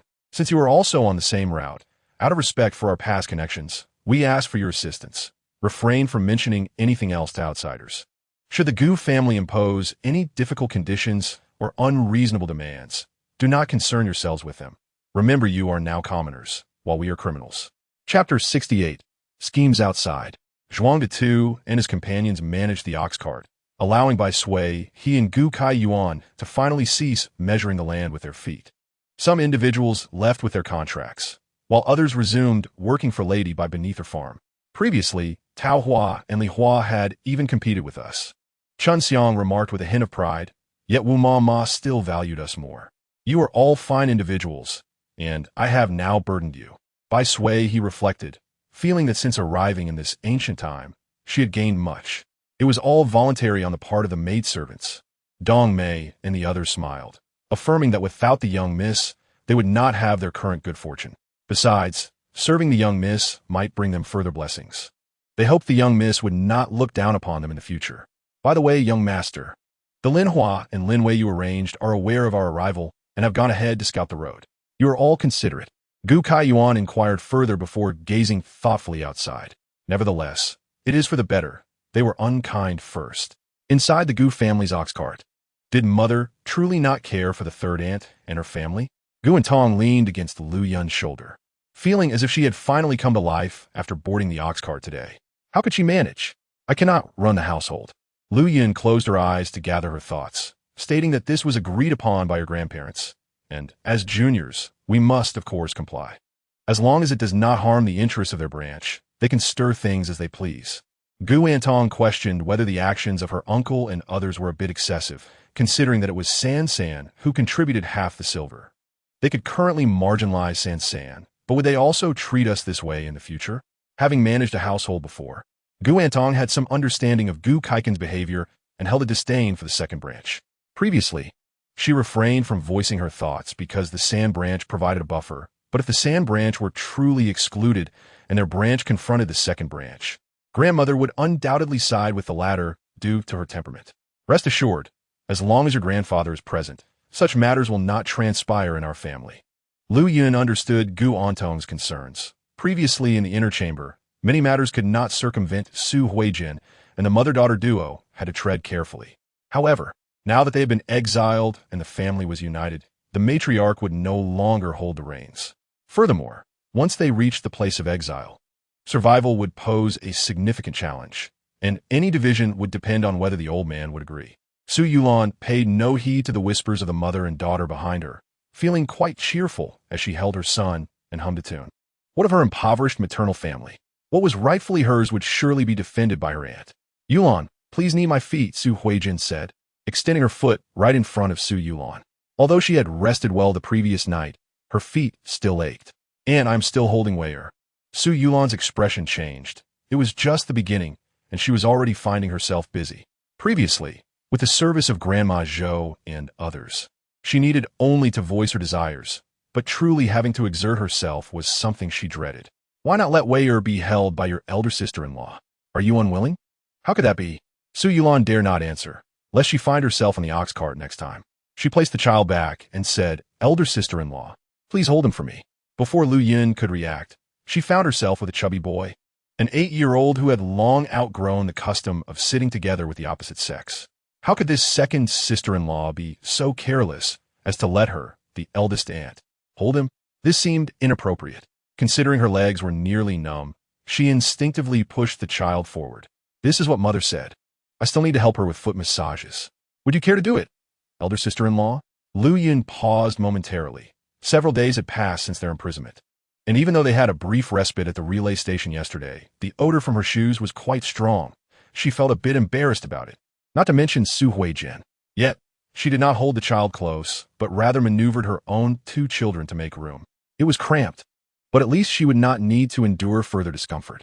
Su Yulan felt a sense of triumph. See, by squeezing a bit, her son's space had opened up, and she would not have to carry him anymore. Indeed, her aunt was on her side, swiftly resolving her greatest dilemma. although her feet did carry a notable odor. It seemed bearable. At worst, she could turn her head and breathe in the dust from outside. Gu Kaiping and Gu Kaichun, having not driven the ox cart, led the way by holding the oxen's reins. Elder brother, shall we truly ignore the third brother and his family? Gu Kaiping inquired. Is it not too late for you to pose this question? Perhaps you should let the second sister-in-law disembark and give her place to the third sister-in-law. While he looked down on Gu Kaiyuan, he held even more disdain for Gu Kaichen's behavior, taking advantage of others while relying on their mother for support. Elder brother, I have my reasons. Gu Kaichen wore a bitter smile. Yulan has been spoiled by her mother at home, and since her mother supports her, she doesn't heed my words.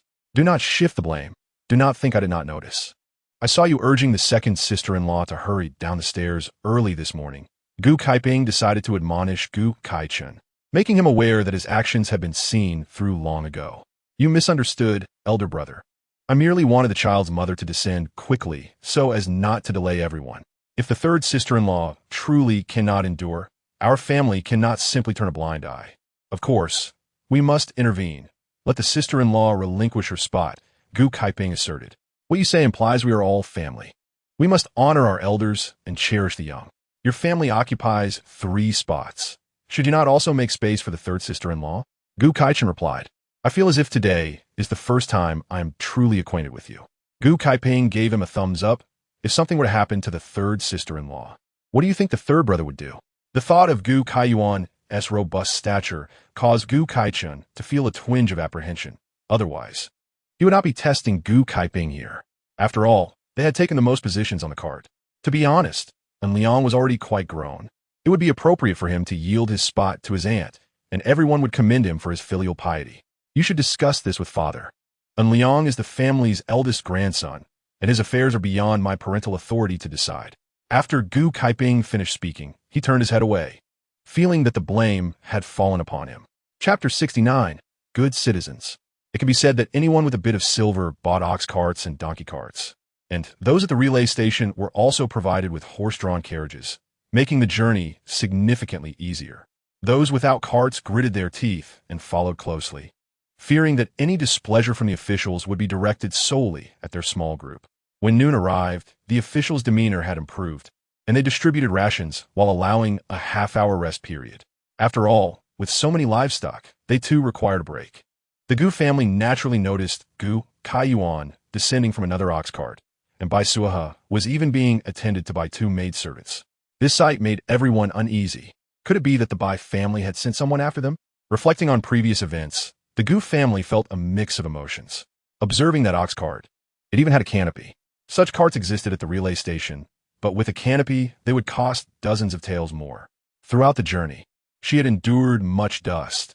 Had there been a canopy, she would have avoided such suffering. I will go inquire, Gu Kaichun, forgetting that it was they who had initially plotted against the couple, strode over with an imposing demeanor. Gu Kaiyuan, will you not explain what this is? What is there to explain? Gu Kaiyuan coldly laughed as he looked at the Gu family. My wife and I were left behind by you all, and luckily encountered acquaintances who took pity on us and offered us a ride. Surely, this does not trouble you. Second brother, how does that explanation sit with you? Second brother, are you satisfied? He then swept his gaze over the Gu family. You cannot possibly wish to see us in such a wretched state. Or do you think we should be struggling at the back? How dare you speak to your second brother like that? Su Huijin directed her gaze at Dongmei and Xuanxiang. You two are quite loyal. Since you are here, serve well. Come here and help me over. I shall be in that cart from now on. Mother, are you misunderstanding? Bai Suihe interjected. Dongmei and Xuanxiang have already redeemed themselves. They are now free individuals. They are now commoners, and we are the ones deemed criminals. We cannot afford to instruct them. Su Huijin was cautioned.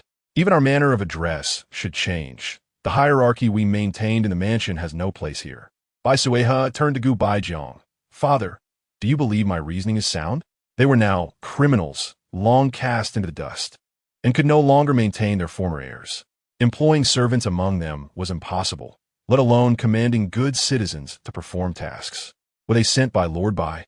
Gu Baijiang shifted the topic. Father, you misunderstand.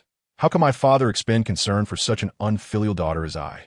I have heard that my father intends to clear his name from me by preparing to open the ancestral hall, disowning me. The fateful encounter between DNGMI and CH here is indeed a remarkable coincidence. If you doubt it, I can present our household registration and travel permit for your perusal. CH the lady speaks truthfully. It is merely a fortuitous meeting. Observe how she struggles alongside our esteemed son-in-law. It was only upon seeking the magistrate assistance that we were able to lend a helping hand. P and Go, please fetch our household registration and travel permit. We want Lord G to think we are deceiving him. Huing P and Go promptly complied, swiftly retrieving her travel permit and household registration to show the officials. Traveling can be challenging, and we certainly do not wish to burden anyone. Li PNGK, and his companions had already reaped their rewards, and they were well aware of the G family's disgraceful behavior, which they held in contempt. It is not easy to be away from home. However, as you accompany us, refrain from causing us trouble. Once we arrive at our destination, depart quickly. Li PNGK uttered some courteous remarks before handing the documents back to Huing P and Go, who made a point of displaying them in front of the G family. Not long ago, DNGMI and CH were mere servants. Yet in this brief span, their status has shifted dramatically. In truth, they are now in a better position than DNGMI and CHO. For at least they are not restricted in their travels. Truly, they are loyal servants. Realized that this opportunity was slipping away and turned directly to GKUN, asking, "How do you propose we handle this matter?" GKUN, having anticipated this, readily agreed. "Very well, from now on, I shall alternate with my elder brother and second brother, sharing the same accommodations as you. After all, relying on one's wife for a comfortable life is hardly commendable. It is only due to my mother's foresight. After all, I am a capable laborer, and my mother will not suffer loss." The two maidens presented the pastries they had prepared earlier, while Zhuing DTU and Huing Ping had already set up a small stove below, cooking a fragrant pot of beef noodles, and invited Bai Suihe to join them. N felt a pang of envy as she observed the Bai matriarch enjoying the service of her servants. Why must I, as the mother-in-law, endure hardship here while Bai Suihe revels in the attentions of her servants? If it displeases you, then look away, GBEG retorted with irritation. Her current status surpasses ours. What can you do about it? He silently resolved to settle accounts with the Bai family in due course. And as for that Bai matriarch, she may not be exempt from dismissal either. This thought brought him a sense of balance within. He also pondered why the third prince had only sent him 200 taels of silver this time. Unbeknownst to him, the third prince was in dire straits, having lost everything to theft, and was desperately seeking GBEG's assistance, sending people to urge him further, a fact that remained unknown to GBEG for the time being. In Chapter 70, the Bull Card, XUZHN produced the steamed buns and manta purchased at the relay station earlier, preparing to distribute them, but GKUN was quicker, shoving a large meat bun into his mouth, followed by another, consuming them at an astonishing speed. "Mother, of course, it's mealtime. This is public silver, a significant portion of which was contributed by my wife. How can we not indulge? I'm still hungry. I'll take 2 more for my son." GKN was not surprised by the unmasking of X's true nature, for he anticipated that even more unpleasant words would soon follow. "Father, what is mother saying? Does she not want her son anymore?" Furthermore, DNGMI and CH recalling the previous bond they shared with them, could hardly be expected to support our entire family. They have already assisted in caring for my wife, for which I am immensely grateful. How could I possibly become a burden to them? I am a son of this household, consuming its provisions. What is wrong with that? What is the matter? XUZHN scolded again. "You ungrateful child. I bought but a few buns. Each person could only have one at most, yet you devoured several. What will others eat? Mother, this is your fault. We have not withheld silver from you. Must you be so stingy?" GKUN noted the disapproving glares from the G family members. "But what of it? You speak lightly. But do you know how much a bun costs at the relay station? With the few taels of silver you provided, they will barely last 10 days. XUZHN, realizing her dwindling silver, cast a calculating glance toward the carriage occupied by Bai Suihe. "I don't care. You must compensate me. But son, you are penniless. How could you repay me? You have none, but Bai has. If she does not, then ch nexi ing, and the others surely do. Elder brother, mother is correct, GK, ich in chimed in. As a family, we must share in our difficulties. The younger siblings are receiving assistance from DNGM, I, and the others, and their lives are improving. We cannot simply watch our family suffer. You are bound to her in marriage. Go and speak kindly to her. I believe the younger siblings will understand. Look at this bull cart. It can hardly accommodate us. And without a cover, should the wind blow or it rain, adults may manage, but the elderly and children will suffer. Second sister-in-law, please step down and offer your place to the I'm matriarch. Your little nephew is already seated. It is no longer fitting for you to occupy this position. GKUN, what are you saying? XYLN, who had been enjoying the spectacle, found herself unexpectedly caught in the flames. It was hardly simple to relinquish her seat, having just recently enjoyed a moment of respite from carrying her own child. Did you not understand your brother's intent? Surely if you had read more, you would comprehend. You cannot even distinguish right from wrong. It seems inappropriate for the third sister-in-law to remain alone in that spacious bull cart. If you truly wish to show filial piety, you should bring your parents and several children over to care for them, allowing everyone to sit more comfortably. GKUN. So your second brother wishes to occupy someone else's cart. Why not just say so instead of dancing around the issue with me? The G family members' expressions brightened, and X who ZHN, smiling benignly, remarked, I knew you were the most filial. Hurry and have Bai arrange things. Let the two maidens come assist me. Even on the road to exile, she could still have someone to attend to her, which was a comforting thought. GK nodded to them and turned to call out loudly to DNGMI and CH Nexi Ying. DNGMI, CH Nexi Ying. My mother requests that you come and serve her and also tidy the carriage, welcoming them over and providing attentive service. Bai Suihe nearly spat out her noodles. Having read the laws thoroughly in recent days, she realized GKUN was courting disaster for the G family. GKUN, you have misunderstood. This is my mother's wish. It was merely a matter of seeing DNGMI and CH Nexi Ying, the two former servants, and letting them continue to serve. GBEG Ing and GKIP Ing had initially dismissed it, but now they were coming to their senses. Their statuses had changed, and they could no longer employ servants. GKUN, in his foolishness, was attempting to implicate the entire family. GKIP Ing quickly interjected. Lord M has misunderstood. My mother did not mean that. She was simply considering that the bull cart is too cramped and wanted to see if we could squeeze in over there. Huh, I hope that is the case, MZH replied, casting a disdainful glance at GKIP Ing. Control your family. Remember your current status and refrain from speaking out of turn or harboring foolish aspirations. This bull cart travels with us by our allowance. You must not disturb others or do not blame us for being impolite. After issuing his warning, MZH turned to leave, muttering under his breath about those who did not grasp reality, still posturing as if they were high-ranking officials. How oblivious they were to their current predicament while still attempting to display superiority. This remark left the G family members' faces alternating between shades of pale and flushed. XUZHN's earlier smugness was now stuck in her throat, leaving her gasping for breath. At this moment, no one from the Gu family paid attention to her, and she was once again struck down. The two formerly servile maids, who had once bowed and scraped before them, now stood with an air of superiority. Gu Kaiyuan raised an eyebrow, observing the scene, and proudly held his head high towards Bai Suihe.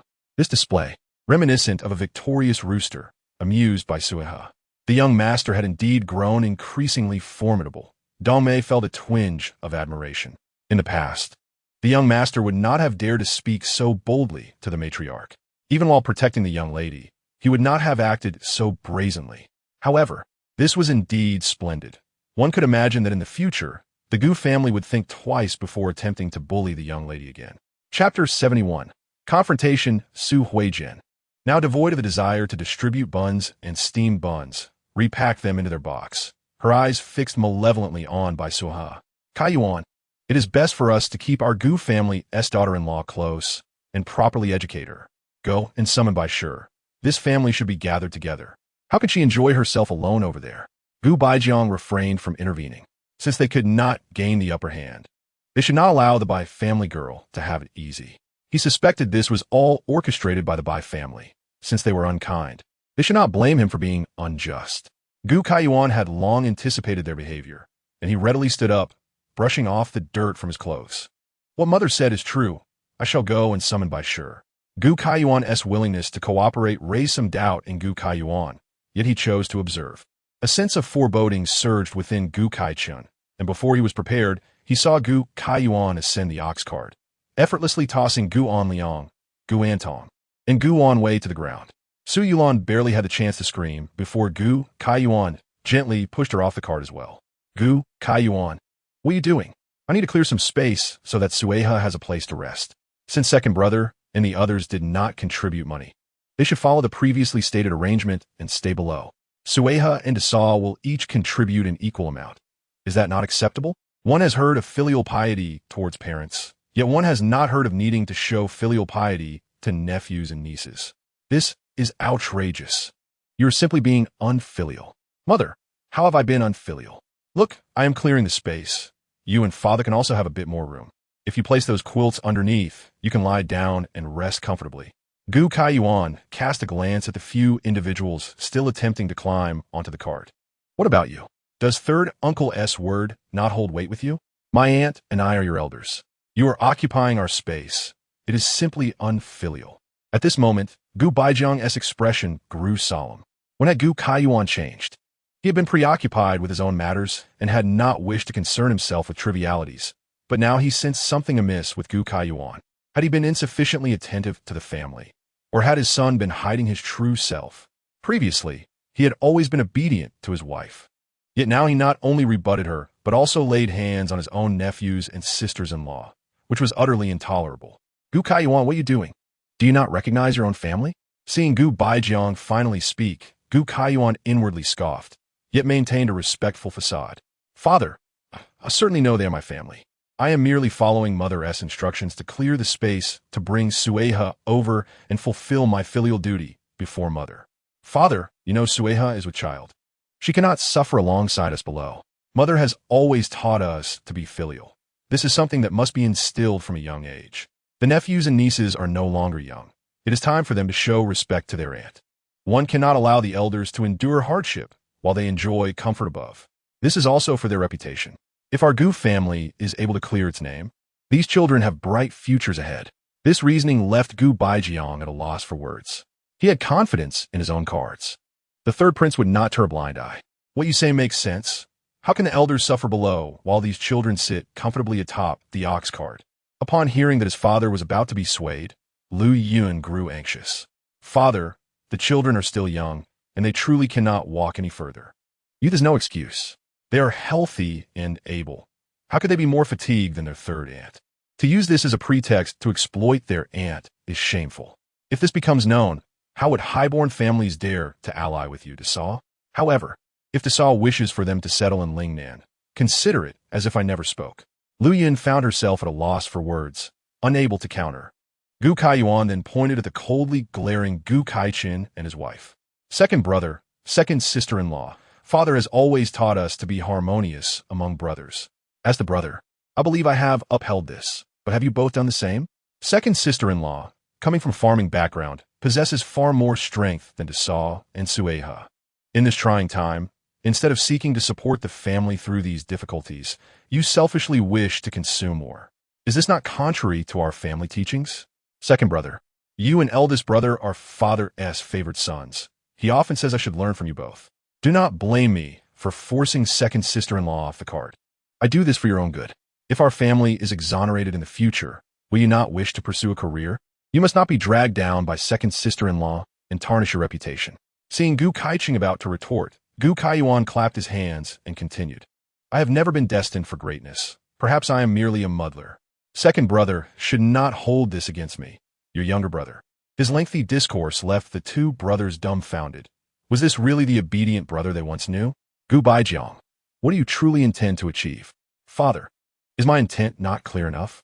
Whatever eldest brother and second brother possess, I must also have. In the future, whatever eldest brother and second brother contribute, I shall match. I do not ask for your favoritism, but I do expect fairness and justice. Is that not achievable? Gu Kaiyuan then mockingly added, even if you cannot provide that, I will not mind. I shall strive for it myself. Those resting nearby, hearing the commotion, turned to observe and began whispering about the Gu family. The image-conscious Gu Baijiang found himself utterly humiliated. Are you dissatisfied with your mother and me? Is what my son says not true? Why is it that the third branch has contributed money, yet none of us can even secure a place on the cart? Is Bai Suihe not in possession of a better ox cart? Healthy and able-bodied, yet seated while those who contribute suffer below. For the first time, Gu Kaiyuan tore open the faade of the Gu family. This was merely the first step. He resolutely refused to suffer in silence any longer. And if this family intended to use filial piety and kinship to bind him and his wife, they would need to consider whether he would comply. It would be best if the Gu family expelled the couple, but he understood that this would not be easily accomplished. Enough! Listen to your third brother. This was indeed an error on your part, both of you. Gu Baijiang wore a look of helplessness, as if his son's antics had caused him great distress. Chapter 72. Internal strife. Gu Baijiang aimed to defuse the situation first, planning to deal with Gu Kaiyuan later. But the rest of the Gu family remained oblivious to his intentions, feeling that their interests had been encroached upon. The first to voice dissent was Su Yulan.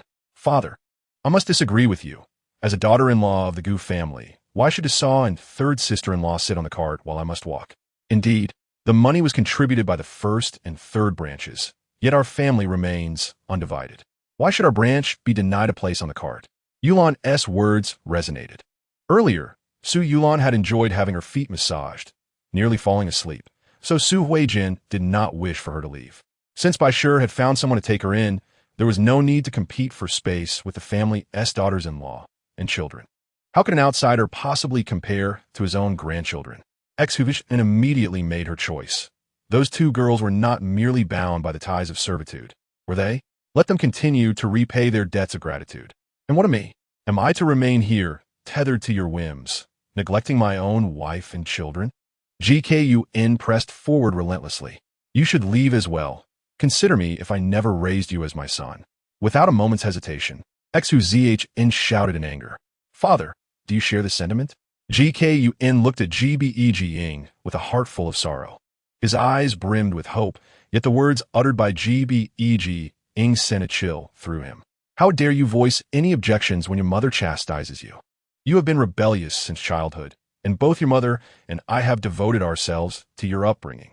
Now that our family finds itself in dire straits, living in close quarters, it is inevitable that there will be friction. You must understand the difficulties we all face. You cannot allow a few inciting words from others to turn you against your family and forget the lessons I have imparted upon you. GKUN was taken aback. At such a moment, Gbeg still sought to place the blame upon himself. He covered his face and rubbed it vigorously, his eyes reddening as he spoke. Father, we have not embarked on this journey today. Everyone present is aware of how matters stood before. Neither Su H nor I have ever instigated conflict, yet we are burdened with this unjust accusation. If you wish to drive your son to despair, why not simply find a magistrate and thrust a knife into my heart? In that way, I would repay your kindness in raising me. GKUN gestured toward his neck, as if offering his life in return for his father's upbringing. You insolent wretch. Gbeg slammed his hand down, forgetting that it was not his desk. His palm struck the rough wood, causing splinters to pierce his skin, forcing him to clutch his hand to his chest in pain. How dare you speak back to your father? If you are so resolute, then leave. In the future, do not come to me for aid. This was a declaration from his father. GKUN spread his hands before him. Present me with the division agreement. There is no division agreement. Once we reach LNGNN, I will expel you from the clan. Upon hearing this, GKUN nearly burst into laughter. Indeed, in LNGNN, it would be Gbeg who faced expulsion first. Because of this, GNT, despite having entered the residence of the three emperors, would become a target for the other women, unable to defend herself. Being expelled from the clan would ensure that Gbeg's branch would be criticized for a century. Is this what you call fairness, father? I merely seek to claim my rights, and yet for such a trivial matter, you threaten me with expulsion. Thus I accept this fate. From now on, I shall no longer seek your approval. I will go to the Bai family and become their son-in-law. After speaking, GKUN immediately walked toward Bai Suihe. To hell with propriety and familial morals. They're all struggling for survival now. Who still cares for reputation? Reputation cannot be consumed as food nor spent as silver. As for the matter of expulsion, we shall see who is cast out first. Go ahead and eat. Bai Suihe thought, now thoroughly convinced that the reborn GKUN truly wished to sever ties with the G family. He had now brazenly defied his parents. Upon seeing GKUN enjoying a steaming bowl of noodles, X-Hu-Zich-in reflected on the buns and steamed bun she had purchased, and her mood soured instantly. Truly an unfilial son. A white-eyed wolf who could not be raised properly. She wondered just how much wealth the Bai family possessed to allow such extravagance. This situation was not merely the result of your excessive actions. GBEG-ing had lost face, and GKUN, a strong laborer. Enduring the impatience in his heart, scolded X-Hu-Zich-in. Why must the second daughter-in-law insist on taking a place? Now look at what you've done. Are you pleased? And yet this is my fault? X-Hu-Zich and snorted coldly. Why did you not stop it this morning? A hypocrite who constantly preached morality. It was the most unprincipled of all. It has truly been a misfortune to marry you, managing a large household while you squander money on mistress outside. Now that you are in distress, where is that mistress to share in your hardships? Oh, I see. You are so concerned for her that you have not even placed her in servitude. She remains free. This pent-up frustration had long been held within X-Hu-Zich-in. The sudden confiscation and exile had caught him off guard, and as she finally had a chance to sit down, she was determined to settle old scores. Attempting to assert dominance before her, he ought to consider whether his aged face was worthy of such posturing. This news invigorated the entire group of exiles. Everyone was suffering, yet at such a moment, hearing gossip to pass the time and soothe one's spirit was quite welcome. No one had anticipated that the esteemed GSHL-ing would have such internal strife. Many had been secretly contemplating approaching the G family to propose marriage once the new generation matured. After all, the G family's reputation and lineage were commendable. However, today they had witnessed several dramatic performances. The so-called brotherly affection and respect were merely superficial. Just look at how the two elder brothers of the G family had forced their younger sibling into such a state. And with GL of our NS revelations, the notion of not taking concubines did not encompass the existence of a mistress. This was even more alarming than taking a concubine. A mistress need not serve the matron and could establish her own household, thus living a life more comfortable than many grandmothers. Moreover, from GL of our N's insinuations, that mistress was living better than the official matron. In this light, who would still aspire to be the principal wife? It was a collapse of propriety. GKUN observed it all, finding the noodles in his bowl even more delectable. The elderly couple had ceased their united front against external pressures and had begun to engage in internal conflict. It appeared that his previous scheming had indeed been judicious, and now he awaited the choices of his two dutiful elder brothers. This time, it was his turn to enjoy the spectacle. Chapter 73, Brotherhood. Who would have thought this foolish woman would speak out so recklessly, seeking to tarnish the reputation of the G family? How could he possibly tolerate such behavior? It was a misunderstanding. You mustn't cling to it so tightly. GBEG-ing lowered his voice further. Do you not consider the future of your grandchildren? Do you truly wish to sever the eldest path to success? What of your grandsons and granddaughters? Do you think sullying my name and spreading this matter will benefit you? I have labored for decades, and now you have ruined everything with your foolishness. I truly regret this. Had I known. Had he known what?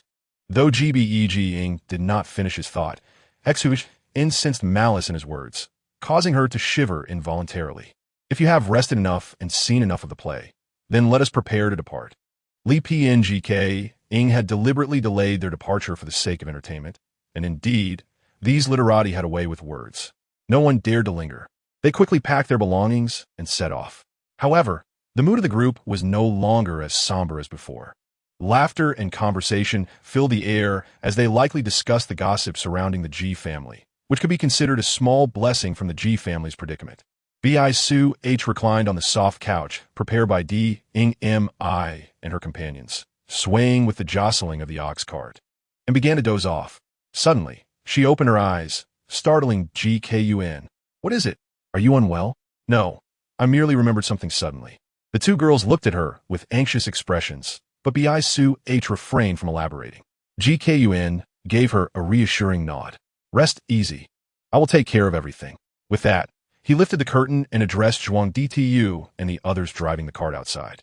See if you can place the ox cart at the back.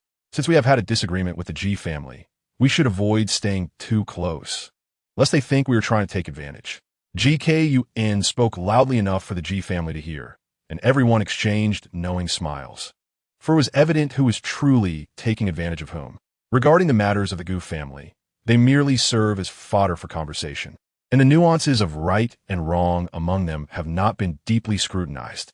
Some speculate that Gu Kaiyuan, perceiving support from the Bai family, is reluctant to lend a hand to his brothers and parents, seeking to delineate boundaries through this opportunity. Others, more astute, discern the inherent nature of the Gu family members, yet choose not to expose it, understanding well that this family is not to be trifled with and opting to maintain a distance.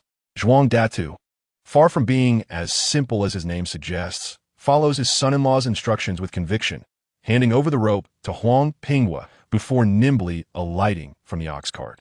Upon seeing Zhuang Datu approach, Lu Pingkong's spirits lifted, recognizing yet another stroke of good fortune. Bai family indeed displays remarkable generosity. Gu Baozhu, witnessing Lu Pingkong extracting 50 taels of silver notes from his purse, couldn't help but be astonished. Previously, a trip yielding such returns was commendable, but now, their generosity was strikingly lavish. The Bai family, affluent and privileged, and the only legitimate daughter of Bai, of course, could afford such extravagance. However, as they journeyed, Gu Kaichen began to feel the strain. Compounded by Gu Kaiyuan's current comfort within the Bai family's ox cart, his sense of imbalance grew. He could hardly continue on foot. The cart was already brimming with passengers, and what could be done when one could not move? Gu Kaiping, although weary, felt compelled as the eldest son not to voice his discomfort first. Elder brother, this ox appears quite docile. We need not have two individuals leading it. Perhaps we could take turns resting on the cart? Gu Kaiping, having spent time in the countryside, understood the animal's limitations. Although this ox was not particularly old, it was rather frail. Adding another person to the already full cart would likely tire the animal excessively. Gu Kaichin expressed disdain for the livestock, reflecting on the stark contrast with the well-prepared cart from the Bai family. However, there was little to be done. One could not deplete their family's resources merely for the sake of a better cart. Rather than lamenting here, it would be wiser to conserve our energy. Your elder brother suffers equally. Gu Kaiken's anger was indeed ignited, considering how they had previously intended to extend more care to this branch of the family, only to find their hearts so ungrateful. Recall the ruckus Gu Kaiyuan caused earlier. It was undoubtedly intentional, aimed at severing ties with our family. Elder brother, you too, amidst your busy affairs, ought not forget to guide Gu Kaiyuan. With such a reckless demeanor, he could ultimately drag us down. Why do you not take the initiative? Are you not his second brother? Did father not mention anything to you? Mention what? Gu Kaichan asked, puzzled, wondering if there was some family secret. Nothing of that sort. Gu Kaiping sighed in relief. I meant to imply Gu Kaiyuan's future prospects. What prospect could he possibly have? Is it possible father has spoken to you about granting him an official position? Gu Kaichan remarked with a hint of bitterness. Even if such intentions existed previously, they were now out of reach. It seemed their lives would be confined to Lingnan. That is not the issue. Father previously stated that Gu Kaiyuan was unfit for studies and intended for him to manage mundane family affairs, assisting us brothers. Regrettably, all the dowries from the Bai family have been appropriated by the emperor. Be quiet and think before you speak. Gu Kaiping quickly scanned their surroundings, ensuring no one overheard their conversation before exhaling in relief. Do not speak so freely. I have no desire to be implicated by you. Elder brother, I merely misspoke. Gu Kaichan responded with a hint of trepidation, realizing how a careless remark could lead to dire consequences if overheard by the officers. It is your fault for bringing this matter up. Chapter 74. In the wilderness truly, the Bai family exemplifies the merchant's acumen, adept at ingratiating themselves. Gu Kaiping feigned profundity. When Bai Leioi sought us out, he promised a substantial dowry, which was indirectly meant for our entire Gu family. I had hoped that the Bai family would show some understanding and offer their support, thus easing our family's burdens. Who could have anticipated that the Bai family would be so obstinate and unyielding? Look at how Mother sets rules for her daily conduct. She seems unable to grasp the essence of it, revealing her lack of intelligence. This is why our parents have grown increasingly disenchanted with this branch. The third brother's lack of ambition and his wife's demeanor cannot help but dishearten them. Now, Gu Kaiyuan seems to have taken something foolish, daring to speak so brazenly.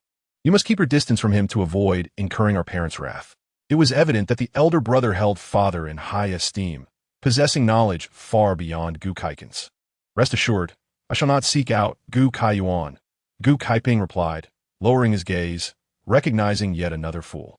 The ox cart was undoubtedly sent by Bai Foreign. Human nature tends to favor the Bai family.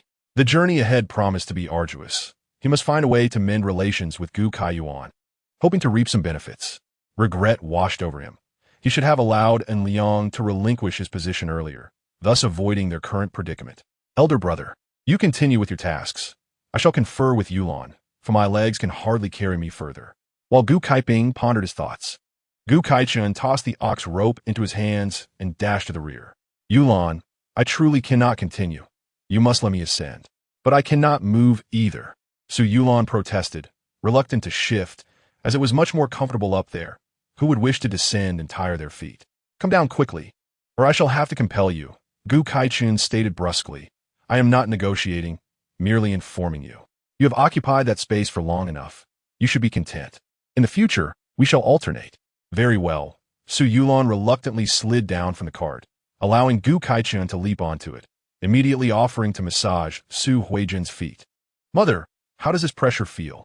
You certainly know how to please, Su Huijin replied, appreciating the gesture. Though the second son lacked the elder's composure, he exhibited greater filial piety. Once they departed from the capital, lodgings would be scarce, potentially taking several days to encounter a resting place. That night, they were destined to camp in the wilderness, a reality to which Lu Pingkong and his companions had grown accustomed. As they escorted prisoners, even when villages were nearby, the inhabitants were often unwilling to accept them due to their dubious backgrounds. If they could find a dilapidated temple to rest in during their journey, it would be a pleasant surprise. Approaching a mountain bend, they discovered a flat area near a recessed hillside, imbued with a strong sense of past habitation, indicating that previous exiles had often rested here. Each sought a spot to kindle a fire, deciding to settle here for the night.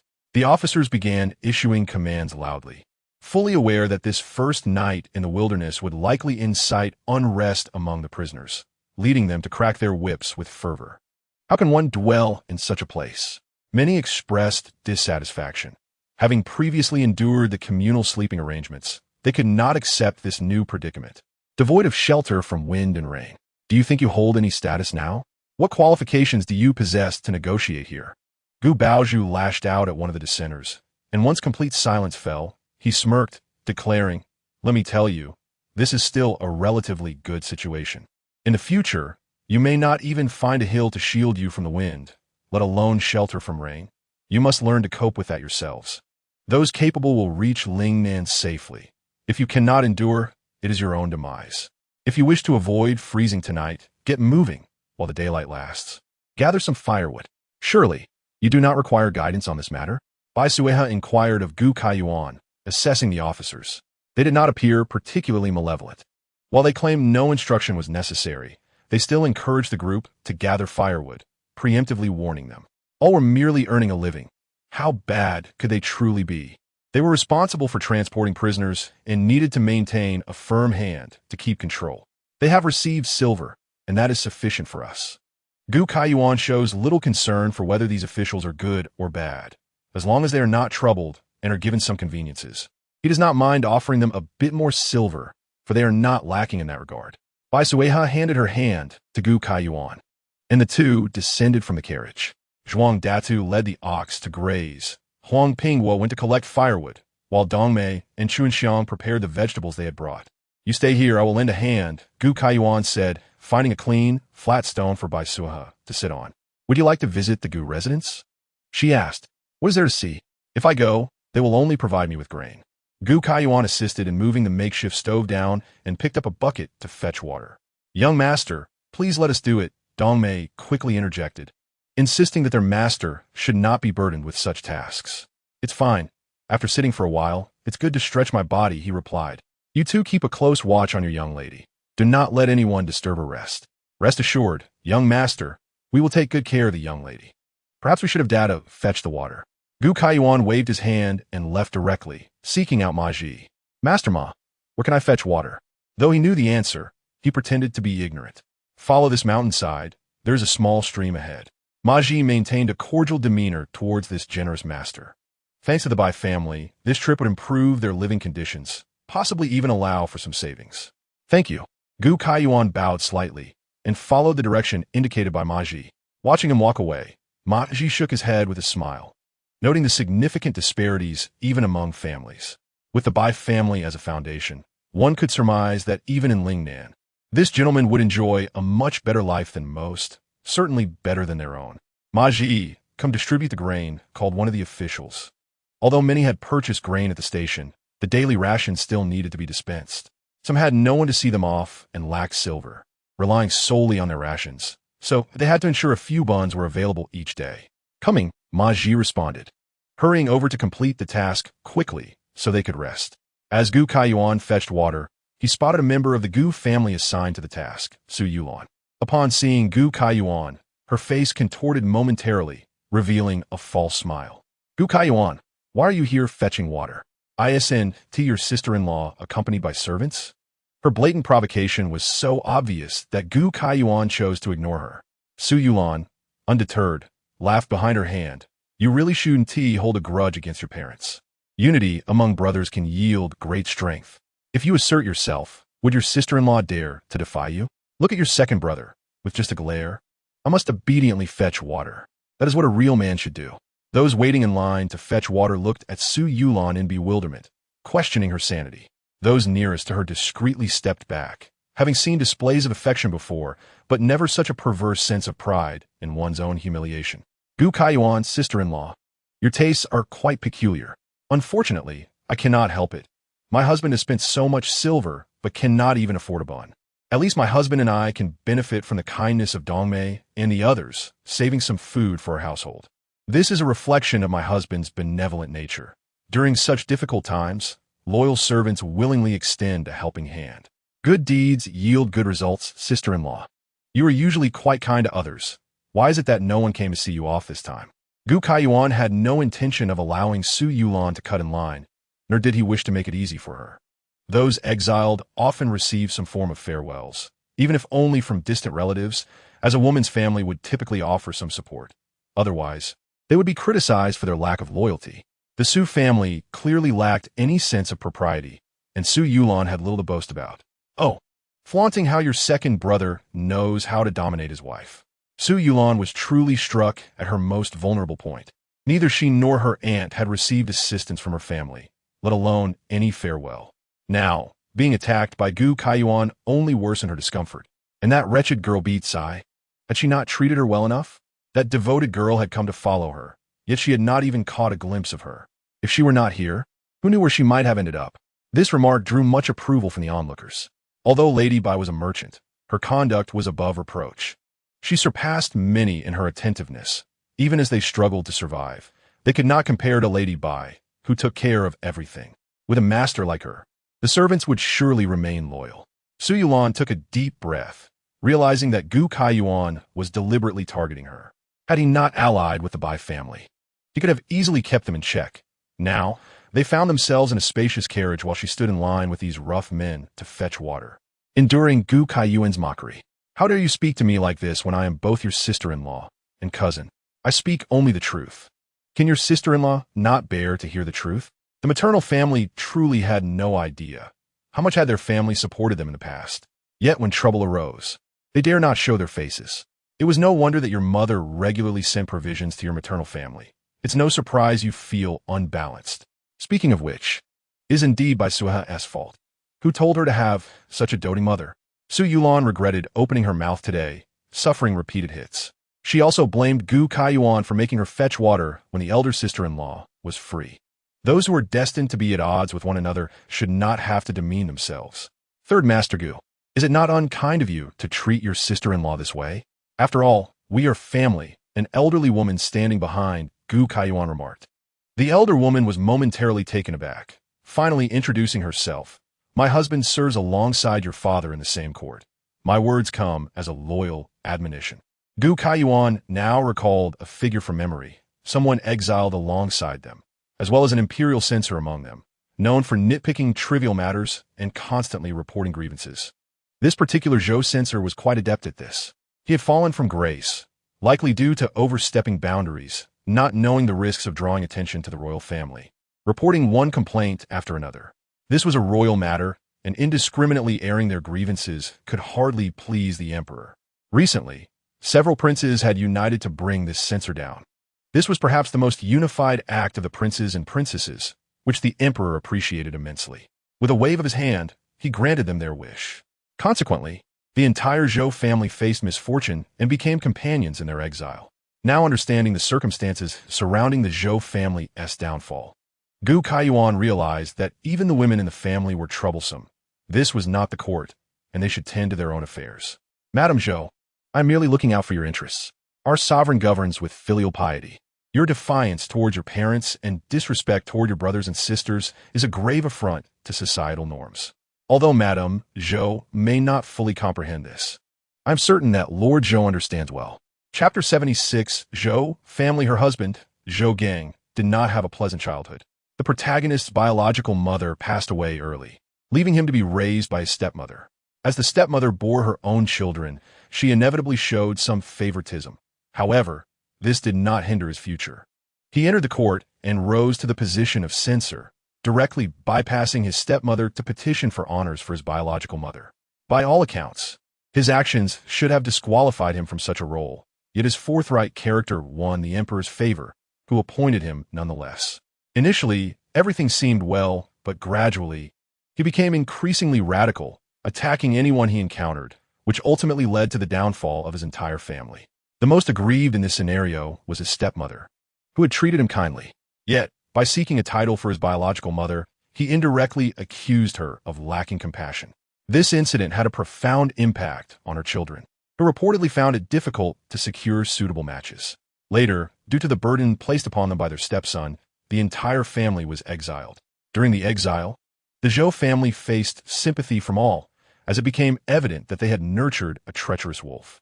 At this moment, Gu Kaiyuan expressed his desire to understand the audacity of such a person who could loudly proclaim filial piety while displaying such ingratitude.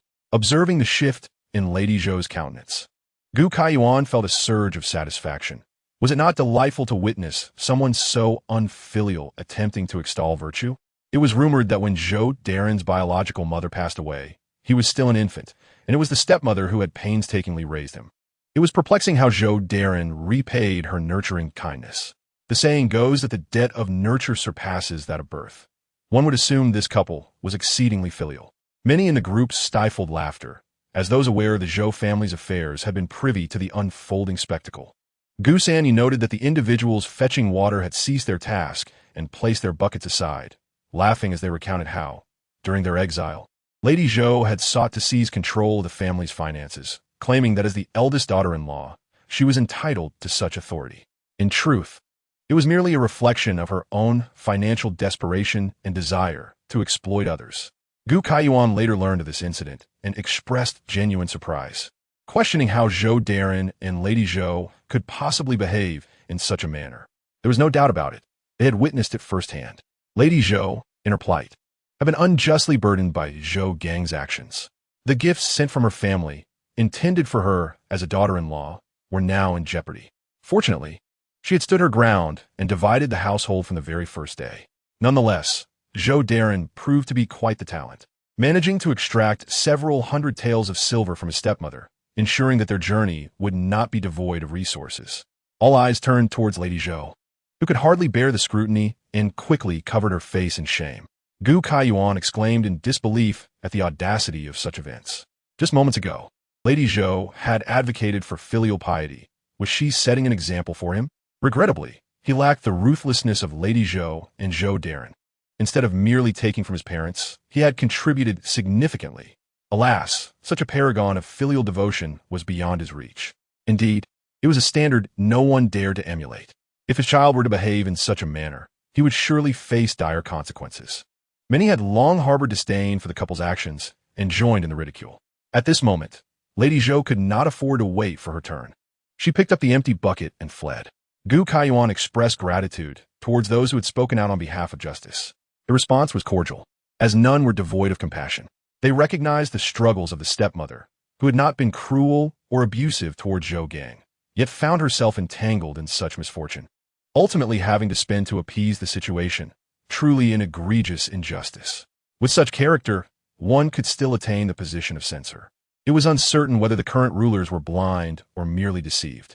The supplies were plentiful, yet it was not appropriate to reveal them in front of Chunxiang and the others, so they cautiously assessed what provisions they had. Upon opening the rear chest, they discovered an assortment of meats and vegetables. "Miss, this is what we hastily procured at the post station. It will have to suffice for now. We can acquire fresh supplies when we reach the next village," Dongmei explained, somewhat nervously, as the post station had limited offerings and many were vying for them. However, they had managed to prepare some cured meats and sausages, which were stacked at the bottom. This was already quite satisfactory. Bai Suihe pointed to a piece of meat and then to the vegetables, suggesting they simply boil some dumplings. In the open air, everyone could see each other's actions, making it unwise to prepare anything extravagant, lest they attract unwanted envy. "Very well," Dongmei swiftly organized the items, leaving the remainder to me and Chunxiang. "Miss, you and the young master should rest," Bai Suihe replied. "Perhaps I should accompany you." Gu Kaiyuan glanced at her abdomen. "You should take care of yourself. I can manage alone, but you cannot venture into the mountains." Gu Kaiyuan felt a twinge of guilt, realizing he had been seen through. "I will remain nearby. I assure you I will not ascend the mountain." Bai Suihe nodded and resumed her seat on the stone, only then noticing that Dongmei had thoughtfully laid down a blanket. Regret filled Gu Kaiyuan. Why had he not considered this sooner? He resolved to be more attentive in the future. Turning to leave, Bai Suihe did not truly sit idle, but joined Dongmei and Chunxiang in preparing dinner. Initially, they were reluctant, believing such tasks were beneath the young lady. However, Bai Suihe insisted, "After sitting in the carriage all day, I wish to move about. Besides, this is not strenuous work. Collaborating will make it quicker and allow us to converse." Dongmei placed the vegetables before Bai Suihe, asking her to help sort them. "Bai Sure, where's my second brother?" At that moment, Gu Kaiping arrived, busy with his own tasks. "Elder brother," Bai Suihe greeted him. Gu Kaiyuan went to gather firewood. "Is there something you need?" Gu Kaiping frowned. "Why must Kaiyuan fetch firewood? Are there not 4 of you to assist?" "Elder brother, that is not the case. Given our current status, who would dare to serve us? It is Dongmei and Chunxiang who have shown us kindness, providing us shelter and assisting with meals. We will always remember their generosity and must contribute what we can," Bai Suihe explained, raising a leafy vegetable. "See, I am learning to help too. After all, being able-bodied, I cannot rely solely on others."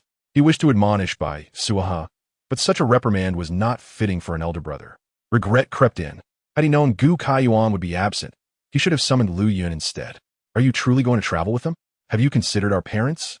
He attempted to turn away, but found himself unable to resist asking. Bai Suihe blinked. "Is there not a place for me with my family?" "We are indeed considering our parents. By staying here, we can save rations for the family and create space for you to sit. Have we failed to meet expectations?" Gu Kaiping countered, "But a family should support one another. I see you have a cart. Could you not bring mother and father here to spare them from the cold wind? The night is chilly, and if they were to fall ill, what would we do?" Bai Suihe felt somewhat troubled. She turned to Dongmei, uncertain of how to address the lady. Chunxiang spoke earnestly, stating that they were now free individuals, and, considering the care they had received before, they were willing to accompany her and the young master. They would serve wholeheartedly, but they preferred not to extend this to others, as they were unwilling. Moreover, if you neglect your own health, we must also consider the lady's well-being. You are her only daughter, and if we do not serve you well, how can we face the former acquaintances of the Bai residents in the future? If others are not to suffer the cold, why should you?" After saying this, Chunxiang turned to Gu Kaiping, remarking that they were no longer servants of the Gu family, and that the ox cart belonged to them as private property. It would be best if unrelated individuals did not covet it. Upon hearing this, Gu Kaiping's face flushed with indignation. It was humiliating to be reprimanded by a former maid, yet he could not retaliate, and the anger festered within him. As he turned to leave, Bai Suihe pondered that this constant entanglement with the Gu family was untenable. A long-term solution was necessary, lest they be besieged by these individuals every time they stopped for a meal, which would surely dampen their spirits. There were 6 people in their party, including 3 strong laborers who had prepared a large pot of noodle dumplings, yet they still worried whether it would suffice. If not, they would have to rely on pastries to fill their stomachs. Every household was busy, and, apart from a few, many did not collect the prescribed rations of 2 buns each time. The officials had grown accustomed to such situations. Those who had regained their strength would not cause trouble on the road. Otherwise, they would only impede progress. With a journey exceeding 1,000 kilometers, how could one travel without sufficient nourishment? It was not just a matter of ease with the cart. The further they traveled, the more arduous the path would become. Sometimes, they would encounter steep ascents, and individuals would have to push the cart forward. In a small valley, numerous campfires flickered, filling the air with delightful aromas. It seemed that the women of the inner chambers in ancient times had a diverse range of skills. Although their initial attempts were somewhat clumsy, they managed to prepare food adequately.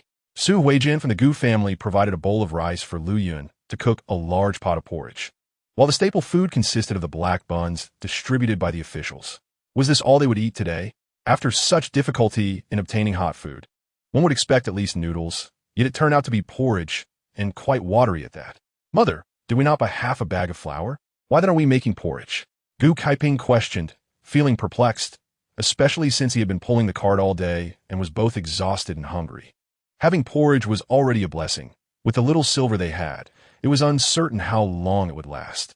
Regardless, everyone sat on the cart, not engaging in heavy labor, so they would not starve. Gu Kaiping felt a bit wronged. Mother, have you forgotten that I have walked all day? As the eldest, he dared not complain or show discontent. But that did not mean he did not care for himself. If this continued, his health would surely decline within days. He was still dreaming of restoring his father's position and making a name for himself. I saved 2 buns for you from this morning. Do not eat the others.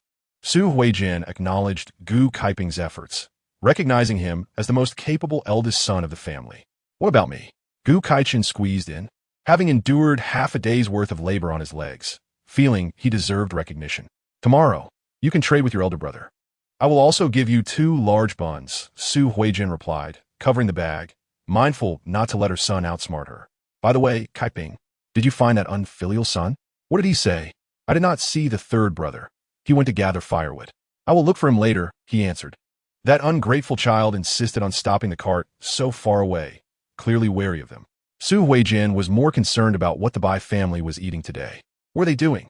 But, Father, I do not want to gather firewood. Those places are filthy and infested with bugs. Gu Anliang, who would have been pleased by praise in the past, found no solace in it now. What he desired were clean clothes, delicious food, and attentive servants. There is no choice. You are now a little man, Gu Kaichin asserted, sitting up straight. You are the eldest grandson of the family. You must set an example for your younger brother. Gu Anliang pointed at Gu Anwei, who sat idly beside them.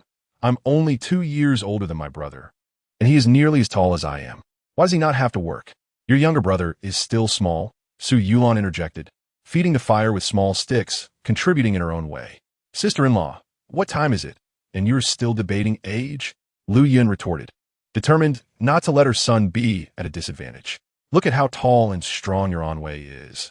He is not shorter than his elder brother. Why is it that our Anliang is expected to do work while Anwei is not? If that is the case, then let our Anliang also refrain from working. After all, he has his father and me, she continued. You seem anxious, but I have said nothing. If you wish to protect your son and have him work more, that is your choice. After a long day of travel, Gu Baijiang sat deep in thought on the cart, uncertain of the whereabouts of the individuals assigned by the 3rd prince to care for his family. They were supposed to look after them, yet had not shown their faces, making one wonder how they could fulfill their duty. Could it be that the 200 taels of silver were meant to dismiss him? The 3rd prince, however, was not so miserly. He had anticipated at least 5,000 taels. Little did he know that the 3rd prince was currently in dire straits, his residence having been plundered, and he dared not let this information leak. If word got out, how would he face his brothers? Yet with so many in his household waiting for meals, he had no choice but to seek help from the harem. The Liang Guifei, of humble origins, had little support from her family, and the palace's extravagance relied entirely on the emperor's favors and the 3rd prince's compensations over the years. The items in the palace were marked, and she could not take them out, so she reluctantly pawned all the valuable items given by the 3rd prince over the years. Even so, it was merely a drop in the bucket, barely maintaining appearances. Consequently, The third prince had to seek alliances with several ministers to gain their support. However, after the incident involving Gu Baijiang, these individuals had become evasive, and despite the days passing, there had been no progress. His anxiety grew, intensifying his desire for the silver in Gu Baijiang's possession. He sent someone again to urge Ming Peifeng to clarify matters promptly. Ming Peifeng sat in the carriage, contemplating strategies. Gu Baijiang had not achieved his goal and was likely unwilling to part with the items. If the situation were reversed, he would make the same choice. From the outset, he had known this would be a difficult task, but he had not expected the third prince to be so insistent. Sir, there is no need to rush. In a day or two, Long Sui chimed in. Did you not say this journey would not be peaceful? Why not teach the Gu family a lesson tonight? I have considered this approach, but I fear it may backfire, Ming Peifeng pondered. Find out when the first prince's people will arrive. Sir, are you suggesting to use someone else's hand? Silence. How could I entertain such thoughts? Ensure that Gu Darren is well protected and that he has no concerns for his life. Yes, I will follow your orders. Long Sui understood the implication. Will you be appearing tonight, sir? I will not. Ensure that those below handle matters delicately. Previously, he had heard that pregnant women should not consume rabbit meat. Though he was unsure of its validity, the remaining wild rabbit could be roasted for Dongmei and the others. Not long ago, your elder brother came over again, delivering the game to Zhuang Datu and the others. Bai Suihe recounted the previous events. I recall that we had stored some oilcloth. Should we send a piece over to them? Bai Suihe's intentions were not to express filial piety, but rather to secure a good reputation for her unborn child. With so many people around, their actions would undoubtedly be remembered. She herself was indifferent to worldly perceptions, but had to consider her baby. As for Gu Kaiyuan, the notorious antagonist, he likely had not contemplated this aspect either, perhaps secretly wishing to eliminate this family sooner rather than later. Holding back, likely for the sake of his descendants. Just place it in our parcel, she instructed. Gu Kaiyuan did not refuse. He would not be overly concerned about a piece of oilcloth. The wild chicken was not substantial, yielding only a large bowl of stew. Bai Suihe, with a slight contribution from Gu Kaiyuan, unknowingly consumed more than half, leaving the remainder for Gu Kaiyuan to finish. The aroma of roasted wild rabbit wafted through the air, causing Bai Suihe to swallow involuntarily. The scent was simply irresistible, and she felt a pang of desire. This time, she did not even need Gu Kaiyuan to decline. Dongmei and Chunxiang would not allow Bai Suihe to touch it. Miss Weivee heard that consuming rabbit during pregnancy can be harmful to the child. Let us endure it for now. Once the little master arrives, I will roast some for you. Was it said that eating rabbit would result in a child with a cleft lip? Bai Suihe pursed her lips, eager to refute such nonsense, but unsure how to articulate her argument. Apparently, the young lady was already aware. Chunxiang gazed at her in admiration. Recalling that someone in the village had eaten rabbit and subsequently bore a child with a cleft lip, much to the despair of the parents. Bai Suihe, that is called a cleft lip, a congenital deformity. Never mind, I can't explain this to them. Once Gu Kaiyuan was satisfied, Bai Suihe produced the oilcloth and packed 2 pieces of cake for him. Since they were presenting to outsiders, they might as well be generous. Gu Kaiyuan contemplated for a moment before accepting it, carefully cradling the items in his hands as he approached the Gu family. Father, mother, we haven't eaten yet. Gu Kaiyuan observed several individuals gathered around a pot of porridge, none daring to take the first bite, leading him to feel perplexed. Upon closer inspection, he realized they had forgotten to prepare spoons, each person holding a bowl and unsure how to proceed. This is to avoid the night chill. I requested a piece of oilcloth from Chunxiang. Drape it over the ox cart tonight to shield against the dew. Upon seeing the 2 pieces of cake, Su Huijin's expression softened. At least you have a bit of conscience. However, look at our family, only consuming rice porridge. If you have anything good over there, do send some our way. This family is starving. Gu Kaiyuan paid no heed to her insatiable demands. In the future, I will reserve good food to honor father and mother. I shall not interrupt your meal. I will take my leave. Wait, do you have any spoons? Gu Kaiping asked, feigning ignorance. So, elder brother, you are troubled by this matter. This is simple. Gu Kaiyuan addressed the crowd, arranged the bowls, and I shall assist you. Chapter 79. The men in black. The Gu family was bewildered by his actions, but complied, placing the bowls on the ground. Gu Kaiyuan approached, directly lifting the pot and pouring porridge from Gu Kaiping's bowl, one by one. His hands were steady, not a drop of porridge spilled. However, The Gu family quickly noticed something amiss. The porridge being poured was merely broth, crystal clear. The remaining grains of rice lay at the bottom of the pot, but their bowls could hold no more. It was then that Gu Kaiyuan filled 2 bowls with thick porridge for Su Huijin and Gu Baijiang. All right, since it's distributed, hurry and eat. Su Huijin quickly lifted her bowl, realizing for the first time that Gu Kaiyuan could be quite adept. Why are you all staring at me? Are you not hungry? Gu Kaiyuan feigned confusion. Is there any dissatisfaction with my distribution? The first and second households felt a lump in their throats, gritting their teeth in silence. What could they say? Should they argue that their parents should not eat so well? It was merely 2 bowls of porridge. If they truly quibbled, would the elders still favor them in the future? Gu Baijiang pondered for a moment before lifting his bowl. It was not out of selfishness or disregard for his descendants, but he needed to maintain good health for the longevity of the family.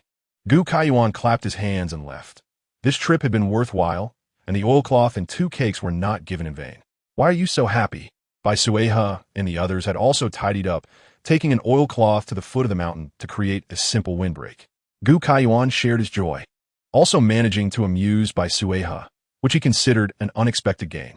At this moment, they were likely all harboring intense resentment towards him. Let them hate. Even if I did nothing, they would not favor me. Gu Kaiyuan had long since come to terms with this. Tonight, let the 2 girls take you to rest on the ox cart. I will squeeze in with them over there. Young master, you and the young lady rest in the carriage. We can manage here. Zhuang Datu quickly declined, unwilling to have the young master squeezed in with them. Enough. It's settled. The journey ahead is still long. You ladies are delicate and cannot afford to catch a chill. Gu Kaiyuan decisively made arrangements, pushing the ox cart to the corner and tying the ox at the front to block some visibility and wind. Most importantly, he had chosen a secluded spot, distance from the Gu family, ensuring they would not be implicated. As night deepened, everyone, except the night watch, fell into slumber. The Gu family was no different.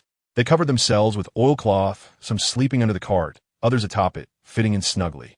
Such a large family indeed had little concern, leaving no one to keep watch. The night watchman yawned, listening to the snores, feeling his eyelids grow heavier. They were oblivious to the shadows stealthily approaching, carefully circumventing them, seeking each family. Suddenly, a figure in black signaled, and all gathered around. Is this the Gu family? This is the family I encountered before. Take them away, especially Gu Darren, but be careful not to injure him. Understood. Just as they prepared to act, a shrill scream pierced the night. Thief. The Chun family, sprawled in disarray nearby, sprang to their feet. Father, where is the thief? Father, where is the thief? Everyone immediately awoke, and, by the firelight, they saw the circle of black-clad figures surrounding the Gu family. Many were seasoned individuals who quickly deduced the target of the attack. Gu Baijiang and the others also awoke, huddling together, each wanting to press into the center. Who are you? Leave at once. Hearing the commotion, the night watchman rushed over, though his voice reached them before he did. The men in black could not engage directly with these individuals. They surged forward, grabbing the Gu family to flee, but the Gu family would not surrender easily. Gu Darren, I advise you to recognize the situation and not force us to take action. Bloodshed will not be our fault. The leader of the men in black leaned close to Gu Baijiang, whispering in his ear, You are truly lawless. I have never harmed anyone. Why do you see trouble with me?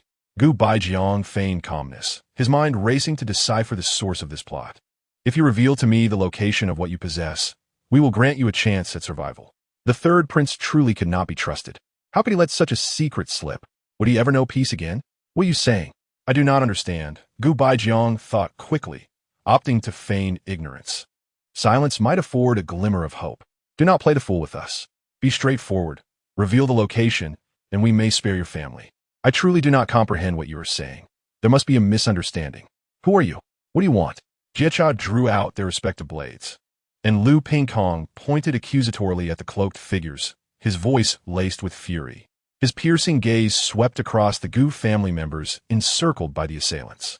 Were these their enemies? Do not waste words with them. Seize Gu Baijiang. Now that they have been discovered, the black-clad figures have no choice but to act. Since Gu Baijiang was uncooperative, they would take him by force, gripping his arm and yanking him outward. Gu Baijiang clung tightly to the ox cart, aware that if he released his grip, his fate would be determined by others. In this life, without Gu Kaiyuan to fight for him desperately, he could only cast a pleading look towards his 2 sons. However, Gu Kaiping and Gu Kaichun stood frozen, trembling in fear. Bring those two young ones along. The leader of the black-clad figures ordered, pointing at Gu Onliang and Gu Onwei, as he deemed it prudent to have leverage in negotiations with Gu Baijiang. Gu Onliang's cries pierced the air as he struggled in vain against the highly trained assailants. "Father, mother, save me." His desperate plea jolted Lu Yun awake. In that moment, she disregarded everything else, lunging forward to protect Gu Onliang, only to be kicked away by a black-clad figure, her body crashing heavily against the ox cart. Mother, Gu Antong, sensing the impending danger, hurriedly rushed over, taking cover behind Lu Yun and helping her to her feet. To the outside observer, it appeared as though Lu Yun was shielding the young ones. "Esteemed guests, our Gu family has never sought enmity with anyone. Why must you make things difficult for us?" Witnessing his father and brother being taken, Gu Kaiping mustered his courage to address the black-clad figures, offering apologies if they had inadvertently offended them, and pleading for leniency. "Stop listening to their nonsense. Take the people and leave," the black-clad leader snapped impatiently to the Jiecha surrounding them, demanding they clear the way, asserting that they did not wish to take their lives. "Lu Pingkong, you speak so lightly, but do you realize these are all notorious criminals? Taking them away is no different from seeking our demise. Today, you must either leave the people or leave your lives behind. Should this family meet a tragic end during their exile, they would bear little responsibility. However, should they be abducted by this group, the court would hold them accountable as accomplices." The Jiecha were well aware of the gravity of the situation. Consequently, they drew their weapons, encircling the captives. Those families who had originally been present took the opportunity to distance themselves. Gu Kaiyuan had already sensed the commotion and instructed Zhuang Datu to protect Bai Suihe before hastily approaching the Jiecha's ranks. Upon witnessing the Gu family's plight, Gu Kaiyuan lamented the futility of his sacrifices in his previous life. In his last existence, with the backing of a substantial silver note from the Bai family, they had procured many supplies. Fearing that ill-intentioned individuals might distort their intentions, Gu Kaiyuan took the first watch that night, and upon the arrival of these figures, he promptly alerted his family, positioning himself protectively before them to prevent their capture by the black-clad figures. With the assistance of the Jiecha, the group of black-clad individuals was soon driven away.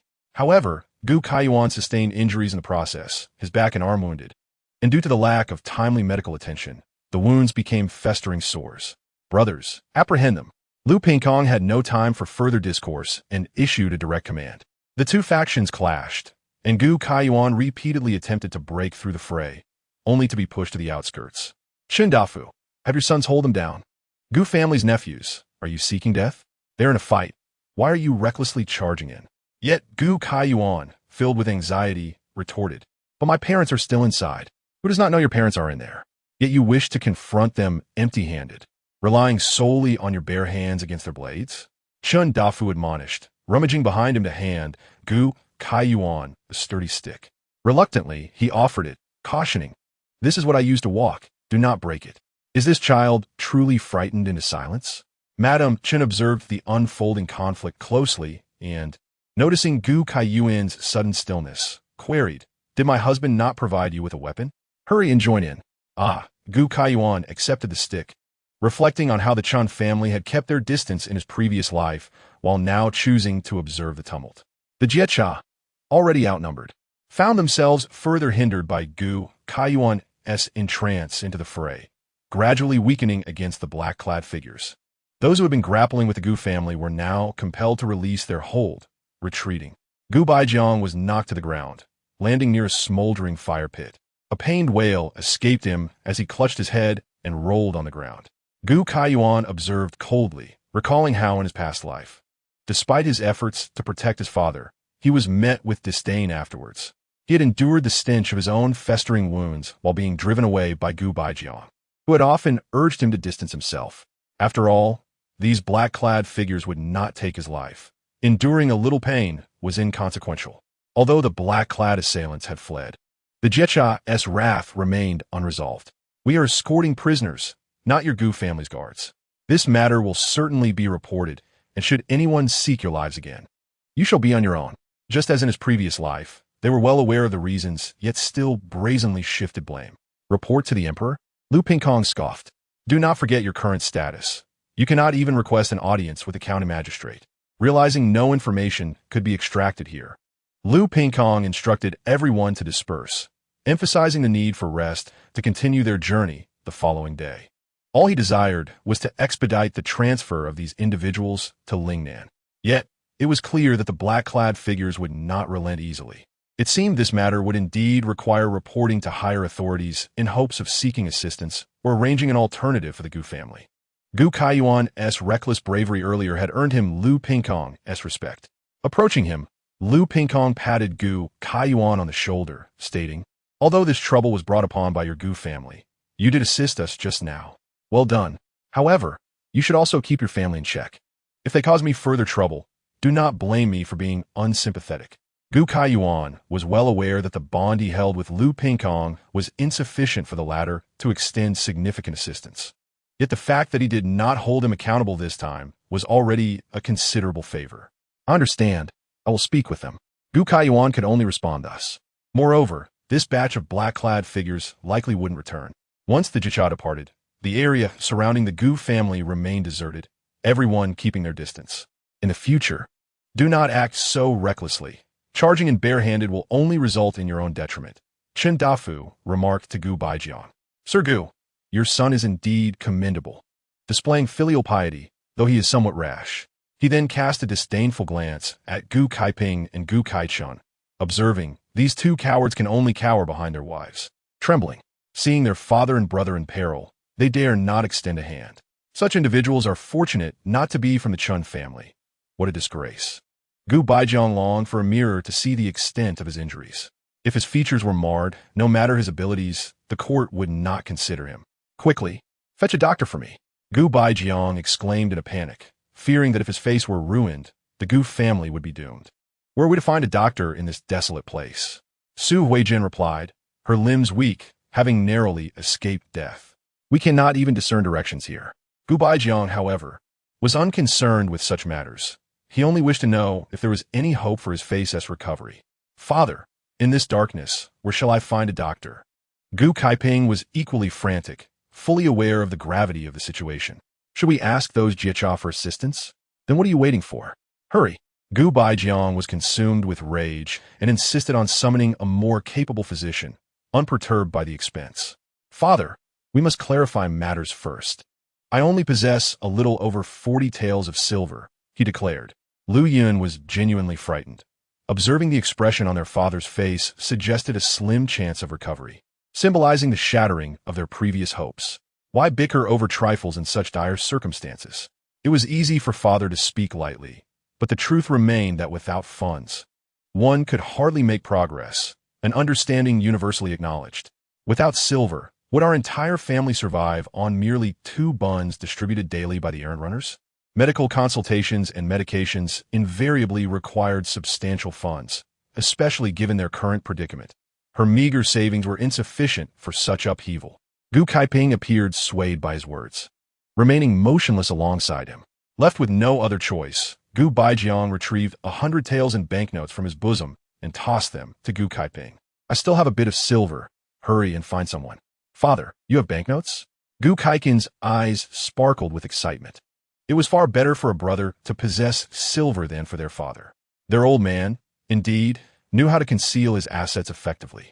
It was remarkable that even amidst a thorough search, he managed to hide the banknotes. "My affairs are not for you to meddle in," Gu Baijiang dismissed, failing to notice Su Huijin, who was lost in thought, staring at his chest. "Sir, how much silver have you hidden?" she inquired. "I will not entrust you with the banknotes," Gu Baijiang firmly replied, anticipating her intentions. "If you refuse to let me manage them, then so be it. Do you think I relish the responsibility?" Su Huijin harbored resentment, contemplating the numerous items that needed purchasing at the next relay station. The carriage also needed replacing, preferably with one that had a compartment, in case of inclement weather. "Isn't there an oilcloth?" Gu Baijiang grimaced with every word, feeling a sharp pain on his face. "Second brother, hurry and urge eldest brother to find a physician, or at least procure some medicine." Did none of these people notice his injury? They were all fixated on their own interests, primarily the banknotes he clutched. Was it not time to think about their own well-being? Gu Kaichun gritted his teeth and pursued Gu Kaiping, A doctor was undoubtedly necessary, as their father's condition was critical. Bai Suihe had awakened, but remained inside the carriage. Not out of reluctance to witness the unfolding events, but because Chuan Xiang and the others forbade her. It is quieted down outside. It should be fine. Bai Suihe remarked with a wry smile. You two are overly cautious. We are following the young master's orders to keep the young lady inside the carriage, Chuan Xiang replied, invoking Gu Kaiyuan's authority. If anything were amiss, they would inform us. Bai Suihe yawned, unconcerned, convinced that no grave incidents would occur that night, and that fatalities were unlikely. At most, there might be some injuries. If Gu Kaiyuan had not learned from past experiences and rushed ahead, she would need to reconsider the reliability of this partner. It's all resolved, Huang Ping softly announced from outside. There are no issues on the young master's side. Everyone is safe. That is reassuring, Bai Suihe said, turning to Chuan Xiang and the others. May I step out now? Dongmei and Chuan Xiang exchanged smiles, draping a cloak over Bai Suihe before carefully assisting her out. The camp appeared unchanged, save for the expansive emptiness surrounding the Gu family's location. Gu Kaiyuan crouched nearby, tending to the fire for the Gu family. What kind of life is this? We are already in exile. Who knew that others would not spare us? Su Huijin lamented, glaring at Gu Baijiang with reproachful eyes. Aside from keeping a concubine, what else have you done outside? Can you cease bringing this up? I agreed not to take a concubine. Having a mistress does not trouble you directly. Why must you persist in dragging this matter into everything? Gu Baijiang felt an urgent anxiety. Why had it taken so long to summon a doctor? How can I know who sent them? Would they come directly to us? Did you offend someone outside? How else would they raid our home and now seek to silence us? His frustration evident, Gu Baijiang closed his eyes, choosing to ignore her. Mother, father is still injured. Perhaps you should allow him to rest? Gu Kaiyuan understood both were currently impatient, merely maintaining a facade of harmony. He is injured and needs to rest. I am the one in fear. Had those errand runners been a moment slower, our entire family would have been taken away. Can he truly sleep like this? Su Yulan, mother, they do not intend to take us all. They only want father and the two children. Su Huijin was incredulous at her niece's naivety. Did she not understand the gravity of their situation? The second daughter-in-law is correct. They will only take me. You are not of much concern. Even if there is a life-threatening situation, it is I who must face it. You should simply keep your worries to yourself and not complicate matters. Gu Baijiang had endured enough. The old woman's incessant complaints had been a burden throughout the journey, and he had long suppressed his grievances. And look at you. You raised 3 fine sons, yet here we are in peril, and not one can lend a hand. Is this how it will be? When we grow old, can we rely on them? Gu Kaiyuan, father, you are mistaken. I was indeed anxious at that time. I charged in barehanded several times, nearly drawing blood. Fortunately, at that moment, Lord Chun handed me a wooden stick, and with my courage and determination to protect you all, I fought my way in. Gu Kaiyuan did not seek recognition for his bravery. After all, those present had witnessed his valor tonight. If the Gu family wished to avoid being labeled unfilial in the future, they would do well to reconsider their stance. How formidable can you be? Are you not at the mercy of those errand runners? Su Huijin, trembling with fear, failed to see the truth and was unwilling to believe it. Chapter 82. Ointment. Thank you for your efforts today, Gu Baijiang acknowledged, having been captured by the men in black, yet his tone was cold. He reproached himself, pondering whether, had Gu Kaiyuan been by his side, he might have avoided the clutches of the men in black.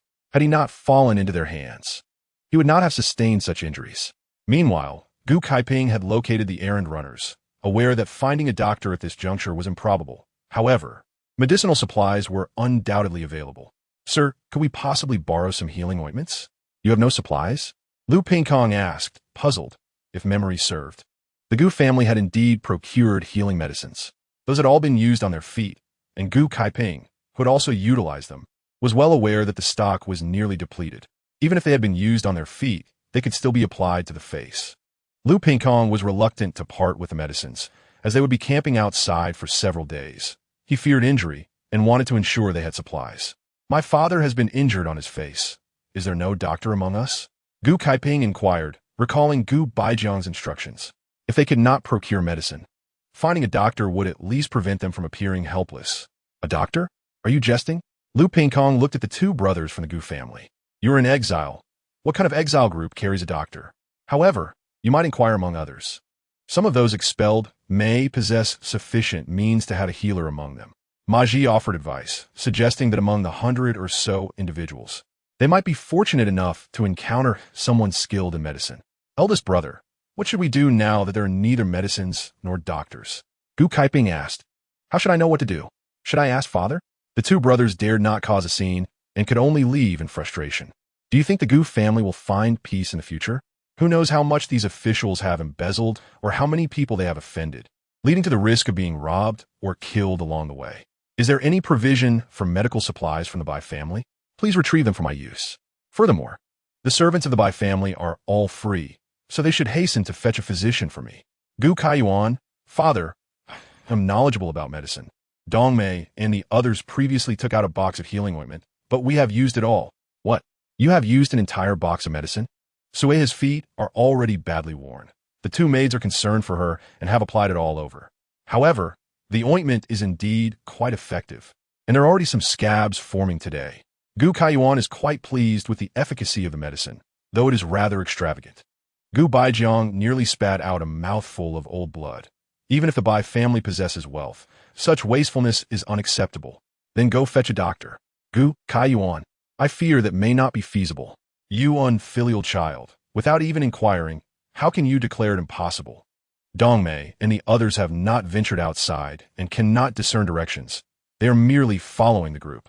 If they had not encountered us, they would have followed the messenger. In this pitch darkness, where do you expect them to find a physician? Moreover, given our current status, we cannot issue commands.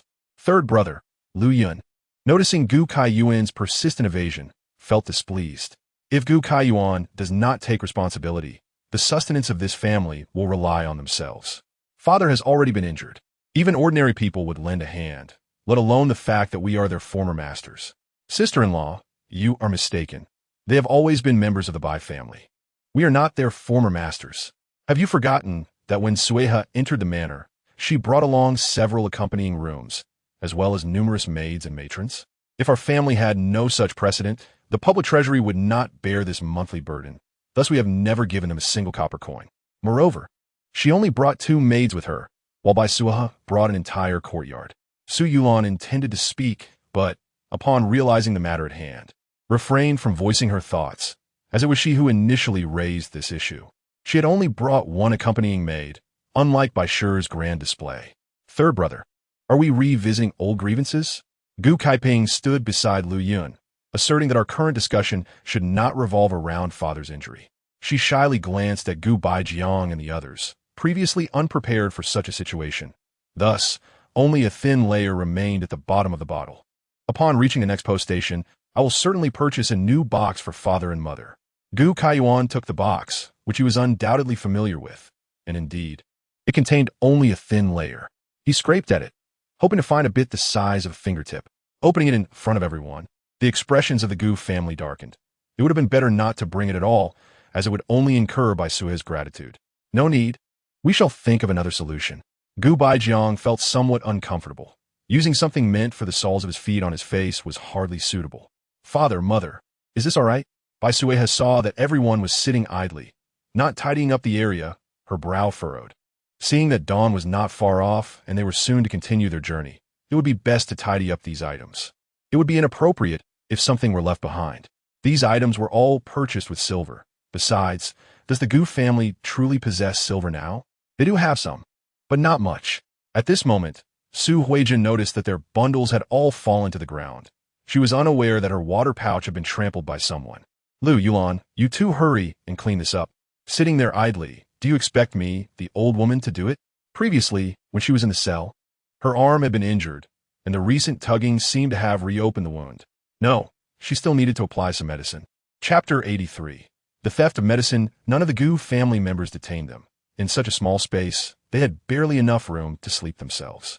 Furthermore, seeing the two of them standing before them unscathed was disheartening.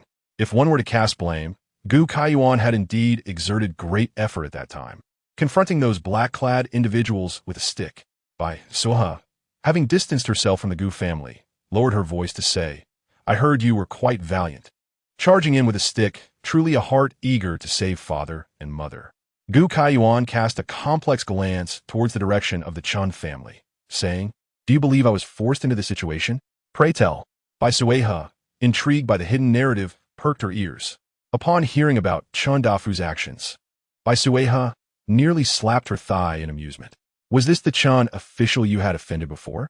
Why do I sense a hint of schadenfreude in your tone? Reflecting on it now, the Chun family seemed to have revealed many irregularities in the previous life. On several occasions, when the Gu family's main house was in danger, they had even offered assistance. Gu Kaiyuan was left pondering, who exactly is the Chun family aligned with? Could they be affiliated with the third prince? Yet that didn't seem right. Later on, in the court, he had even assisted me, which renders the situation rather perplexing. The path was treacherous in the darkness. In the future, if anything arises, just summon Chunmei and the others to handle it.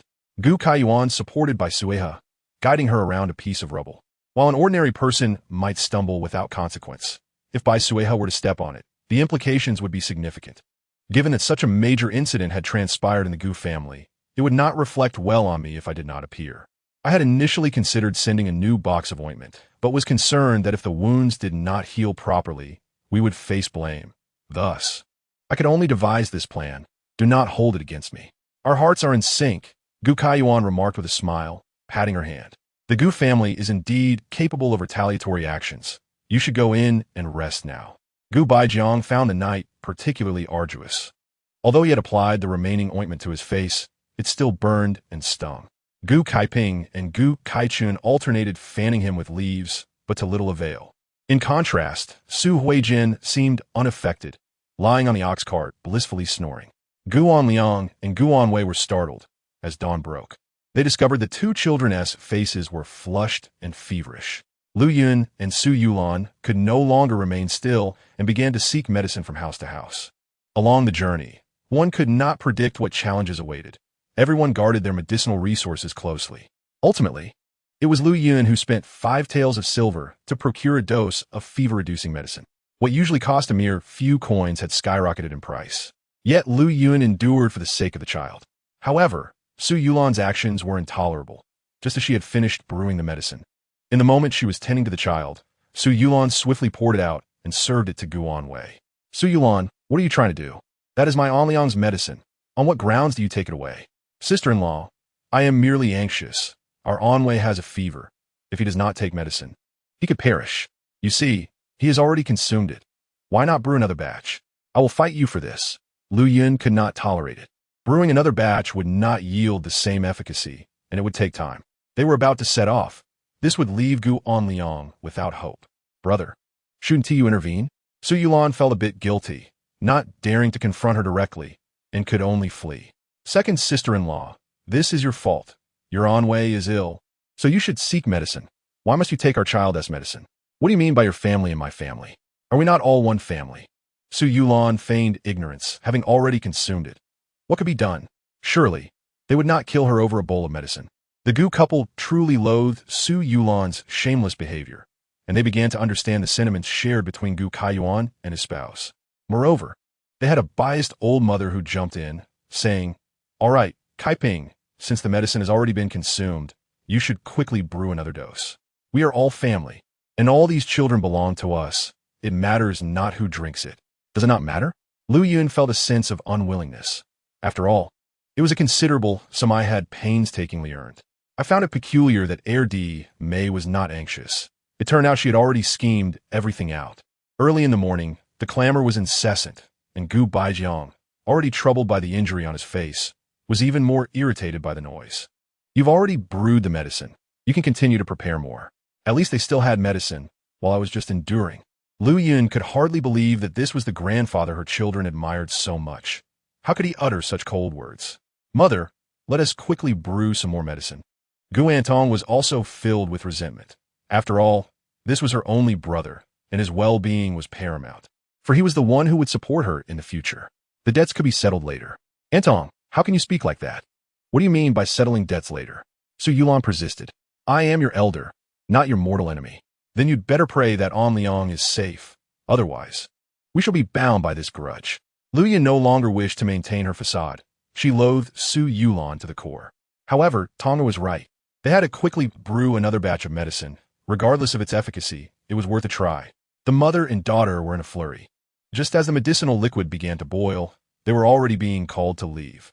Looking at the colorless potion, they could only grit their teeth and force it down Gu Anliang. With both children having fevers and Gu Baijiang injured, apart from Su Huijin shamelessly remaining seated, the others followed the carriage. Gu Antong glanced repeatedly at Bai Suihe, but found her not even lifting the curtain of the carriage. Why hasn't the fever subsided yet? Lu Yin was wholly focused on Gu Anliang, her heart in turmoil. Gu Kaiping was anxious as well, constantly wiping his forehead and palms with a damp cloth. Chapter 84. Entering the mountains, Gu Kaiyuan and Bai Suihe sat in the carriage enjoying pastries, utterly unaware that the two children of the Gu family were suffering from fevers. Naturally, their conversation drifted to the mysterious figures clad in black from the previous night. Do you think they will return? Gu Kaiyuan mused with a slight smile. If it were those individuals from last night, they should have no opportunity to do so. However, the masterminds behind them will likely continue sending people until they obtain what they desire. Bai Suihe narrowed her eyes as Gu Kaiyuan nodded slightly. I have long been prepared. Should any situation arise, you must keep your distance. They're not targeting us. But Bai Suihe, despite our lack of prominence, we are still members of the Gu family. Are you certain that distancing ourselves will prevent us from being implicated? Gu Kaiyuan explained that with more people involved, secrets cease to exist. Hence their current target would only be Gu Shilang. Even until the very end, they would divulge all secrets to the eldest son. As long as Gu Baijiang remained alive, they would not be of significance. Maintaining that balance would ensure they remain unscathed. Gu Kaiyuan had already mentally prepared various scenarios. Just like last night, even the Gu family could not pinpoint his wrongdoing, and when others praised him for his filial piety, they had to join in the commendations. Now, Gu Kaiyuan only wished to utilize his family's reputation to enhance his own, thus contributing to the legacy of the Gu family for future generations. However, where did the old man acquire such silver? Bai Suihe was increasingly curious about this. The third prince would not neglect this matter. He should have made contact. However, the amount he provided probably wasn't substantial, considering his frugality. Gu Kaiyuan looked at Bai Suihe with a knowing smile. Have you forgotten what we previously did? Bai Suihe recalled the emptied third prince's residence and felt a twinge of guilt. They had indeed acquired quite a bit. Dongmei and Chuanxiang wished to cover their ears. Such conversations were hardly suitable for them. Miss Chuanxiang and I would like to go for a stroll. Dongmei, fearing she might overhear something inappropriate, summoned her courage to interrupt. Gu Kaiyuan had not intended to conceal anything. It's fine. Knowing some matters will help you deal with future situations. Dongmei and Chuanxiang were fiercely loyal, choosing to follow despite the opportunity for a comfortable life in the capital. Thus, he did not regard them as outsiders. There would be many dangers ahead. Your primary task is to protect your mistress and try to avoid other matters, especially concerning the Gu family. Regardless of what they say, do not believe them or become entangled with them. Dongmei and Chuanxiang nodded gravely. Young master, rest assured, we will protect the Mississippi, even at the cost of our lives. We will ensure she remains unharmed. Bai Suihe, let us all relax a bit. As long as we closely follow these officials, we should encounter no significant issues. In the past few days, she had been quietly observing these officials. While they were somewhat greedy, they were not inherently bad. The more unruly individuals within the group were merely given light reprimands and were not subjected to extreme torment. If one offered them silver, they would graciously accept. However, if one did not, they would not demand it. Furthermore, last night, they had been the first to draw their swords to assist, preventing Gu Baijiang from falling into the hands of those in black, demonstrating their principles and sense of responsibility. I believe Lu Pingkong, despite his various flaws, conducts himself reasonably well. Gu Kaiyuan regarded these qualities as reasons to engage with Lu Pingkong beforehand. If one provides adequate compensation without provoking him, he would not trouble them throughout the journey and may even lend assistance during critical moments. However, the supplies they had procured were nearly exhausted. As they proceeded, everyone had to rely on the coarse bread provided by the officials again, eager to reach the next post station. During a break, some considered venturing to the nearby farmers' homes to purchase goods, but before they could approach, the doors were promptly shut, and despite their calls, they received no response, leading them to abandon the thought. Chunmei and her companions had prepared quite a bit, but with 6 mouths to feed, even the most ample provisions had run dry. Let us stop for a break. When the masters disembark, I'll go with Daitu to see if we can enter the city to buy something. Huang Pingwa counted and found only 2 pounds of flour left, along with a bit of lard but nothing else. They could endure hunger, but the miss and the child in her womb must not suffer. Dong Mei shared this sentiment, and all eyes turned to Bai Suihe, awaiting her decision. Bai Suihe had ample supplies in her space, yet could not bring them forth. The distance to the city was considerable, and they would likely arrive after the gates had closed. Gu Kaiyuan, indeed, we certainly one team make it in time, and even if we manage to buy something, we cannot carry it out of the city. I will venture into the mountains shortly. Bai Suihe could replenish her nutrients from her space, but Chun Mei and the others were unaware of this. Then we shall accompany the young master into the mountains, Zhuang Daitu and Huang Pingwa quickly added. We have learned some martial arts in the manor, which should be of some use. Gu Kaiyuan, no need. You stay here and protect your mistress. With you here, I can feel more at ease. Bai Suihe acknowledged Gu Kaiyuan's martial prowess. Listen to your young master. However, she turned to Gu Kaiyuan and said, just take a look nearby. Do not venture too deep into the mountains. Rest assured, I am fully aware. I value my life and wish to see our baby. These exiles were not permitted to bear arms. Since Gu Kaiyuan intended to enter the mountains, he naturally needed permission from Lu Pingkong and would borrow a knife from them. Gu Kaiyuan expressed his gratitude before departing with his blade. This Gu Sanyi is quite a character. Why have we never heard of him before? Guo Baozhu found it strange. The eldest and second sons of the Gu family were somewhat renowned in the capital, yet the third son had never been mentioned. What is so strange about it? Scholars tend to favor studious children. Look at this Gu Sanyi. He seems more like a chivalrous warrior than a scholar. It's no wonder he catches Gu Shilang's favor. Ma Ji secured the whip around his waist, preparing to stoke the fire. Indeed, Gu Sanyi was born under an unfortunate star. Had he been a martial general, he would have undoubtedly garnered favor. Chapter 85. Grain, what could the Gu family be thinking? Even in their downfall, they still delineate ranks among themselves. Just look at how Gu Kaiyuan's 2 elder brothers trembled in fear in the corner last night. Gu Kaiyuan, however, was exceedingly valiant and had aided us significantly. Gu Baozhu stepped forward to assist, gradually coaxing the flames to life. It appeared that Gu Sanyi had some training. Had he been armed at that moment, he might have vanquished several black-clad foes. Gu Baozhu spoke with admiration, recalling how Gu Kaiyuan had once saved him from injury. Lu Pingkong sat nearby, smiling quietly. He was well aware of Gu Kaiyuan's prowess, which even surpassed his own. Last night, he had contemplated arming him with a knife, but he feared that the Gu family might be staging a performance. However, should a similar situation arise in the future, he might consider extending some trust. Recently, Gu Baijiang had endured considerable hardship, yet he was willing to part with silver to procure medicine. His face had formed scabs but appeared rather ghastly. Gu Onliang's fever had not yet subsided, and Lu Yun had implored the heavens, finally managing to acquire a dose of antipyretic, ensuring peace for the moment. Gu Baijiang, due to his disfigured visage, had become particularly irritable, prompting the Gu family to keep their distance. Today, rations were entirely depleted. Su Huijin gazed at the deflated grain sack, unable to suppress a groan from her stomach.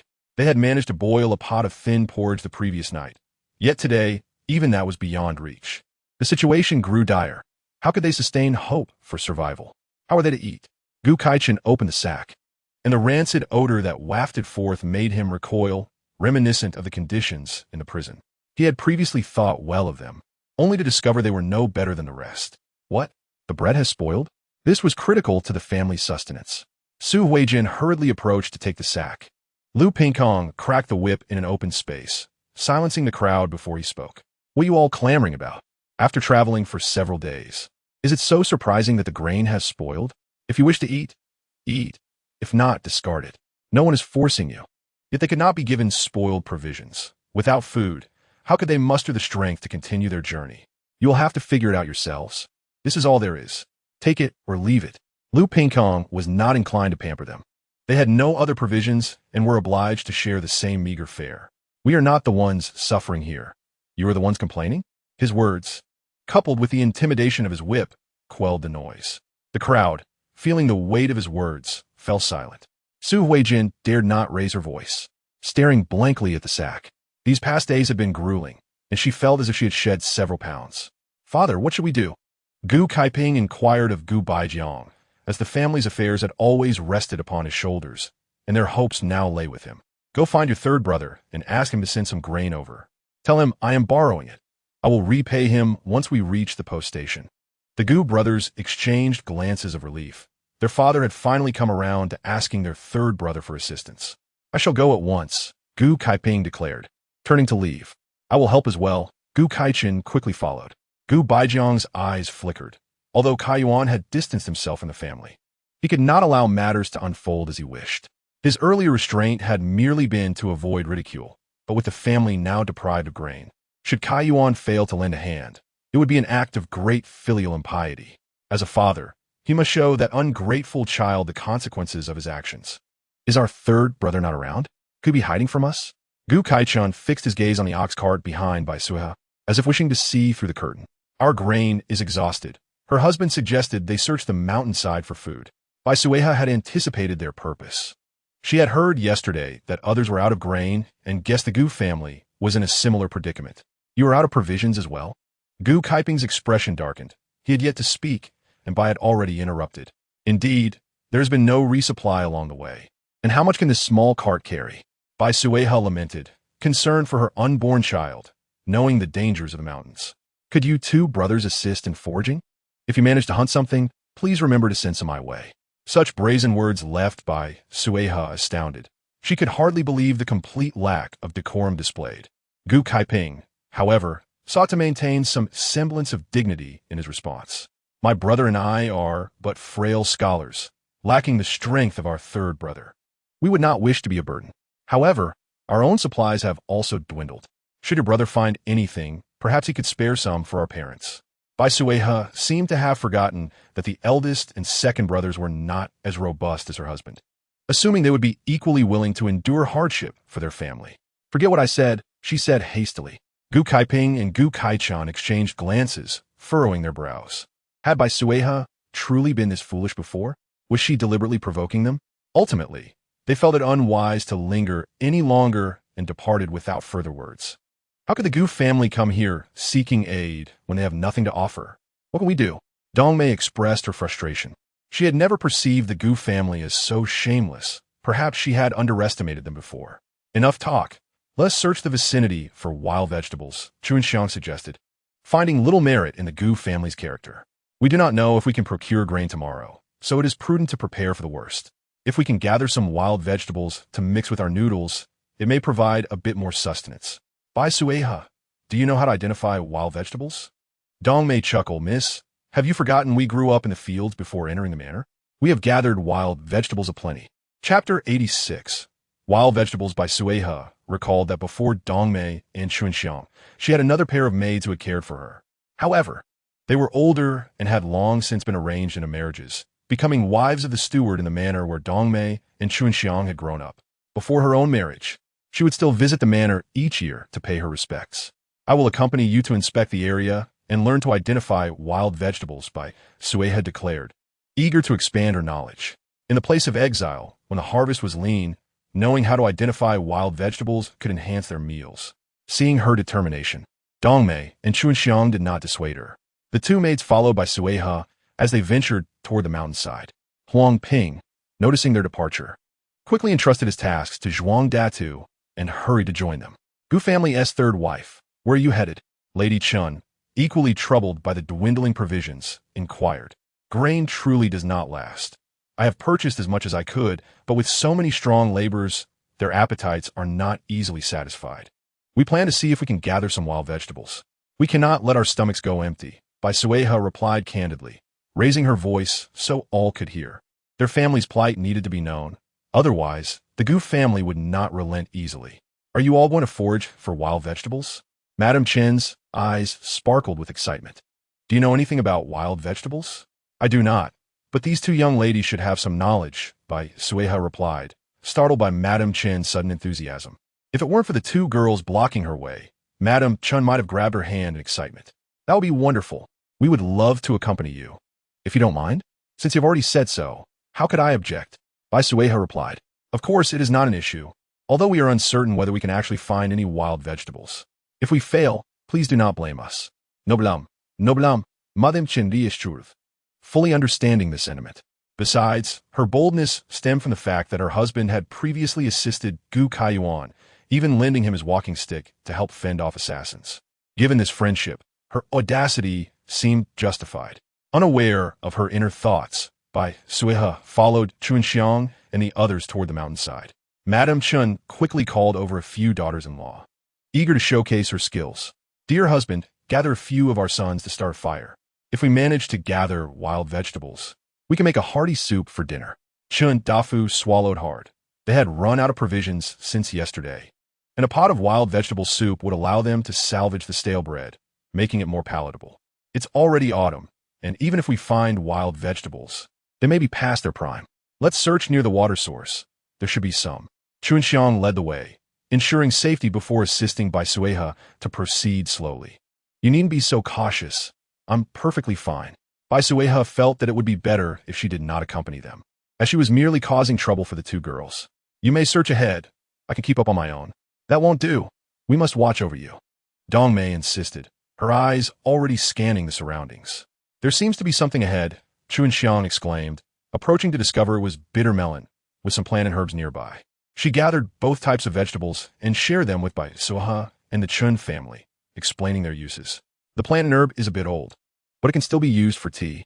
We have sold it to the apothecary before, as it is said to have diuretic and heat-clearing properties. If we find some younger ones, they can be used for salads." Chunxiang was eager to share all her knowledge. Bai Suihe then spotted wild onions on the hillside, which were quite promising for a simple stir-fry. "Miss, do you also recognize wild onions?" Dongmei squatted beside Bai Suihe, using a stick to help dig them up. "I've had them before. They are particularly fragrant when stir-fried with cured meat." The thought of that flavor made Bai Suihe swallow hard. She had plenty of meat in her space, but it was difficult to access. "I recall we still have some cured meat on the carriage." Bai Suihe slightly shook her head. "That flavor is quite overpowering. It's best we don't attract any unwanted attention. Let us save it for the next rest stop. It's a pity these wild onions won't last long. A quick stir-fry today should suffice." Seeing their enthusiasm, Madame Chen approached, and upon spotting the abundance of wild onions, rejoiced with cheers. "Such a large patch. Tonight, we will surely feast." Bai Suihe could not comprehend their excitement, but cautioned, "You are being too exuberant. Be careful not to attract others." Yes, let us keep it down," Madame Chen quickly responded. "From now on, let us all work hard. Whether we have enough to eat tonight depends on your efforts. And this matter must remain confidential. Let us gather as much as we can." While she fantasized about their bounty, the commotion had already caught the attention of others. Seeing two families digging in the earth, no one would assume they were merely playing. Rather, it was clear they had stumbled upon something valuable. "Let us go see what they've found," some murmured, suspecting there was more than met the eye. With the arrival of a third group, it became evident that word had spread. Now, no one could ignore the situation. Regardless of age or gender, everyone rushed over, eager to dig for wild vegetables. Bai Suihe feared they might unearth something toxic, urging Dongmei and Chunxiang to help keep an eye on them. "Are you going to join in digging for wild vegetables?" Su Yulan prodded her calf, having grown weary without a spot on the ox cart these past few days. Having just finished gathering firewood and kindling a fire, Gu Kaichun thought this foolish woman rather dim-witted for seeking more tasks instead of resting. "What for? I'm out of strength. Why don't you go with your sister-in-law? After all, these are women-esque chores." "Lu Yun, I'm not familiar with wild vegetables. If I mistakenly gather the wrong ones, and our family suffers for it, who will take the blame?" The Gu family fell silent, realizing there was some merit to her argument. Chapter 87. Confrontation. No one in the Gu family wanted to budge, and in the end, they remained unmoving. With such an abundance of wild onions and vegetables, even a simple boil would be preferable to the stale bread. "Mother, it's nearly dark, and the ground is barely visible. Why not send the eldest brother to check what the third brother has hunted? Perhaps we can enjoy a good meal." Although Lu Yun and the others were reluctant to move, they recognized Su Huijin's reasoning as sound, rising to head toward the mountainside. Upon arrival, they were taken aback. The once lush green area was now pockmarked with holes. Where would they even begin? Su Yulan, having grown up in the countryside, certainly knew which wild vegetables were edible. Yet, years of inactivity had rendered her sluggish. Now, with hunger gnawing at her, she saw the food before her and felt invigorated, directing her family to search further and handing each a sample to identify as wild onions. "Let us get to work, everyone. It will be completely dark soon. Working by torchlight was exhausting. Meanwhile, Su Huijin and Gu Baijiang exchanged glances, both filled with disdain. Particularly, Gu Baijiang's scarred face appeared rather unsettling in the firelight. How much silver do you have hidden on you? Su Huijin's curiosity was piqued. Not much, just 200 taels in silver notes, Gu Baijiang replied, fully aware of Su Huijin's character. If he did not clarify, it would surely lead to trouble. To avoid embarrassment, he preferred not to engage in lengthy explanations. Only 200? You have quite the audacity. If you were to hide it, would you even have a single tael left? Then hand the silver notes over to me. As the rightful matriarch, I should manage our expenses along this journey. You wouldn't understand the trivialities of daily life. Do you think I am inferior to you? A foolish woman? Gu Baijiang refused to part with the silver. Since he revealed the notes, his family's attitude toward him had improved significantly. If you look down on me, why didn't you just divorce me back then and marry that Lady Li? I understand that I am no longer youthful. It is natural for you to feel disdain. However, I still deserve a certain level of respect. Surely, you do not wish for your son to harbor resentment against you in the future? Besides, managing finances, I intend to use it for our descendants' benefit. But you may not have the same intentions.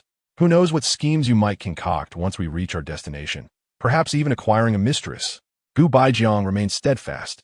Use up the silver you have first. If you need more later, I will provide. And now that our sons are absent, I must speak plainly. Can we refrain from raising this issue again? What? Are you feeling guilty? You can do as you please, but I am not to be silenced. Do not glare at me with your eyes. This is not the Gu residence, and you are not Gu Shirling. The misfortunes that have befallen our family are largely due to your actions. Even if you are a corrupt official, the silver you have embezzled has not been used for the benefit of me and our child. So why should I offer you any kindness? At this moment, Gu Baijiang truly wished to strangle the woman before him. Even if he had engaged in corruption, must she continuously bring this matter up? Without his salary to support them, could Su Shi sustain a household? I have already stated that this matter has nothing to do with Li Shi.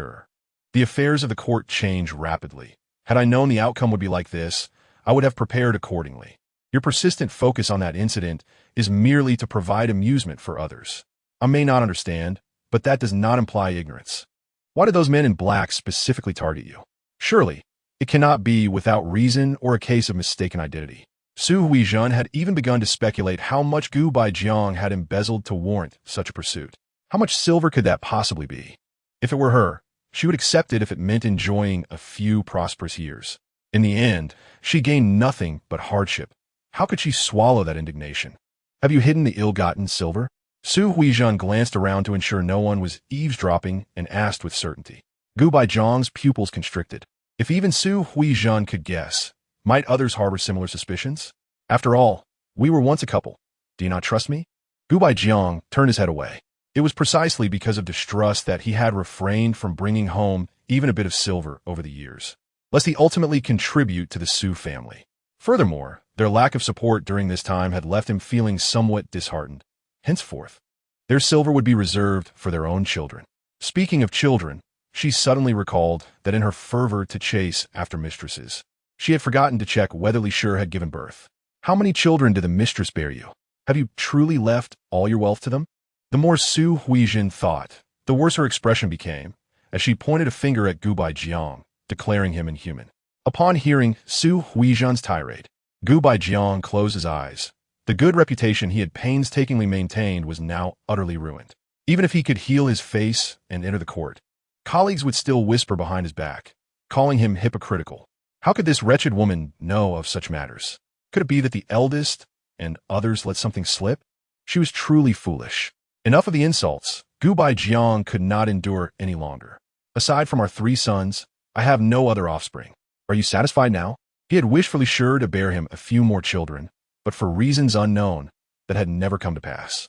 However, he had 3 legitimate sons and did not feel an overwhelming need for more heirs. That is reassuring. Su Huijin had been scrutinizing Gu Baijiang and, seeing he did not appear to be lying, finally felt relieved. If Gu Baijiang had truly left his wealth to the children of his mistress, it would have driven her to madness, although she had not gained the silver. The clarity of this answer led Su Huijin to decide to spare this old man today. As Gu Kai Yuan descended the mountain, carrying a small wild boar on his shoulder, Along with a wild mountain chicken and a hare in hand, his spirits were high. If he had known that the previously revealed Li Shi had become a thorn between Bai Suihe and his wife, pricking them from time to time, he might have laughed aloud. Chapter 88. Roadblock. The space was stocked with ample provisions. If the cooking skills were lacking and the ingredients insufficient, the flavor of the wild boar meat would be dreadful. He would inevitably have to engage with these officials again. The existence of wild boars on the mountain was not surprising.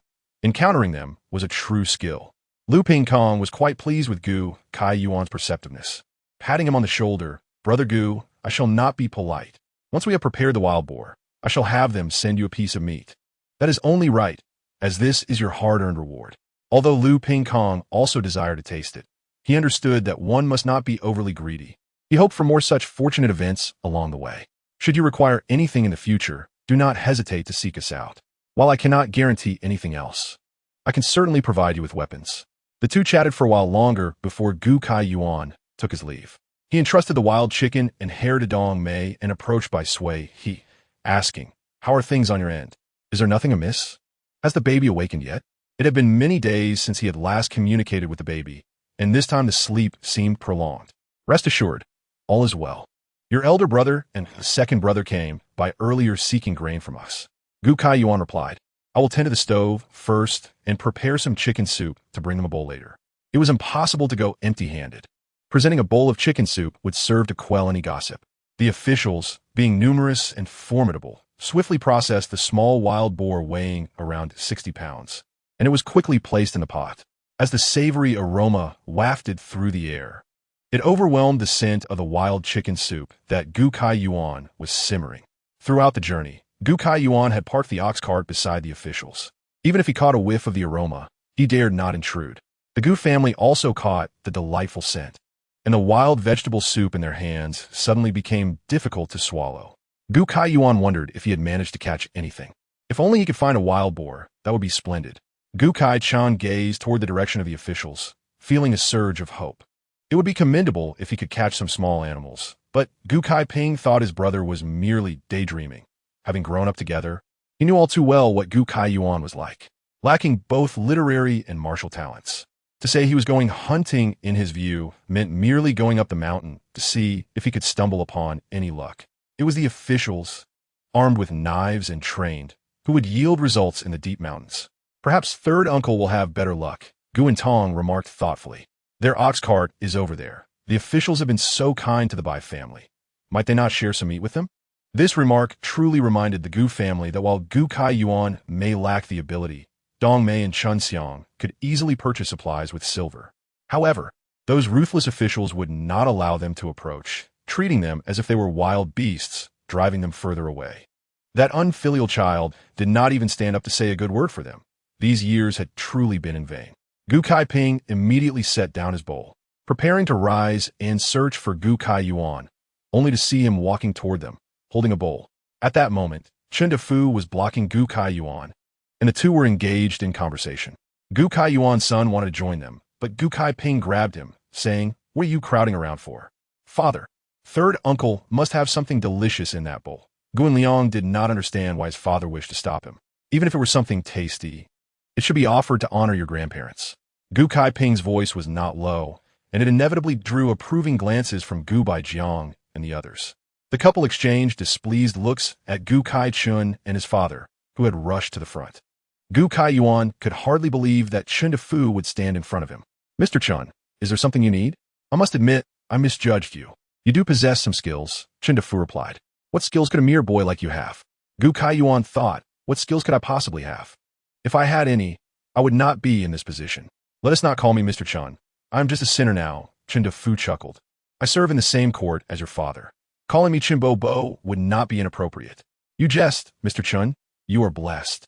And perhaps one day you will regain your position." "I'm not fit to aspire to that." Kai Yuan held the bowl, preparing to depart from his side, when unexpectedly, Chen Dafeng stepped in his way. "I am aware of the discord between you and Gu Darren.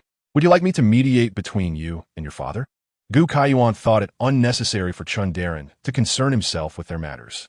Spotting Kai Chun rushing towards him, he suddenly regarded his second brother as rather presentable. With a smile, Kai Yuan bypassed him. "I was not around when you sought me earlier. Today, fortune smiled upon me as I hunted a wild chicken in the mountains. I brought a bowl for father and mother. He deftly evaded the outstretched hands of Gu Kai-chen. Father and mother have yet to dine, so I shall deliver it to them. This bowl is somewhat hot, so I shall not trouble you, urge. This Gu family lad seemed rather difficult to approach. Madame Chun stood beside Chun Dafeng, suggesting perhaps we should start with the Bai family. However, Chun Dafeng dismissed the idea, asserting that their main objective did not lie with that young man. Have a few daughters-in-law, find a way to engage with the female members of Gu Baijiang's household. Chapter 89. Intelligence Gathering That May Prove Challenging. Ever since we attempted to forge a marital alliance with them, Lu Shi has guarded against us as if we were thieves. Even before we draw near, she takes her daughter far away from us. Yet, Su Shi is rather talkative. Someone like her cannot expect Gu Baijiang to confide much. Chun Dafeng, one must eat gradually. No need to rush. Establish a good rapport with them first. I noticed some discord between Su Huijin and Gu Baijiang. Next time, you should try to glean some information. Very well, Madame Chen replied, somewhat reluctant. Su Huijin has become increasingly audacious, speaking in a most unpleasant manner. To associate with such a person would be quite disgraceful. Our family's future hinges upon this endeavor. Chun Dafeng was aware of his wife's unwillingness, yet he had no alternatives. Understood, I shall proceed with caution. If Gu family's eldest daughter could indeed become our granddaughter-in-law, it would be splendid. Noticing her continued preoccupation with the matter, Chun Dafeng sighed impatiently. One cannot judge solely by appearances. The eldest Gu girl, our sons are hardly worthy of her. If they were to invite such a person into their home, domestic tranquility would be forever compromised. It was not his intention to belittle his wife. Yet even with the addition of their daughters-in-law, they could hardly match the Gu family girl's stature. Madame Chun attempted to speak further, but was silenced by Chun Dafeng, who slowly approached the Gu family residence.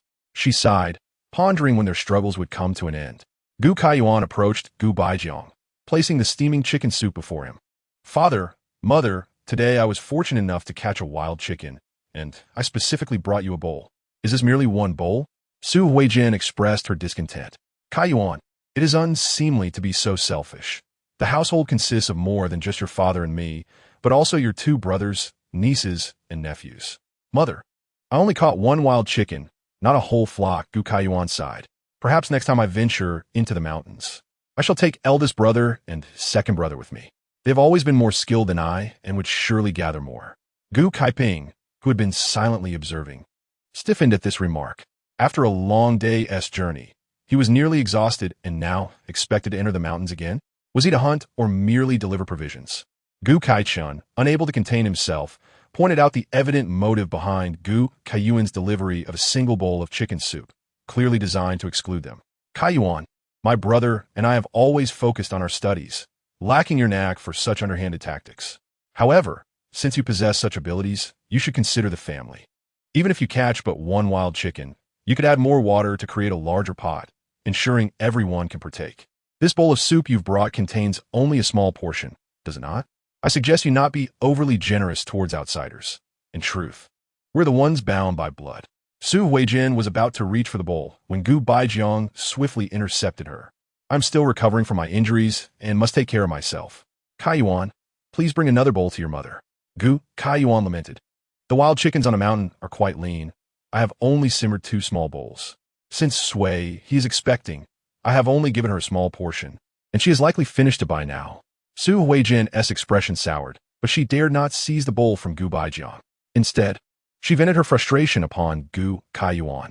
What sins have I committed to raise such an unfilial son? I have heard it said that once a man marries, he forgets his mother, and today I have witnessed it firsthand. You two ungrateful wretches, indulging yourselves without regard for your parents, disregarding the murmurs around her. She no longer cared for the wild vegetable soup. She craved chicken soup. Gu Kaiyuan sighed. I cannot find another bowl for you, mother, but my brothers are more resourceful. Perhaps they can devise a solution. You have often remarked that I lack the filial piety of eldest brother and second brother. I concede to this.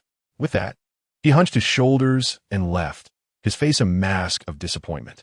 The onlookers felt pity for him. How large could a wild chicken possibly be? Everyone understood that bringing back a bowl was a commendable act of filial piety. After all, with Bai Suihe's condition, one could hardly neglect family for the sake of brothers. As for those who claimed a single bowl was insufficient, they were swiftly rebuffed. What time do you think this is? Do you still believe we are in a time of abundance? Have you forgotten the satisfaction of foraging for wild vegetables? Many sympathized with Gu Kaiyuan, recognizing the complexities of the situation. The Gu family was not as benevolent as rumored. Even Gu Darren and his wife could not share a bowl evenly. Despite being their son, Gu Kaiyuan received treatment worse than that of a typical illegitimate child. Some favored illegitimate sons even overshadowed their legitimate siblings, making comparisons futile. Having established a narrative, Gu Kaiyuan's demeanor softened upon meeting Bai Suihe. Why have you not eaten yet? Noticing the untouched chicken soup, he grew concerned, wondering if it was unpalatable or perhaps too salty. Just eat. I will have some rabbit meat later. It is but a small portion of chicken soup, and as it is your hard work, I cannot keep it all to myself. Bai Suihe kindly arranged his chopsticks and mentioned, Maji has just brought over some wild boar meat, which I had dongmei stir-fry with wild onions. Gu Kaiyuan was pleasantly surprised by Maji's gesture, interpreting it as an unexpected delight, signifying a willingness to foster a closer relationship. Why did Qin Dafeng stop you earlier? Bai Suihe inquired curiously after their meal. Merely an attempt to instigate a rift between me and the Gu family for his own ends. Unfortunately for him, his machinations shall come to naught. No matter my feelings towards the Gu family, I would never align with an outsider against them. For now, I simply wish to shed this label of a commoner and live as an ordinary citizen. Bai Suihe hoped for the third prince's intervention, as it remained their sole avenue for escape from this predicament. Chapter 90. Lin Hua and Lin Wei lying in the carriage. Bai Suihe opened his eyes, gazing at the moonlight outside, blinking in surprise. The nocturnal calls sounded rather foolish. Surely they could mimic the cries of night birds better than this. Such an obvious signal. Was it meant to ensure everyone noticed? He wondered if anyone had taken heed, curious about which fool devised such a ridiculous ploy. Gu Darren, I am sent by Ming Darren. How do you find the situation? The shadow lurking nearby remained vigilant, observing the surroundings. This matter is of great significance, and I must contemplate it thoroughly. You are likely aware of my facial injury. Please find a way to send me some medicinal supplies. How could Gu Baijiang possibly divulge such a monumental affair without ensuring tangible benefits for himself? Sir Gu, this is a direct order from our master. One of the visitors said, their tone laced with impatience and threat. You should convey to Lord Ming that I am feeling quite disheartened. Just days ago, I was approached by men in black. Why did you not come to my aid? Are you not concerned that I might be taken by other forces, resulting in nothing but loss? Sir Gu, we have long made arrangements, the visitor replied. It is not advisable for us to appear in public. Rest assured, if they attempt to take you, our people will intervene and ensure your safety.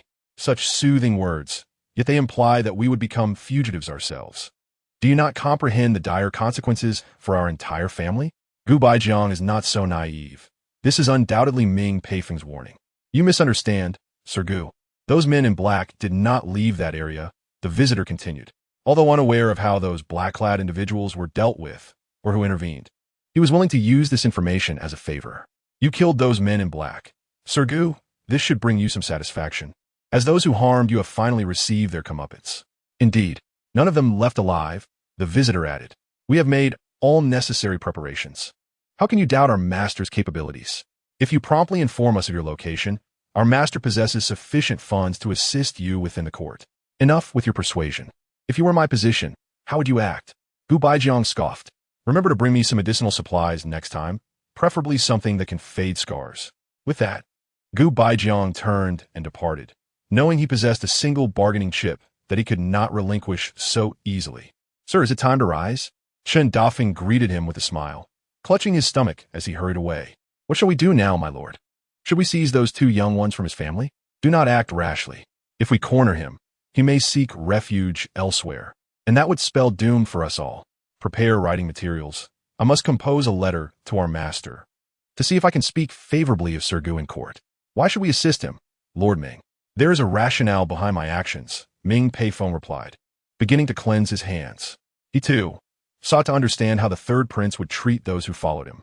Previously, all was well, but with the example of Gu Baijiang, it was now a matter of how the third prince would choose. They yearned for the fruits of loyalty, but feared being discarded when no longer useful. A letter swiftly rode on horseback towards the capital. And only then did Ming Peifong instruct others to prepare medical supplies. What about the scar removal ointment? You know how much silver we brought? That medicine is far too expensive for us to afford at this moment. We must wait for news from the third prince. Ming Peifong had already invested some silver in this endeavor and could not afford to subsidize further.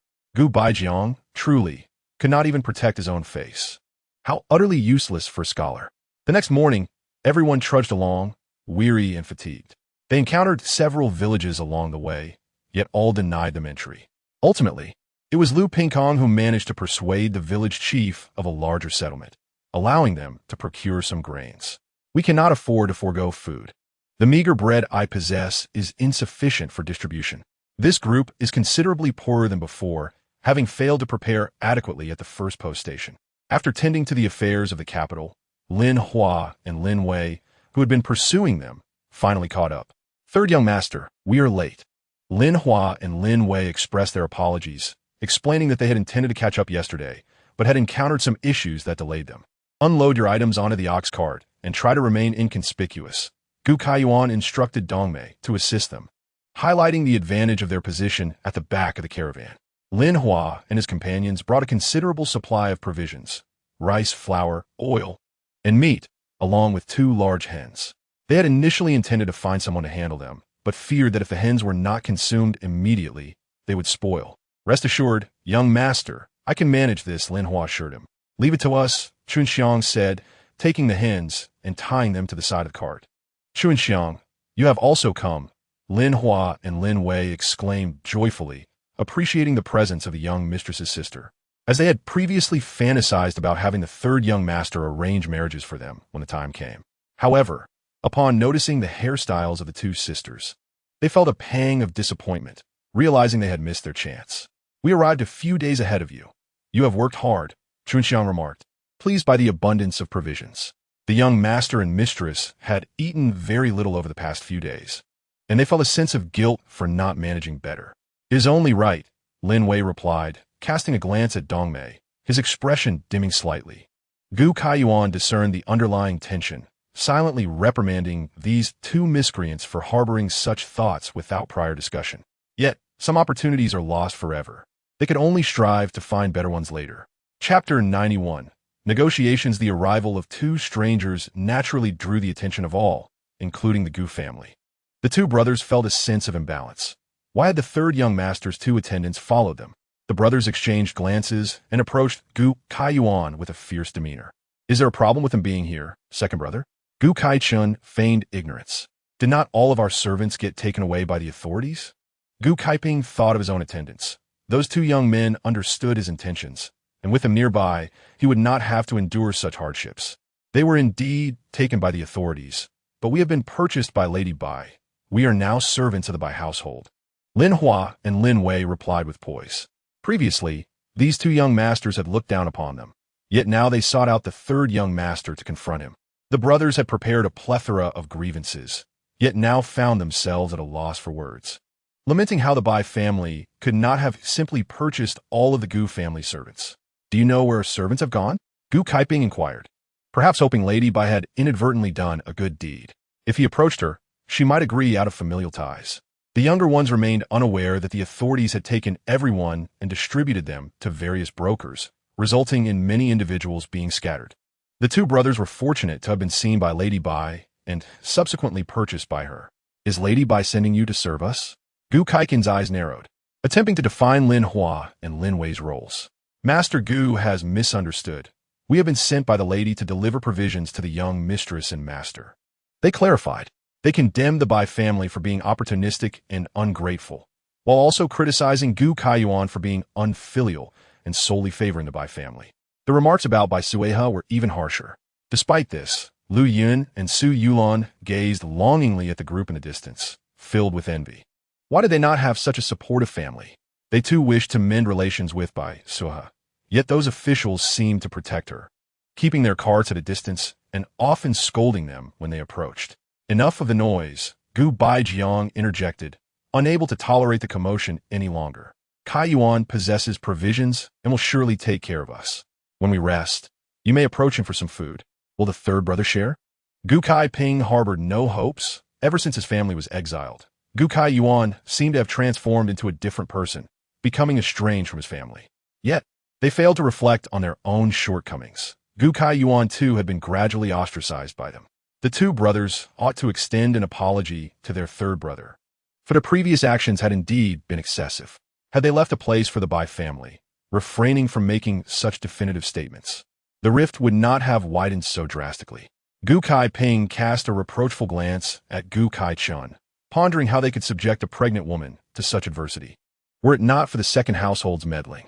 Inside the carriage, Bai Suihe, with a wry smile, regarded Gu Kai Yuan and proposed a wager, as today's events promised to be quite entertaining.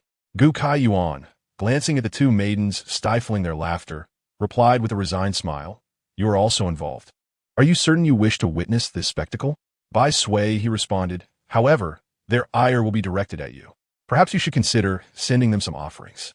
Gu Kai Yuan shook his head, asserting that they had no justification as they approached the station. Bai Suihe inquired, "Will we indeed reach the station today?" Gu Kai Yuan, with experience on his side, assured her of their timely arrival, noting that there was a street by the station where each household could send someone to procure supplies. Bai Suihe expressed her desire to explore the ancient marketplace, lamenting that her previous focus on gathering provisions had prevented her from fully appreciating the surroundings. She suggested that if necessary, they could have Chun Xiang procure items. Bai Suihe nodded, regretting that she could not witness their reactions upon reaching the station. Gu Kai Yuan gently combed Bai Suihe's wind-tossed hair, advising her to temper her curiosity and to remain distant from the Gu family to avoid entanglements. Bai Suihe furrowed her brow, questioning his intent. Gu Kai Yuan affirmed, "If possible, I wish to avoid staying at the station tonight." His thoughts were conflicted, for they were, after all, his parents, and he wondered if he could truly sever all ties. He placed a hand on Bai Suihe's abdomen, saying, "Let me think it over."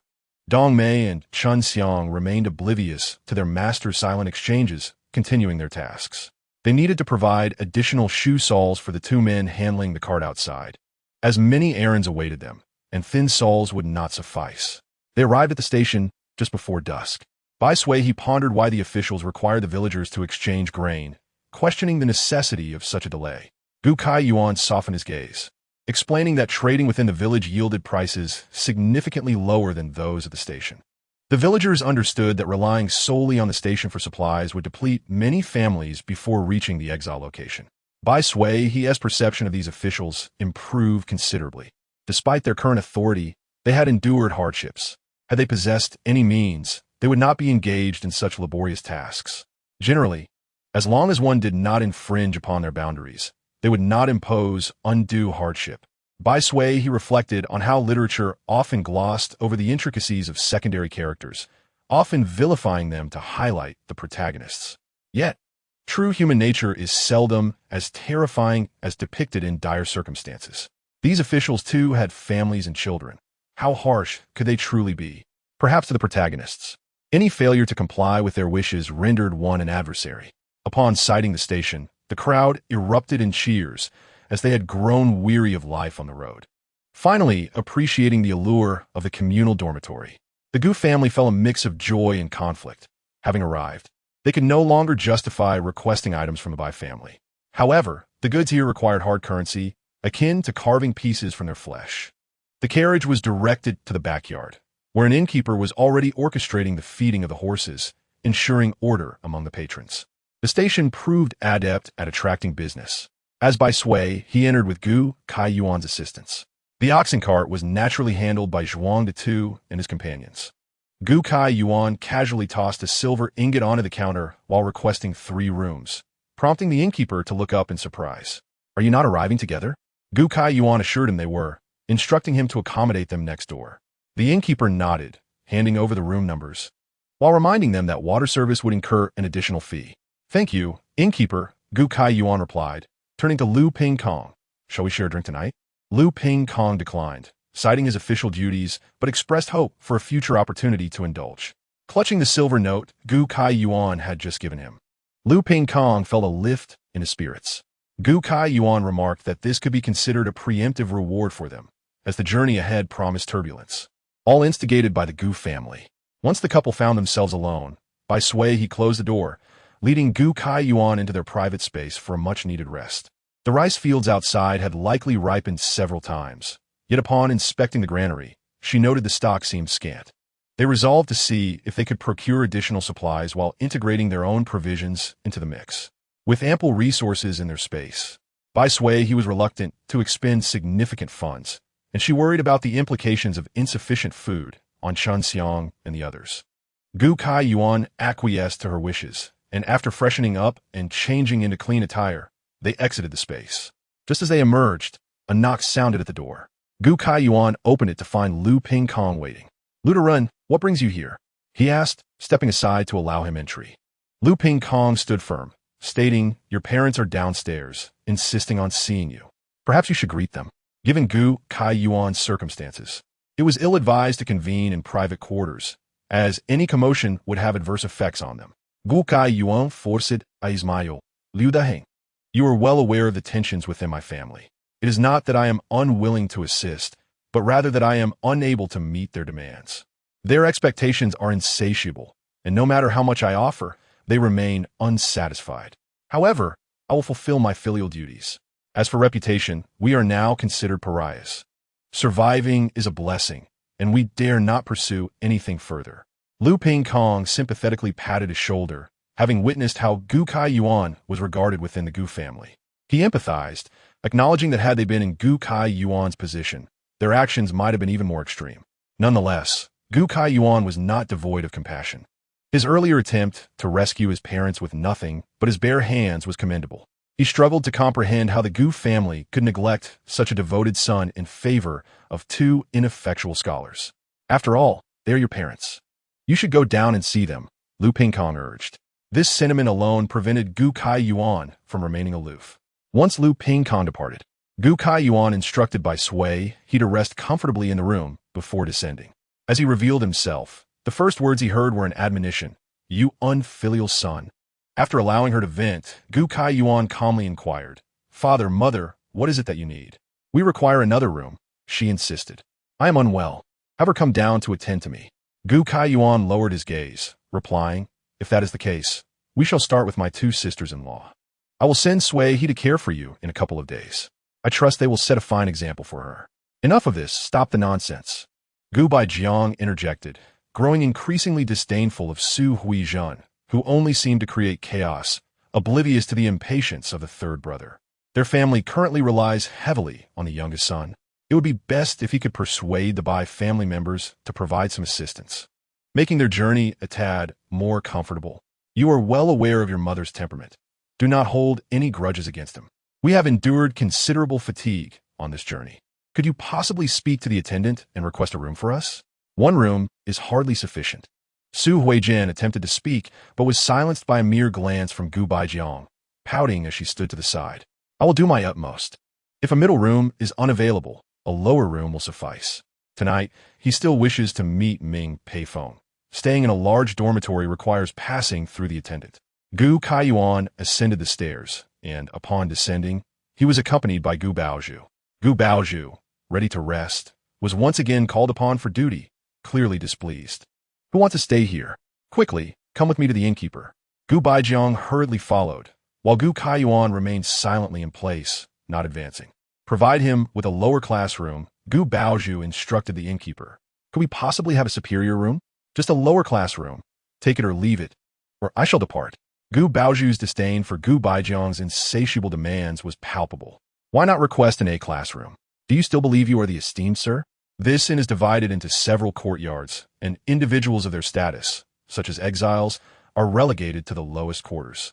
The superior room they currently occupy is even inferior to the accommodations provided for the officials next door." Chapter 93. Filial Piety in Recent Days. Gu Baijiang has truly felt the chill of human indifference, and though his heart smolders with anger, he can only suppress it. He turned to request that Gu Kai Yuan pay the silver, only to find himself alone. Gu Kai Yuan had his back turned, seemingly engaged in conversation with his brothers. And fearing further angering Gu Baozhu, he reluctantly withdrew some silver from his pocket. After Gu Baozhu collected the payment and received the room key, he noted the utter lack of acknowledgement from Gu Kai Yuan, causing his expression to darken further. He snorted coldly and departed without a backward glance. Gu Antong expressed her reluctance. Mother, should we not also request a room? Father? Gu Antong sought assistance from Gu Kaiping. Could you speak to grandfather? Knowing that grandfather only desired a room for his own reasons, Gu Kaiping hesitated. Their family's future depended on their father. Upon their imprisonment, he and his father had been thoroughly searched. Where did the silver notes on his father's person originate? There must be matters of which he is unaware, and he has pondered this question for days. The edict mentioned embezzlement of provisions and bribery. If these accusations hold any validity, where do these funds go? Even if his father maintained a mistress, there must be a source for that wealth. What perplexes him further is that their home was raided. Yet there has been no interrogation regarding the whereabouts of the silver. Do they not care? Are these baseless accusations, or do the funds belong to another? Gu Kaiping dared not contemplate this deeply. Although he merely resides in the Hamlin Academy, he is well acquainted with court affairs. The thought of his father aligning with a faction sent waves of both anticipation and anxiety through him. This may merely be a trial for the Gu family. If they endure it, surely he shall emerge as the most distinguished member of the clan, and his future prospects shall remain bright. Consequently, he has resolved to remain tranquil in the presence of his father, embodying the role of a dutiful son. However, this lingering filth leaves him feeling utterly uncomfortable. Gu Antong, accustomed to daily baths at home, can no longer tolerate the lack of cleanliness after so many days. Do not be foolish, Gu Kaiping warned, sensing her thoughts. We must maintain vigilance. Why bother cleaning up now? Tomorrow, let your hair down a bit and apply some ash to your face. That would make me look like a beggar. Gu Antong shuddered at the thought. It seemed far too ugly. Luyan did not yield to Gu Antong this time. Your father speaks wisely. This is not the time for appearances. The further we travel, the more perilous our situation becomes. Rumor has it that near Lingnan, bandits grow rampant. Being too attractive is hardly advantageous. Lu Yun embraced her daughter and whispered in her ear, Your father has his reasons. Be obedient. Gu Antong reluctantly nodded. I will heed father and mother, but may we not have something good to eat? Noticing his children's pitiful expressions, Gu Kaiping turned his gaze towards Lu Yun. Lu Yun sighed, producing a silver piece from her bosom. Let us see what we can procure for dinner. Tonight, we shall enjoy a fine meal. What about grandfather and the others? Gu Onliang, as the eldest grandson, was always favored by Gu Baijiang and would naturally be considered. They will dine in their own quarters. Lu Yun reassured him, Our family's funds are limited. If we invite everyone, we can only afford a few plain buns. Gu Onliang fell silent, recalling how he had longed for meat when grandfather had enjoyed chicken soup. Onliang, let me take you to see. You can decide afterward. Gu Kaiping took Gu Onliang by the hand and departed, grateful for his son's filial sentiment. Mother, why did father leave me behind? Gu Antong felt slighted. Your father has his considerations, Lu Yun replied. Having been married into the Gu family for over a decade, she understood Gu Kaiping well. The recent shift in his demeanor indicated that the Gu family harbored secrets unknown to her. As partners, Gu Kaiping, even if not for himself, ought to consider the two children. Quickly tidy up the bedding. After a day spent in the ox cart, my body aches. Gu Antong had no choice but to assist her mother, her thoughts drifting to the sisters back in the capital, uncertain whether they spoke of her behind her back. Upon arriving at the lower-class quarters, Gu Kaiping discovered that Gu Kaichin and his family had already settled in, which explained their absence from the large dormitory. This lower-class room barely accommodated a single bed. They could not possibly expect to sleep there as a family. Second brother, what brings you here? The three stood at the door, unable to even enter. Peering inside, Gu Kaiping's suspicions were confirmed. The conditions of this room were even worse than the one they had chosen previously, consisting of merely a bed and a narrow corridor, likely too cramped for even one person. Why are you all here? The bed could hardly accommodate two people, and Su Huijin expressed her disdain for the cramped conditions. Fully aware of their motives, could mother not arrange a room for us as well? It is impossible to rest with so many people crammed together. Gu Kaichin poked his head inside, feigning a pitiful expression. I cannot help it. The attendant is only accommodating because of the Bai family's influence. Otherwise, you should seek assistance from Bai Suihe. Su Huijin attempted to pass the dilemma onto Bai Suihe, but Gu Kaichin lacked the courage to do so. Bai Suihe had not descended since going upstairs, and they were next door to the attendants, whom he feared. Noticing Gu Kaikin's silence, Su Yulan decisively pushed Gu Onwei forward. Let Wire stay with you for the night. He can fulfill our filial duties in front of mother and father. Initially indifferent, Gu Kaiping's expression shifted. Could it be that the second family's intentions were becoming clear? He quickly pulled his son to the entrance, smiling, "Mother, we just bought some buns outside. An Liang has been thinking of you, and we finally got our hands on some to bring back. Where's father? Why have I not seen him? Your father was squeezed outside by you all." Gu Baijiang had not anticipated that after a brief trip to the latrine, his sons would arrive. He had observed everything from behind, noting that the second family sought to take advantage of the situation. While the eldest and the eldest grandson genuinely came to see their elderly parents, the steaming meat buns in their hands left on display. Su Yulan and the others gazed hungrily at the buns, not even sparing a glance at their father. Chapter 94. Drinking Wine. Father. Grandfather. Gu Kaiping and his sons approached Gu Baijiang, encircling him from both sides. Gu Anliang presented the steamed bun in his hand before Gu Baijiang, saying, "Grandfather, this is a meat bun that I specially bought for you. It looks delicious. Have you not eaten yet?" Gu Baijiang reached out to stroke Gu Anliang's head, a smile emerging on his face. However, his ghastly scar nearly made the little one retreat instinctively. Remembering his father's words, he suppressed the urge. "Not yet. Grandfather and grandmother haven't eaten either, so how could father and I dare to eat?" Gu Baijiang nodded in satisfaction at the child's words, recognizing him as the cherished eldest grandson he had nurtured. Such filial piety. The second one is still lacking in some aspects. His vision is insufficient. He's a good child. Gu Baijiang's praise softened his expression further. "You are also commendable. However, we will not need the bun. Kaiping, please order a table outside. Today, let us enjoy a proper meal together as a family." Gu Kaiping felt a tightening in his heart, but Gu Baijiang thrust a silver ingot into his hands, speaking earnestly. "You are the eldest son of the family. Upholding the family teachings and respecting your wife is commendable. But you must also exercise restraint to avoid tarnishing our family's reputation." Gu Kaiping felt a shiver run down his spine, sensing his father's discontent with Lu Shi. Uncertain if he would bear the brunt of it, he hurriedly replied, "Father, rest assured, I will keep Lu Shi in check. Go on then, order some good dishes. Let us share a drink tonight." Gu Kaichun, feeling neglected, wore an unhappy expression. "What do you mean by you two sharing a drink? Am I merely a decoration?" Yet at this moment, he dared not voice his anger, knowing he would still rely on his father and brother's support, especially since his parents had failed to secure him a suitable wife, leaving him to endure disdain here. However, an idea struck him. "Father, should we invite the third brother and the others? If he enjoys fawning over the Bai family, he should go serve as a son-in-law there. And the Bai family, who looks down upon him, would surely have to settle accounts later."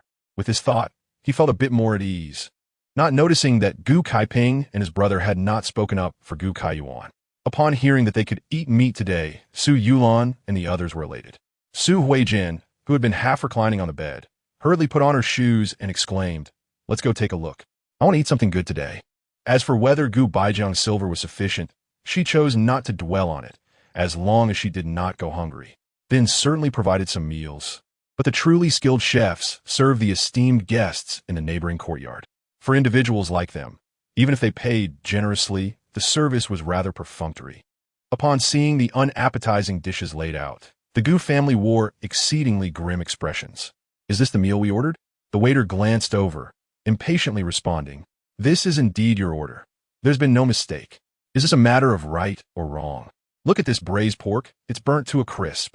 Su Yulan pointed at the charred meat, and then at the fish beside it. "Is this even fish? If it weren't for the bones, I would think it was some kind of paste." The waiter, accustomed to such scenes, was unperturbed by the guests' complaints. "Even if you ask for a replacement, it will still be the same. The kitchen is like this. Even the apprentices Shun Ti have made the fish this mushy." When the dishes were served, I confirmed what they were. He had even kindly picked the fish bones out to place on top, or else it would have been utterly unrecognizable. Gu Baijiang surveyed the table of dishes without appetite, having hoped for a pleasant meal, yet finding only frustration. More importantly, he felt he could not express his anger, fearing he might end up with no meal at all. Had he known, he should have followed his eldest grandson's example and purchased some meat buns. Although they contained little meat, they were at least made with fine grains.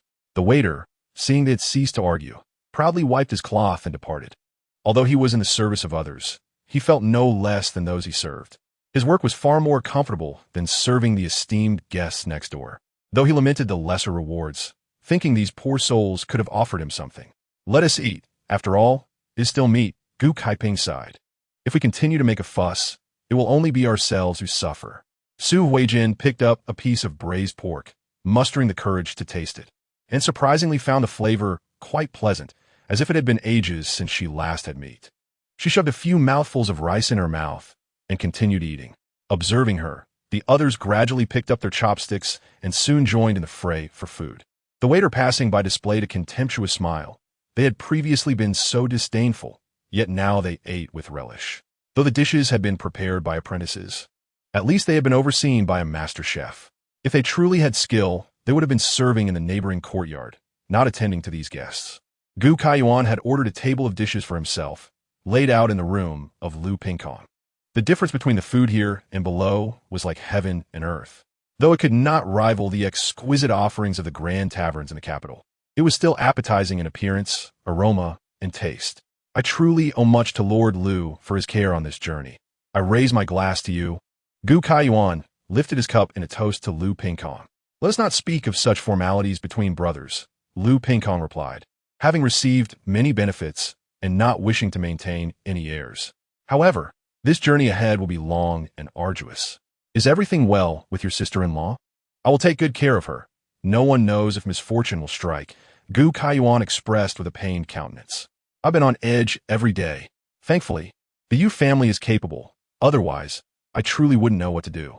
This hurdle shall be overcome, Lu Pingkong said sympathetically. The once enviable young master now faced such a drastic change in fortune. Enduring these trials, such a psychological blow was immense.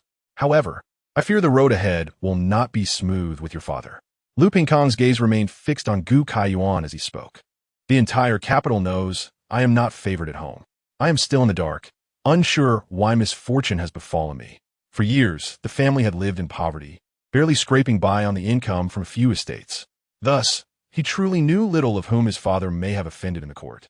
Gu Kaiyuan understood that the other party was probing him, but he had limited information available due to his circumstances.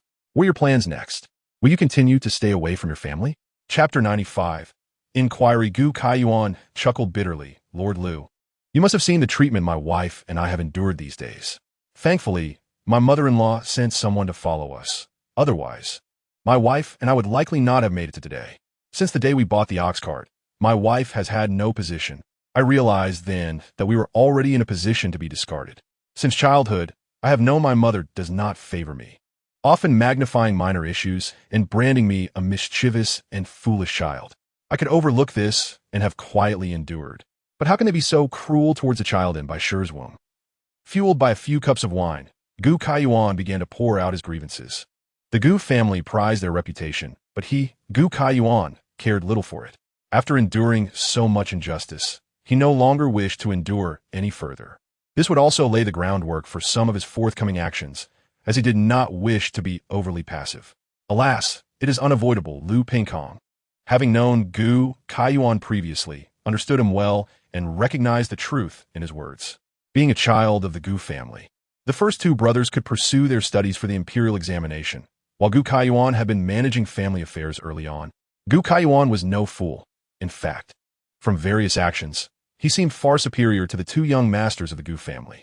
It was said that Gu family's second son had spent many years studying, yet remained merely a disciple.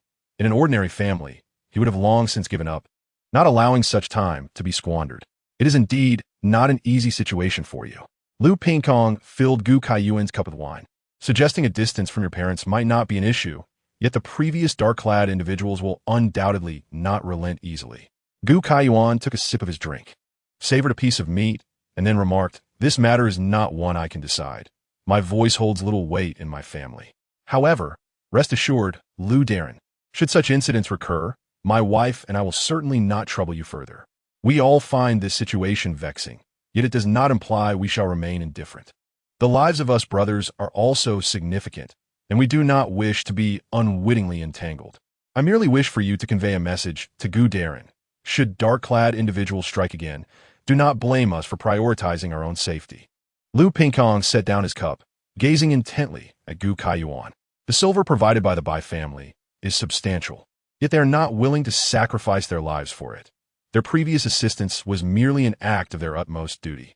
Should such occurrences arise again, they would undoubtedly choose to safeguard themselves. The agreement to have Gu Kaiyuan host this banquet was a preemptive measure to voice their concerns. Although they had previously pledged to protect the young couple, the well-being of the other members of the Gu family is of no concern to them. We can do our best and leave the rest to fate, Gu Kaiyuan replied with a seemingly open-minded demeanor. I trust my father would not foster any profound enmity. It is likely just a minor conflict. Otherwise, injuries would have occurred during the last encounter. Seeing Gu Kaiyuan remain so naive, still speaking on behalf of the Gu family at this stage, Lu Pingkong could not help but shake his head inwardly. Despite his complaints, this young man truly could not disregard the situation. Bai Suihe noticed the scent of alcohol surrounding him and promptly assisted him to bed. Why have you drunk so much? Suihe, I am fine, Gu Kaiyuan replied as he lay on the bed, his eyes still bright. Lu Pingkong's agreement to the banquet was likely to serve as a warning to the Gu family. These individuals possess their own wisdom in handling affairs, yet regrettably, this time, they cannot have their way. Bai Suihe observed his slurred speech and realized he was not completely intoxicated, but certainly inebriated to a significant degree. Aware of the potential threats they might face that night, she refrained from putting him in a separate space, instead adjusting the covers around him. Sleep now. After ensuring he was asleep, she went to open the door, where Dongmei and Chuanxiang awaited outside. Miss, should we stay and assist you? Does the young master not realize the current situation? They queried, concerned about his drunken state. No need, you both should rest. Stay in your rooms tonight and do not wander. Although Dongmei and Chuanxiang were puzzled by her instructions, they nodded obediently. Having endured days of hardship outdoors, they dare not sleep too deeply. This was an inn, situated next to the officials. Safety was not an issue. As the night deepened and silence enveloped the inn, Gu Baijiang opened his eyes. If he had not misheard, there had been a commotion outside the door. Beside him, Su Huijin remained undisturbed, unaffected in the slightest. Who is it? Gu Baijiang inquired calmly. Gu Darren, I have matters to discuss with you.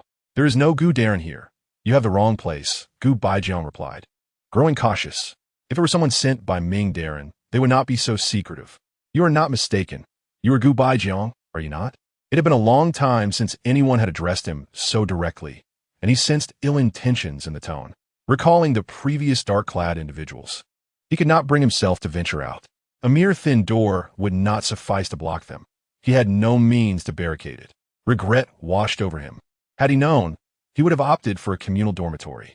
Gu Darren, do not refuse the invitation of wine. Come out, or it matters little whether we enter. Came a voice from outside. In that case, do not blame us for being impolite. As Gu Baijiang pondered how to resolve the situation, a sudden commotion erupted outside. He could not discern whether the officials had discovered them or if Ming Darren had sent help. He pressed his body against the door tightly. What is all this ruckus in the middle of the night?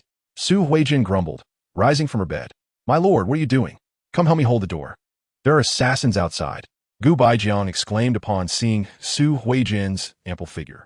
Assassins? Are they the same dark-clad individuals as before? Su Huijin Shai. Enough with the chatter.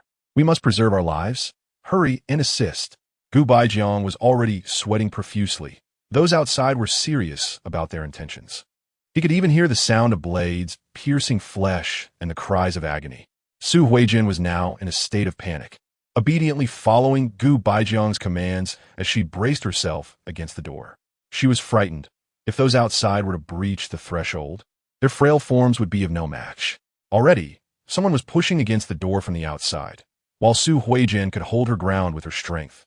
If more individuals joined in, she and the door would not withstand it.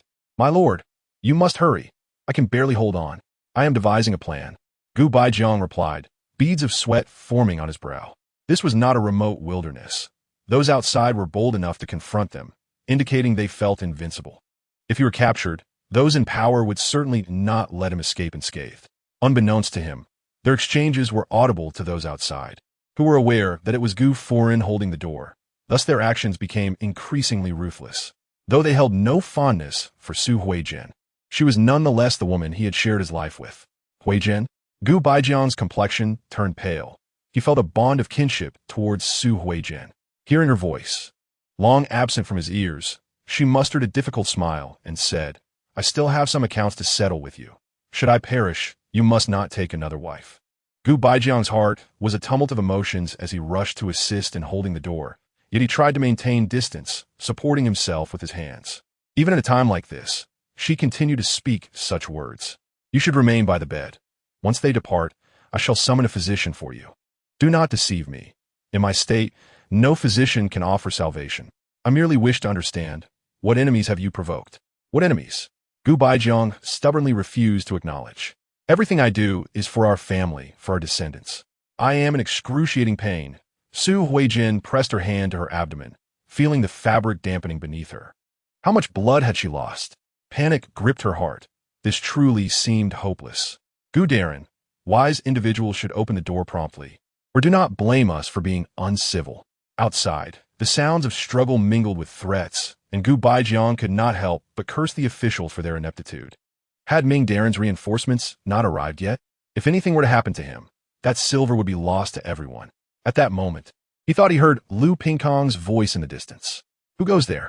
The criminals from the communal dormitory huddled inside, trembling in fear, collectively blocking the door. Gu Kaiqing and Gu Kaichun wore expressions of distress, recalling the dark-clad figures that had previously threatened them. If those individuals were to return, their parents would be in dire straits. Brother, are these people after our father? Gu Kaiqing asked, unable to remain composed. How would I know? Gu Kaichun retorted. How could you not know? You are the eldest son, the one our father trusts most. He confides in you about everything. Has father taken something he should not have? Or perhaps he possesses someone else's leverage. Gu Kaichun was on the verge of tears. If their parents were not present, their family's position would become precarious. Moreover, if their father had not surrendered the item in question, would these individuals redirect their anger towards them? In such a case, they would face a dead end. He grasped Gu Kaiqing's arm tightly. Brother, think quickly. Did father ever confide anything to you? If you are aware of the situation, it would be prudent to speak up quickly. At least that would afford us a chance of survival. Father remains silent for reasons of his own, and surely this matter is intimately connected to the fate of their family. I dare not approach. Gu Kaichun immediately released his grip and withdrew. Both of us are utterly powerless. What assistance could we possibly provide? I urged the Gu brothers to cease their idle chatter and swiftly devise a plan to rescue their parents, or else their lives may very well be forfeit here. Chen Dufu, seemingly appearing from nowhere, startled the two brothers with his sudden voice, causing them to tremble. Master Chun, Gu Kaiping's eyes flickered with displeasure. Your behavior is unbecoming of a gentleman. Chen Dafu stroked his beard, unfazed. I have been standing here for quite some time, even arriving before you did. What is amiss with my actions? You two brothers are remarkably filial. Should you not rush out to protect your parents? As a colleague of your father, I must remind you, should you possess any knowledge, it would be wise to share it. Otherwise, these individuals will not relent until they receive satisfactory answers. Even if you do not consider your parents, think for the sake of your wives and children. Gu Kaichun, in a state of panic, looked at Gu Kaiping, imploring, brother, if you know anything, please speak up. I do not wish to meet my end yet. What nonsense are you spouting? What could I possibly know? Gu Kaiping felt a sense of frustration at his younger brother's ineptitude. Could he not perceive Chin Dafu's ulterior motives? Regardless of whether he knows or not, he cannot divulge family matters to outsiders. Master Chun, you need not concern yourself with our family's affairs. Please attend to your own. After uttering this, Gu Kaiping grasped Gu Kaichun and departed, not forgetting to beckon Lu Shi and the others to follow, distancing themselves from the Chen family. Chen Dafu shrugged, indifferent. He merely sought to probe the situation, and it was evident that Gu Baijiang had not divulged much to his sons. Otherwise, with the capabilities of his two sons, they would not have been able to keep secrets.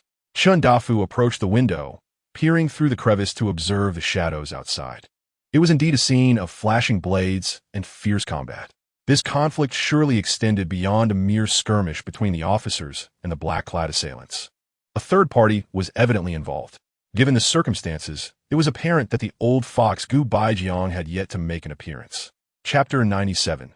The edge of the blade Bai Suihe had already heard the commotion downstairs, and Dong Mei stood vigil outside the door. She opened the door to allow them entry, instructing them to remain inside. Miss, are these individuals once again targeting the Gu family? Dong Mei could hardly conceal the fury in her eyes.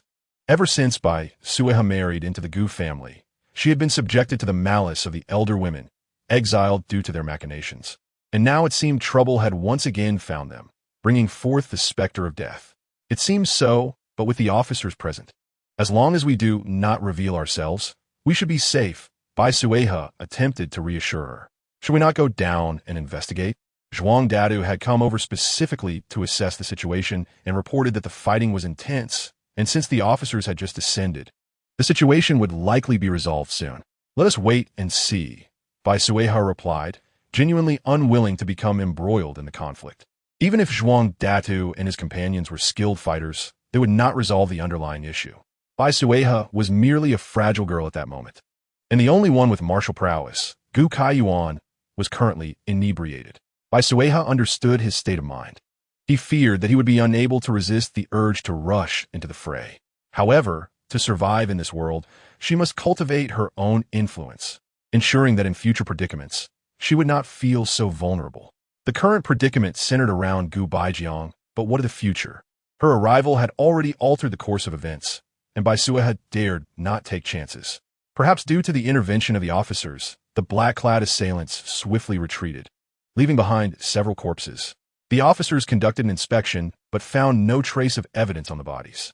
Typically, such meticulousness only heightened one's apprehension. The stakes were evidently significant. Lu Pingkong, suppressing his anger, approached and knocked on the door. Gu Baijiang opened the door. Previously, several brothers had been injured due to their actions. Although this time the injuries were minor, the anger still simmered within. They were officers escorting prisoners, not protectors of the Gu family. Do not kick the door. I shall open it now. Gu Baijiang, having heard the commotion outside, felt as though salvation had arrived.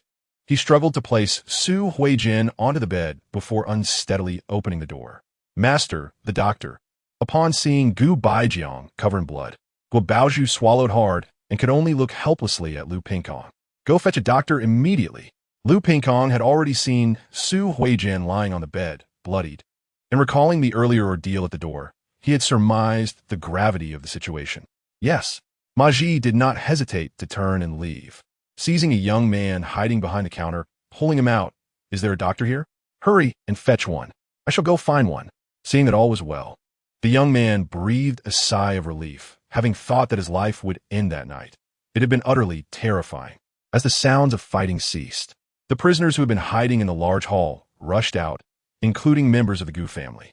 Upon realizing that trouble had befallen their parents' room, they did not linger, but hastened to the scene. Father, you are injured? Gu Kaiping supported Gu Baijiang, his face etched with concern. Su Yulan shrieked, Mother. It is Mother who is injured. In the Gu family, her well-being depended entirely on Su Huijin, and thus she was the most distressed. Seeing Su Huijin lying silently on the bed, how could she not panic? Mother, Bai Suihe, aided by two maidens, pushed through the gathered crowd, her heart racing at the sight. With so many eyes upon Su Huijin, bleeding and unconscious, coupled with the overwhelming scent of blood in the air, she felt a wave of nausea wash over her, covering her mouth as her face turned pale. The gruesome sight was enough to send chills through anyone's heart. Find a doctor. Find a doctor. Gu Kaiping released Gu Baijiang, squeezing past him into the room, kneeling at the bedside of Su Huijin. Tentatively reaching out to check for breath, he felt a faint sign of life and breathed a sigh of relief. Where's the doctor? Hurry and bring a doctor to save her. The doctor is coming. The doctor is coming. The innkeeper called out loudly, but he could not push through the throng. Hearing his cries, the crowd finally parted to allow him passage as he dragged a young man in, carrying a medical kit. A doctor so young? The Gu family felt a pang of anxiety. Could this physician be up to the task? In the previous life, Gu Kaiyuan had rushed out at the first sound, desperately guarding the door, but alone he could not withstand the multitude. Already injured, he had acquired more wounds. Yet, rather than garnering gratitude from the Gu family, he faced reproach for his impulsiveness, provoking conflict that led to their ire and ultimately resulted in Su Huijin's injury. During that time, Gu Kaiyuan and his wife endured great hardship, facing various criticisms, while Bai Suihe, as a pregnant woman, bore the burden of caring for the volatile Su Huijin. Even with her robust health, she experienced signs of miscarriage. Subsequently, when Su Huijin passed away, all blame was laid squarely on Gu Kaiyuan, with accusations that her demise was entirely his fault. This time, Gu Kaiyuan refrained from rushing to the forefront, yet Su Huijin's fate remained unchanged. The doctor entered, examined the wounds with a grave expression. These injuries are quite severe. I cannot ascertain if any internal organs are affected, even if I manage to stabilize her condition. Under your current circumstances, she cannot rest properly. Moreover, the medicines must not be interrupted. Will you proceed with the treatment? The doctor understood the nature of those residing in this inn, hence his inquiry. If the patient were an ordinary individual with his medical expertise and some medication, survival would not pose a problem. However, his health would inevitably deteriorate, leading to a cascade of minor ailments in the future. Yet, these individuals are exiles, and they are not permitted to recuperate here. Doctor, I implore you to save my mother's life, Bai Suihe pleaded, drawing a silver note from her bosom. I possess 50 taels. Do you believe this amount sufficient? Su Huijin opened her eyes, and, upon seeing the pale face of Bai Suihe, regarded her with a complex gaze. The Bai family still exhibits filial piety, in stark contrast to the other daughters-in-law, particularly Lu Shi, who kept her head lowered, lost in thought. Treat her, Gu Baijiang sighed. After all, they were once husband and wife. I must trouble you, esteemed doctor. Chapter 98. Reporting to authorities, young waiter. I must trouble you to assist us in reporting to the authorities, Lu Pingkong urged, slipping a silver ingot into the young waiter's hand. It must be done swiftly. With darkness enveloping the surroundings, perhaps it would be prudent for one of you to accompany me. The young waiter hesitated, fearful of potential dangers outside. He had only recently commenced work here, and now found himself embroiled in such perilous circumstances. He resolved to resign from his position at the inn come morning. This work was beyond his capacity. Ma Ji, accompany this young waiter, Lu Pingkong commanded, reluctantly appointing someone to follow. Once these matters were attended to, Lu Pingkong cast a cold glance at the Gu family, finally fixing his gaze on Gu Baijiang. Gu Darren, do you still believe this matter does not concern you? Gu Baijiang replied, how could I possibly know? Perhaps there's been a mistake, a wrong door knocked upon. Even at this juncture, Gu Baijiang continued to deflect responsibility, inciting Lu Pingkong to laughter in exasperation. Who would have thought that Gu Darren's tongue remains so obstinate? Let us hope your luck persists in the future. Since you have no pressing matters, we shall take our leave. Tomorrow, I trust you will not delay our journey. Meanwhile, Lu Pingkong harbored a sense of trepidation. One of the factions involved appeared to be protecting this old scoundrel. He wondered which noble in the capital was behind it. Those in power are not without their dirty dealings, often forming factions. Even in exile, they remain restless. He resolved to report the situation, having exerted his utmost efforts that night, hoping the authorities would hasten to remove this family. Before departing, he glanced at Bai Suihe, surprised to encounter the Bai family's matriarch in such a setting after her recent seclusion. Reflecting on the numerous favors bestowed by the Bai family, he paused to advise. Gu Sanforan, the situation is somewhat intricate. If you cannot resolve it, it would be wise to prioritize your own well-being. The Bai family promised substantial rewards for safely delivering individuals to Lingnan.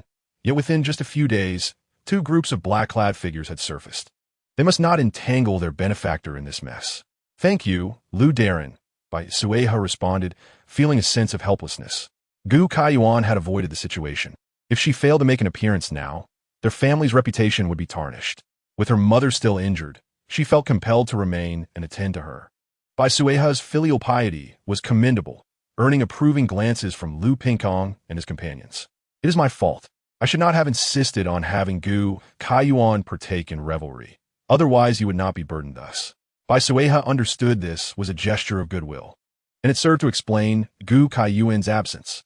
There is no need for you to feel remorse, for none could have foreseen such unforeseen events tonight.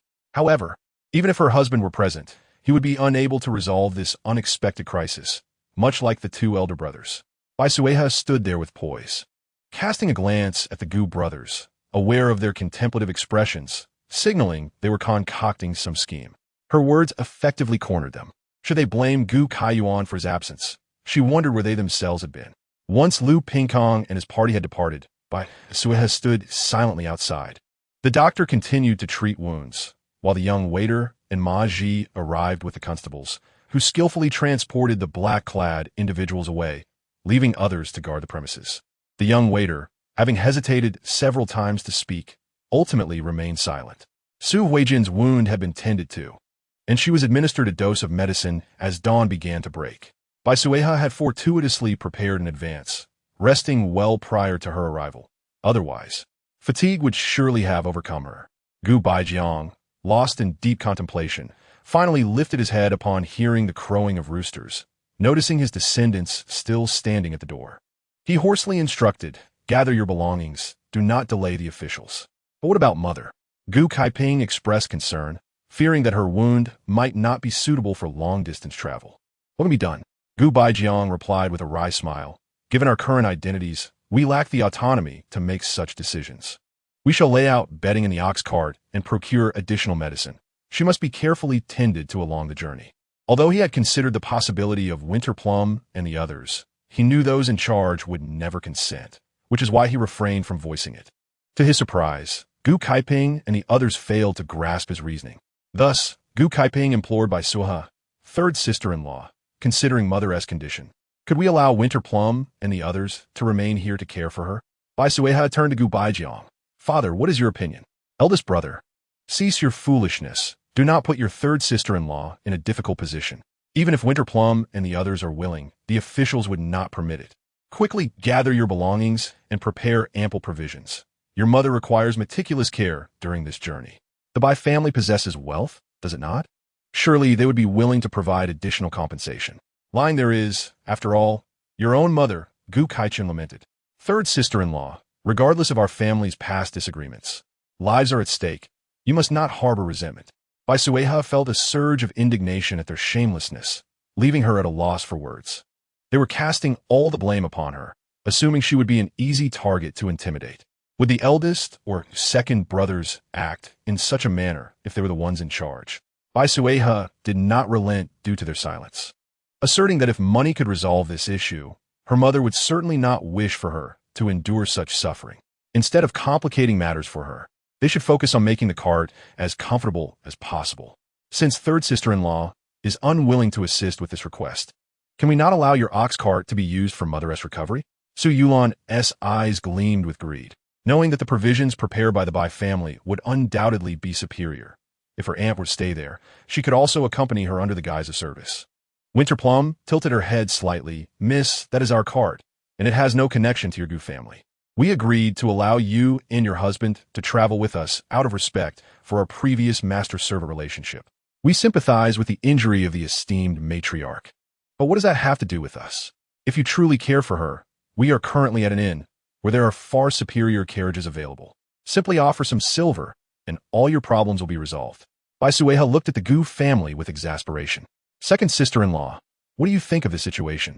"This is also a viable solution," Gu Kaichen mused, "though we find ourselves financially constrained. Perhaps third sister-in-law could lend us some support?" Chapter 99. Shifting blame, the Gu family directed all their attention towards Bai Suihe, awaiting her response. Bai Suihe retrieved the few pieces of silver the doctor had previously provided, stating, "This is the remainder of the silver after the doctor's services. Let father decide how to allocate it." "Is this all the silver you possess?" Gu Kaichen expressed disbelief, suggesting that the Bai family had not secretly provided her with more. Bai Suihe replied, "Aside from Umama visiting me earlier, haven't you seen anyone else come by? It appears that the arrangements made earlier were indeed remarkably prescient. Even if she possessed silver, she had no desire to support these insatiable individuals. Yet, without completely severing ties with them, they would always appear united in the eyes of outsiders. And for the sake of reputation, they could not afford to be indifferent. Eldest sister-in-law, our funds are identical. Why don't you assist as well? Mother is injured and must endure hardships, which is truly a great disservice to us children." Bai Suihe, he directly shifts the blame onto the eldest branch. Lu Yun, having long anticipated such an outcome, remains silent, realizing she cannot escape it. With a sigh, she retrieves 10 taels of silver from her bosom, noting her own dwindling funds. Father still possesses silver notes. Surely, they can trade for a better ox. The current old ox lacks strength. It would be prudent to seize this opportunity to acquire a superior one, as it will eventually become the property of the eldest branch. After all, it was due to her own actions that mother was harmed, and Su Shi has somewhat shielded her from disaster. Gu Baijiang readily presents 50 taels of silver to Gu Kaiping for arrangements, dismissing any previous expenditures made by Bai Suihe. Confident that the Bai family has ample resources and does not truly believe the two girls have not discreetly contributed. "Miss, the Gu family is truly overstepping." With no option left, Bai Suihe acknowledges that as long as they remain entwined with them, some grievances must be tolerated. Admittedly, the stepmother is not entirely malevolent. In fact, she feels a twinge of pity for Gu Baijiang. Bai Suihe instructs Dong Mei and the others to pack their belongings before retreating to her chamber. The first order of business is to bring Gu Kaiyuan into the space, allowing him to rest before bringing him back out. What has transpired below? Gu Kaiyuan inquires as he awakens. Mother is injured, but the doctor has tended to her wounds. With his hands covering his face, his voice is hoarse. Even though I was not involved, the outcome remains unchanged. Reflecting on the blame he endured in his previous life, along with his own guilt, he finds it somewhat absurd. Everyone is aware that it was Gu Baijiang's doing, yet the blame is cast upon him. Bai Suihe, we must depart soon. You still need to assist. Bai Suihe gazes at him with a hint of sympathy. For Gu Kaiyuan will likely have to play the dutiful son in the Gu household for the next few days. Were it not for her pregnancy, she too might not be able to escape. You shall endure some hardships in the coming days. Gu Kaiyuan expresses remorse, recalling his prior promise to protect the mother and daughter throughout their journey, only to find that fate remains unalterable. Do not worry. Dong Mei and the others will take good care of me. Bai Suihe's unspoken thoughts linger. After Gu Kaiyuan returns to the Gu family, she may find a semblance of peace. Gu Kaiyuan hastily tidies himself, neglecting to change his clothes, still reeking of alcohol, and stumbles down the stairs. Mother! Bai Suihe stands at the entrance, raising an eyebrow at the scene. The antagonist truly plays their role well, recognizing that the other party cannot be trifled with. She gathers her essentials before entering her room. Meanwhile, Dong Mei and the others arrive. Upon seeing Gu Kaiyuan, Gu Baijiang scolds him angrily, "You unfilial son. With such a significant event last night, where were you? Eldest brother, second brother, where were you last night?" The Gu family members, stifled by their own indignation, find themselves nearly breathless. They've yet to voice their grievances when Gu Kaiyuan delivers a heavy blow. Not only your eldest brother and second brother. Why do you only appear now? Blaming it on the son, Gu Kaiyuan laments, "I drank a little last night, but didn't realize that it would escalate so quickly, leading to mother's current state." Gu Baijiang, astonished to see his previously taciturn son articulate so fluently, responds, "Father, the ox cart is ready. Let us take mother there." Gu Kaiping, the son most favored by Gu Baijiang, steps in at a critical moment. "Yes, quickly carry your mother to the ox cart." Gu Baijiang, having forgotten his previous intentions, follows the eldest son's lead. This is when the benefits of having multiple brothers become evident. They borrow a plank from the innkeeper and collectively transport the unconscious Su Huizhen to the ox cart. Observing the newly acquired ox cart, it is clear that the Gu family has invested significantly. This cart appears far more impressive than the one prepared by the Bai family, with a robust ox and a much larger carriage. Inside, the bedding is stacked high, ensuring that Su Huizhen will not endure excessive jolting. However, with the increased size of the carriage comes a reduction in available space, especially with Su Huizhen lying down. Lu Yun swiftly ushers Gu and Tong into the carriage, followed by Gu and Liang. Just as she attempts to climb aboard, Su Yulan yanks her back down. "Eldest sister-in-law, what are you doing? You've all entered. Where will father sit? I will go in to care for mother, and Liang can serve tea and water. The five of us, along with father, will fit comfortably." "No, eldest sister-in-law, this is rather selfish. What about us?" The younger sister-in-law, who had departed smoothly before, now faces a dilemma. "If necessary, you can sit at the front of the cart. It will suffice." Chapter 100. Rong Zhao, as the weather grows colder, sitting in the ox cart, her face nearly freezes. Having finally secured a carriage, she still faces the biting wind outside.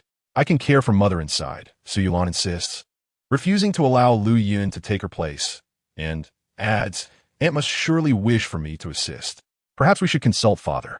Gu Baijiang, recalling Su Huizhen's affection for her niece, promptly agrees, then let the second branch's daughter go in to care for her. With Gu Baijiang's endorsement, Lu Yun refrains from further protest, relieved that she had the foresight to push her children inside. Otherwise, they would have faced the brunt of the second branch's opportunism. Gu Baijiang glances at his three sons outside, steady the cart. The Gu brothers quickly comply, allowing him to enter the carriage. However, a nagging feeling of something amiss lingers in his mind, as if he has forgotten something important. Not delaying their journey, the escort remains silent, and before departing the inn, Lu Pingkong leave a letter detailing the previous night's events, requesting swift delivery to the capital. Bai Suihe reclines against a soft pillow, savoring pastries purchased early that morning by the two maidens from the neighboring courtyard. Surprisingly, the delicacies meant to entertain dignitaries are quite delectable, revealing the kitchen's dedication. Miss, shall we truly disregard the son-in-law? Chun Xiang expresses concern. The Gu family's ox cart may not accommodate him. It is not that we disregard him. Rather, we cannot intervene. Bai Suihe understands that in ancient times, if one cannot fulfill the duty of filial piety, how can they hope to establish themselves in this world? Even if she, Bai Suihe, is indifferent, she must consider the future of her child. If she seeks to extricate herself from the Gu family, it cannot be on their terms. Currently, both she and Gu Kai Yuan await the opportune moment, hoping to leverage Gu Baijiang to alter his status as a perpetrator. In her past life, the family had been entangled, and even though the ox cart was purchased with by family funds, she, as a pregnant woman, still found herself walking alongside.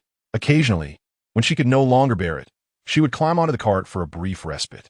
Shall we also make 2 pairs of shoes for the son-in-law? Dong Mei interrupts Chun Xiang, who wishes to speak further, retrieving needle and thread from a nearby cabinet to engage in some sewing. They need not be foolish and walk the entire way. The cart's yoke can accommodate seating.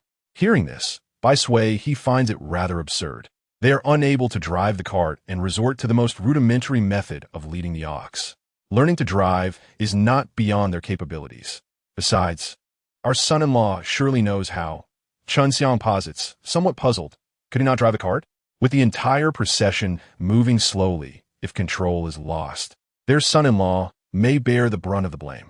Moreover, the Gu family likely remains unaware that Gu Kai Yuan possesses driving skills. Bai Suihe lifted the curtain and gazed ahead, observing numerous families leading livestock as they walked. After all, each family was permitted only one vehicle, and in large families, aside from the esteemed elders and young children, many were on foot. How swiftly could they possibly traverse? Su Huijin, burdened with injuries, was in no condition for haste. Should her wounds reopen, the blame would likely fall upon Gu Kai Yuan. In the capital, within the royal court, the emperor scrutinized the memorials, seething with fury. Come forth and explain, he commanded. Why has the exiled Gu family faced continuous assaults? He had decreed their exile and understood that Gu Baijiang was merely a scapegoat for the third son. Yet now, it seemed there were those intent on annihilating the Gu family, and if there were no hidden agendas, then his reign was in vain. His gaze fell upon the third prince, Rongring, who stood with his head bowed, exuding an air of detachment. The emperor found it hard to believe that the other group of assailants was not under his command. He was still youthful, yet his sons were already coveting his position. How could he not feel disheartened? He glanced at the other princes, pondering the identities of those sent to commit these atrocious acts. Why were they targeting an exiled old minister? He had seen the inventory of the Gu family's confiscated assets. The discrepancies were minimal, and the family itself was not particularly adept at managing wealth, nearing a state of financial ruin. Gu Baijiang, however, was astute. He had married his third son to a merchant's daughter, perhaps hoping to accumulate some wealth for future generations. Unfortunately, fortune did not seem to favor them, as the Bai family was equally poor in business acumen, and the dowry shop was on the verge of collapse. Bai Suihe, fearing a thorough investigation, contemplated emptying her modest savings. Yet the emperor could not fathom why the princes were so determined to eradicate such individuals. Or, if perhaps Gu Baijiang harbored an even greater secret. The mere thought made the emperor regret not having detained Gu Baijiang for further interrogation at the time. However, his decree was absolute and would not be altered in the short term. What say you, second prince? He inquired. My thoughts align with those of the first prince. Rong Rue said, stepping forward. This is merely a family matter for the Gu clan, and they have already been exiled. They are no longer of the court. I believe it unnecessary to waste the censor's efforts on a mere criminal. He continued, if they dare act in such a manner immediately after leaving the capital, how much more brazen might they be elsewhere? This is not a matter of daylight. They operate under the cover of night. His query drew the attention of all present to Rong Ruebois, who quickly raised his head, feigning innocence. Third brother, I merely ponder why these individuals chose to act under the veil of night. Surely there must be some undisclosed secret. His younger brother's curiosity regarding the funds embezzled by Minister Gu was palpable. When the family was confiscated, it remained uncertain whether Minister Gu was innocent or had accomplices. Chapter 101. Care the third prince, Rongren regarded his brother with a profound gaze. Was the fourth brother revealing his fangs now? He wondered who might be opposing him this time. Could it be that the fourth was also involved? As his younger brothers matured, his rivals multiplied. The fifth, sixth, seventh, and eighth princes had all reached the age to enter the court, and their backing was not to be underestimated, which only added to his vexation. Their father favored his consort, yet refused to offer any commitments, thus pressuring him. Fourth brother, do not speak recklessly. The case of Minister Gu has already been concluded, as per our father's decree. Do you believe our father erred in his judgment? Third brother, I did not suggest that. I merely expressed my doubts. Rong Ruebo replied sincerely, looking earnestly at the emperor. Father, the military fund's whereabouts are unknown, and the Gu family has not been thoroughly inspected. It stands to reason that Minister Gu should be summoned for questioning, for he has dealt with these matters and cannot profess ignorance. The emperor cast a glance at the third prince. Were it not for the favor owed to Liang Guifei, he too would wish to uncover the missing silver. Yet, he was torn between his affection for his favored offspring and the need to maintain appearances. The funds retained by Gu Baijiang likely ended up in the third prince's private treasury, and he had refrained from delving deeper into the matter. However, with the Gu family encountering repeated assaults, the third prince's people continued to shield them, prompting the emperor to contemplate the implications. Did the third prince still lack access to those funds? Was he truly so foolish as to entrust such significant assets to Gu Baijiang? To reinterrogate Gu Baijiang was out of the question. He had initially opted for leniency to afford the third prince some dignity, until a successor was determined. He was unwilling to disrupt the existing balance. All princes hailed from noble lineages, while only Liang Guifei had humble origins and lacked substantial backing. Thus, he permitted the third prince to consolidate support among court officials, creating a counterbalance to the other princes, not wishing to make matters overly scandalous.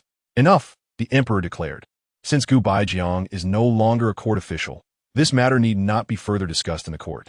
I shall instruct the local authorities to assist in the investigation and ensure that these miscreants are apprehended. The first and second princes exchanged glances and discreetly turned away. With the emperor's pronouncement, the ministers below dared not voice any further dissent. Soon, the court's attention shifted to other matters, and none spoke on behalf of the Gu family, demonstrating the transient nature of loyalty in such times.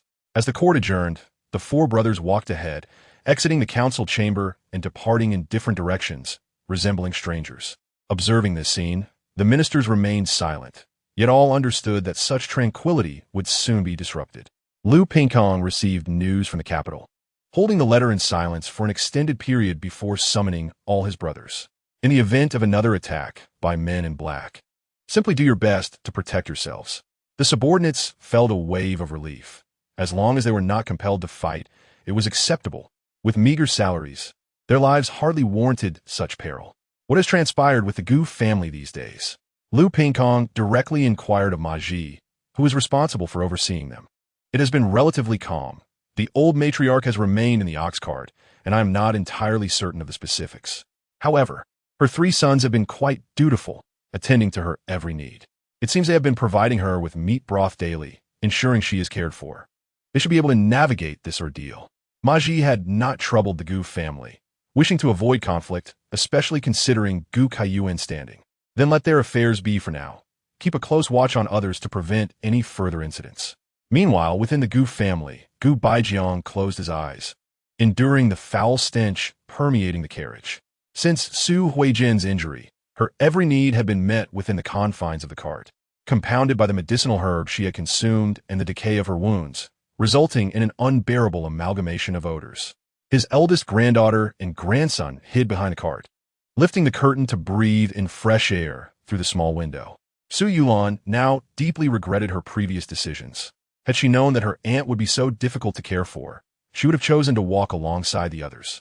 However, her sister-in-law was cunning, insisting that she, as the eldest sister-in-law, should yield to her younger siblings, especially since her two children were already inside.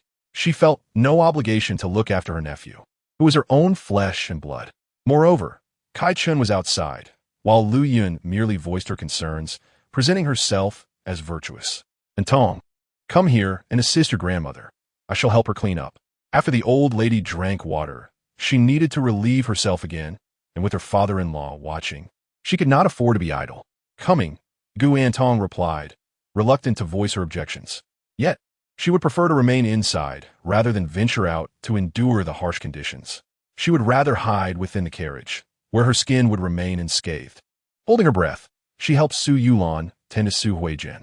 At this moment, Su Huijin has awakened, the pain from her wounds causing her to groan intermittently. Due to Su Yulan's movements, her injuries are inevitably aggravated. Can you not be a bit gentler? You made my wounds worse.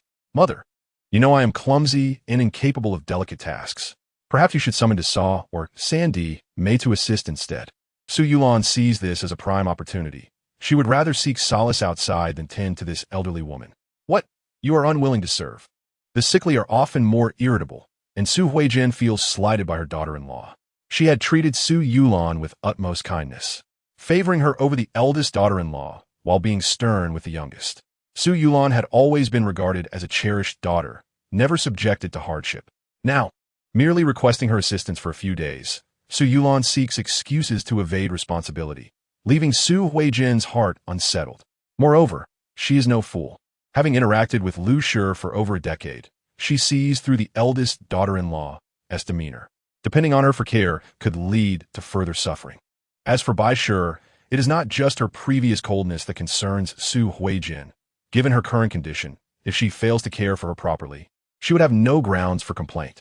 Mother, I would never entertain such thoughts. You are my aunt. It is my duty to honor you. Su Zhulang, knowing she will need Su Huijin's support in the future, dares not offend her. Observing her aunt's increasingly grim countenance over the past few days fills her with trepidation.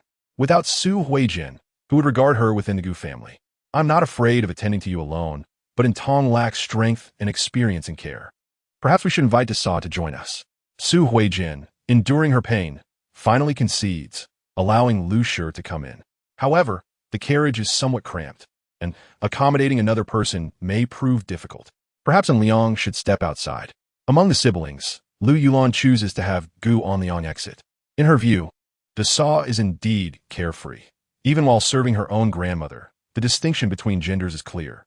A 10-year-old child should understand such matters. Although Liang turns his head away whenever he assists, it remains uncomfortable. Noticing that the patriarch does not open his eyes unnecessarily reinforces her understanding. He is likely aware of the situation within the carriage. Go and fetch Lu Shi. Su Huijin grants permission. With Lu Shi's presence, the three of them attending to her should alleviate some of her suffering.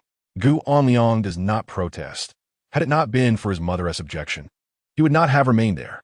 As soon as the ox cart halts, Gu Onliang eagerly dismounts. Upon seeing her son emerge, Lu Yun becomes anxious. Why are you out here? Has someone troubled you? Sa, this is Mother's wish. Su Yulan lifts the curtain. I cannot maneuver Mother alone. She has asked for your assistance. Mother, I can manage outside. I am not afraid of walking. Gu Onliang quickly adds, finding the atmosphere inside too stifling, exacerbated by the unpleasant odor. Lu Yun, with a pained expression, realizes she must enter to care for her mother-in-law. She is well aware of the circumstances inside. Yet this is not a matter of choice, and she dares not speak against it. Entering the carriage, she meets the patriarch's gaze, which is filled with coldness, causing her heart to race as if all her petty schemes have been laid bare. Daring not to make further mischief, she approaches Su Yulan to assist Su Huijin. At this moment, she feels a sense of imbalance. As a daughter-in-law, why are they laboring here while Bai Suihe enjoys the service of a maid in another carriage? She attempts to speak several times, but her words are drowned out by Su Huijin's groans. The pain is unbearable. I need a doctor. At this point, Su Huijin longs for a physician to alleviate her suffering and to ensure her survival. We are traversing desolate terrain, without even a village in sight, let alone a doctor. Lu Yun, growing impatient, tries to pacify her. I see you all are unwilling to assist me, wishing to leave my life here. Do you not perceive my agony? Fetch Kaiping. Does he not care for his mother? You unfilial descendants, how cruel you are! Have you no silver? If not, go ask the master. He must have hidden away his ill-gotten gains. Be silent. Are you out of your mind? Gu Baijiang finally opens his eyes. Though only family is present, he cannot risk his daughters-in-law being led into conversation. He remains oblivious to Gu Intong, who is listening intently, occasionally casting furtive glances in their direction. Tell me to be silent, then arrange for a doctor. I have endured a lifetime of hardship with you. yet enjoyed so few years of comfort, only to be entangled in your troubles. Had you not summoned me to block the door, would I have received this wound? You were blocking the door perfectly. Why call me over? Did you know they would strike hard? You are gambling with my life, and at this moment, you do not wish to save me. What you try to achieve, to erase all traces. Gu Baijiang, you lack compassion. Even considering your 3 sons, you should not treat me so. Why have those people sought you repeatedly? Why not approach Chundaran? Have you taken something that does not belong to you? For the sake of our family, hurry and confess what you know. It may grant us a chance for survival, and for me as well. You can afford to keep a mistress, yet lack the funds to hire a physician. Is that not excessive? Moreover, whether you have silver is common knowledge. If you're willing to part with a little more, I am certain a doctor would follow. Gu Baijiang never anticipated Su Huijin's words would grow increasingly outrageous, and he could no longer contain himself, delivering a kick that struck her wound directly. Su Huijin lacked the strength to scream, curling up and clutching her abdomen. Drenched in cold sweat, Lu Yun and Su Yulan stared wide-eyed, uncertain of how to react. Gu Intong covered her mouth tightly, her eyes filled with terror. What has become of grandfather? How could he inflict such cruelty upon grandmother? Yet, she dared not utter a sound, fearing that Gu Baijiang's wrath might turn towards her. I warn you, do not overstep your bounds. Gu Baijiang glared fiercely at everyone before addressing Su Huijin coldly. Some matters are better left unsaid. My actions are justified in my own right. My patience has reached its limit. You have thoroughly provoked me. Previously, he had thought of her as having taken a blade for him, enduring her outcries throughout their journey. Unbeknownst to him, his restraint only emboldened her audacity, allowing her to speak freely. You all better keep what you just heard to yourselves. Su Shi has lost her senses and speaks nonsense. Gu Baijiang's threat caused Lu Yun and the others to lower their heads, responding respectfully. Gu Baijiang snorted coldly, lifting the curtain and instructing the eldest to halt the ox cart. He too dismounted to walk alongside. They had all heard the commotion within the cart, and Gu Kaiyuan understood that Su Huijin could not endure much longer. He had been striving to play the dutiful son these past few days. However, without his presence inside to serve, the underlying tensions persisted. The elderly couple maintained the facade of a loving partnership until death, yet this lifetime. Mother's discovery of the mistress shattered Gu Baijiang's greatest deceit. They had not been spared from hearing Su Huijin's curses from outside, yet none dared to intercede. As sons, regardless of which side they chose, they would be caught in the middle. Thus, the 3 brothers tacitly decided to ignore Su Huijin's tirades. Although Gu Baijiang spoke in a hushed tone, his warnings reached the ears of the 3 brothers. Chapter 103. The wound opens inside the carriage. Su Yulan was at a loss, for she beheld Su Huijin's anguished expression and the blood that flowed incessantly from her wound. Nervously, she glanced at Lu Yun, elder sister-in-law. What shall we do? Regardless of their past disagreements, Lu Yun had become her pillar of support in this moment of crisis. Where's the medicine? First, we must re-bandage Mother's wound, and then you should inform the 3 brothers to find a doctor swiftly. Su Yulan's voice trembled. Elder sister-in-law, there is no medicine left. We have used it all. Yet, with Mother's wound bleeding so profusely, it could indeed prove fatal. They had taken great care in the preceding days. Although the wound had become infected, it did not appear so grievous until now. Without medicine, what can I do? I'm not a doctor, Lu Yun fretted. Perhaps you should stay here and keep watch while I seek them out? This situation could not remain concealed. Otherwise, they would become the targets of resentment from the 3 brothers. It was their father-in-law who had caused this calamity. Why should they bear the blame? Was a misfortune that befell their family truly a consequence of their grandfather's misdeeds? Just as the imperial decree stated, "What the ill-gotten silver?" If those cloaked figures had come for that wealth, how substantial must it be? She must discuss this matter with her father, for perhaps her grandfather would not keep secrets from his eldest son. Su Huijin was drenched in cold sweat, yet she could distinctly hear her 2 daughters-in-law deliberating their next course of action. These foolish women, instead of calling for help, were engaged in idle chatter as if they wished for her life to be forfeit. She longed to scold them, but the pain was too excruciating. She clenched her teeth, seeking even the slightest relief. Gu Kaiyuan had been attentively listening, surprised that so much time had elapsed without any sign of activity from within.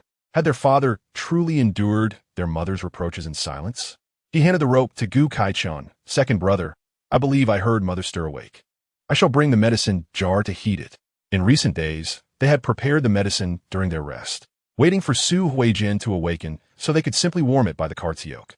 Very well, Gu Kaichen agreed, sensing the tension in the atmosphere, as if something significant were about to transpire. Elder brother, why not inquire if mother desires anything to eat? Gu Kaiyuan busied himself, deftly maneuvering, while also using Gu Kaiping as a shield. Did you not mention earlier that you wish for noodles? Gu Kaiping protested against the notion of tempting fate. The meat we purchased before has been consumed. I am unsure if plain noodles would suffice. Regardless, Gu Kaiyuan was determined to keep moving, his feet matching the pace of the ox cart, his hands working with purpose. Having reached this point in their conversation, Gu Kaiping found he could no longer refuse. He tapped the side of the cart. Has mother awakened? Is it time to prepare the medicine? Lu Yin finally seemed to find her resolve and hastily lifted the curtain. Kaiping, mother's wound has reopened and bled profusely. Can you check if there is a doctor nearby? Her voice held a note of desperation, and her expression betrayed her fear. Would Kaiping, who bore such a resemblance to their father, also be so ruthless in the future? Would he treat her with disdain when she grew old and frail? How could it have reopened? How have you been caring for her? Gu Kaiping's first response was to berate them. In this desolate wilderness, where shall I find a doctor? Is it serious? Can she endure? If not, you must apply some medicine to her. There is no medicine left. Su Yulan's voice quivered, laced with tears. Elder brother, you must think of something quickly. If this continues, Aunt will lose her life. Gu Kaiping rushed forward to lift the curtain, only to find Su Huijin curled up beneath the blood-soaked blankets. His face paled. After all, she was the one who had given him life. Stop the cart. Quickly. Mother, what has happened to you? Gu Kaiyuan, who had been beside the cart, could not feign ignorance. He squeezed through, anxiety etched on his face, nearly toppling the medicine jar. But thankfully, his quick reflexes saved it from spilling. What is wrong with mother? Gu Kaiken's first instinct was to pull the reins and halt the ox. Elder sister-in-law, how have you been caring for her? How could her wound reopen? In their previous life, despite their meticulous care, all blame had ultimately fallen upon them. This time, he had not been involved, and Bai Suihe had kept her distance. Now, he could only observe how these two women would confront the impending accusations. This is not our fault, Lu Yun exclaimed, raising her hands in denial, her voice dropping to a near whisper. Should we not consult father about this? Gu Kaiyuan's eyes flickered. In their past life, it was indeed mother whose wound had reopened, and he and his wife had borne the brunt of the blame. Now, Bai Suihe was far removed, and he had remained outside. The true culprits were those within the carriage. Elder sister-in-law and second sister-in-law lacked the courage to confront this, and Gu and Tong certainly would not. The outcome was all too clear. What nonsense are you speaking? Gu Kaiping was the first to react, though reluctant to believe it. As a member of the Gu family, he had to uphold their reputation. You must have neglected her care, resulting in mother's wound reopening. Do not stand there. Act quickly to remedy this. Su Yulan, yearning to defend herself, was abruptly seized by Lu Yun. It was when mother turned over that her wound was inadvertently disturbed. It is our fault for not keeping a closer watch. Husband, could you perhaps find someone nearby who has wound medicine? Lu Yun's pragmatic nature garnered Gu Kaiping's approval. You care for mother, and we three brothers shall find a solution. With that, he lowered the curtain, shielding their conversation from prying eyes, for the commotion had already drawn the attention of those ahead. Third brother, hurry to the Bai family and inquire if there is any wound medicine available. If we can procure it from there without cost or repayment, that would be ideal. Gu Kaiyuan set down his belongings and, without hesitation, turned to leave. Chapter 104. Seeking medicine in his pursuit of filial piety, Gu Kaiyuan had not ventured to the Bai family's ox cart for several days, nor had he seen his wife or children. Though he felt a twinge of discontent towards Gu Kaiping's schemes against Bai Suihe, he refrained from voicing his thoughts, remaining silent. Huang Ping, upon noticing Gu Kaiyuan, swiftly descended from the ox cart and trotted toward him. Son-in-law, is there something you wish to convey? Is Miss well these days? She inquired. She has been quite worried about you. Had it not been for your instructions, she would have sought you out on several occasions. You have all endured much. Gu Kaiyuan regarded Huang Ping with a measure of appreciation for her discernment of positions. Such awareness could be nurtured further. In truth, both he and Su Huijin understood that her life was nearing its end, yet neither wished to alter this fate. Mother's wound has reopened. Elder brother sent me to see if we have any medicine. Gu Kaiyuan's presence had attracted the attention of several, particularly those driving carts. The previous supplies had been exhausted. Bai Suihe had not intentionally withheld medicine, but rather, due to her foot injury, her maids had diligently assisted her each day, depleting their resources. While she had some hidden away, the couple had agreed not to use it unless absolutely necessary. Two individuals harboring such a significant secret dare not reveal any hint of it in front of Dongmei and her companions, despite their seemingly unwavering loyalty. The intricacies of human sentiment remain inscrutable. The couple exchanged a glance, and Gu Kaiyuan's eyes drifted to Bai Suihe's slightly rounded belly. The silence of the unborn child suggested that it was diligently growing within. In light of your circumstances, I shall lend you a vial. Lu Pingkong remarked coldly as he tossed a medicine bottle to Gu Kaiyuan, instructing the ox cart ahead not to halt. Should we fail to reach the next resting point, you shall bear the consequences. Gu Kaiyuan hastily complied, clutching the medicine and departing in haste. Many within the exiled group overheard the commotion, and whispers circulated, as no one had anticipated that the first to lose their life would be from the Gu family. They speculated on the identity of the person they had offended to warrant such ruthless pursuit. Simultaneously, they resolved to keep their distance from the Gu family to avoid being ensnared in their misfortune, particularly those ox carts trailing behind the Gu family, which had been enduring the foul odor wafting their way, now found themselves praying for the source of the stench to vanish, especially upon learning of Su Huijin's worsening wound. Listening to his eldest son orchestrate all these arrangements, Gu Baijiang felt a deep sense of satisfaction. It was indeed the eldest son who possessed both wisdom and foresight, managing everything with remarkable organization. It appeared that another person would share his burden of secrets. Thus, even if he were to meet with misfortune, the Gu family would still have a glimmer of hope for resurgence. However, since the last encounter with the bandits, it seemed that the people from Ming Peifeng had vanished without a trace. What could be the intentions of the third prince? If he were to abandon the Gu family, he could easily direct his eldest son to seek favor elsewhere. A flicker of anger crossed Gu Baijiang's eyes. His eldest son, who had proven to be more of a liability than an asset, was now shouting loudly, as if to draw the world's attention. In recent days, he had refrained from appearing outside the carriage, wishing to downplay the situation, but this son's careless outburst had shattered his previous restraint. Unaware of Gu Baijiang's dark thoughts, Gu Kaiyuan remained indifferent. Having been the scapegoat in his previous life, he had had enough. This time, the true perpetrator should bear the weight of responsibility. Eldest brother, this is the medicine I requested from Lord Lu, but I lack the skill to tend to the wound. What should we do? Gu Kaiyuan was reluctant to handle this troublesome matter since he had no medical training, which seemed quite reasonable. But I cannot either, Gu Kaiping lamented, turning his gaze to Gu Kaichun. Kaichun used to enjoy reading various texts, even dabbling in medical literature. I entrust this matter to you. At that moment, Gu Kaichun regretted his earlier boastfulness. Why had he felt the need to show off? Those medical texts were merely an attempt to impress his father, and in truth, he had barely comprehended them.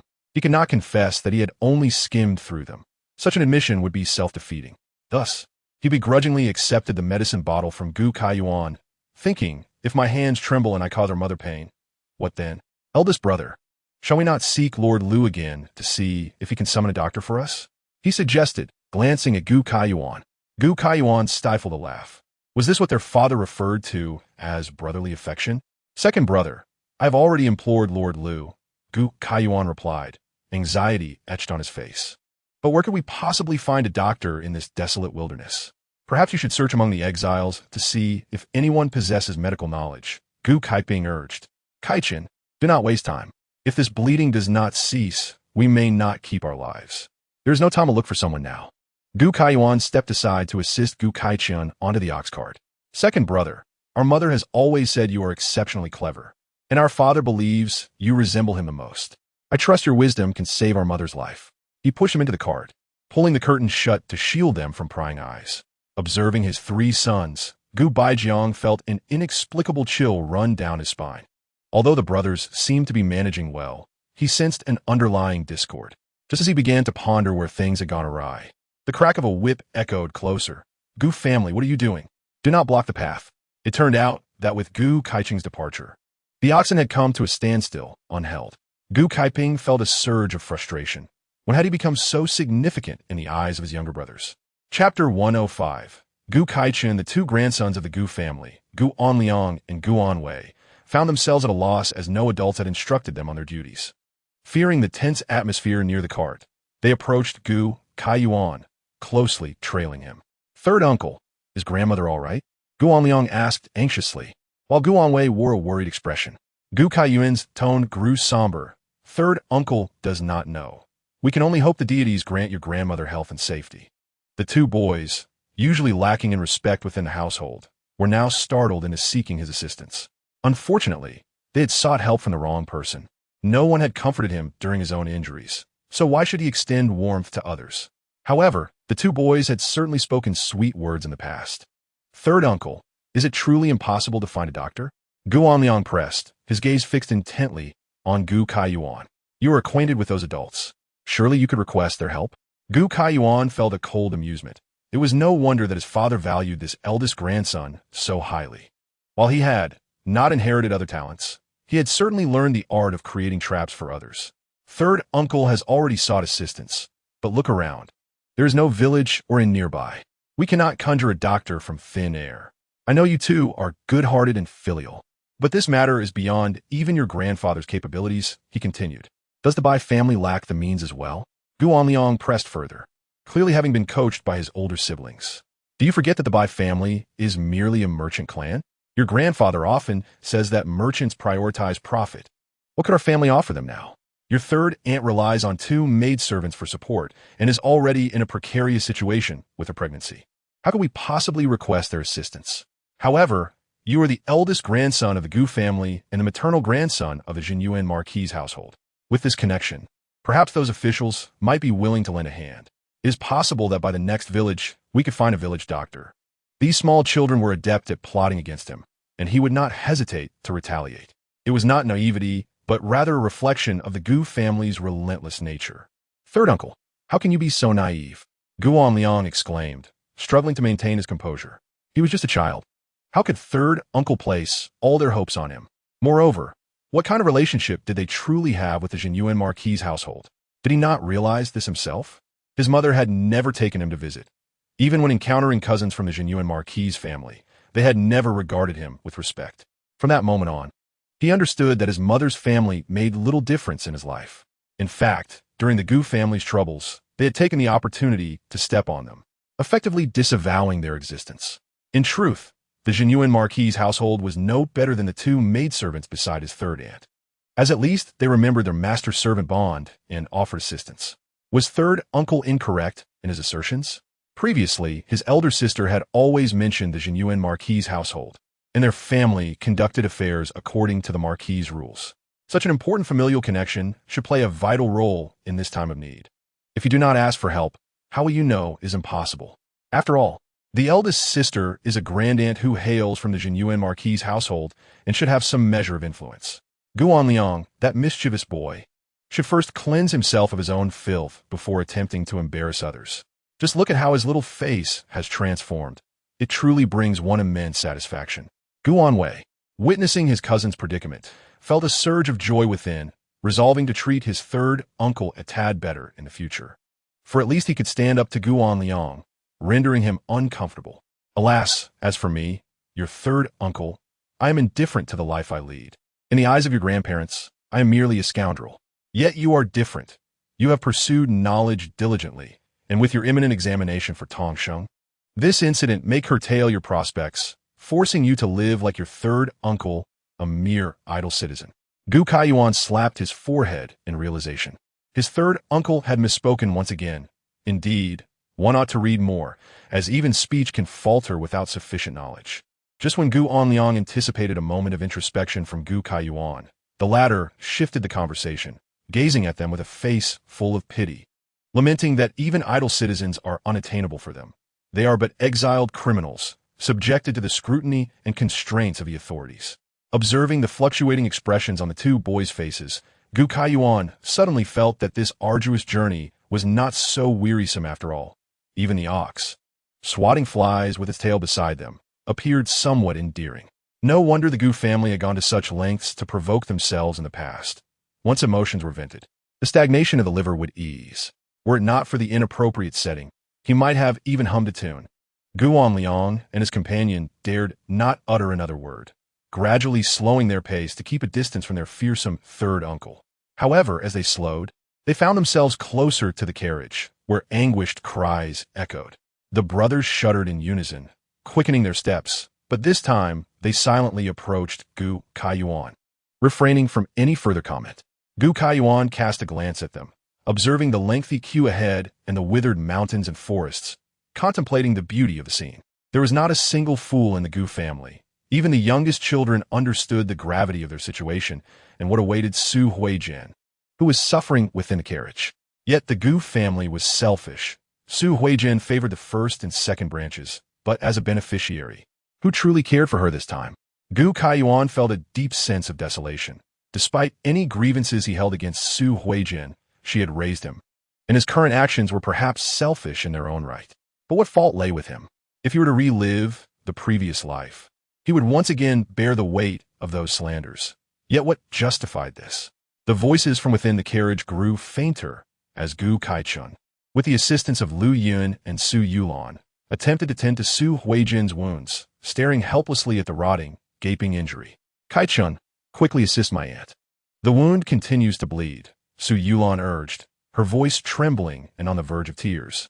Lu Yun discreetly shifted backwards, closely aligning herself with Gu Antong. Tongya, perhaps you should step outside for a moment. She genuinely feared her daughter would be frightened, as there was no way to summon a doctor here. Gu Antong felt the chill of fear, her hands and feet icy. Yet, thinking of her grandfather and his fierce gaze outside, she quickly made her choice. Mother, I will not go out. I will stay here with grandmother and you. Lu Yun was touched by her daughter's filial piety, grasping her hand. If you are scared, perhaps you should close your eyes. Chapter 106. Disregard. Gu Kaichun had never seriously studied medicine and was utterly at a loss in this situation. Now, urged by his wife, he became even more flustered. I have never treated a wound. I do not know where to begin. What should we do?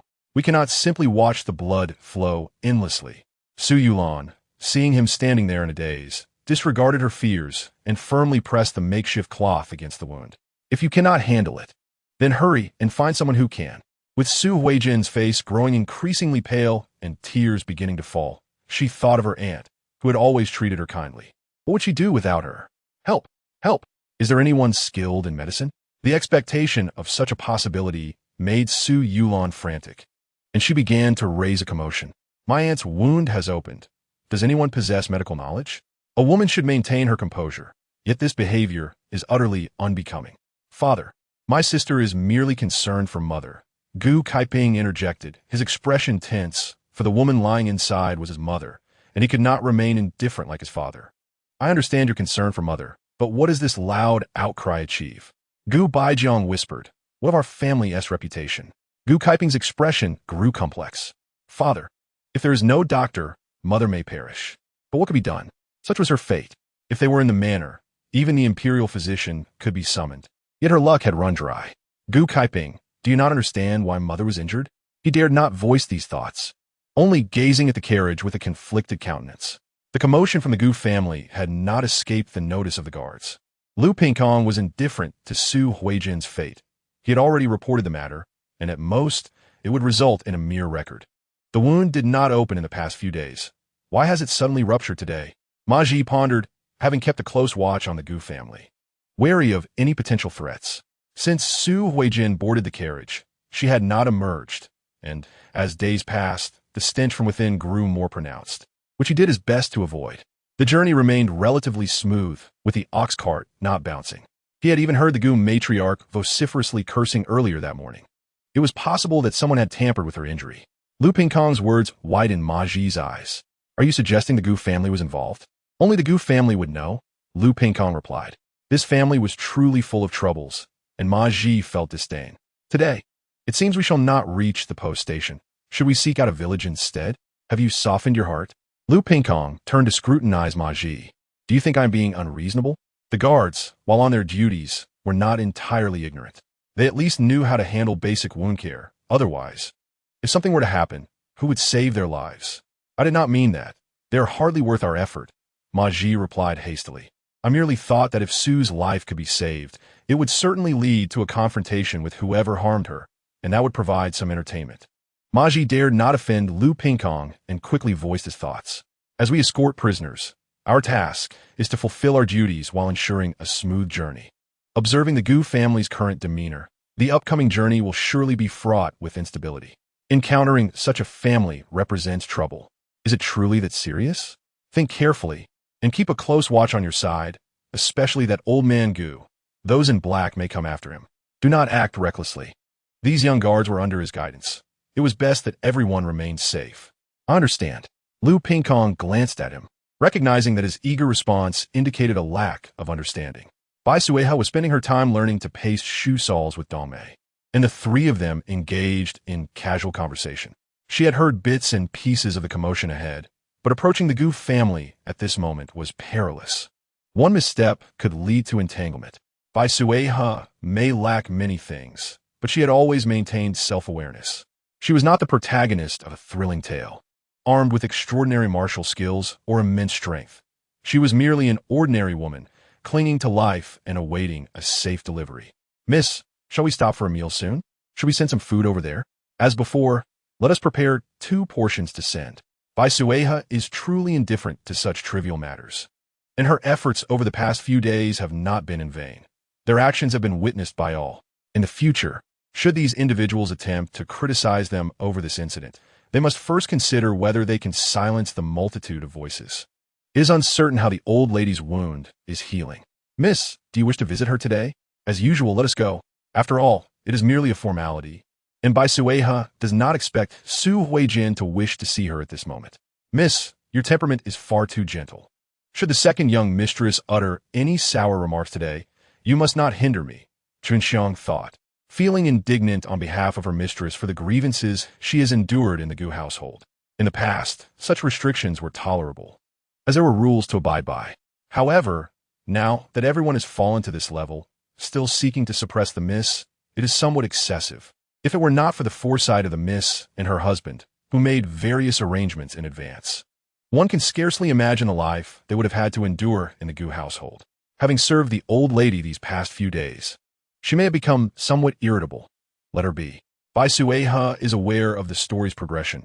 It is preferable for Su Yulan to be somewhat arrogant, especially in opposition to the main house. If they're not being overly excessive, there is no need for you to take a stand for me. Sometimes, excessive anger can be detrimental to one's health. Bai Suihe does not wish for the 2 maids to bottle up their frustrations. That could genuinely lead to illness. The 2 young women exchange glances. Their mistress is simply too kind-hearted. They wonder when her unassertive nature might change. It seems they must be even more diligent in protecting her henceforth, ensuring she is not bullied by the Gu family. Chapter 107. Instructions. Su Huijin feels as though she is on the brink of death. The abdominal pain that once plagued her seems to have vanished, leaving her feeling cold all over. She perceives herself as being trapped in an ice cellar, her very bones chilled, her body growing weak and limp. Her grandmother's teeth appear to be chattering. Is she cold? Gu Antong softly reminds the bewildered elder. Yet what use is a single quilt? Gu Kaichin, who prides himself on his medical knowledge, remains ignorant of the fact that her pallor is due to excessive blood loss, rendering her cold, breathless, and delirious, teetering on the edge of shock. A mere quilt is inadequate. He hurriedly adds more layers, causing Su Yulan, who is pressing on the wound, to tremble. As she begins to sense Su Huijin's temperature dropping further, her hands growing cold. Kaichun, summon your elder brother. Su Huijin quivers as she utters these words. Mother, just tell me what you need. My elder brother is occupied outside. Gu Kaichun replies somewhat reluctantly, feeling the unfairness of his parents' favoritism, always seeking his elder brother for every matter, as if he is incapable. Go, bring your elder brother here. Su Huijin raises her head slightly and commands in a loud voice. Given her current state, how can Kaichun not comply? Husband, please summon your elder brother. Su Yulan has already braced herself for the worst, her mind flooded with memories of Su Huijin's kindness towards her. She suspects this may be her aunt's final wishes, and cannot afford to clash with her at this moment. All right, I shall go. Gu Kaichun seems to grasp something and swiftly lifts the curtain, calling out, Elder brother, Mother is looking for you. Gu Kaiyuan gazes into the distance, unchanged and unwavering, hoping that their esteemed eldest son will not disappoint them in the future. Yet, it is uncertain whether their grandfather is worried about their grandmother or preoccupied with other thoughts, as he rests a hand on the carriage, his eyes vacant. Gu Onliang purses his lips and gradually leans closer. "Grandfather, why not sit at the front of the carriage for a while?" Seeing his beloved grandson, Gu Baijiang reaches out to pat his head, but the rigidity of the young boy's crown causes him to wrinkle his brow. Lu Shi seems to have neglected to tidy up the child, leaving him lacking the dignity of the Gu family's legitimate heir. "Grandfather?" Gu Onliang feels uneasy, wondering if he has misspoken. "Grandfather is worried about your grandmother. We hope she can overcome this ordeal. If she survives, remember to be more filial in the future." Being dutiful to grandparents is the responsibility of Onliang, and since his grandmother is blessed, she will surely emerge unscathed. "Very well," Gu Baijiang nods approvingly. "When we reach the next inn, I shall find a way to get you 2 books. Even if our family has fallen on hard times, your studies must not falter." "Grandfather, will I still have the opportunity to take the imperial examination?" Gu Onliang's voice is tinged with melancholy as he recalls his teacher's words, indicating that if he pursues his studies, he has a chance of becoming a Xiuzai. Gu Baijiang's expression falters. He had previously been unaware of this matter. It is because of him that his grandson's future has been delayed. Otherwise, a 10-year-old Xiuzai would indeed be a great blessing for the entire Gu family. "I promise you, there will be opportunities in the future. You must apply yourself diligently, and one day you will soar to great heights." Gu Onliang's eyes shimmer with hope as he respectfully responds, "I shall heed grandfather's teachings and strive to bring glory to our Gu family." The two engage in casual conversation while attentively listening to the commotion within the carriage. "Kaiping, you are the eldest son. I need you to promise me that even if your father remarries in the future, you will only recognize me as your mother." Upon seeing Gu Kaiping, Su Huijin's spirit lifts considerably, her speech becoming more articulate. "Mother, how could father possibly marry someone else?"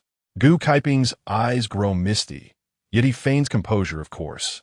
"My brothers and I will only acknowledge you as our mother. No other woman could ever compare." "Very well, remember your words. Otherwise, you shall be deemed unfilial. Furthermore, even if you must dig a small grave, do not allow my body to be left to rot in the wilderness. If you and your descendants have the means, remember to move me to the ancestral grave.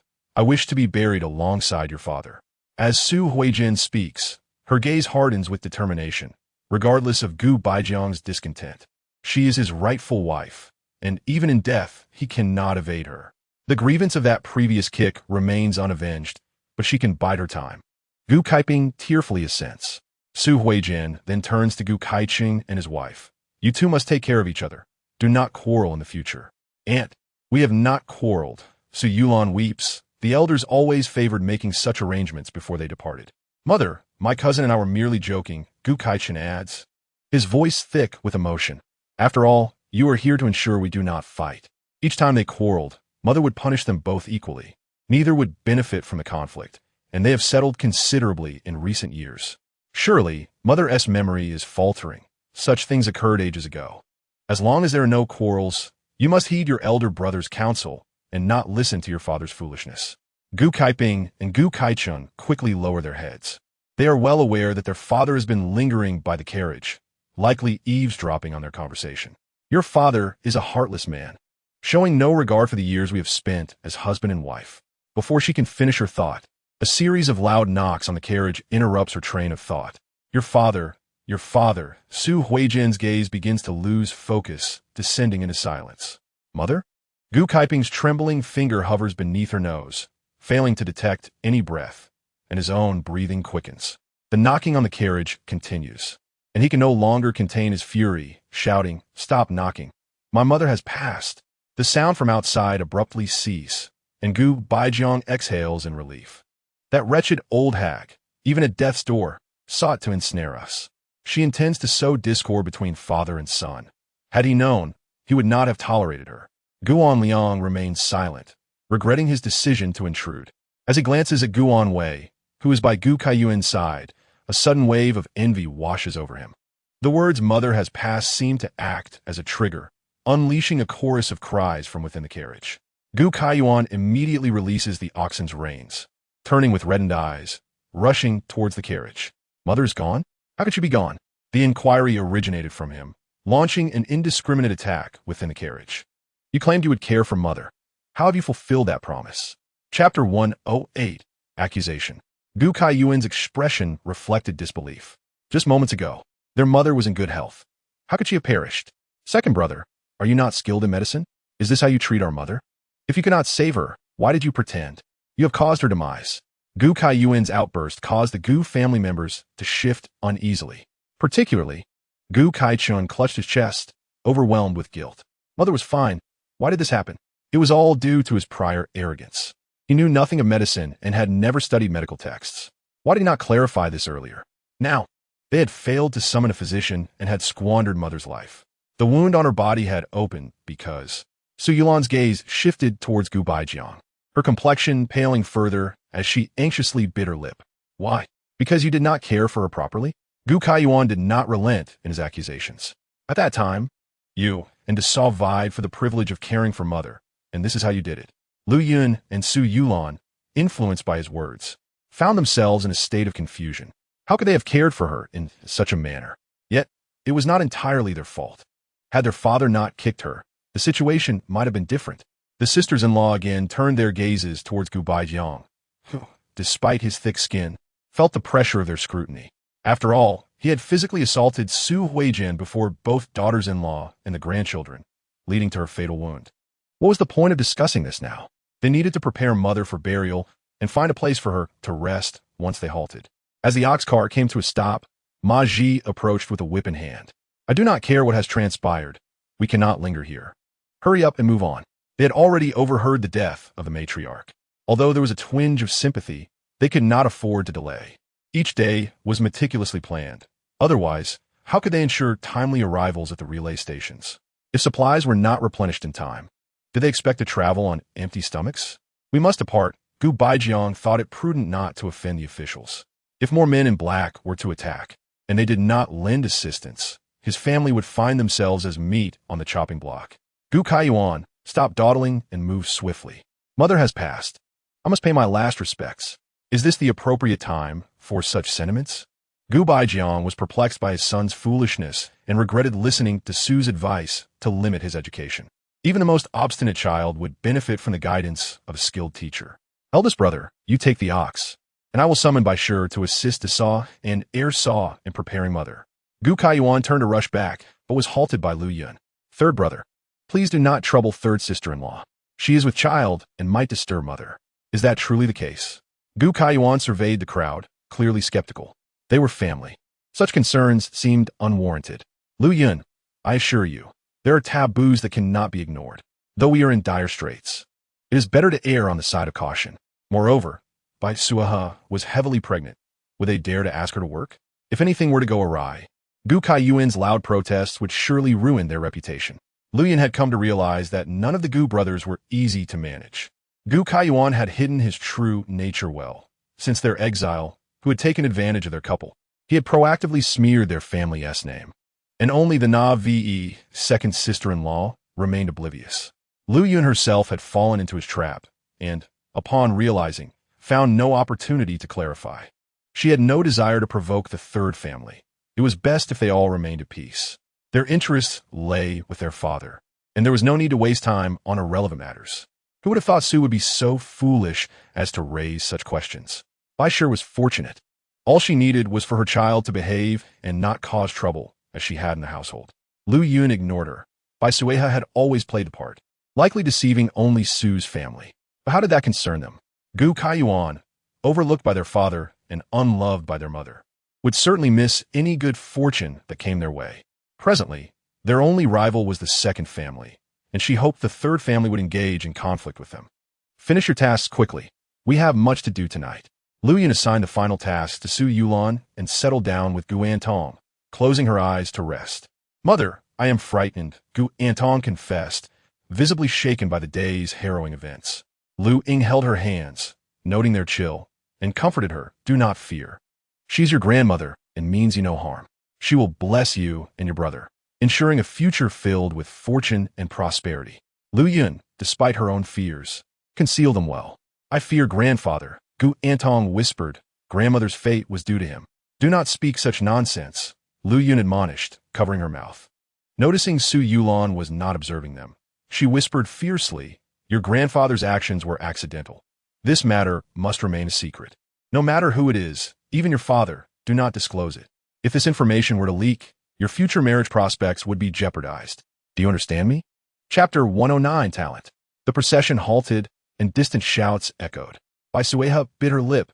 Does that not sound like your son-in-law? The expressions of Dongmei and Chuanxiang grew grave. It seems like it. Could there be trouble at the Gu family? That must be the case. Send Zhuang Datu to investigate. The distance was not great, and Bai Suihe could not remain indifferent.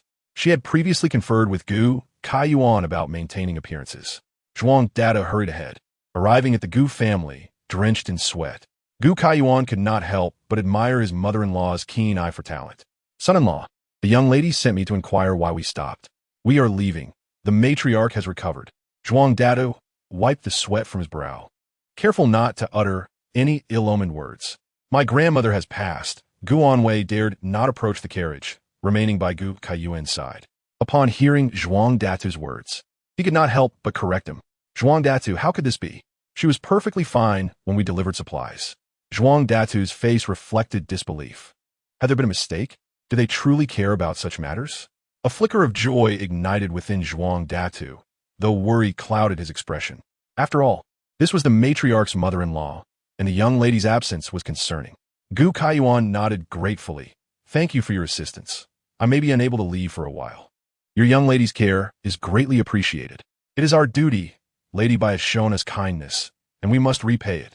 Receiving the admiring gazes of those around him, Zhuang Datu finally chose to withdraw from the scene. San Shu, do we require the assistance of these servants? Anwei inquired. San Shu must enlighten you on a matter. Came to reply. Though they respectfully address your San Ani as Miss, their status has long transcended that of mere servants. Your San Ani has already freed them from servitude. Zhuang Datu is Dongmei's husband, and their current standing may even surpass ours. Such words must not be uttered again. They are commoners, while we are the condemned. They have aided us significantly during these days. We must express our gratitude. Gu Anwei felt a twinge of discontent. Nevertheless, he countered, even so, they were once servants. That was due to our former status and position. What do we possess now? We are prisoners. Gu Kaiyuan did not anticipate that after so many days, Gu Anwei would still look down upon those who had supported them. Gu Kaiyuan's words served to strip away all pretense, leaving Gu Anwei with no retort. Though internally he thought that this San Shu was rather ineffectual. How could one allow a former servant to loom over them, forcing them to speak in a conciliatory manner? Even if these individuals were not the Gu family servants, they were still the Bai family servants, and San Shu was their master. Why should he need to curry favor? The Chun family members trailing behind breathed a sigh of relief. At last, the Gu family matriarch had passed away. Chun Defuk had been covering his mouth and nose with a cloth for days, unable to endure the unbearable stench wafting from the back. I told you to keep your distance from them. You insisted on ignoring my advice and going ahead, lamented Madame Chun. Now that the person is dead, what use is there in discussing this? Regardless, you must exercise restraint and refrain from displaying anything in front of the Gu family. Do I need you to instruct me? Chen Defuk observed Zhuang Datu rushing past and ceased his remarks. Once Zhuang had moved far away, he queried, what do you think the Bai family is contemplating? They have completely disregarded the Gu family, focusing solely on the Bai daughters. Who can say? After all, it is their affair, replied Madame Chun, glancing at her daughters-in-law. In our household, we lacked wealth and never thought to find a merchant for our son. In hindsight, that decision was wise. Merchants prioritize profit and would surely seek their own safety in times of calamity. Yet, the backgrounds of these daughters-in-law were not particularly distinguished. Most hailed from families of scholars. It was fortunate they did not seek to exploit them. How could they offer assistance? During this banishment, each household merely brought a few taels, which hardly sufficed. This family was frugal to a fault, even hesitant to take a spinning wheel, had she not taken her daughters-in-law to the fields over the years. They would have lacked the strength for such a long journey. I find the Bai matriarch rather astute, mused Madame Chun. If they were to offer only wealth, the Gu family, with so many members, would likely not find a place for the Bai clan in the carriage. Reflecting on the commotion stirred by the Gu family in recent days, Chen Defuk nodded in agreement. You make a valid point. Yet I wonder how severe Su Huijin's injury was that she succumbed so swiftly. There had been no prior indication of her condition worsening. Why the sudden turn? When I visited her, although she did not seem well, she was still able to converse with me. The journey had not been swift or bumpy, raising suspicions. Might it be that a long illness breeds unfilial children? Look at me. At that time, Gu Darren was present in the carriage and would never permit such a situation. Observing her expression, Madame Chun pursed her lips and opted to slow her pace, walking alongside her daughters-in-law, keeping a distance to avoid the pungent odor. That night, they camped in the wilderness. Lu Pingkong, familiar with the route, selected sites where they had previously spent the night. After arranging everyone, he approached the Gu family. Standing before Gu Baijiang, he produced a ledger from his pocket. Is it confirmed that Gu Baijiang's wife, Su Huijin, has passed? If so, let our personnel conduct an examination. The Gu family pulled back the curtain, revealing a pale and silent Su Huijin lying quietly in the carriage. Her breath had ceased. After repeated confirmations, the messenger provided a conclusion. Lu Pingkong took a glance, encircled her name in the ledger, and noted the cause of death and the date. While the sun still shines, expedite the arrangements. If you lack the necessary tools, feel free to borrow from me.